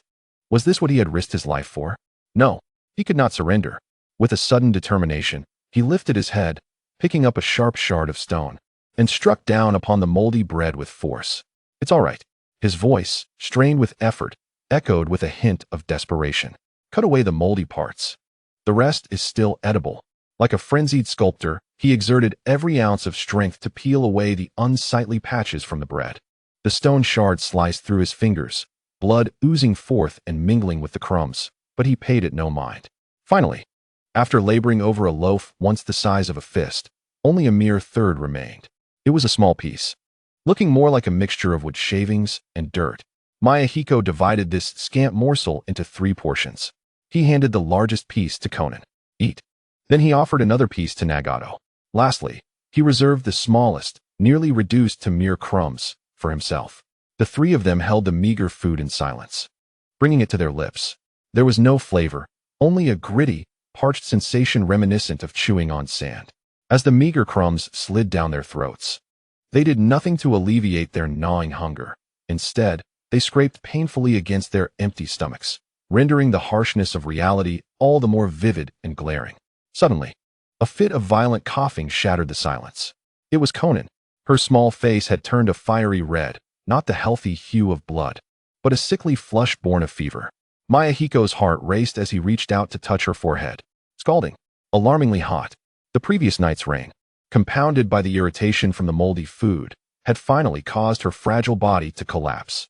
Konan, what is wrong? Mayahiko shouted in panic. Xiaonan was rendered speechless, curled up in a corner, her body trembling violently from the fever and incessant coughs. Yahiko's mind buzzed, blank and disoriented. He stared vacantly at the ailing Xiaonan and then glanced at the still feeble Nagato. Suddenly, clarity dawned upon him. He comprehended the truth entirely. What they truly needed was never merely a loaf of bread. Their requirements encompassed medicine, warm bedding, and a genuine home, one that could shield them from the elements. Such essentials were beyond his reach, no matter how he attempted to pilfer them. A life of petty thefts and a struggle for survival, only to succumb in silence on a frigid, rain-soaked night, just as Xiaonan was now, fading away from existence. Was this their destined conclusion? The last flicker of hope in his heart, the final shred of gentle anticipation for this world, was utterly shattered by Xiaonan's violent coughing. Despair surged within him like a colossal wave, engulfing him entirely. Time became an indiscernible blur. Slowly, Yahiko rose to his feet. He placed the last crumb of bread he possessed into Nagato's hands. In that moment, all his struggles, fears, and hesitations vanished without a trace. In their stead arose a profound tranquility and resolute determination, characteristic of one embracing death. His frail frame appeared infused with an invisible force, exuding a leadership's resolve and tragic nobility that transcended his years. He recognized what was required of him. He turned, prepared to step beyond the despairing prison that had confined them for far too long. He was determined to seek the ninjas, to exchange his life for a glimmer of possibility. Just as one of his feet was about to step into the chilling rain, a massive black umbrella, without warning, unfurled above their heads. The umbrella was absurdly large, enveloping the entire corner where the 3 of them stood. All wind and rain, all coldness, were suddenly kept at bay. The world fell silent. Only the muffled, reassuring sound of raindrops tapping against the umbrella remained. Yahiko's body froze in place.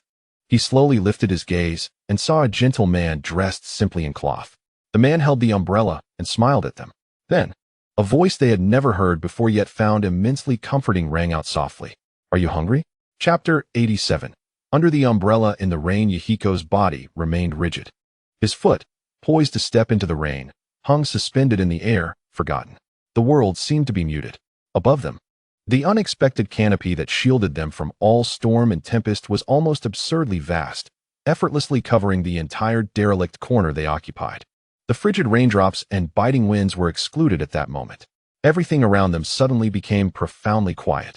Only the rhythmic, heart-stirring sound of rain striking the umbrella, the dull thuds, remained.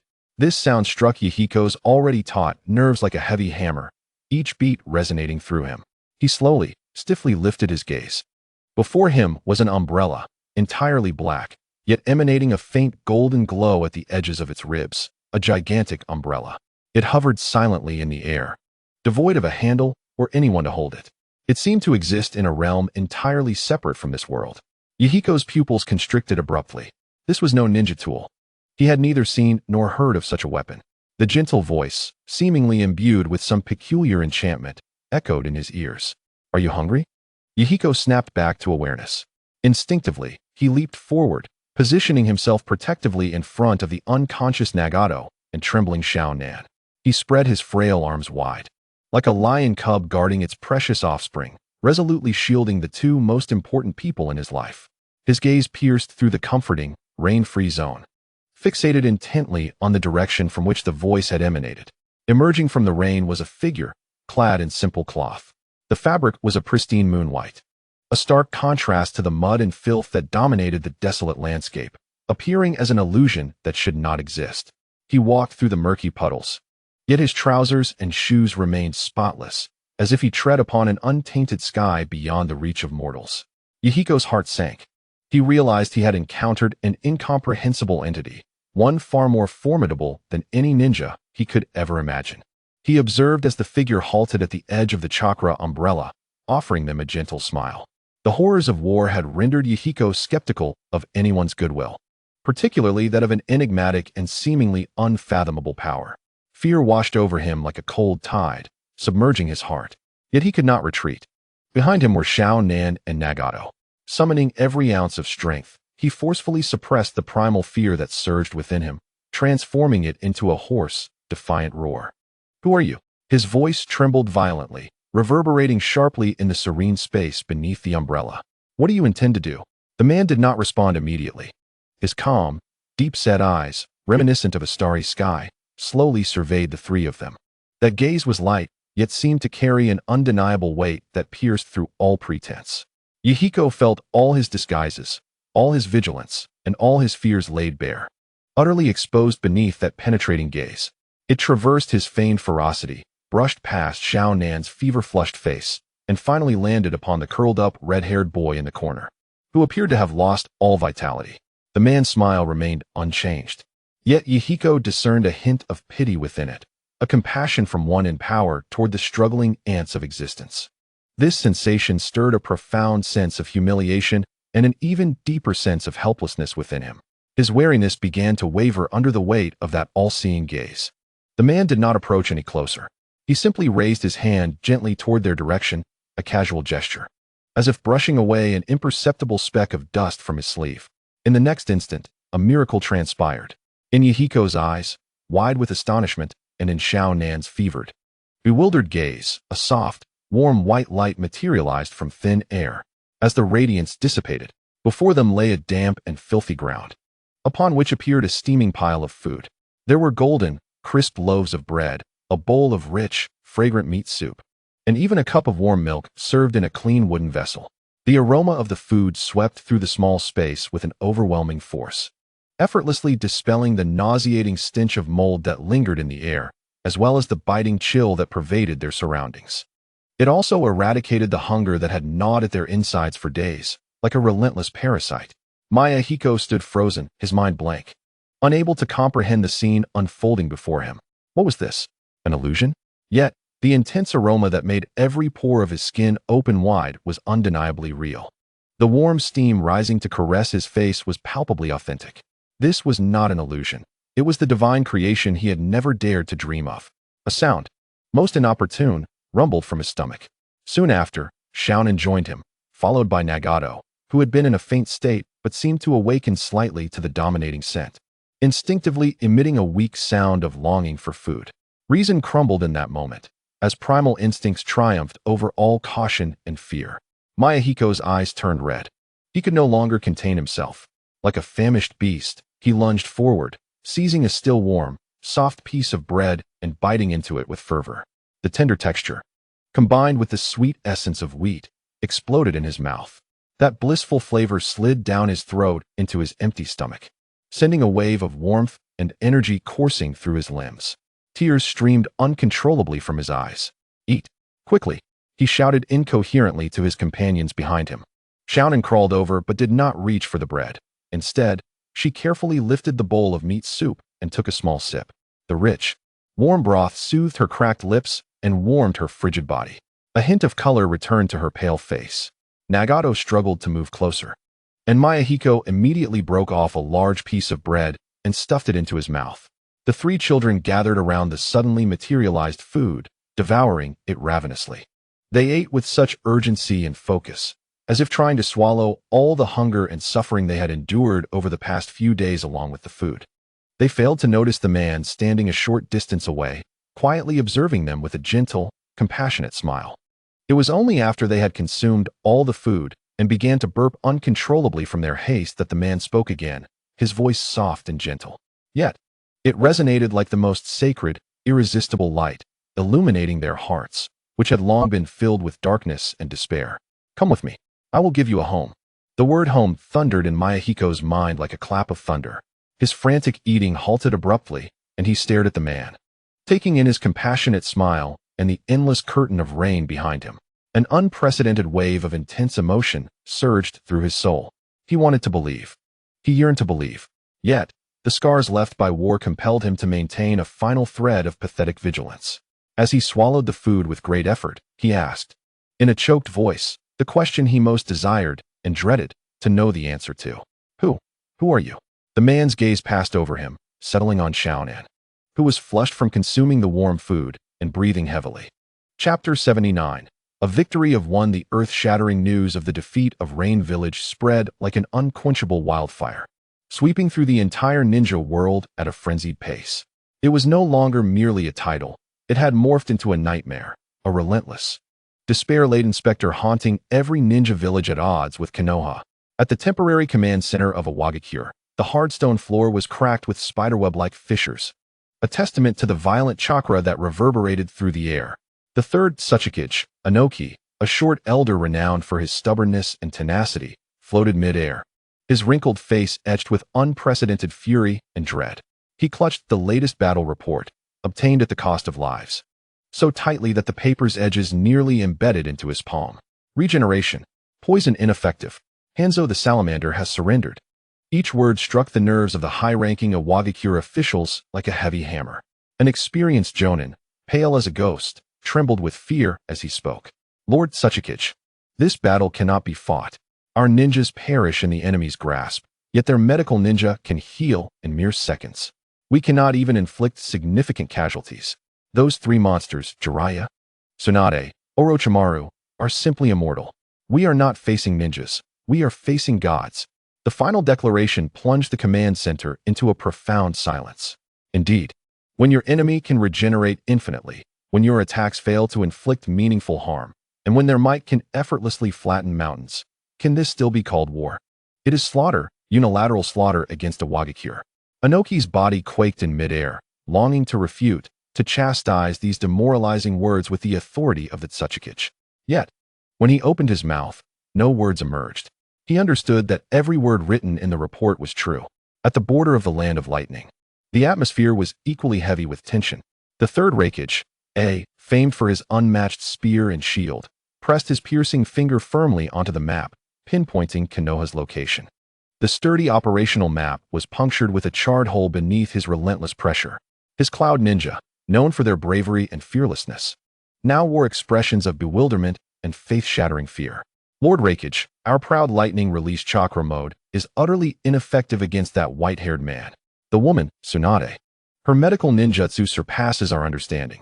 Intelligence reports indicate that she possesses the extraordinary ability to resurrect the recently deceased. This revelation caused the corners of the third Raikage's eyes to twitch violently. While he may not fear death, he cannot triumph over an adversary capable of wielding such power over it. The scales of war have tipped to an absurd degree. The casualty rate in Konoha is less than 1/10 of theirs. Every tentative assault they launch is annihilated by the three gods with an overwhelming force. Continuing this conflict would merely lead to the complete drainage of Kumogakure's last drops of blood. In Sunagakure, the winds and sands persist. Yet the atmosphere within the village is more desolate and despairing than ever before. Scarce resources have compelled them to rely on puppet techniques and indomitable willpower. However, upon witnessing Konoha's seemingly insurmountable regenerative capabilities, all their strategies have become farcical. The third Kazekage gazes at the intelligence in his hands, and for the first time, profound fatigue and helplessness flicker in his deep-set eyes. He understands that an era has come to an end. The balance of power among the 5 great shinobi villages has been brutally and unreasonably dismantled before the mysterious medical sage and the 3 divine beings he has nurtured. It is time to make a choice.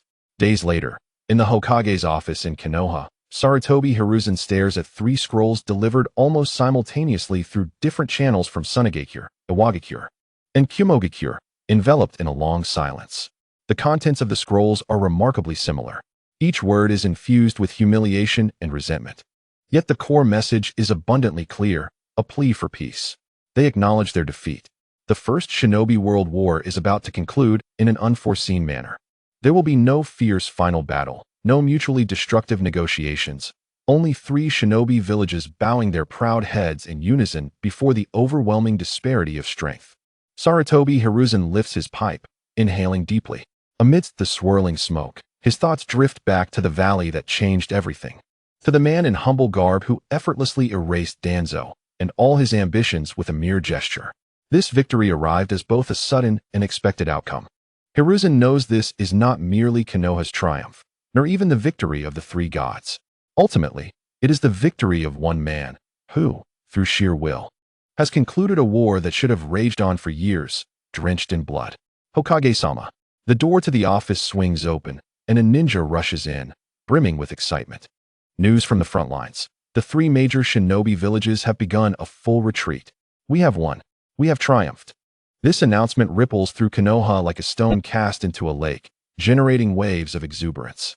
The villagers and ninjas, long suppressed, surge into the streets, embracing and cheering, casting everything they possess into the sky. The entire village is immersed in a fervent sea of victory. Konoha has achieved a comprehensive victory in the war at minimal cost, reaching unprecedented heights of renown. Amidst the jubilations and discussions, a name is continually invoked, adorned with legendary hues and elevated to divine status: the medical sage. While all of Konoha revels in this sudden victory, the secluded valley remains undisturbed. Chen Yang sits leisurely upon a stone, feeding the koi in the pond. Seemingly indifferent to the uproar outside, a commotion stirred by his very existence. He relishes in the serene tranquility he has crafted with his own hands. In that moment, a cold, mechanical voice, yet melodious to his ears, echoes softly in his mind. Host successfully corrected the world line, perfectly altering Tsunade's fate and nurturing her into a medical saint. Task rating: perfect. Commencing reward settlement. The man's gaze drifts past him, settling behind him on Conan, whose cheeks flush red from the warmth of the food she has consumed, her breath becoming increasingly labored. She is ill. Chen Yang speaks slowly, articulating an inescapable truth. His voice is calm and unwavering, yet it causes Yahiko's heart to constrict painfully. This man disregards Yahiko's desperate, tear-laden inquiry, as if the vigilance and hostility of a frail child hold no weight in his world. The only thing of significance is the reality itself. Chen Yang's steps begin to move. He approaches the girl curled in pain. Stop. Yahiko instinctively steps forward, attempting to use his meager form to obstruct the figure that resembles a deity. Yet he fails. He cannot even twitch a finger. An invisible aura, akin to solidified air, binds him in place. This is neither murderous intent nor the pressure of chakra. It is an absolute suppression of life, rooted in the very essence of existence. Like an ant, he is powerless against the foot descending upon him. Once more, fear washes over Yahiko like a chilling tide, leaving him to helplessly watch as the man kneels before Conan. He extends a hand, clean, slender, and with distinct joints. In the palm of his hand, a soft, emerald glow materializes, radiating an indescribable vitality. Yahiko and Nagato, barely able to raise their heads from the corner, fixate on the glow. They have encountered medical ninjas before, in the cold, disinfectant-laden tents of the battlefield, where their hands also emitted green light. Yet, the light they emit pales in comparison to this luminescence, akin to a wilting weed against the backdrop of a legendary, eternal life tree flourishing in a divine courtyard. One is in the process of mending, the other creates. Chen Yang's hand gently presses against Conan's feverish forehead. The green light envelopes her entire being like a living stream. There are no violent chakra fluctuations, no complex hand seals. The entire process is as serene as a gentle spring breeze awakening the earth. A miracle unfolds before their eyes in the most inexplicable manner. In mere moments, the feverish heat radiating from Conan's forehead visibly normalizes, and her labored, painful breaths transform into steady, elongated inhales.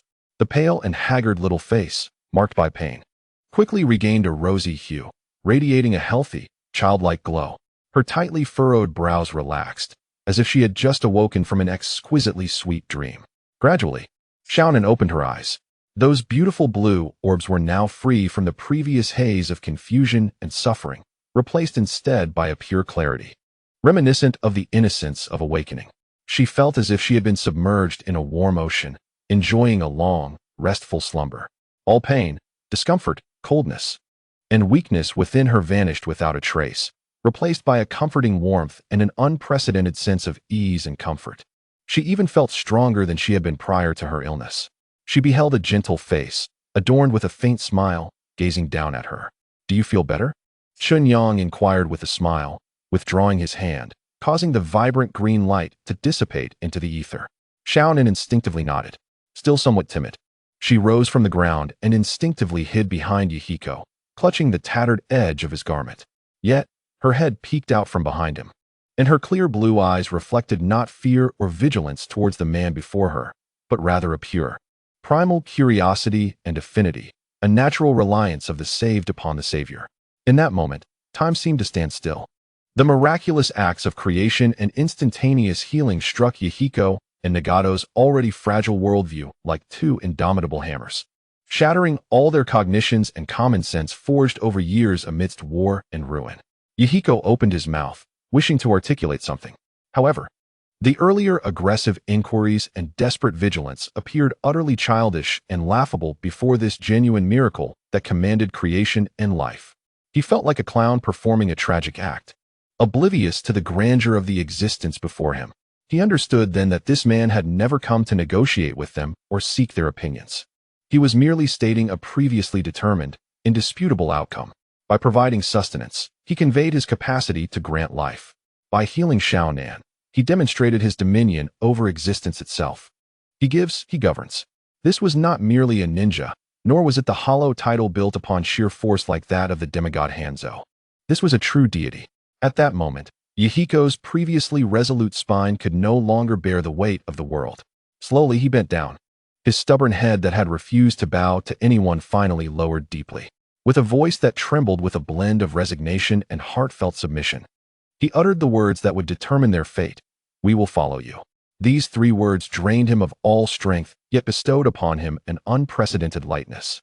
As if all burdens had been lifted, he no longer needed to pretend to be strong, nor gamble his life for tomorrow's meal. He no longer feared that his companions might silently perish on some cold, rainy night, for the deity had arrived. In the corner, Nagato's purple eyes widened, contracting sharply in response to the transformative scene before him. He gazed at the man, observing the unwavering warmth of his smile.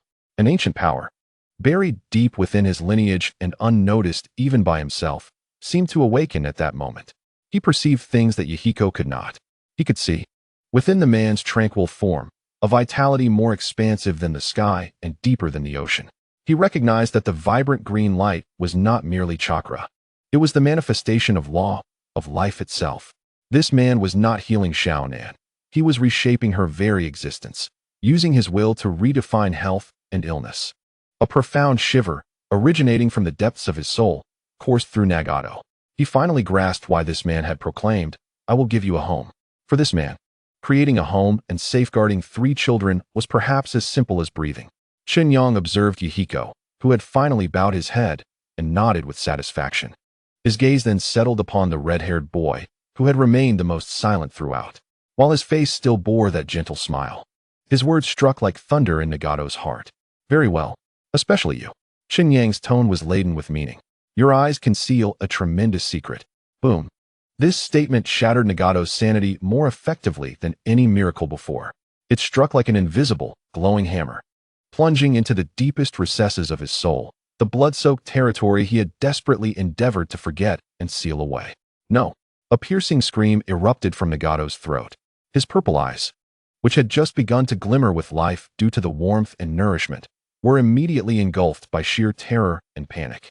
Like a cat that had stepped on its tail, he instinctively recoiled, covering his eyes with his dirty little hands. His body trembled violently, crashing against the crumbling wall behind him, sending rubble and dust cascading down. "Nagato!" Yahiko and the recently restored Xiaonan exclaimed in unison. Yahiko rushed forward, arms outstretched, shielding the terrified Nagato behind him, casting a wary yet pleading glance at Chen Yang. He understood that Nagato's eyes were unique, but he had no inkling that this uniqueness could provoke such a visceral and seemingly self-destructive reaction. Xiaonan also hurried over, grasping the trembling hem of Nagato's garment with her little hands, her beautiful eyes brimming with concern. "Do not be afraid, child." Chen Yang's voice remained soft, imbued with a peculiar power capable of soothing all agitation. "I harbor no malice." He regarded the red-haired boy, huddled in the corner, trembling as if he wished to curl into a ball, his tone tinged with empathy. "I merely wish to convey to you that what you fear is, in fact, a remarkable gift bestowed upon you by the heavens, unparalleled and unique." Gift? This term pierced through Nagato's defenses like a sharp, venomous needle. He abruptly lifted his head, his pallid face streaked with tears and mud, flowing freely in reckless abandon. Through his fingers, he fixed his bloodshot, violet eyes upon Chen Yang, glaring with an intensity devoid of the reverence it once held. Only the most unadulterated, profound hatred and despair remained. "No, it is not." His voice rasped, as if sandpaper had worn it down. "It is not a gift. It is a curse. A demonic curse that devours everything." He seemed to roar out all the anguish that had been bottled up within him, his voice cracking with emotion, exuding an unbearable wretchedness. "It is those eyes that caused the demise of my parents."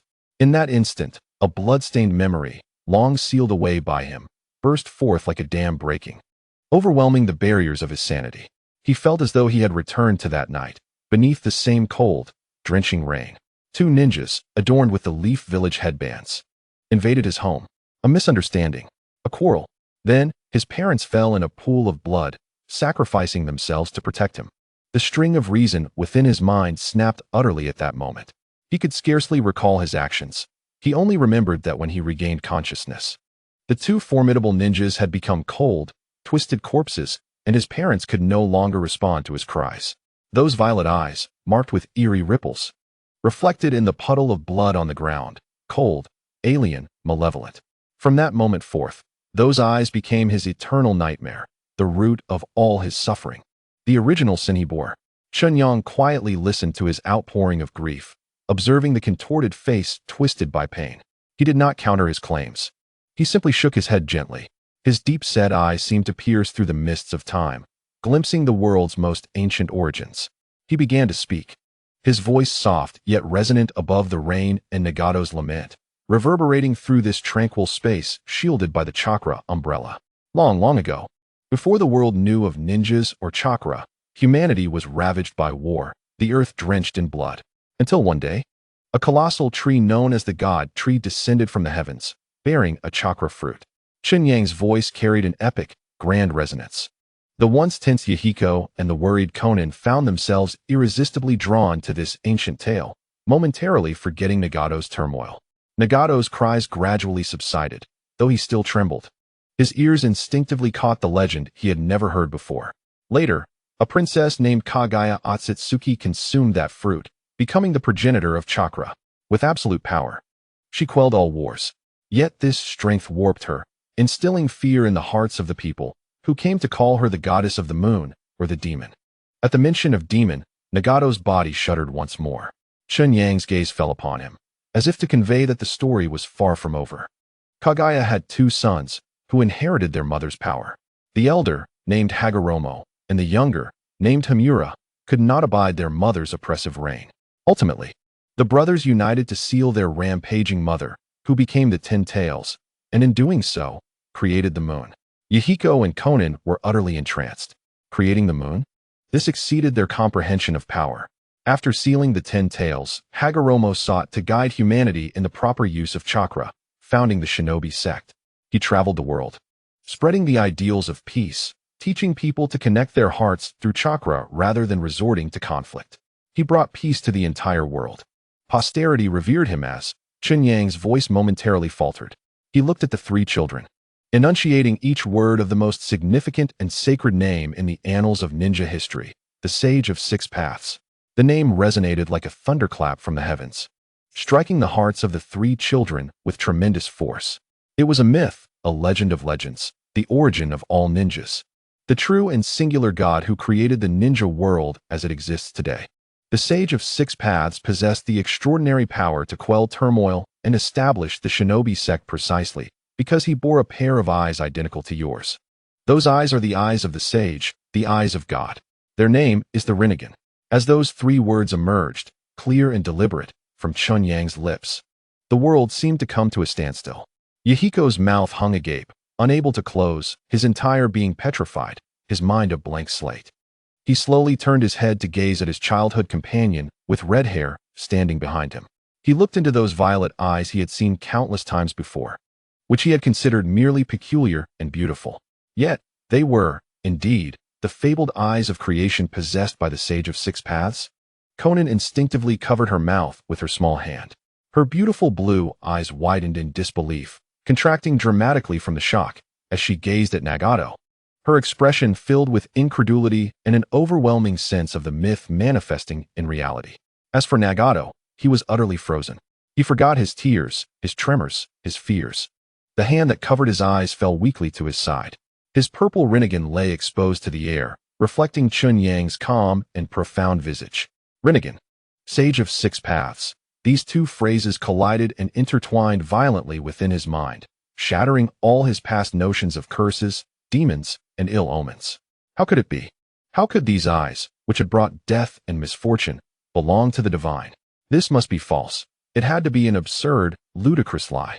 Just as Nagato's heart teetered on the brink of a cataclysmic internal struggle, overwhelmed by this transformative revelation, Chen Yang's voice resounded once more.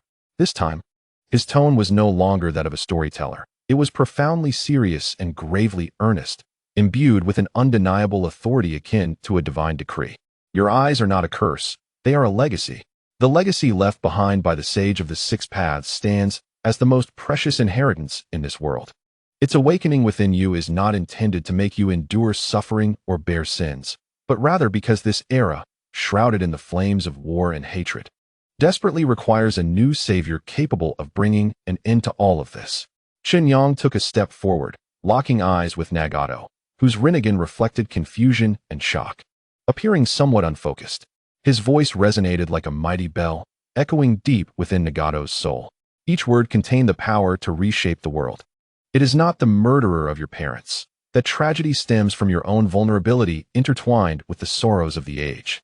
It is the key you will wield to protect your companions, to conclude this chaotic era, and to fulfill Yahiko's dreams. The prerequisite is that you must learn to master it, rather than be mastered by it. These words shone like a divine light of creation, crashing into the barren expanse of Nagato's heart, long overshadowed by darkness and despair. A complete upheaval. His past understandings, all his pain, and self-loathing were imbued with an entirely new, sacred significance. It was not a curse, but a legacy. Not a murderer, but a key. Not original sin, but a mission. He stared blankly at Chen Yang, his violet eyes stripped of all emotion, leaving only an extreme, blank bewilderment. He felt his worldview being dismantled by an irresistible force, gentle yet domineering, and then reconstructed into a grander and brighter vision than he had ever imagined. Just as Nagato's soul trembled, seemingly on the verge of rebirth from the torrent of information, Chen Yang's gaze slowly descended from his eyes to his legs, which had become somewhat stiff from prolonged curling. He spoke again, his calm words stirring a tempest within the hearts of the three children once more. Moreover, that previous outburst not only awakened your eyes, but also left a significant hidden danger within your body. If your legs are not treated, they will ultimately become useless in the future. The words useless struck Nagato like burning needles piercing his eardrums. He froze, his newly reshaped worldview once again violently shaken. He instinctively looked down at his legs, wrapped in filthy rags, frail to the point of being little more than skin and bones. Yet he could feel their presence. He tried curling his toes and moving his knees. There was no discomfort. Aside from the weakness caused by prolonged hunger, his legs appeared to be fine. Yahiko, recovering from the mythic shock, gazed at Nagato with a face full of confusion and disbelief. Nagato's legs were unharmed? Conan looked unworriedly, unable to comprehend why this godlike man would utter such a terrifying prophecy. Chen Yang perceived their doubts. He remained unperturbed, merely explaining in a factual, calm tone. The power of the Rinnegan is overwhelmingly vast, far exceeding what a mortal body can endure. Your initial unconscious outburst unleashed uncontrollable power, rampaging through your being like a flood breaching a dam. It tore through countless delicate channels within you that conduct life energy. For now, they are merely blocked, which is why you do not feel them. But as you grow, with each use of this eye's power, those torn and necrotic areas will continue to expand. Ultimately, your legs will lose all sensation and strength, becoming entirely useless. This explanation transcended any medical knowledge the three children could comprehend. Terms like delicate channels, life energy, and future necrosis were too profound and ethereal for them. Nagato's heart was engulfed in a fierce struggle. Reason told him that the man before him, with his unimaginable might, could not be mistaken. His words were no idle claims. Yet emotionally, he could not accept it. He could not reconcile his seemingly intact legs with the horrific term disability in the future. This was more unbelievable than being told he had a terminal illness. Seeing the conflict and doubt etched on Nagato's young face, Chen Yang ceased further explanation. Words are ultimately feeble. Only undeniable truth can truly imprint upon a person's soul. Let me eradicate it for you. He stepped forward, extending his right hand, palm upward. A soft, emerald glow quietly ignited once more. Yet this light was entirely different from the one that healed Conan. If the previous glow represented the vibrant buds of spring, then this light now embodied the towering tree of summer, lush and teeming with the most potent laws of life. The glow was deeper and more restrained. Yet it seemed to encapsulate a complete, perfect universe regarding the cycle of life. In the center of that radiance, one could even see countless golden runes, smaller than dust, flowing gently, perpetually emerging and vanishing. It was the manifestation of laws, the reweaving of life's code. Chen Yang's palms softly covered Nagato's frail knee. There was neither a searing heat nor an icy chill, only an exquisite warmth that felt as if it was returning to the very source of life. Initially, Nagato felt nothing extraordinary. However, mere moments later, an indescribably strange warmth surged through his legs from the point of contact with Chen Yang's hand. This warmth resembled a disciplined army composed of countless minuscule lives, surging through the veins of his legs. Nagato's body trembled violently. He saw, no, he felt, clearly those previously unnoticed, clogged, twisted, and even beginning to show signs of decay areas within his legs being gently yet forcefully cleansed, repaired, and restructured by that warm torrent. The blocked nodes were instantly cleared, and the damaged tissues quickly nourished. The torn meridians, under the infusion of primal life energy, were perfectly reconnected. Throughout this process, not a hint of pain was felt. Instead, there existed a sense of sublime relief, akin to clearing a river that had been obstructed for a century, allowing the crystalline waters to flow joyfully once more. He even experienced an illusion, sensing that his legs were being reformatted, subsequently reinstalled with a flawless program devoid of any blemish. Time, he could not ascertain how long had passed. It might have been but a moment or perhaps an eternity. As Chen Yang slowly withdrew his palm, the profound green radiance receded along with it. It is done, he spoke calmly. Changmin remained rooted in place, immersed in the extraordinary transformation occurring within him. Stand up and try. Chen Yang's voice pulled him back to reality. Hesitantly, under the watchful eyes of Mayahiko and Konan, Changmin steadied himself against the wall and gradually rose. He stood firm and then attempted to take a step forward. At that very moment, his pupils contracted to their utmost. Something was amiss, completely amiss. An unprecedented feeling of lightness surged from his feet, soaring to the crown of his head, as if his legs were no longer flesh and blood, but composed of the purest wind and the lightest clouds. He felt no weight at all. It seemed that if he willed it, he could break free from the earth's constraints and ascend into the sky. He gently leaped upward. Whoosh! His body shot up like an arrow released from a bow, nearly striking the ceiling of the ruins above. This leap elicited gasps of disbelief not only from him, but also from Mayahiko and Konan, who stood nearby. When Changmin landed, he made no sound, as light as a feather. He stared in astonishment at his legs as an explosive, harmonious sensation of power coursed through every muscle and tendon. He felt as though he could kick through boulders or run to the ends of the earth without a hint of fatigue. His body had never achieved such coordination. His strength had never been so transparent. It was a feeling akin to a complete rebirth, a transcendence from the imperfections of a mortal to the perfection of a higher state of being. Only at this moment did Changmin truly and profoundly grasp the meaning behind Chen Yang's earlier words. His previous body had indeed harbored issues, yet he had never known perfection. Hence he could not perceive his own deficiencies. Now, this most genuine and irrefutable feedback from his body was more persuasive than any miracle or words.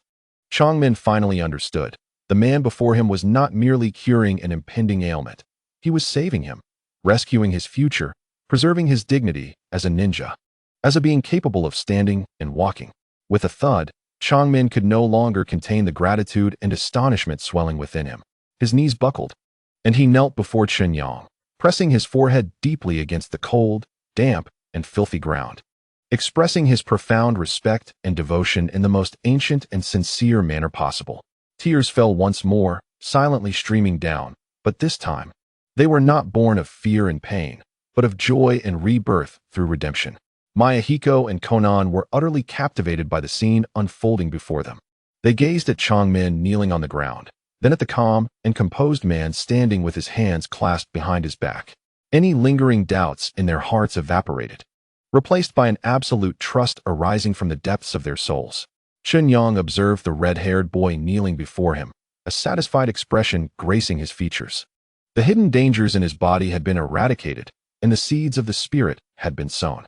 It was time to provide them with a true sanctuary, a place that could shield them from the storms of life. With a gentle wave of his hand, a soft force lifted the three children. "Let us go." He turned and led them away from the ruins that bore witness to their suffering and despair. Soon, in a secluded and dry cave far from the town, a warm, crackling bonfire was ignited seemingly out of thin air. The orange glow dispelled the last remnants of chill in the cave, illuminating the faces of the three children, which were filled with admiration and reliance. They sat around the fire, enveloped in an unprecedented sense of peace and warmth. There were no leaky roofs, no biting winds, no ravenous wild dogs, nor fears of what tomorrow might bring. Here, there was light, fire, hope, and a man who, like a deity, shielded them. Chen Yang watched their finally relaxed expressions and slowly posed the first truly meaningful question. What do you think a god is like? Chapter 91. The True God. Chapter 7. The True God. Inside the cave, the warm bonfire crackled. The orange flames danced, casting a rosy hue upon the youthful faces of the three children. They huddled closely together, experiencing an unparalleled sense of tranquility and warmth. There were no leaky roofs, no biting winds, no ravenous wild dogs, and no endless fears of survival. Here, there was light, fire, hope, and a man who, like a deity, protected them. Chen Yang gazed upon them, observing the expressions of relaxation that every child should possess. The question he had posed lingered in the warm air, echoing softly. What do you think a god is like? This question felt too grand and distant for them.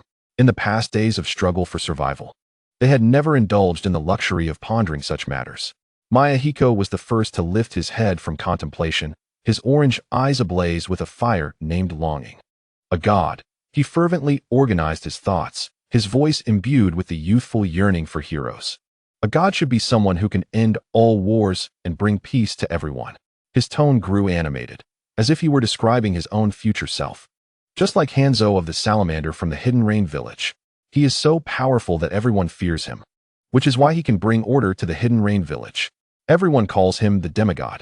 The term demigod, spoken from his lips, bore immense weight, representing the pinnacle of power and prestige he could imagine, a ceiling that a mortal could aspire to reach.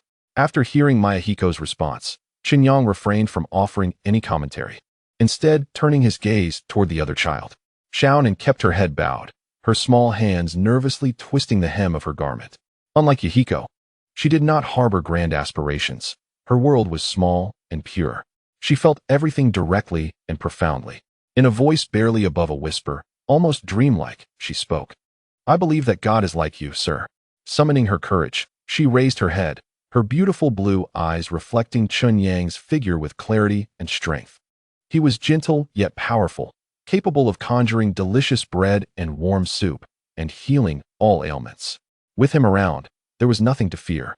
Her answer lacked grandiose ideas but flowed like the warmest stream, rooted in the most genuine feelings. It was the simplest definition of a savior from the perspective of one who had been saved. Next, it was Nagato's turn. Among the three children, he was the most reticent and unique. His purple rinnegan allowed him to glimpse a world vastly different from that of his peers. The recent upheaval of his understanding clashed violently in his mind. After much hesitation, he spoke slowly, with a tone imbued with uncertainty and reverence. God should be like the sage of six paths, who created the world, established the ninja way, and possessed the eye of God. His answer touched upon the oldest myths of this world, a distant shadow existing only in scrolls and legends. Three children, three distinctly different answers. One pointed to the pinnacle of worldly power. Another pointed to the personal blessings of experience. The last pointed to the ethereal legends. Chen Yang listened to their responses, a gentle smile gracing his face. That smile was like the warm sunlight of spring, comforting yet piercingly sharp. He first turned to Yahiko, softly uttering the name Hanzo of the salamander. Indeed, he was powerful and had brought a semblance of order to Amage Cure for a time. But did that order bring true peace? Chen Yang's voice was soft yet heavy, like a hammer striking Yahiko's heart. What would your fate be without my intervention? This nation continues to drown in an unending rain. Your parents still perish in the relentless wars he governed. What he brought was not peace, but merely a temporary suppression of violence through greater force. That peace was as fragile as paper, ready to be torn apart at any moment. Yahiko's face turned pale, unable to refute Chen Yang's words, which were stark and bloody truths. The demigod he idolized had never truly sheltered him.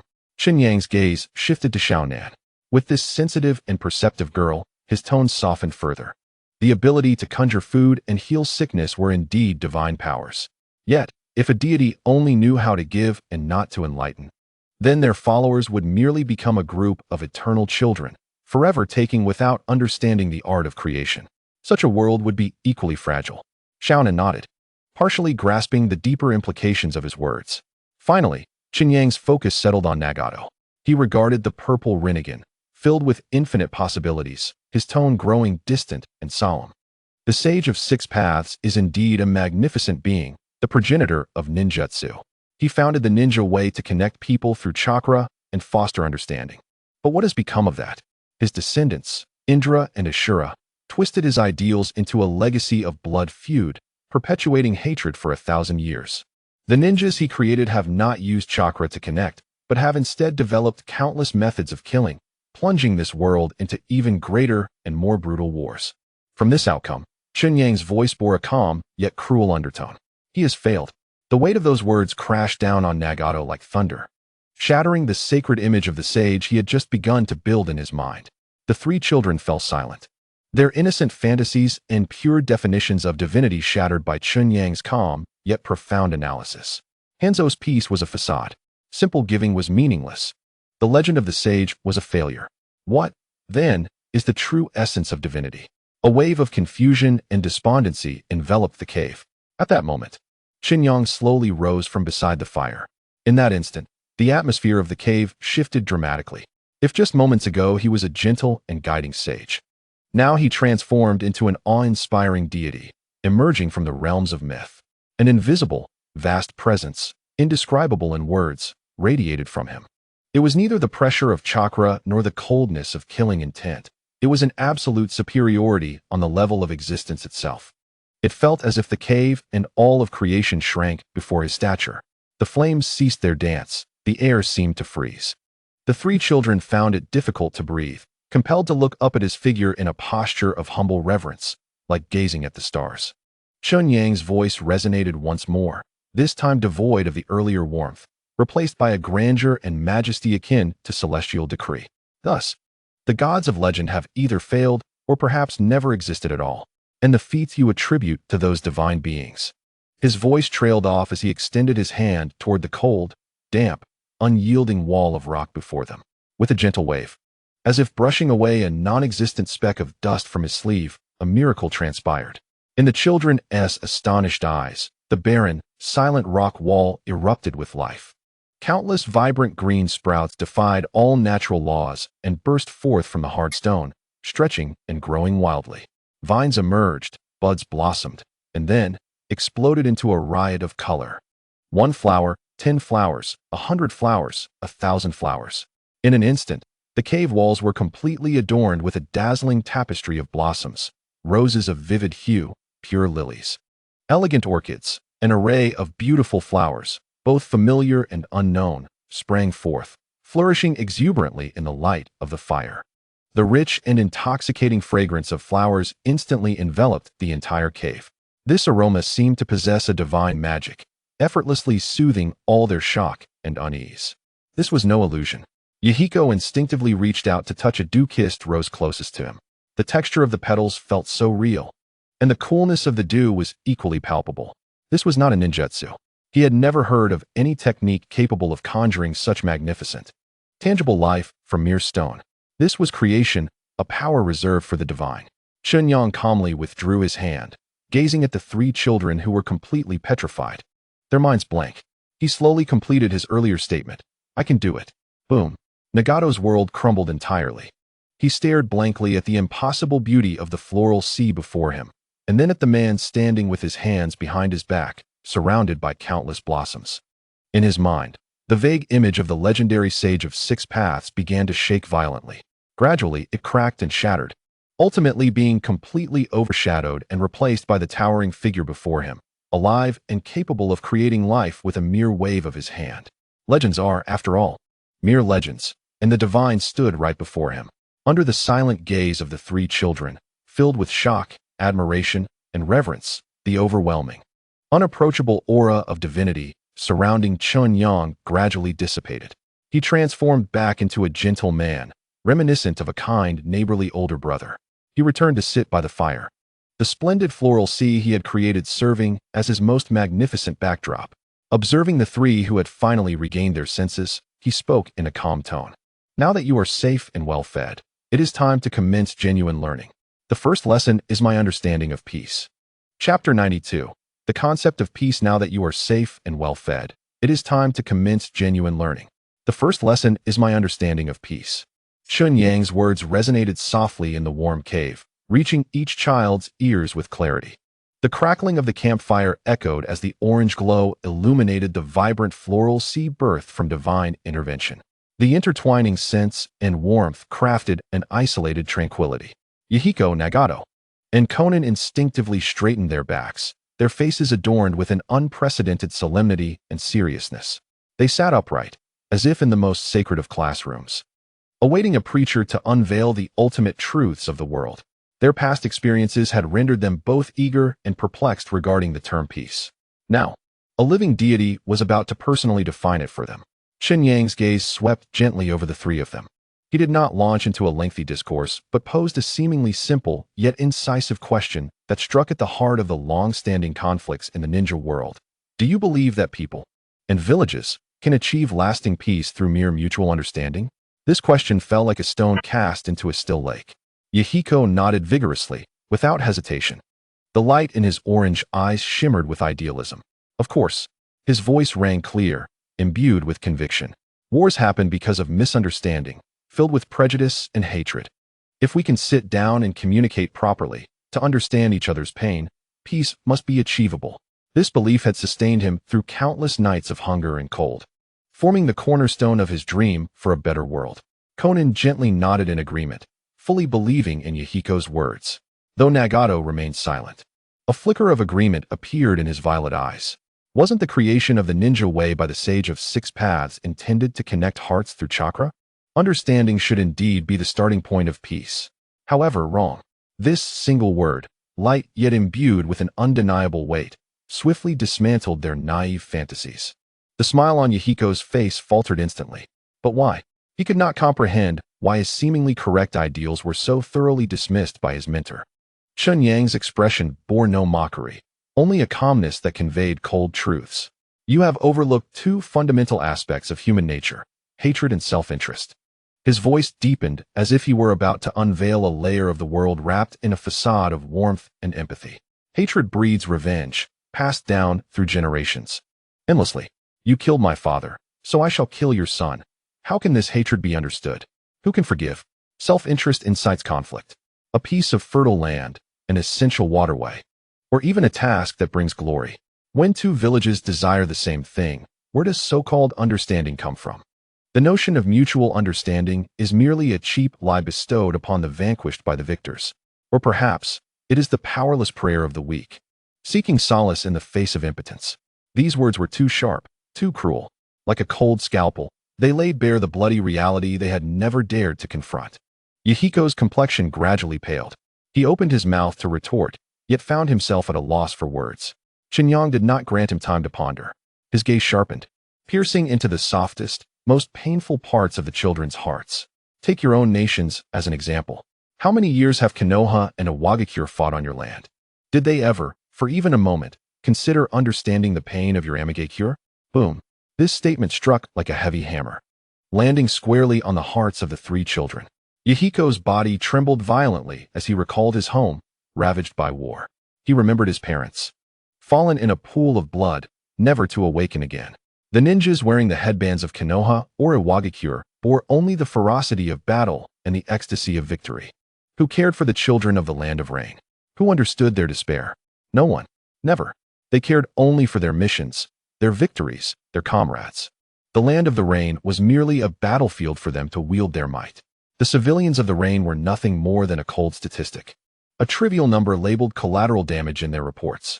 Conan's small hands had unconsciously clenched into fists, her knuckles turning white from the pressure. Nagato's breathing quickened, and the ripples of pain and hatred resurfaced in his Rinnegan eyes. Chen Yang observed their reactions with keen insight. He understood the inherent cruelty of his actions. Yet, only by shattering the illusory ivory tower within their hearts could a truly indomitable fortress of steel be constructed upon the ruins. The atmosphere within the cave grew oppressive and heavy, the flickering light of the bonfire dimming slightly. Time became an indistinct blur. Slowly, Yahiko lowered his head, once brimming with ideals and aspirations. His voice emerged hoarse and dry, imbued with an unprecedented sense of confusion. How can genuine peace be realized? If we cannot even achieve mutual understanding, what else can we do? This question echoed the sentiments of all the weak. And it was precisely the question Chen Yang had been awaiting. He rose slowly from beside the fire. In that moment, the atmosphere within the cave transformed dramatically. His previously gentle figure, illuminated by the dancing flames and vibrant blossoms, appeared magnified, towering like a mountain, exuding a divine presence. An invisible, profound aura radiated from him, causing the three children to momentarily halt their breathing. They could only gaze upward, adopting a stance akin to that of looking up at the stars. In awe of his figure, Chen Yang's voice resonated once more, soft yet resonant, stirring echoes throughout the cavern. True peace has never been attained through mere supplication, tears, or ethereal understanding. It is founded upon an absolute set of rules that all must adhere to compel everyone, be they Hokage or Raikage, from Konoha or Iwagakure, to willingly, or rather, inevitably comply with these rules. His tone shifted to one of dominance and sharpness. It necessitates an unparalleled power, one capable of easily quelling all dissenters, one that sends shivers down the spines of all ambitious souls, a force of absolute authority. These words, absolute power, struck like thunderclaps, resonating deeply within the souls of the three children. They were rendered utterly speechless. They had never conceived of the notion that the term peace could be so closely intertwined with the word power, which bore connotations of violence and destruction. In their understanding, power was the root cause of war. Yet, in the teacher's words, it became the only cornerstone for establishing peace. This revolutionary theory jolted their still maturing worldview, leaving their minds in a state of blankness. Observing their faces, etched with shock and bewilderment, Chen Yang continued. His voice regained its calmness, yet carried a profound weight capable of reshaping their very souls. I will not impart to you naive fantasies, for in this world, dreams hold no value. What I will teach you is how to wield power. It is to establish order. It is to enable you to forge an unquestionable peace with your own hands. He stepped forward, his deep-set eyes clearly reflecting the youthful faces of the three children. He meticulously imprinted the core and crucial philosophy of this lesson into their souls. I will grant you the power to choose peace, rather than merely relegating you to the status of petitioners for peace. As his words settled, the cave fell into a profound silence, broken only by the crackling of the fire, marking the passage of time. Power. Qualification. These two terms echoed incessantly and fervently within the minds of the three children. They had never considered that peace could be categorized into power and qualification. All their previous struggles and prayers suddenly appeared pitiful in that moment. What they sought was merely a meager qualification, granted by the mercy of the strong. Yet, what the teacher offered them was the power to engage as equals with the strong, or even to surpass them. Time passed, and Yahiko's once dim orange eyes reignited with fervor. No, this time it was not mere brightness. It was an inferno. An unprecedented, searing flame blazed within his gaze. Chen Yang's words did not instill fear. Rather, they served as a key, unlocking the grand gateway to his true dreams. Protecting comrades requires power. Changing a nation demands power. Ending war necessitates power. The so-called understanding pales in comparison to absolute power. As long as one possesses the kind of absolute power that instills fear in all, then the rules he sets forth will be peace. His words shall be the truth. At that moment, he would no longer need to plead for others' understanding. He would become the very architect of understanding itself. An indescribable thrill surged through Yahiko, akin to an electric current coursing through his body. He felt his blood boiling. Suddenly, he leaped to his feet, his body trembling with excitement. Gazing at Chen Yang's towering figure, he proclaimed, with a voice imbued with fervent oath and breathlessness, his newly forged ultimate dream. Teacher, I understand. My dream is to become a god. A true deity who wields absolute power to bring absolute order and peace to this nation and the world. Chapter 93. Yahiko's Dream. Chapter 9. Yahiko's Dream. Teacher, I understand. My dream is to become a god. A true deity who wields absolute power to bring absolute order and peace to this nation and the world. Yahiko's voice echoed through the cave, embraced by a myriad of blossoms. His body trembled with extreme excitement. His orange eyes, illuminated by the flickering flames, burned with an unprecedented intensity. This was no naive childhood fantasy. It was the ambition of a leader, reignited and reshaped after witnessing miracles and hearing truths firsthand. He was no longer lost. He had found the singular path in life worth pursuing with all his being. He looked at Chen Yang, his youthful face alight with fervent adoration and unyielding resolve. He continued to declare, without reservation, his grand vision. I will possess the strongest power, just like you, teacher, able to suppress all with ease. In doing so, I can protect Nagato, protect Konan, and forever shield them. His gaze swept over his two companions, the intention to protect being the cornerstone of all his dreams. And then, I will protect all war orphans like us. I wish to provide them with sustenance, to offer them a home, so that they will no longer have to risk their lives in the frigid rain for a moldy piece of bread. Ultimately, I aim to bring an end to the incessant rains of this land, perpetually weeping. I aspire to let the sun shine upon every face. I shall ensure that those towering nations no longer dare to treat our homeland as a battleground. I desire that the mere mention of rain-hidden village invokes a sense of awe. Yahiko's voice rose in fervor, arms outstretched as if to embrace the new world he envisioned, a realm devoid of tears and war, a utopia of order and clear skies. Nagato listened quietly, his gaze fixed on his best friend, his purple Rinnegan eyes reflecting shock and fervor. Yahiko's dream was also his own. In that moment, the dream was imbued with an unprecedented clarity and feasible path. He glanced at Chen Yang, filled with gratitude. For it was this teacher who awakened Yahiko from his naive fantasies and ignited the flame leading to the divine throne. Konan also looked up, her beautiful blue eyes fixed intently on Yahiko's impassioned speech. Though she may not fully grasp the grand theories of order and power, she could sense the transformation in Yahiko. He had become more radiant, more dependable, akin to a sun poised to rise, radiating a comforting strength. At last, Yahiko concluded his impassioned declaration, breathing heavily, his chest heaving with anticipation as he awaited his teacher's acknowledgement and approval. He believed that his elevated dream would surely earn Chen Yang's endorsement. However, Chen Yang merely gazed at him, his expression devoid of praise or denial. His deep-set eyes were as serene as a placid ancient well, yet seemed capable of reflecting the most profound thoughts of the human heart. The atmosphere in the cave grew heavy with his silence. Yahiko's initial excitement gradually cooled, transforming into a flicker of unease. Had he erred in his words? Just as anxiety stirred within him, Chen Yang finally began to speak. His voice remained calm, yet it felt like a bucket of icy water poured over Yahiko's fervent heart. Do you believe that becoming a god is merely for the sake of being revered, to bask in the feeling of superiority? This question sliced through the depths of Yahiko's grand vision, exposing a hidden thread of human vanity. Yahiko was momentarily taken aback, his mouth agape, unable to respond immediately. Revered?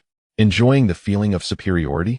He introspected, questioning whether, amidst his fervent declarations, he had truly been devoid of such thoughts. The answer was negative. When he envisioned himself as a god, invoking awe and all, the satisfaction derived from power did indeed intoxicate him. Chen Yang did not grant him the chance to defend himself. He continued, in a tone both plain and gravely weighty. to unveil the true burden attached to the title of God. Remember, Yahiko, the title God has never been one of glory. It is a shackle, the heaviest of chains forged from the fates of all beings in this world. The coldness of that word sent a shiver through the hearts of the three children. The moment you choose to become a god, you cease to be yourself.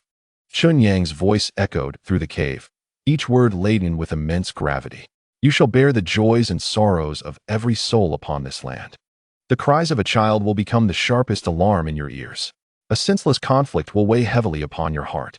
Their poverty, their illness, their ignorance, their greed, everything will become your burden. You shall no longer possess the right to live for yourself. Your joys and sorrows must yield to the cold order you establish. You will stand high above, gazing down upon all beings, yet you shall never be able to immerse yourself among them. You will wield the power to alter everything, yet you will also experience the utmost, eternal solitude. Chen Yang's gaze swept over the astonished faces of the three children. This is the price of being a god. Is this the endless responsibility you seek? The cave fell into a deathly silence, with only the crackling of the campfire reminding them of the passage of time. The fervor on Yahiko's face had completely faded, replaced by an unprecedented weightiness and pallor. Chen Yang's words struck him like a mighty hammer, shattering all his beautiful and romantic fantasies of the divine identity. He had once thought that gods were free, unrestrained, exalted above all. But now he comprehended the truth. A god is the greatest of prisoners, shackled by the very world they protect. He recalled his hunger for food, his yearning for warmth in the cold, and the anxiety and helplessness he felt when he saw Conan unwell. If he were to become a god, would he still be able to experience these human emotions? When witnessing another child endure what he had once faced, could he still empathize? Or would he merely bestow compassion from a lofty perch, affecting change before turning away to continue tasting that eternal solitude? A profound chill crept from his heart to his very core, colder than any night in the rain country. Nagato and Conan were equally shaken by Chen Yang's words. For the first time, Nagato's renegade eyes filled with a deep sense of reverence and sorrow for the sage of six paths. Was it true that the founder of the ninja faith bore such a heavy fate? Had he truly found happiness? Time passed, though Yahiko could not tell how long. Gradually, he lifted his head. The confusion and pallor on his face had vanished. His orange eyes no longer sparkled with fervor. The blazing fire of ambition had settled into a deep, serene pool, imbued with a greater strength. His voice, no longer high-pitched, had taken on a husky tone, yet resonated with an unprecedented maturity and resolve. "Teacher, I understand." He refrained from embellishing his dreams with flowery language. Instead, he gazed at Nagato and Conan, speaking with utmost solemnity about his innermost thoughts. "As long as I can ensure that the two of them, and all children like us, shall never again weep, I am willing to bear this solitude, this responsibility." Seeing the clarity of purpose that had emerged in Yahiko's gaze, Chen Yang finally allowed a hint of a satisfied smile to grace his face. The raw gem had begun to polish itself, revealing its own unique luster. He slowly stepped forward, under the anxious gaze of the three children, extending his hand and gently placing it on the frail, yet incredibly dependable shoulder of Mihiko. That hand radiated warmth, a serene and vast energy coursing from his shoulder into his being, soothing all his anxieties and fears, leaving only an unprecedented sense of solidity and resolve. Chen Yang's voice carried a solemnity akin to a divine decree, affirming, "You possess the capacity to bear this responsibility." Mihiko's body trembled violently as he felt his heart swell with immense joy. This acknowledgement stirred him more profoundly than any praise could. Thus, Chen Yang's words resonated with the transformative power to reshape the world, echoing through the cavern. "I accept your dream. I recognize your awakening. I shall make you the guardian of the land of rain, not an idol to be worshipped upon a pedestal, cold and distant, but a true guardian who stands upon this land, bringing order and sunny days." The word guardian illuminated Mihiko's entire soul like a sacred light. He felt the weight of that hand upon his shoulder, heavy with the weight of the world. Yet simultaneously, an inexhaustible power flowed from that hand into him, instilling confidence to bear this burden. Nagato watched this scene with a tumult of emotions, envisioning a future where Mihiko stood atop the highest tower of the hidden rain village, beneath a vast, clear sky, with himself as his unwavering support. Both Mihiko and Nagato were immersed in the grandeur of this profound promise, their spirits stirred. They were oblivious to the quiet presence of Conan beside them, who, with a gentle blush of admiration gracing her small face, silently retrieved a pristine sheet of paper from her tattered clothing. In the flickering firelight, her delicate hands began to focus intently on folding something. Chapter 94. Conan's intentions. As the warmth of the campfire began to wane, Mihiko remained enveloped in the monumental excitement of his teacher's recognition. He clenched his fists, his eyes shimmering with fervor, continuously murmuring words of order and guardianship, as though etching his teacher's every teaching into his very marrow. Nagato sat cross-legged beside him, eyes closed, his purple rinnegan seemingly emanating a faint glow even through his eyelids. He was striving to comprehend and assimilate all that his teacher had conveyed regarding the divine eye and responsibility. The two boys had charted their paths toward the future. Their souls ignited that night, ablaze with a fierce fire leading to what lay ahead. Only Conan remained quietly seated in the corner, neither glancing at the impassioned Mihiko nor the contemplative Nagato. Her entire focus, her clear blue eyes reminiscent of a rain-washed sky, remained fixed solely on one person, Chen Yang.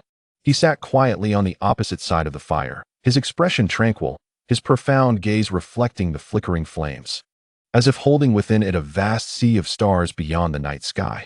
He had just uttered words potent enough to alter the course of the world, having crowned Mihiko with the sacred mission of a guardian. Yet at this moment, he bore none of the awe-inspiring majesty of a deity. He simply sat there, gentle and composed, like a reliable elder brother watching over his sleeping siblings.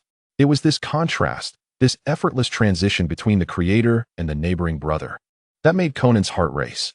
Unbidden, her mind began to replay the memories of their encounters since that fateful day. She recalled the despairing cold rain of that afternoon, when an enormous black chakra umbrella had shielded them from the world's storms. She remembered the steaming bowl of rich, hearty soup, which, once warming her throat, dispelled all cold and hunger, making her feel as though she had ascended to paradise. She thought of the time she had succumbed to a high fever, struggling in a painful mire, when a warm hand had gently pressed against her forehead. That vibrant green light, suffused with life, was the most beautiful and warmest glow she had ever seen. All her ailments and discomforts vanished under its radiance. The sensation of being pulled back from hell and reborn was a gift she could never forget. He provided sustenance, granted life. He enlightened Mihiko and guided Nagato. With a mere wave, he caused the hard rock walls to bloom with a myriad of brilliant flowers. Everything he did was miraculous. Mihiko regarded him as the teacher illuminating his dreams. Nagato saw him as a true god, surpassing even the sage of six paths. Conan understood she felt the same. She admired him, revered him, and was grateful to him. Yet, somewhere along the way, beyond these natural emotions, something else seemed to have sprouted, an unfamiliar sentiment that left her feeling somewhat bewildered. Whenever his gaze inadvertently fell upon her, her cheeks would flush slightly. Each time he offered her that gentle, slightly smiling expression, her heart would skip a beat uncontrollably. She cherished the sight of his calm profile, relished the sound of his soothing voice, and appreciated the reassuring aura he exuded that banished all fear and unease. This feeling was entirely distinct from the familial trust she held for Mihiko, and starkly different from the protective affection she felt for Nagato. It was a sensation that left her flustered and at a loss, yet tinged with a sweetness she had never known. She couldn't find the words to describe it, nor could she fathom how to express it. Subconsciously, she reached into her tattered but meticulously cleaned pocket, her fingertips brushing against a smooth, exceedingly precious piece of white paper. This was her quietly treasured gem, the only tool she had in this harsh world capable of creating beauty. An uncontrollable thought surged from the depths of her heart. She wanted to fold something for him. Once this notion took root, it could no longer be suppressed. She gingerly extracted the pristine sheet of paper, laying it flat upon her lap. The cave enveloped them in a serene stillness, punctuated only by the crackling of the campfire and Mihiko's occasional hushed, fervent monologue. No one paid heed to her subtle movements. Her gaze, once more, stealthily fell upon Chen Yang. She yearned to capture his likeness upon this paper. Observing him intently, she noted his simple, moon-white attire, unblemished by dust. His black hair cascaded loosely, exuding an air of gentleness and artistry. A faint smile, as if capable of embracing all, graced his face. Xiaonan committed every detail to memory, then lowered her head, her nimble fingers beginning to dance across the paper. Pressing, folding, turning, twisting, her movements were imbued with a practiced finesse and unwavering focus. It was as though the world had diminished to just her and the paper beneath her fingertips. Soon, a diminutive figure draped in a long robe began to take shape. As she adjusted the folds of the sleeves, striving to replicate the garments worn by her teacher, a gentle voice unexpectedly pierced the tranquility above her. "What are you doing?" Xiaonan's body stiffened abruptly, her previously fluid fingers faltering in disarray. She lifted her gaze, meeting the amused, deep-set eyes of Chen Yang, who had approached her unnoticed and was now observing her creation with keen interest. "Sir," she gasped, her cheeks flushing a deep crimson, the warmth spreading to the delicate nape of her neck. Instinctively, like a startled rabbit, she hastily concealed the unfinished paper figure behind her. Her heart raced tumultuously in her chest, threatening to leap from her throat. He had seen her. Chen Yang chuckled softly at her flustered demeanor, his laughter low and magnetic, soothing as it brushed against Xiaonan's taut nerves. He did not press further. Instead, he extended a hand, gently ruffling her silky blue locks. His palm radiated warmth, reminiscent of the comfort he provided when she was feverish. "Rest early," he advised kindly. "Tomorrow marks the beginning of your true training, and it will be arduous." With that, he turned and returned to the fire, shutting his eyes to meditate, as if the earlier encounter were merely a trivial interlude. Yet, Xiaonan remained frozen in place. Unable to move, her cheeks aflame, she felt the lingering warmth of his hand above her head. In her concealed grasp, she clutched the slightly misshapen paper figure tightly. As night deepened, the embers of the campfire dwindled to a faint glow, enveloping the cave in profound silence. Mayahiko and Nagato had succumbed to fatigue, their faces serene and adorned with contented smiles, experiencing the most peaceful slumber of their lives. Xiaonan, however, was wide awake. Her beautiful blue eyes remained open, quietly observing the figure seated cross-legged, seemingly merging with the darkness of the night. She knew her teacher was awake, as long as they remained conscious. He would vigilantly guard them. Once she confirmed that Mayahiko and Nagato were soundly asleep and would not awaken, Xiaonan quietly straightened her posture. She retrieved the crumpled paper figure from behind her once more. Utilizing the dim flicker of the firelight, she meticulously smoothed out the creases, gently restoring it to its intended form. Then, she resumed the unfinished task, her movements now even more delicate, focused, and reverent. It was as if she were crafting not a mere toy, but a sacred artifact imbued with her deepest sentiments. She fashioned a refined collar for the figure, adjusted its ample sleeves, and even used a strand of her own hair to carefully wrap around its head, mimicking her teacher's casual yet elegant hairstyle. At last, she completed her creation.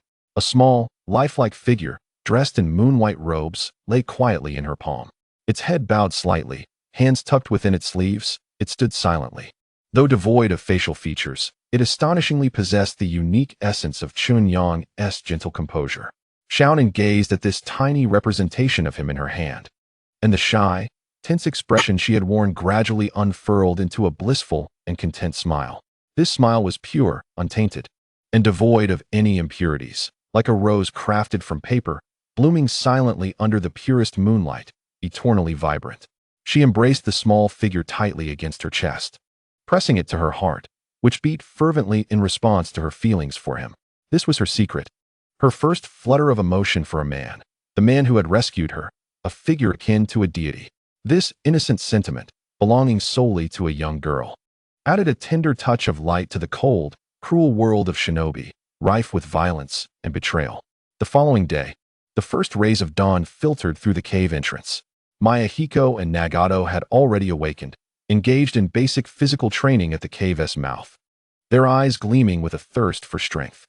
Chen Yang observed them, then glanced at Xiaonan, who, despite a hint of fatigue on her face, appeared particularly spirited, and nodded in approval. He clapped his hands, drawing the attention of the three children. "Excellent." His voice resonated clearly within the cave at dawn. "The principles have been conveyed to you. From today onward, I shall impart to each of you the true methods to harness your unique strengths." Upon hearing these words, the three individuals trembled in unison, immediately halting all actions, gazing at Chen Yang with a blend of anticipation, excitement, and reverence. Their lives were on the cusp of a profound metamorphosis. Chen Yang led them to an expansive area outside the cave, surrounded by thundering waterfalls and babbling streams. The sound of water roared, and the air was refreshingly crisp. He first turned his attention to the most reticent of them, Nagato. Nagato, Chen Yang's voice was calm. Your eyes represent both the culmination of this world and the pinnacle of power. Thus, your journey lies not in learning, but in mastering control. The notion of control left Nagato momentarily bewildered.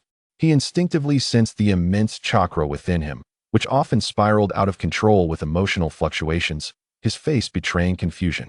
Chen Yang did not elaborate further, shifting his gaze to the exuberant Yahiko. Yahiko, you are the future S-Guardian, the embodiment of order. What you require is the most direct, most formidable, and utterly devastating force. Yahiko nodded vigorously, flames igniting within his orange eyes, eager to commence his training. Lastly, Chen Yang's gaze softened as it settled upon Conan. Conan, your paper is not merely paper. It can exist anywhere, serving as your eyes to perceive the world, or as wings to traverse any corner of it. Conan, somewhat perplexed, instinctively touched the small paper figure she had quietly repaired, her small hand cradling it gently.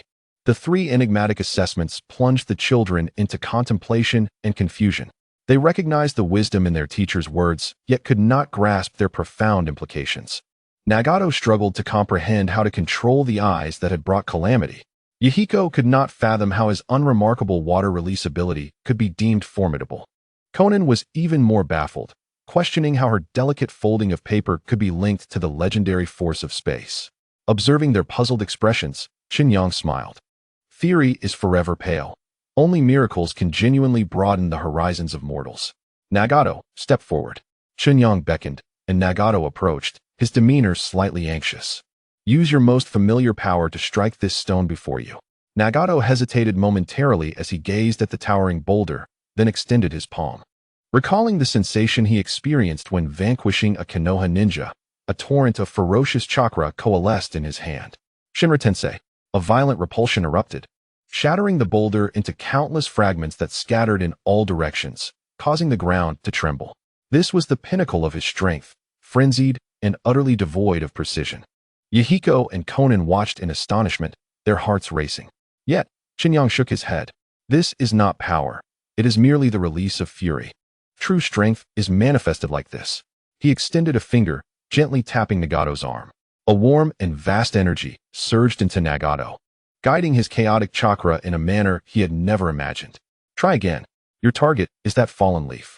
Nagato turned to the leaf swirling in the stream nearby, took a deep breath, and extended his palm once more. This time, he felt no impulsive frenzy. Instead, he experienced an unprecedented sense of clarity and control. The power within him transformed from a wild stallion into a disciplined army, entirely responsive to his command. He aimed his palm at the leaf. No sound, no explosion, not even a whisper of wind. Under Yahiko and Conan's disbelieving gazes, the leaf, defying all physical laws, gently floated up from the water's surface, suspended in midair, as if cradled by an invisible hand. Nagato was utterly mesmerized. He sensed the chakra emanating from him in an exquisitely subtle and precise manner, perfectly counterbalancing gravity without tearing the leaf apart. For the first time, he appreciated the beauty inherent in the power of the Rinnegan. So this power was not solely about destruction. Chen Yang withdrew his finger. Your first objective is to maintain this leaf suspended in the air for an entire day using repulsion. It must not waver, nor be torn asunder. Beads of sweat formed on Nagato's forehead. He understood that this seemingly simple task was 1,000,000 times more challenging than shattering 100 boulders.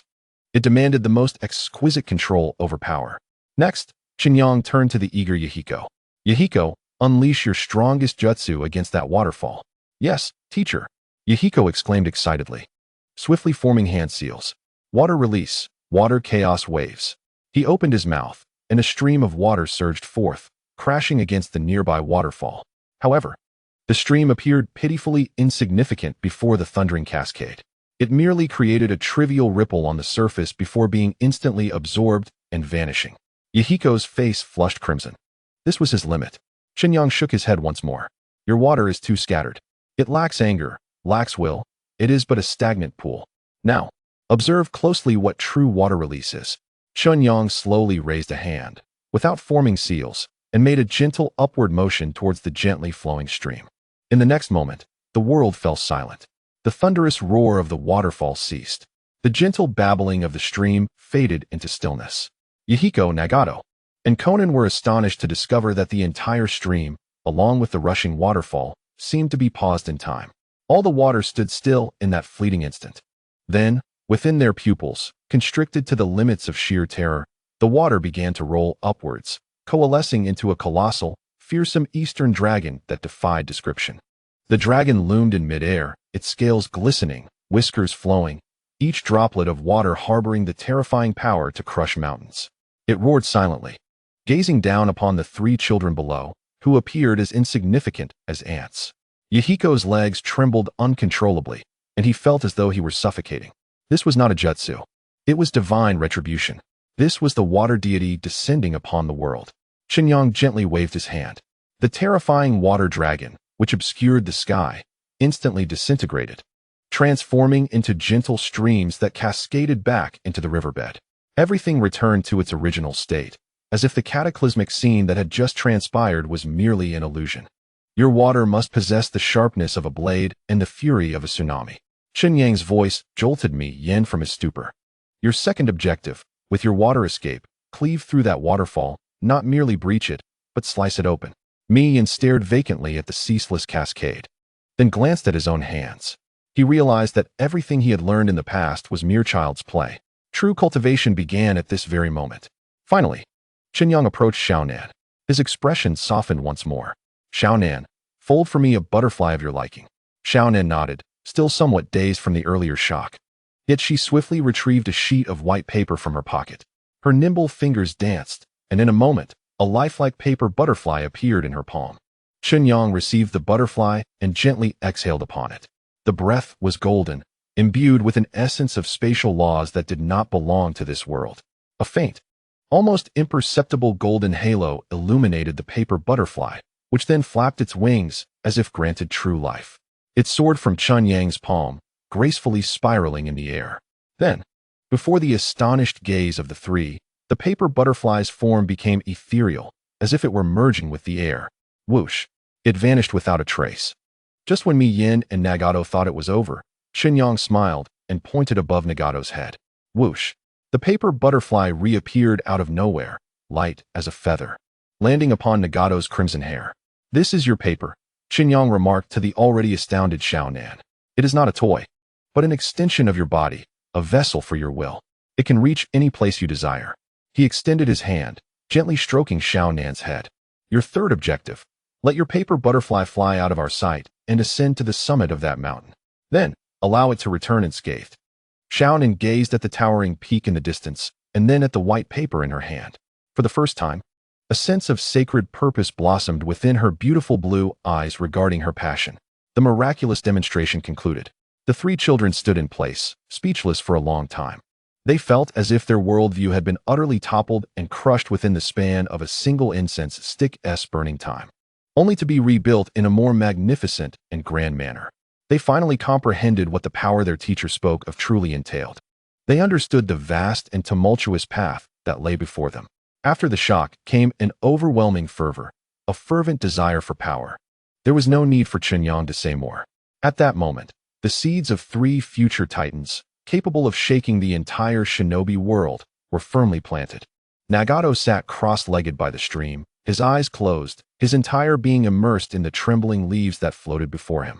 Mi Yen stood beneath the waterfall, allowing the cold torrents to batter his body, his hands held in the formation of seals, repeatedly condensing chakra, striving to make the gushing water more refined and sharper. Xiaonan sat upon a clean rock, surrounded by countless failed paper butterflies, her fingers tirelessly folded, her spirit endeavoring to forge a deep, transcendent connection with the paper butterflies imbued with her chakra. Under the guidance of their divine mentor, their talents were unleashed without reservation. They began to grow at a terrifying speed that far surpassed their contemporaries, even eclipsing any genius in the shinobi world. Each day, they underwent visible transformations. On the first day, Nagato's leaves floated for 10 seconds. On the second day, Mi-Yan's water blade left a fleeting white mark upon the waterfall. On the third day, Xiaonan's paper butterfly wobbled and flew 100 meters. Days later, as the three became fully immersed in their training, rapidly increasing their strength. At the border of the land of rain, a tall man with white hair, carrying a massive scroll, trudged into this perpetually rainy realm. He was one of the legendary Sannin of Konoha, Jiraiya, who had come after hearing tales of 3 orphans struggling to survive amidst the war. Chapter 96. The shock of the white-haired hero. The rain fell incessantly. The muddy roads lay in disarray, trampled by countless feet. A tall figure, bearing a massive scroll, traversed this sorrow-soaked land. His white hair clung together in strands in the damp air, yet he paid it no mind. Jiraiya, one of the legendary Sannin, the sage of toads, was accustomed to war and death. Yet, each time he stepped onto the soil of the land of rain, the deep-seated chill and oppression still unsettled him. He had followed scattered intelligence from the battlefield, seeking out the rumored 3 war orphans struggling to survive among the ruins. His pack was filled with provisions and warm meals, and he had rehearsed countless times in his mind how to comfort those children terrified by the ravages of war. He prepared a warm embrace and a promise to take them back to Konoha, offering them a stable future. Compassion was the softest part of this hero's heart. As he neared the area marked by the intelligence, the elder's kindness within him intensified. He could already envision, in some rain-soaked corner, 3 frail figures trembling from hunger and cold. However, just as he was about to reach his destination, his footsteps abruptly halted. An invisible, prickling sense of danger caused every muscle in his body to tense. Chakra. 3 distinct sources.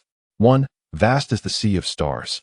Tranquil, yet imbued with a divine authority capable of reshaping the world. Another. Sharp as a heavenly sword, domineering and filled with a will to sever all. And the last. Ethereal as mist, omnipresent, seemingly merging with the space around it, both fluid and lethal. These 3 sources of chakra were not only powerful, but also astonishingly pure. Devoid of any impurities, akin to 3 perfectly polished gemstones. An ambush? The thought flashed through Jiraiya's mind. He immediately suppressed all his aura, his massive form moving with an agility that belied his size as he silently slipped into the shadows of the ruins nearby. Those possessing such high-quality chakra were not to be trifled with. Was it an elite from the Rock Village, or perhaps another shadow-level powerhouse from a different ninja village? He held his breath and parted the damp thicket before him. The sight that unfolded made his heart, accustomed to tempests, skip a beat. There were no foes, no carnage. Only a scene that he could neither comprehend nor forget, an extraordinary tableau. By the stream, a red-haired youth sat cross-legged, his eyes tightly shut. Before him, a small leaf defied all earthly logic, quietly suspended in midair. There was no wind, no thread. It remained motionless, not even the slightest tremor at its serrated edge. An invisible force, precise to an extraordinary degree, was gently cradling it. Beneath the waterfall, an orange-haired boy was honing himself in the most primal and frenzied manner. He did not form seals. He simply stood there, repeatedly swinging his arms. With each motion, the water before him coalesced into razor-sharp, high-speed water blades that struck fiercely at the relentless cascade. Most of the blades vanished without a trace the moment they touched the waterfall. Yet Jiraiya's keen eyes caught a glimpse of a few that managed to etch fleeting, deep white scars into the curtain of water. To sever water with water, what an absurd yet tyrannical method of training. In an open area, a girl with long blue hair sat serenely on a rock. Surrounding her were countless vividly animated paper butterflies, fluttering gracefully. They formed a dazzling, flowing cloud of color, sometimes converging into the shape of a dragon, other times dispersing into a rain of blossoms. More unsettling was the occasional butterfly that would become ethereal, vanishing with a swish, only to reappear moments later. Dozens of meters away, space ninjutsu, using a fragile piece of paper? Jiraiya's mind went blank. He rubbed his eyes vigorously, believing he was hallucinating from fatigue. Yet, the scene remained painfully real. Orphans. Struggling war orphans? The understanding of power, the mastery over chakra, and the extreme concentration on their training displayed by these 3 individuals rendered even the elite shinobi of Konoha as mere jesters in comparison. Jiraiya recalled his own prodigious disciple, Minato Namikaze, heralded as a once-in-decades genius, and his talented comrade, Orochimaru, who was obsessed with research. Yet, even they at this age, could not achieve what these 3 children had accomplished. This was not genius. This was monstrosity. 3 humanoid monsters cloaked in the guise of children. The thoughts of rescue and compassion that had lingered in his heart were shattered in that moment. replaced by a profound sense of absurdity stemming from the vast disparity in strength. Who was teaching them? What kind of being could cultivate such terrifying disciples? Just as Jiraiya was engulfed in confusion, a sudden change occurred. The three youths, who had been wholly absorbed in their respective training, halted their movements almost simultaneously. Swiftly, three sharp gazes, filled with scrutiny and vigilance, locked onto the thicket where Jiraiya concealed himself, as if they were daggers laced with poison. Discovered. Jiraiya's heart sank. He had perfected the art of stealth. Even shadow-level sensory ninjas would struggle to detect him from such proximity. How had these children accomplished this? Before he could ponder further, the orange-haired boy called out sharply, "Join." In an instant, the water beneath the waterfall, the air by the stream, and the fluttering paper butterflies converged into a colossal net of power, sealing off all avenues of retreat. The synchronicity and decisiveness exhibited were akin to the instinctive combat prowess of a team forged through countless life-and-death battles. A cold sweat beaded on Jiraiya's brow. He realized he was ensnared. If he dared to make any move, he would be met with a thunderous and fatal counterattack. A figure stepped forth from beneath the waterfall. Slowly approaching the thicket, the orange-haired boy, Yahiko. He came to a halt, his youthful face devoid of any childlike innocence or fear, exuding a composure and authority befitting a superior. His orange eyes, sharp as a hawk's, bore into Jiraiya's hiding place. In a low voice, he posed an undeniable question. "Who are you? Why do you spy on our training?" Jiraiya felt his throat dry up at the inquiry. All the comforting words he had prepared, all promises of home and warmth, became lodged in his throat, leaving him unable to utter a single syllable. The anticipated narrative of rescuing these unfortunate orphans had morphed into a bizarre encounter where he was surrounded and interrogated by three enigmatic powerhouses. He slowly rose from the thicket, raising his hands in a gesture of goodwill. A grimace, more painful than a cry, twisted his features, his face reflecting shock and disbelief, as if every pore was crying out in absurdity, as he racked his brain for a way to explain his presence. To communicate with these extraordinary children who surpassed his understanding, a voice, one he recognized deeply and revered even at the core of his being, resounded from behind the trio.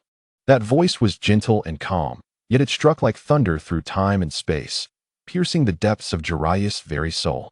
His once tense, towering form froze upon hearing that voice. Every cell quivered, every pore contracted. An overwhelming reverence, born from the very essence of life, surged uncontrollably from the depths of his memory.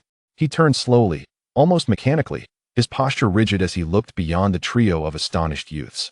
Behind them, a figure emerged slowly from the shadows of the cave. Clad in moon-white garments, pristine and untouched by dust, he had long black hair cascading casually over his shoulders. On his face lingered a familiar, gentle smile, one that seemed capable of embracing all the world's complexities. He stood there simply, devoid of any superfluous gestures. Yet, the light around him, the rocks behind him, and the stream at his feet seemed, in that moment, to lose their original colors and meanings, reduced to the most humble backdrop illustrating his existence. It was him. Indeed, it was him. Jiraiya felt his throat tighten painfully. Images from the battleground of the First Shinobi World War flooded his mind, scenes that had once upended his worldview. The effortless eradication of the darkness of Konoha, the miraculous rebirth of the broken and the fallen, the supreme wisdom that transformed both himself and Orochimaru, elevating their powers to an unprecedented level. This man stood at the pinnacle of the shinobi world, gazing down upon all beings, the true god. He was the most esteemed master shared with Tsunade and Orochimaru. How could he be here?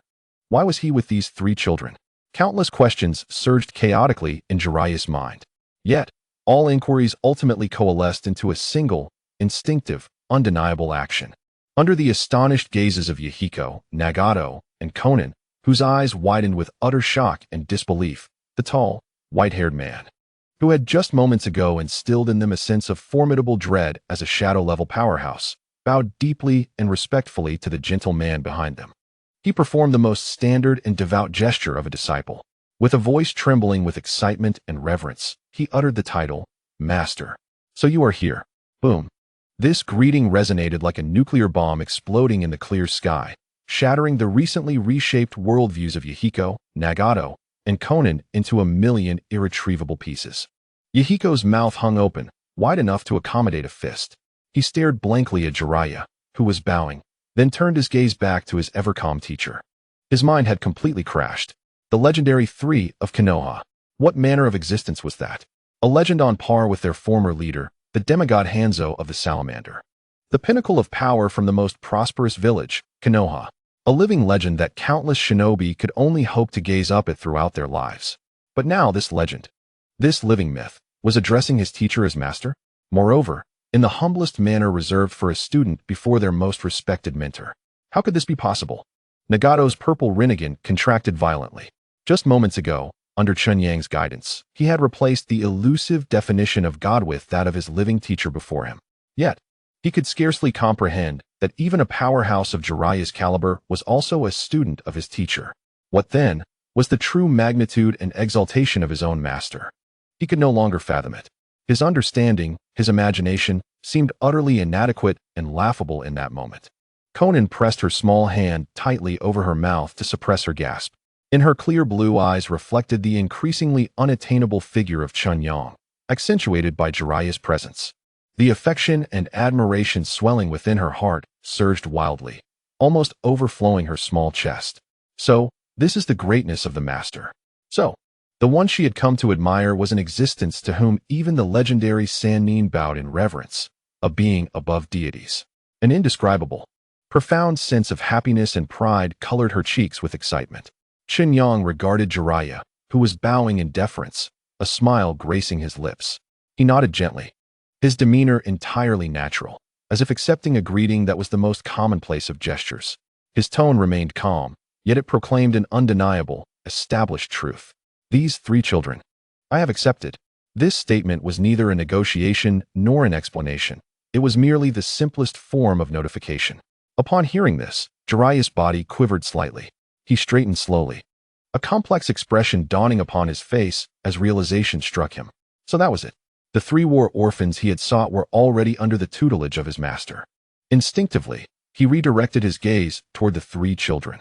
This time, his observation was more meticulous. He saw the astonishment etched on Yahiko's face, beneath which lay an unabashed fervor for Chen Yang. In Nagato's mysterious purple pupils, he discerned a profound faith akin to that of a devotee gazing upon their sole deity. In the youngest blue-haired girl's eyes, he perceived a devotion that transcended admiration and faith, a complete surrender intertwined with affection and reliance. These gazes were all too familiar. Tsunade looked at her master in precisely this manner. Orochimaru listened to his teachings with the same expression. Even he, when facing his master, felt those same emotions stirring within. Jiraiya understood instantly. He had arrived too late. No, perhaps he had never had an opportunity from the start. What he could offer them was merely some ninjutsu, a bit of food, and hollow ideals about peace. Yet what his master could bestow upon them was rebirth, a future, a power capable of changing the world. It was a true faith strong enough to guide them through all darkness. What could he possibly contest against his master? What right did he have to vie with him? With this realization, the last remnants of regret for wanting to take on disciples evaporated within him. In its place blossomed a heartfelt smile of relief. He knew that these three children had encountered a teacher far superior to himself, to any other in this world, the most magnificent of masters. Their lives would no longer be marked by tragedy. They would possess the brightest of futures. Was this not precisely what he had journeyed so far to witness? The sincerity of Jiraiya's smile became unparalleled. He bowed once more to Chen Yang, speaking in a voice filled with heartfelt appreciation. It is their fortune to have your guidance. Master, fortune has smiled upon this nation. He has completely relinquished the notion of taking on disciples. In the original work, the narrative was imbued with warmth and melancholy, detailing the bond between Jiraiya and the three students of Amigakure. Yet, on this entirely new trajectory, Chen Yang has decisively erased it before it could even germinate. In the most absolute and irrefutable manner, time flows by like the fine grains of sand slipping silently through one's fingers. The winds of the land of rain have begun to blow in a direction starkly different from before. Years have swiftly passed. The three frail children, who once struggled for survival amidst the ruins, have shed all traces of their youth. They have matured into formidable young men, capable of commanding the attention of the entire shinobi world. Under Chen Yang's guidance, and through their own relentless efforts, an organization known as Akatsuki has emerged. Akin to bamboo shoots sprouting after the rain, forcefully rising in this perpetually drizzly land. They are no longer the mercenary group from the original narrative, which sought out rogue ninjas. Rather, they have transformed into a disciplined and resolute force, dedicated to establishing absolute order as a peacekeeping entity. Under Yahiko's exceptional leadership, under Nagato's daunting Rinnegan, and under Conan's omnipresent surveillance crafted from countless paper butterflies, Akatsuki has swiftly consolidated all scattered ninja factions within the Land of Rain. Excluding Amigakure, they have established one peaceful zone after another, free from the ravages of war. They provide sustenance and shelter to the displaced civilians. With an iron fist, they have purged all ambitious individuals daring to incite discord. The rise of this nascent power has been remarkably swift and undeniably imposing. Ultimately, it has drawn the attention of the true ruler of Amigakure, the so-called demigod who remains steeped in the glories of yesteryear, Hanzo of the Salamander. From his lofty, cold iron tower, he casts a gaze filled with suspicion and malice upon these young challengers who dare to encroach upon his authority. Chapter 98. Hanzo's vigilance atop the highest iron tower in Amigakure lies the heart of power in the Land of Rain, the throne of Hanzo. The relentless cold rain perpetually batters the steel walls, producing a monotonous and oppressive sound. Hanzo sits motionless upon his frigid metallic seat, overlooking the city of steel and pipelines that he has governed for decades. His face is concealed behind an iconic gas mask, revealing only his cold, piercing eyes. As a demigod of the shinobi world, he has long grown accustomed to this elevated solitude, as well as to crushing anyone who dares to challenge his authority into oblivion. A loyal subordinate kneels silently, presenting the latest intelligence with utmost respect. Lord Hanzo. Hanzo does not move, merely lifting his eyelids slightly to signal the subordinate to continue. The new organization known as Akatsuki has recently intensified its activities. They are gathering war orphans and wandering ninjas, propagating a novel ideology of peace. Peace. The corner of Hanzo's mouth, hidden beneath his mask, curls into an imperceptible yet profoundly sardonic arc. He takes the scroll and casually unfurls it. The text within reveals the identities of the organization's leaders, Yahiko, Nagato, Conan. 3 mere children, still wet behind the years. Once again, a group of idealistic fools, intoxicated by the ravages of war, attempting to save the world through love and ideals. His voice, filtered through the mask, sounds dull and metallic, devoid of any emotion. Do not concern yourselves with them. This land will teach them, in the most brutal manner, what reality truly is. When they turn on each other over a moldy loaf of bread, they will come to understand that so-called peace is but a cheap word bestowed by the strong upon the weak. He tosses the scroll aside, as if it were merely a tedious jest. He has witnessed too many idealists in this land, and their fates have invariably ended in being consumed by the relentless flames of war and unending hatred. He, Hanzo, is the sole order of the Land of Rain. He is the only god upon this earth. His subordinate departs quietly, and the summit of the tower returns to its previous silence, save for the incessant sound of rain. Hanzo closes his eyes, feeling no further interest in the matter. However, the script he anticipated, of those children being crushed by reality, did not unfold. Days later, another report was delivered to him. This time, he imperceptibly furrowed his brow. Akatsuki had consolidated all scattered ninja factions in the eastern region of the Land of Rain within a month. They had established stable sanctuaries, providing food and protection for over 3,000 civilians. Their members exhibited remarkable discipline and an astonishing rate of growth and strength. Hanzo's fingers tapped gently on the cold armrest. Too rapid. Unnaturally so. A group of children, no matter their talent, could not achieve such feats in such a short span of time. There must be something he was unaware of behind this. Continue to monitor them. He issued the command, his voice bearing an unrecognized weight of gravity. Another fortnight passed, and the third report arrived as scheduled. Upon reading its contents, Hanzo's fingers, which had been tapping on the armrest, abruptly halted.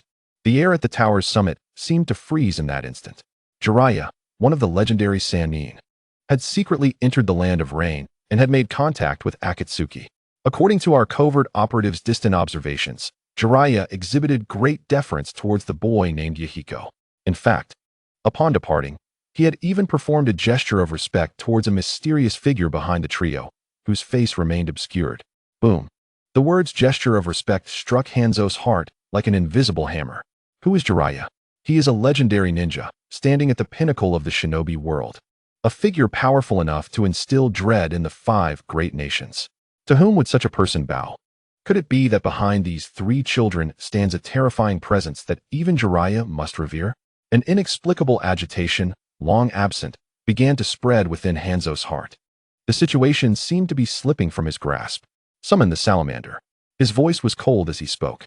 Yes, came a muted response from the shadows. Soon, 5 ninjas, clad in black bodysuits that concealed all but their emotionless eyes, appeared like specters at the tower's peak. They were Hanzo's most elite Anbu, his enforcers. The sharpest blades for purging all threats. Each individual possesses the prowess of an elite jonin, mastering the arts of assassination, infiltration, and interrogation. Investigate, Hanzo's voice resonated. Devoid of warmth. Uncover all there is to know about Akatsuki, particularly their enigmatic mentor, Chen Yang, who may lurk behind the scenes. I demand to be informed of all his intelligence, his capabilities, origins, and every detail of his existence. I want him alive, but should he be deceased, I require his head returned to me. As you command. The 5 members of the Anbu displayed no hesitation. In a flash, they transformed into 5 shadows, vanishing amidst the relentless downpour. Hanzo watched their departing figures, a flicker of cruel intent flashing within his cold, piercing gaze. He could not fathom that there existed anyone whom his venomous blade could not annihilate, regardless of who this so-called mentor might be.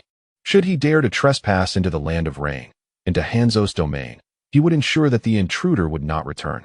However, this time, his prideful weapon seemed to strike against an unfathomable, indestructible barrier.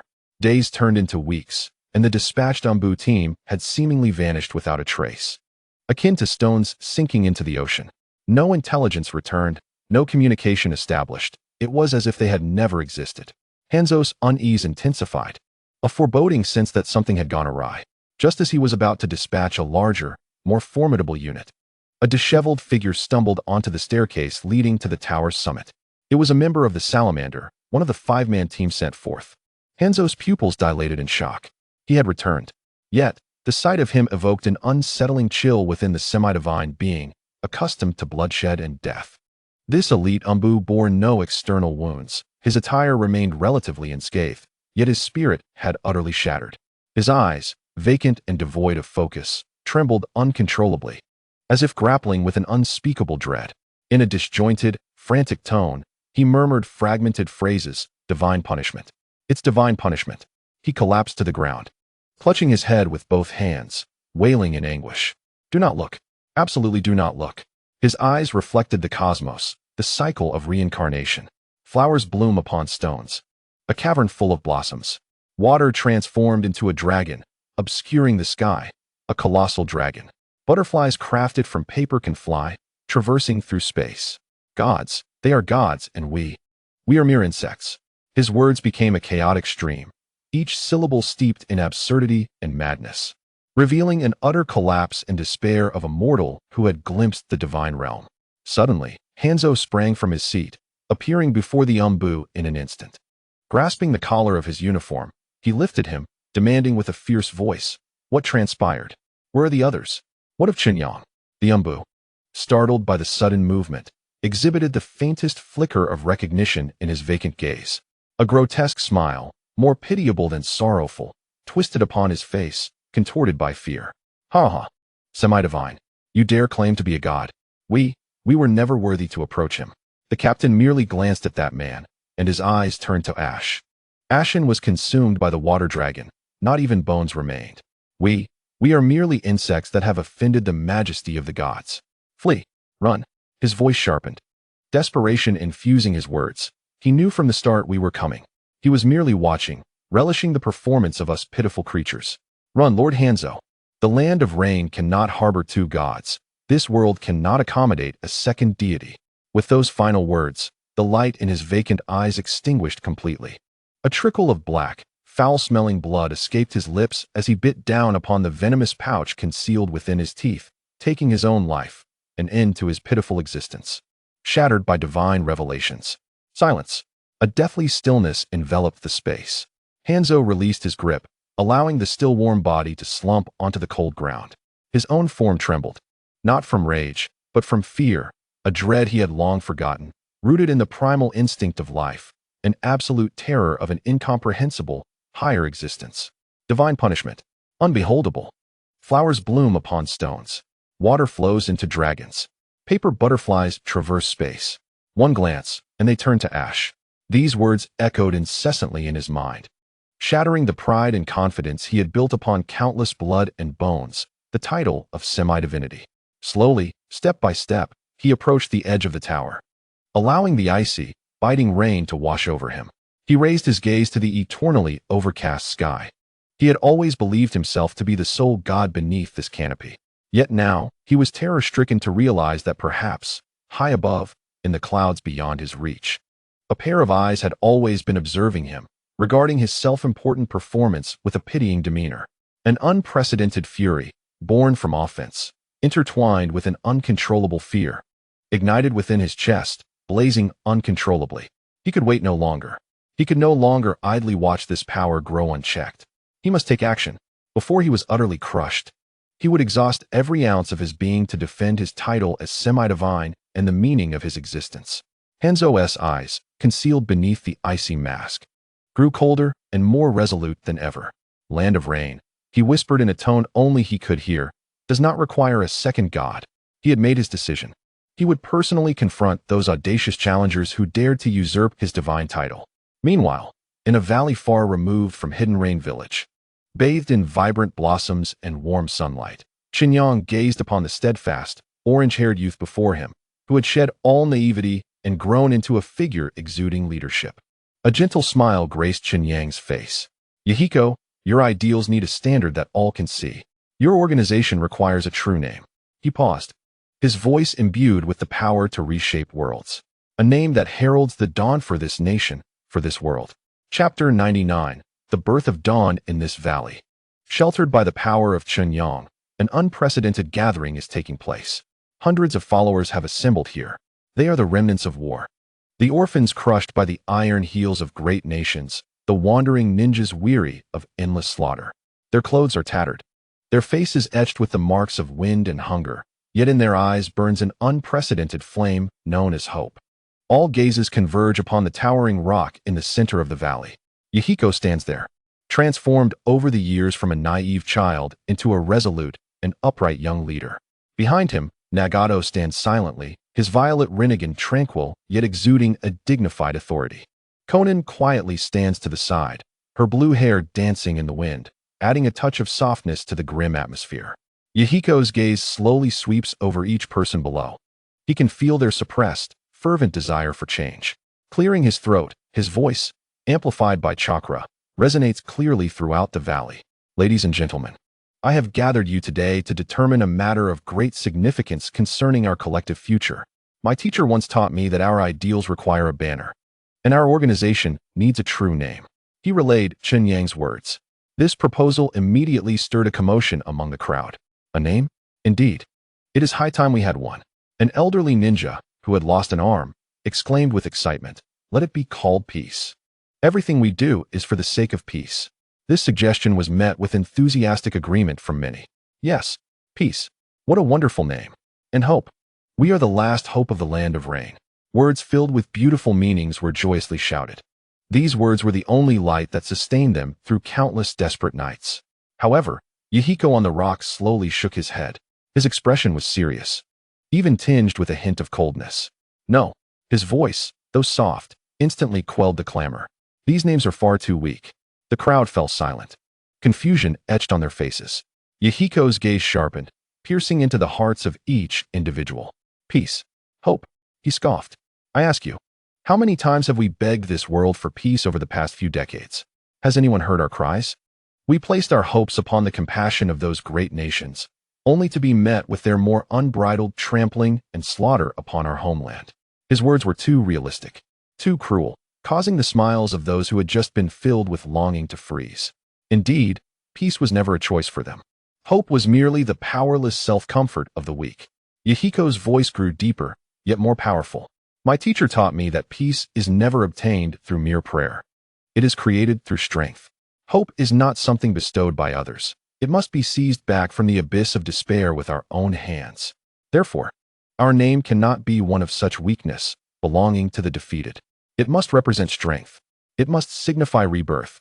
It must bring forth a new dawn for this eternally weeping nation. Yahiko paused slightly, the words of his teacher flashing through his mind like thunder. A name that could bring dawn to this country and this world. Dawn. Yes, it is dawn. A brilliant light instantly pierced through the fog in his mind. He had found it, the singular name that could embody all their ideals, all their awakenings, all their strength. In that moment, his orange eyes ignited with an unprecedented, fervent flame. He took a deep breath, opened his arms as if to embrace the world, and then, with every ounce of strength, he proclaimed in a voice akin to a divine decree, directed at the land, at all people, and towards the sky. Our name is Akatsuki. Akatsuki. This word struck like a thunderclap, reverberating deeply within the souls of each individual. It signifies the first light of dawn that pierces the endless, interminable night of this country. The entire valley fell into a profound silence. Everyone was deeply shaken by this name, filled with a sense of power and imagery. Akatsuki. Dawn. Unlike peace, which is ethereal, and hope, which is elusive, it represents a process, a powerful journey from darkness to light. It signifies both an end and a beginning. Yahiko did not allow them much time for contemplation. Riding the wave of this profound momentum, he continued to declare, with impassioned, stirring words, the core principle of this organization that would overturn the traditional understanding of the ninja world. From this day forth, we, Akatsuki, shall no longer beg anyone for peace. For we shall create order with our own hands. We no longer expect those lofty victors to understand our pain. For we shall compel them to learn respect through the power in our hands. I, Yahiko, hereby swear. The existence of Akatsuki is not to become anyone's vassal, nor to survive in the cracks. Our goal is to be the sole voice of the land of rain, to become the supreme law in this land. Those who abide by our rules shall receive the protection of Akatsuki and attain eternal peace. Those who defy our rules, regardless of who they are or which ninja village they belong to, shall face the most merciless judgment from Akatsuki, born of dawn. This declaration was overwhelmingly domineering and audacious. It completely cast aside the illusions of the weak, laying the concept of power bare before all. This is a logic belonging to the strong, a logic of the victors. After a brief silence in the crowd, a wave of heavy, suppressed breaths erupted. A middle-aged ninja who had lost all his family in the previous war trembled violently from the intensity of his emotions. He had grown weary of prayers. He saw through the so-called understanding, which was merely a lie bestowed by the strong. Every word Yahiko spoke resonated deeply within him. He suddenly raised his intact arm, and in a hoarse yet fervent voice, he was the first to respond to the leader's call. Create order. Learn respect. His voice was like a spark igniting a still lake, instantly setting ablaze the entire desolate prairie. You're right. We have had enough. Rather than kneeling and begging for peace, it is far nobler to stand and forge order. Strength. We seek only strength. All the hatred suppressed by war for far too long, all the anger crushed by reality that has eroded dignity, has, at this moment, found the most perfect outlet for release. They are weary of tears. They are weary of weakness. They yearn for transformation. They long to create, with their own hands, an indisputable and brand new world. A fervent tide, akin to a tsunami roaring from the mountains, begins to gather within the crowd. At last, it is uncertain who first shouted, hoarsely, that brand new name. Akatsuki. Immediately, a second voice, a third, and countless others joined in. Akatsuki. Akatsuki. Akatsuki. The cheers, the shouts, the roars reverberated like rolling thunder, echoing throughout the valley, causing stones to tumble down from the cliffs. That sound was imbued with power, determination, a complete severance from the old world, and an insatiable thirst for a new order. Upon the rocks, Nagato gazed down at the fervent crowd, akin to a tide of faith, watching his brilliant friend.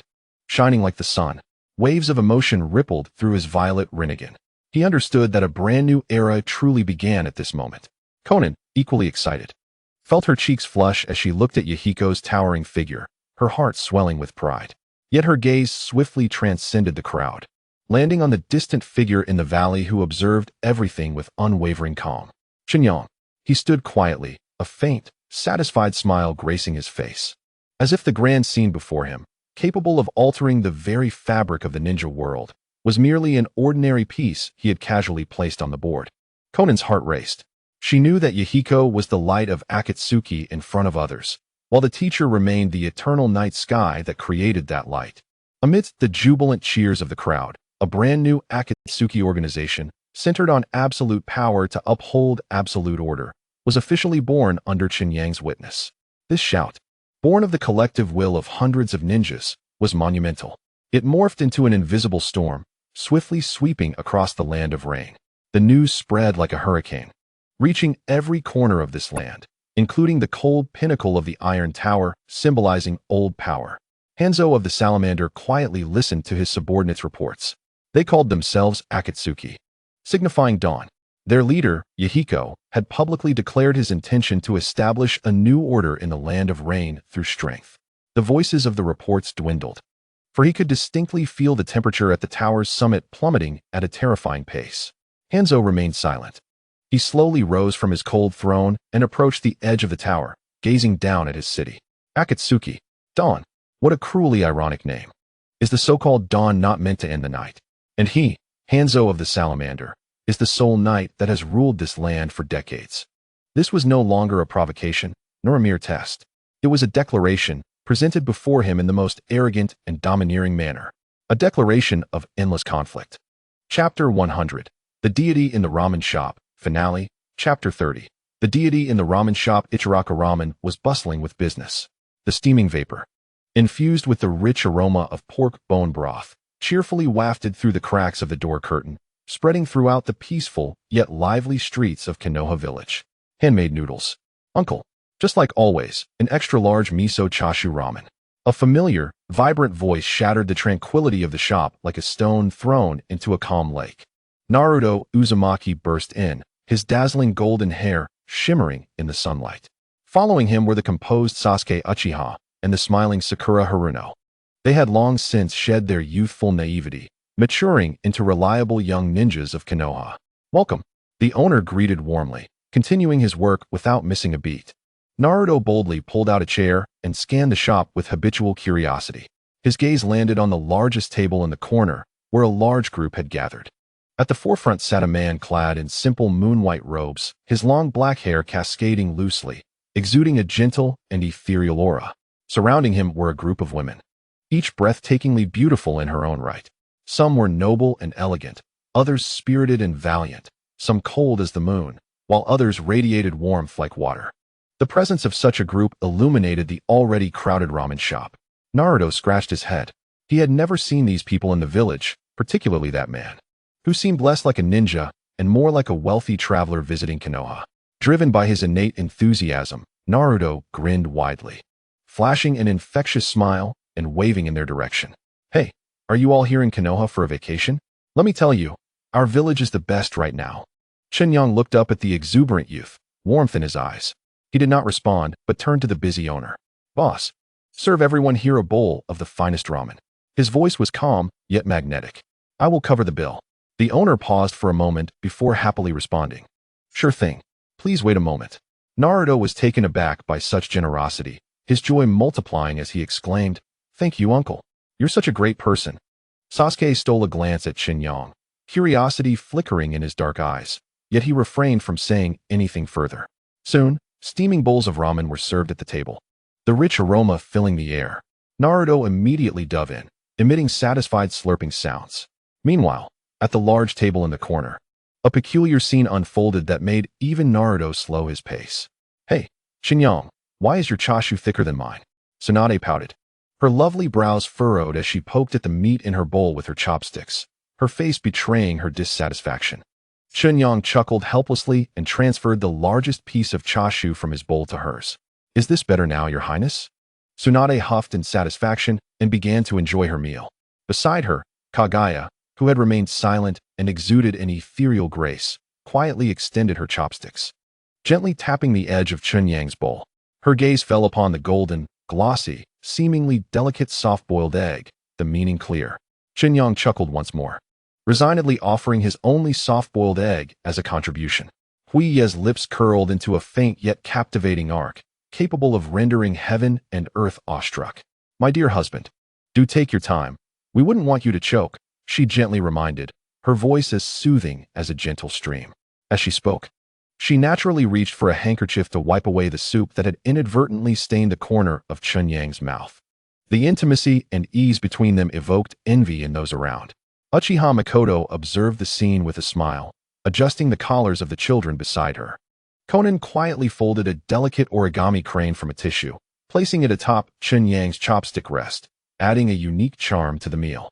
This tableau was filled with the warm, mundane clamor typical of an ordinary household. Yet, each individual in this picture possessed the power to upend the world and the beauty of unparalleled grace. This striking contrast created a wondrous harmony. Naruto gazed, momentarily entranced, pausing his noodle eating to rest his chin in his hands, staring in a daze. He saw on the man's face a profound affection and helplessness towards his family. He noticed in the women's eyes an unmasked reliance and love for that man. It was not a facade, it was a genuine happiness, forged through the passage of time, now interwoven into their very essence. How delightful! Unconsciously, a warm, envious smile crept onto Naruto's lips. He reminisced about his childhood, recalling solitary nights spent eating instant noodles while gazing out at the myriad lights of distant homes.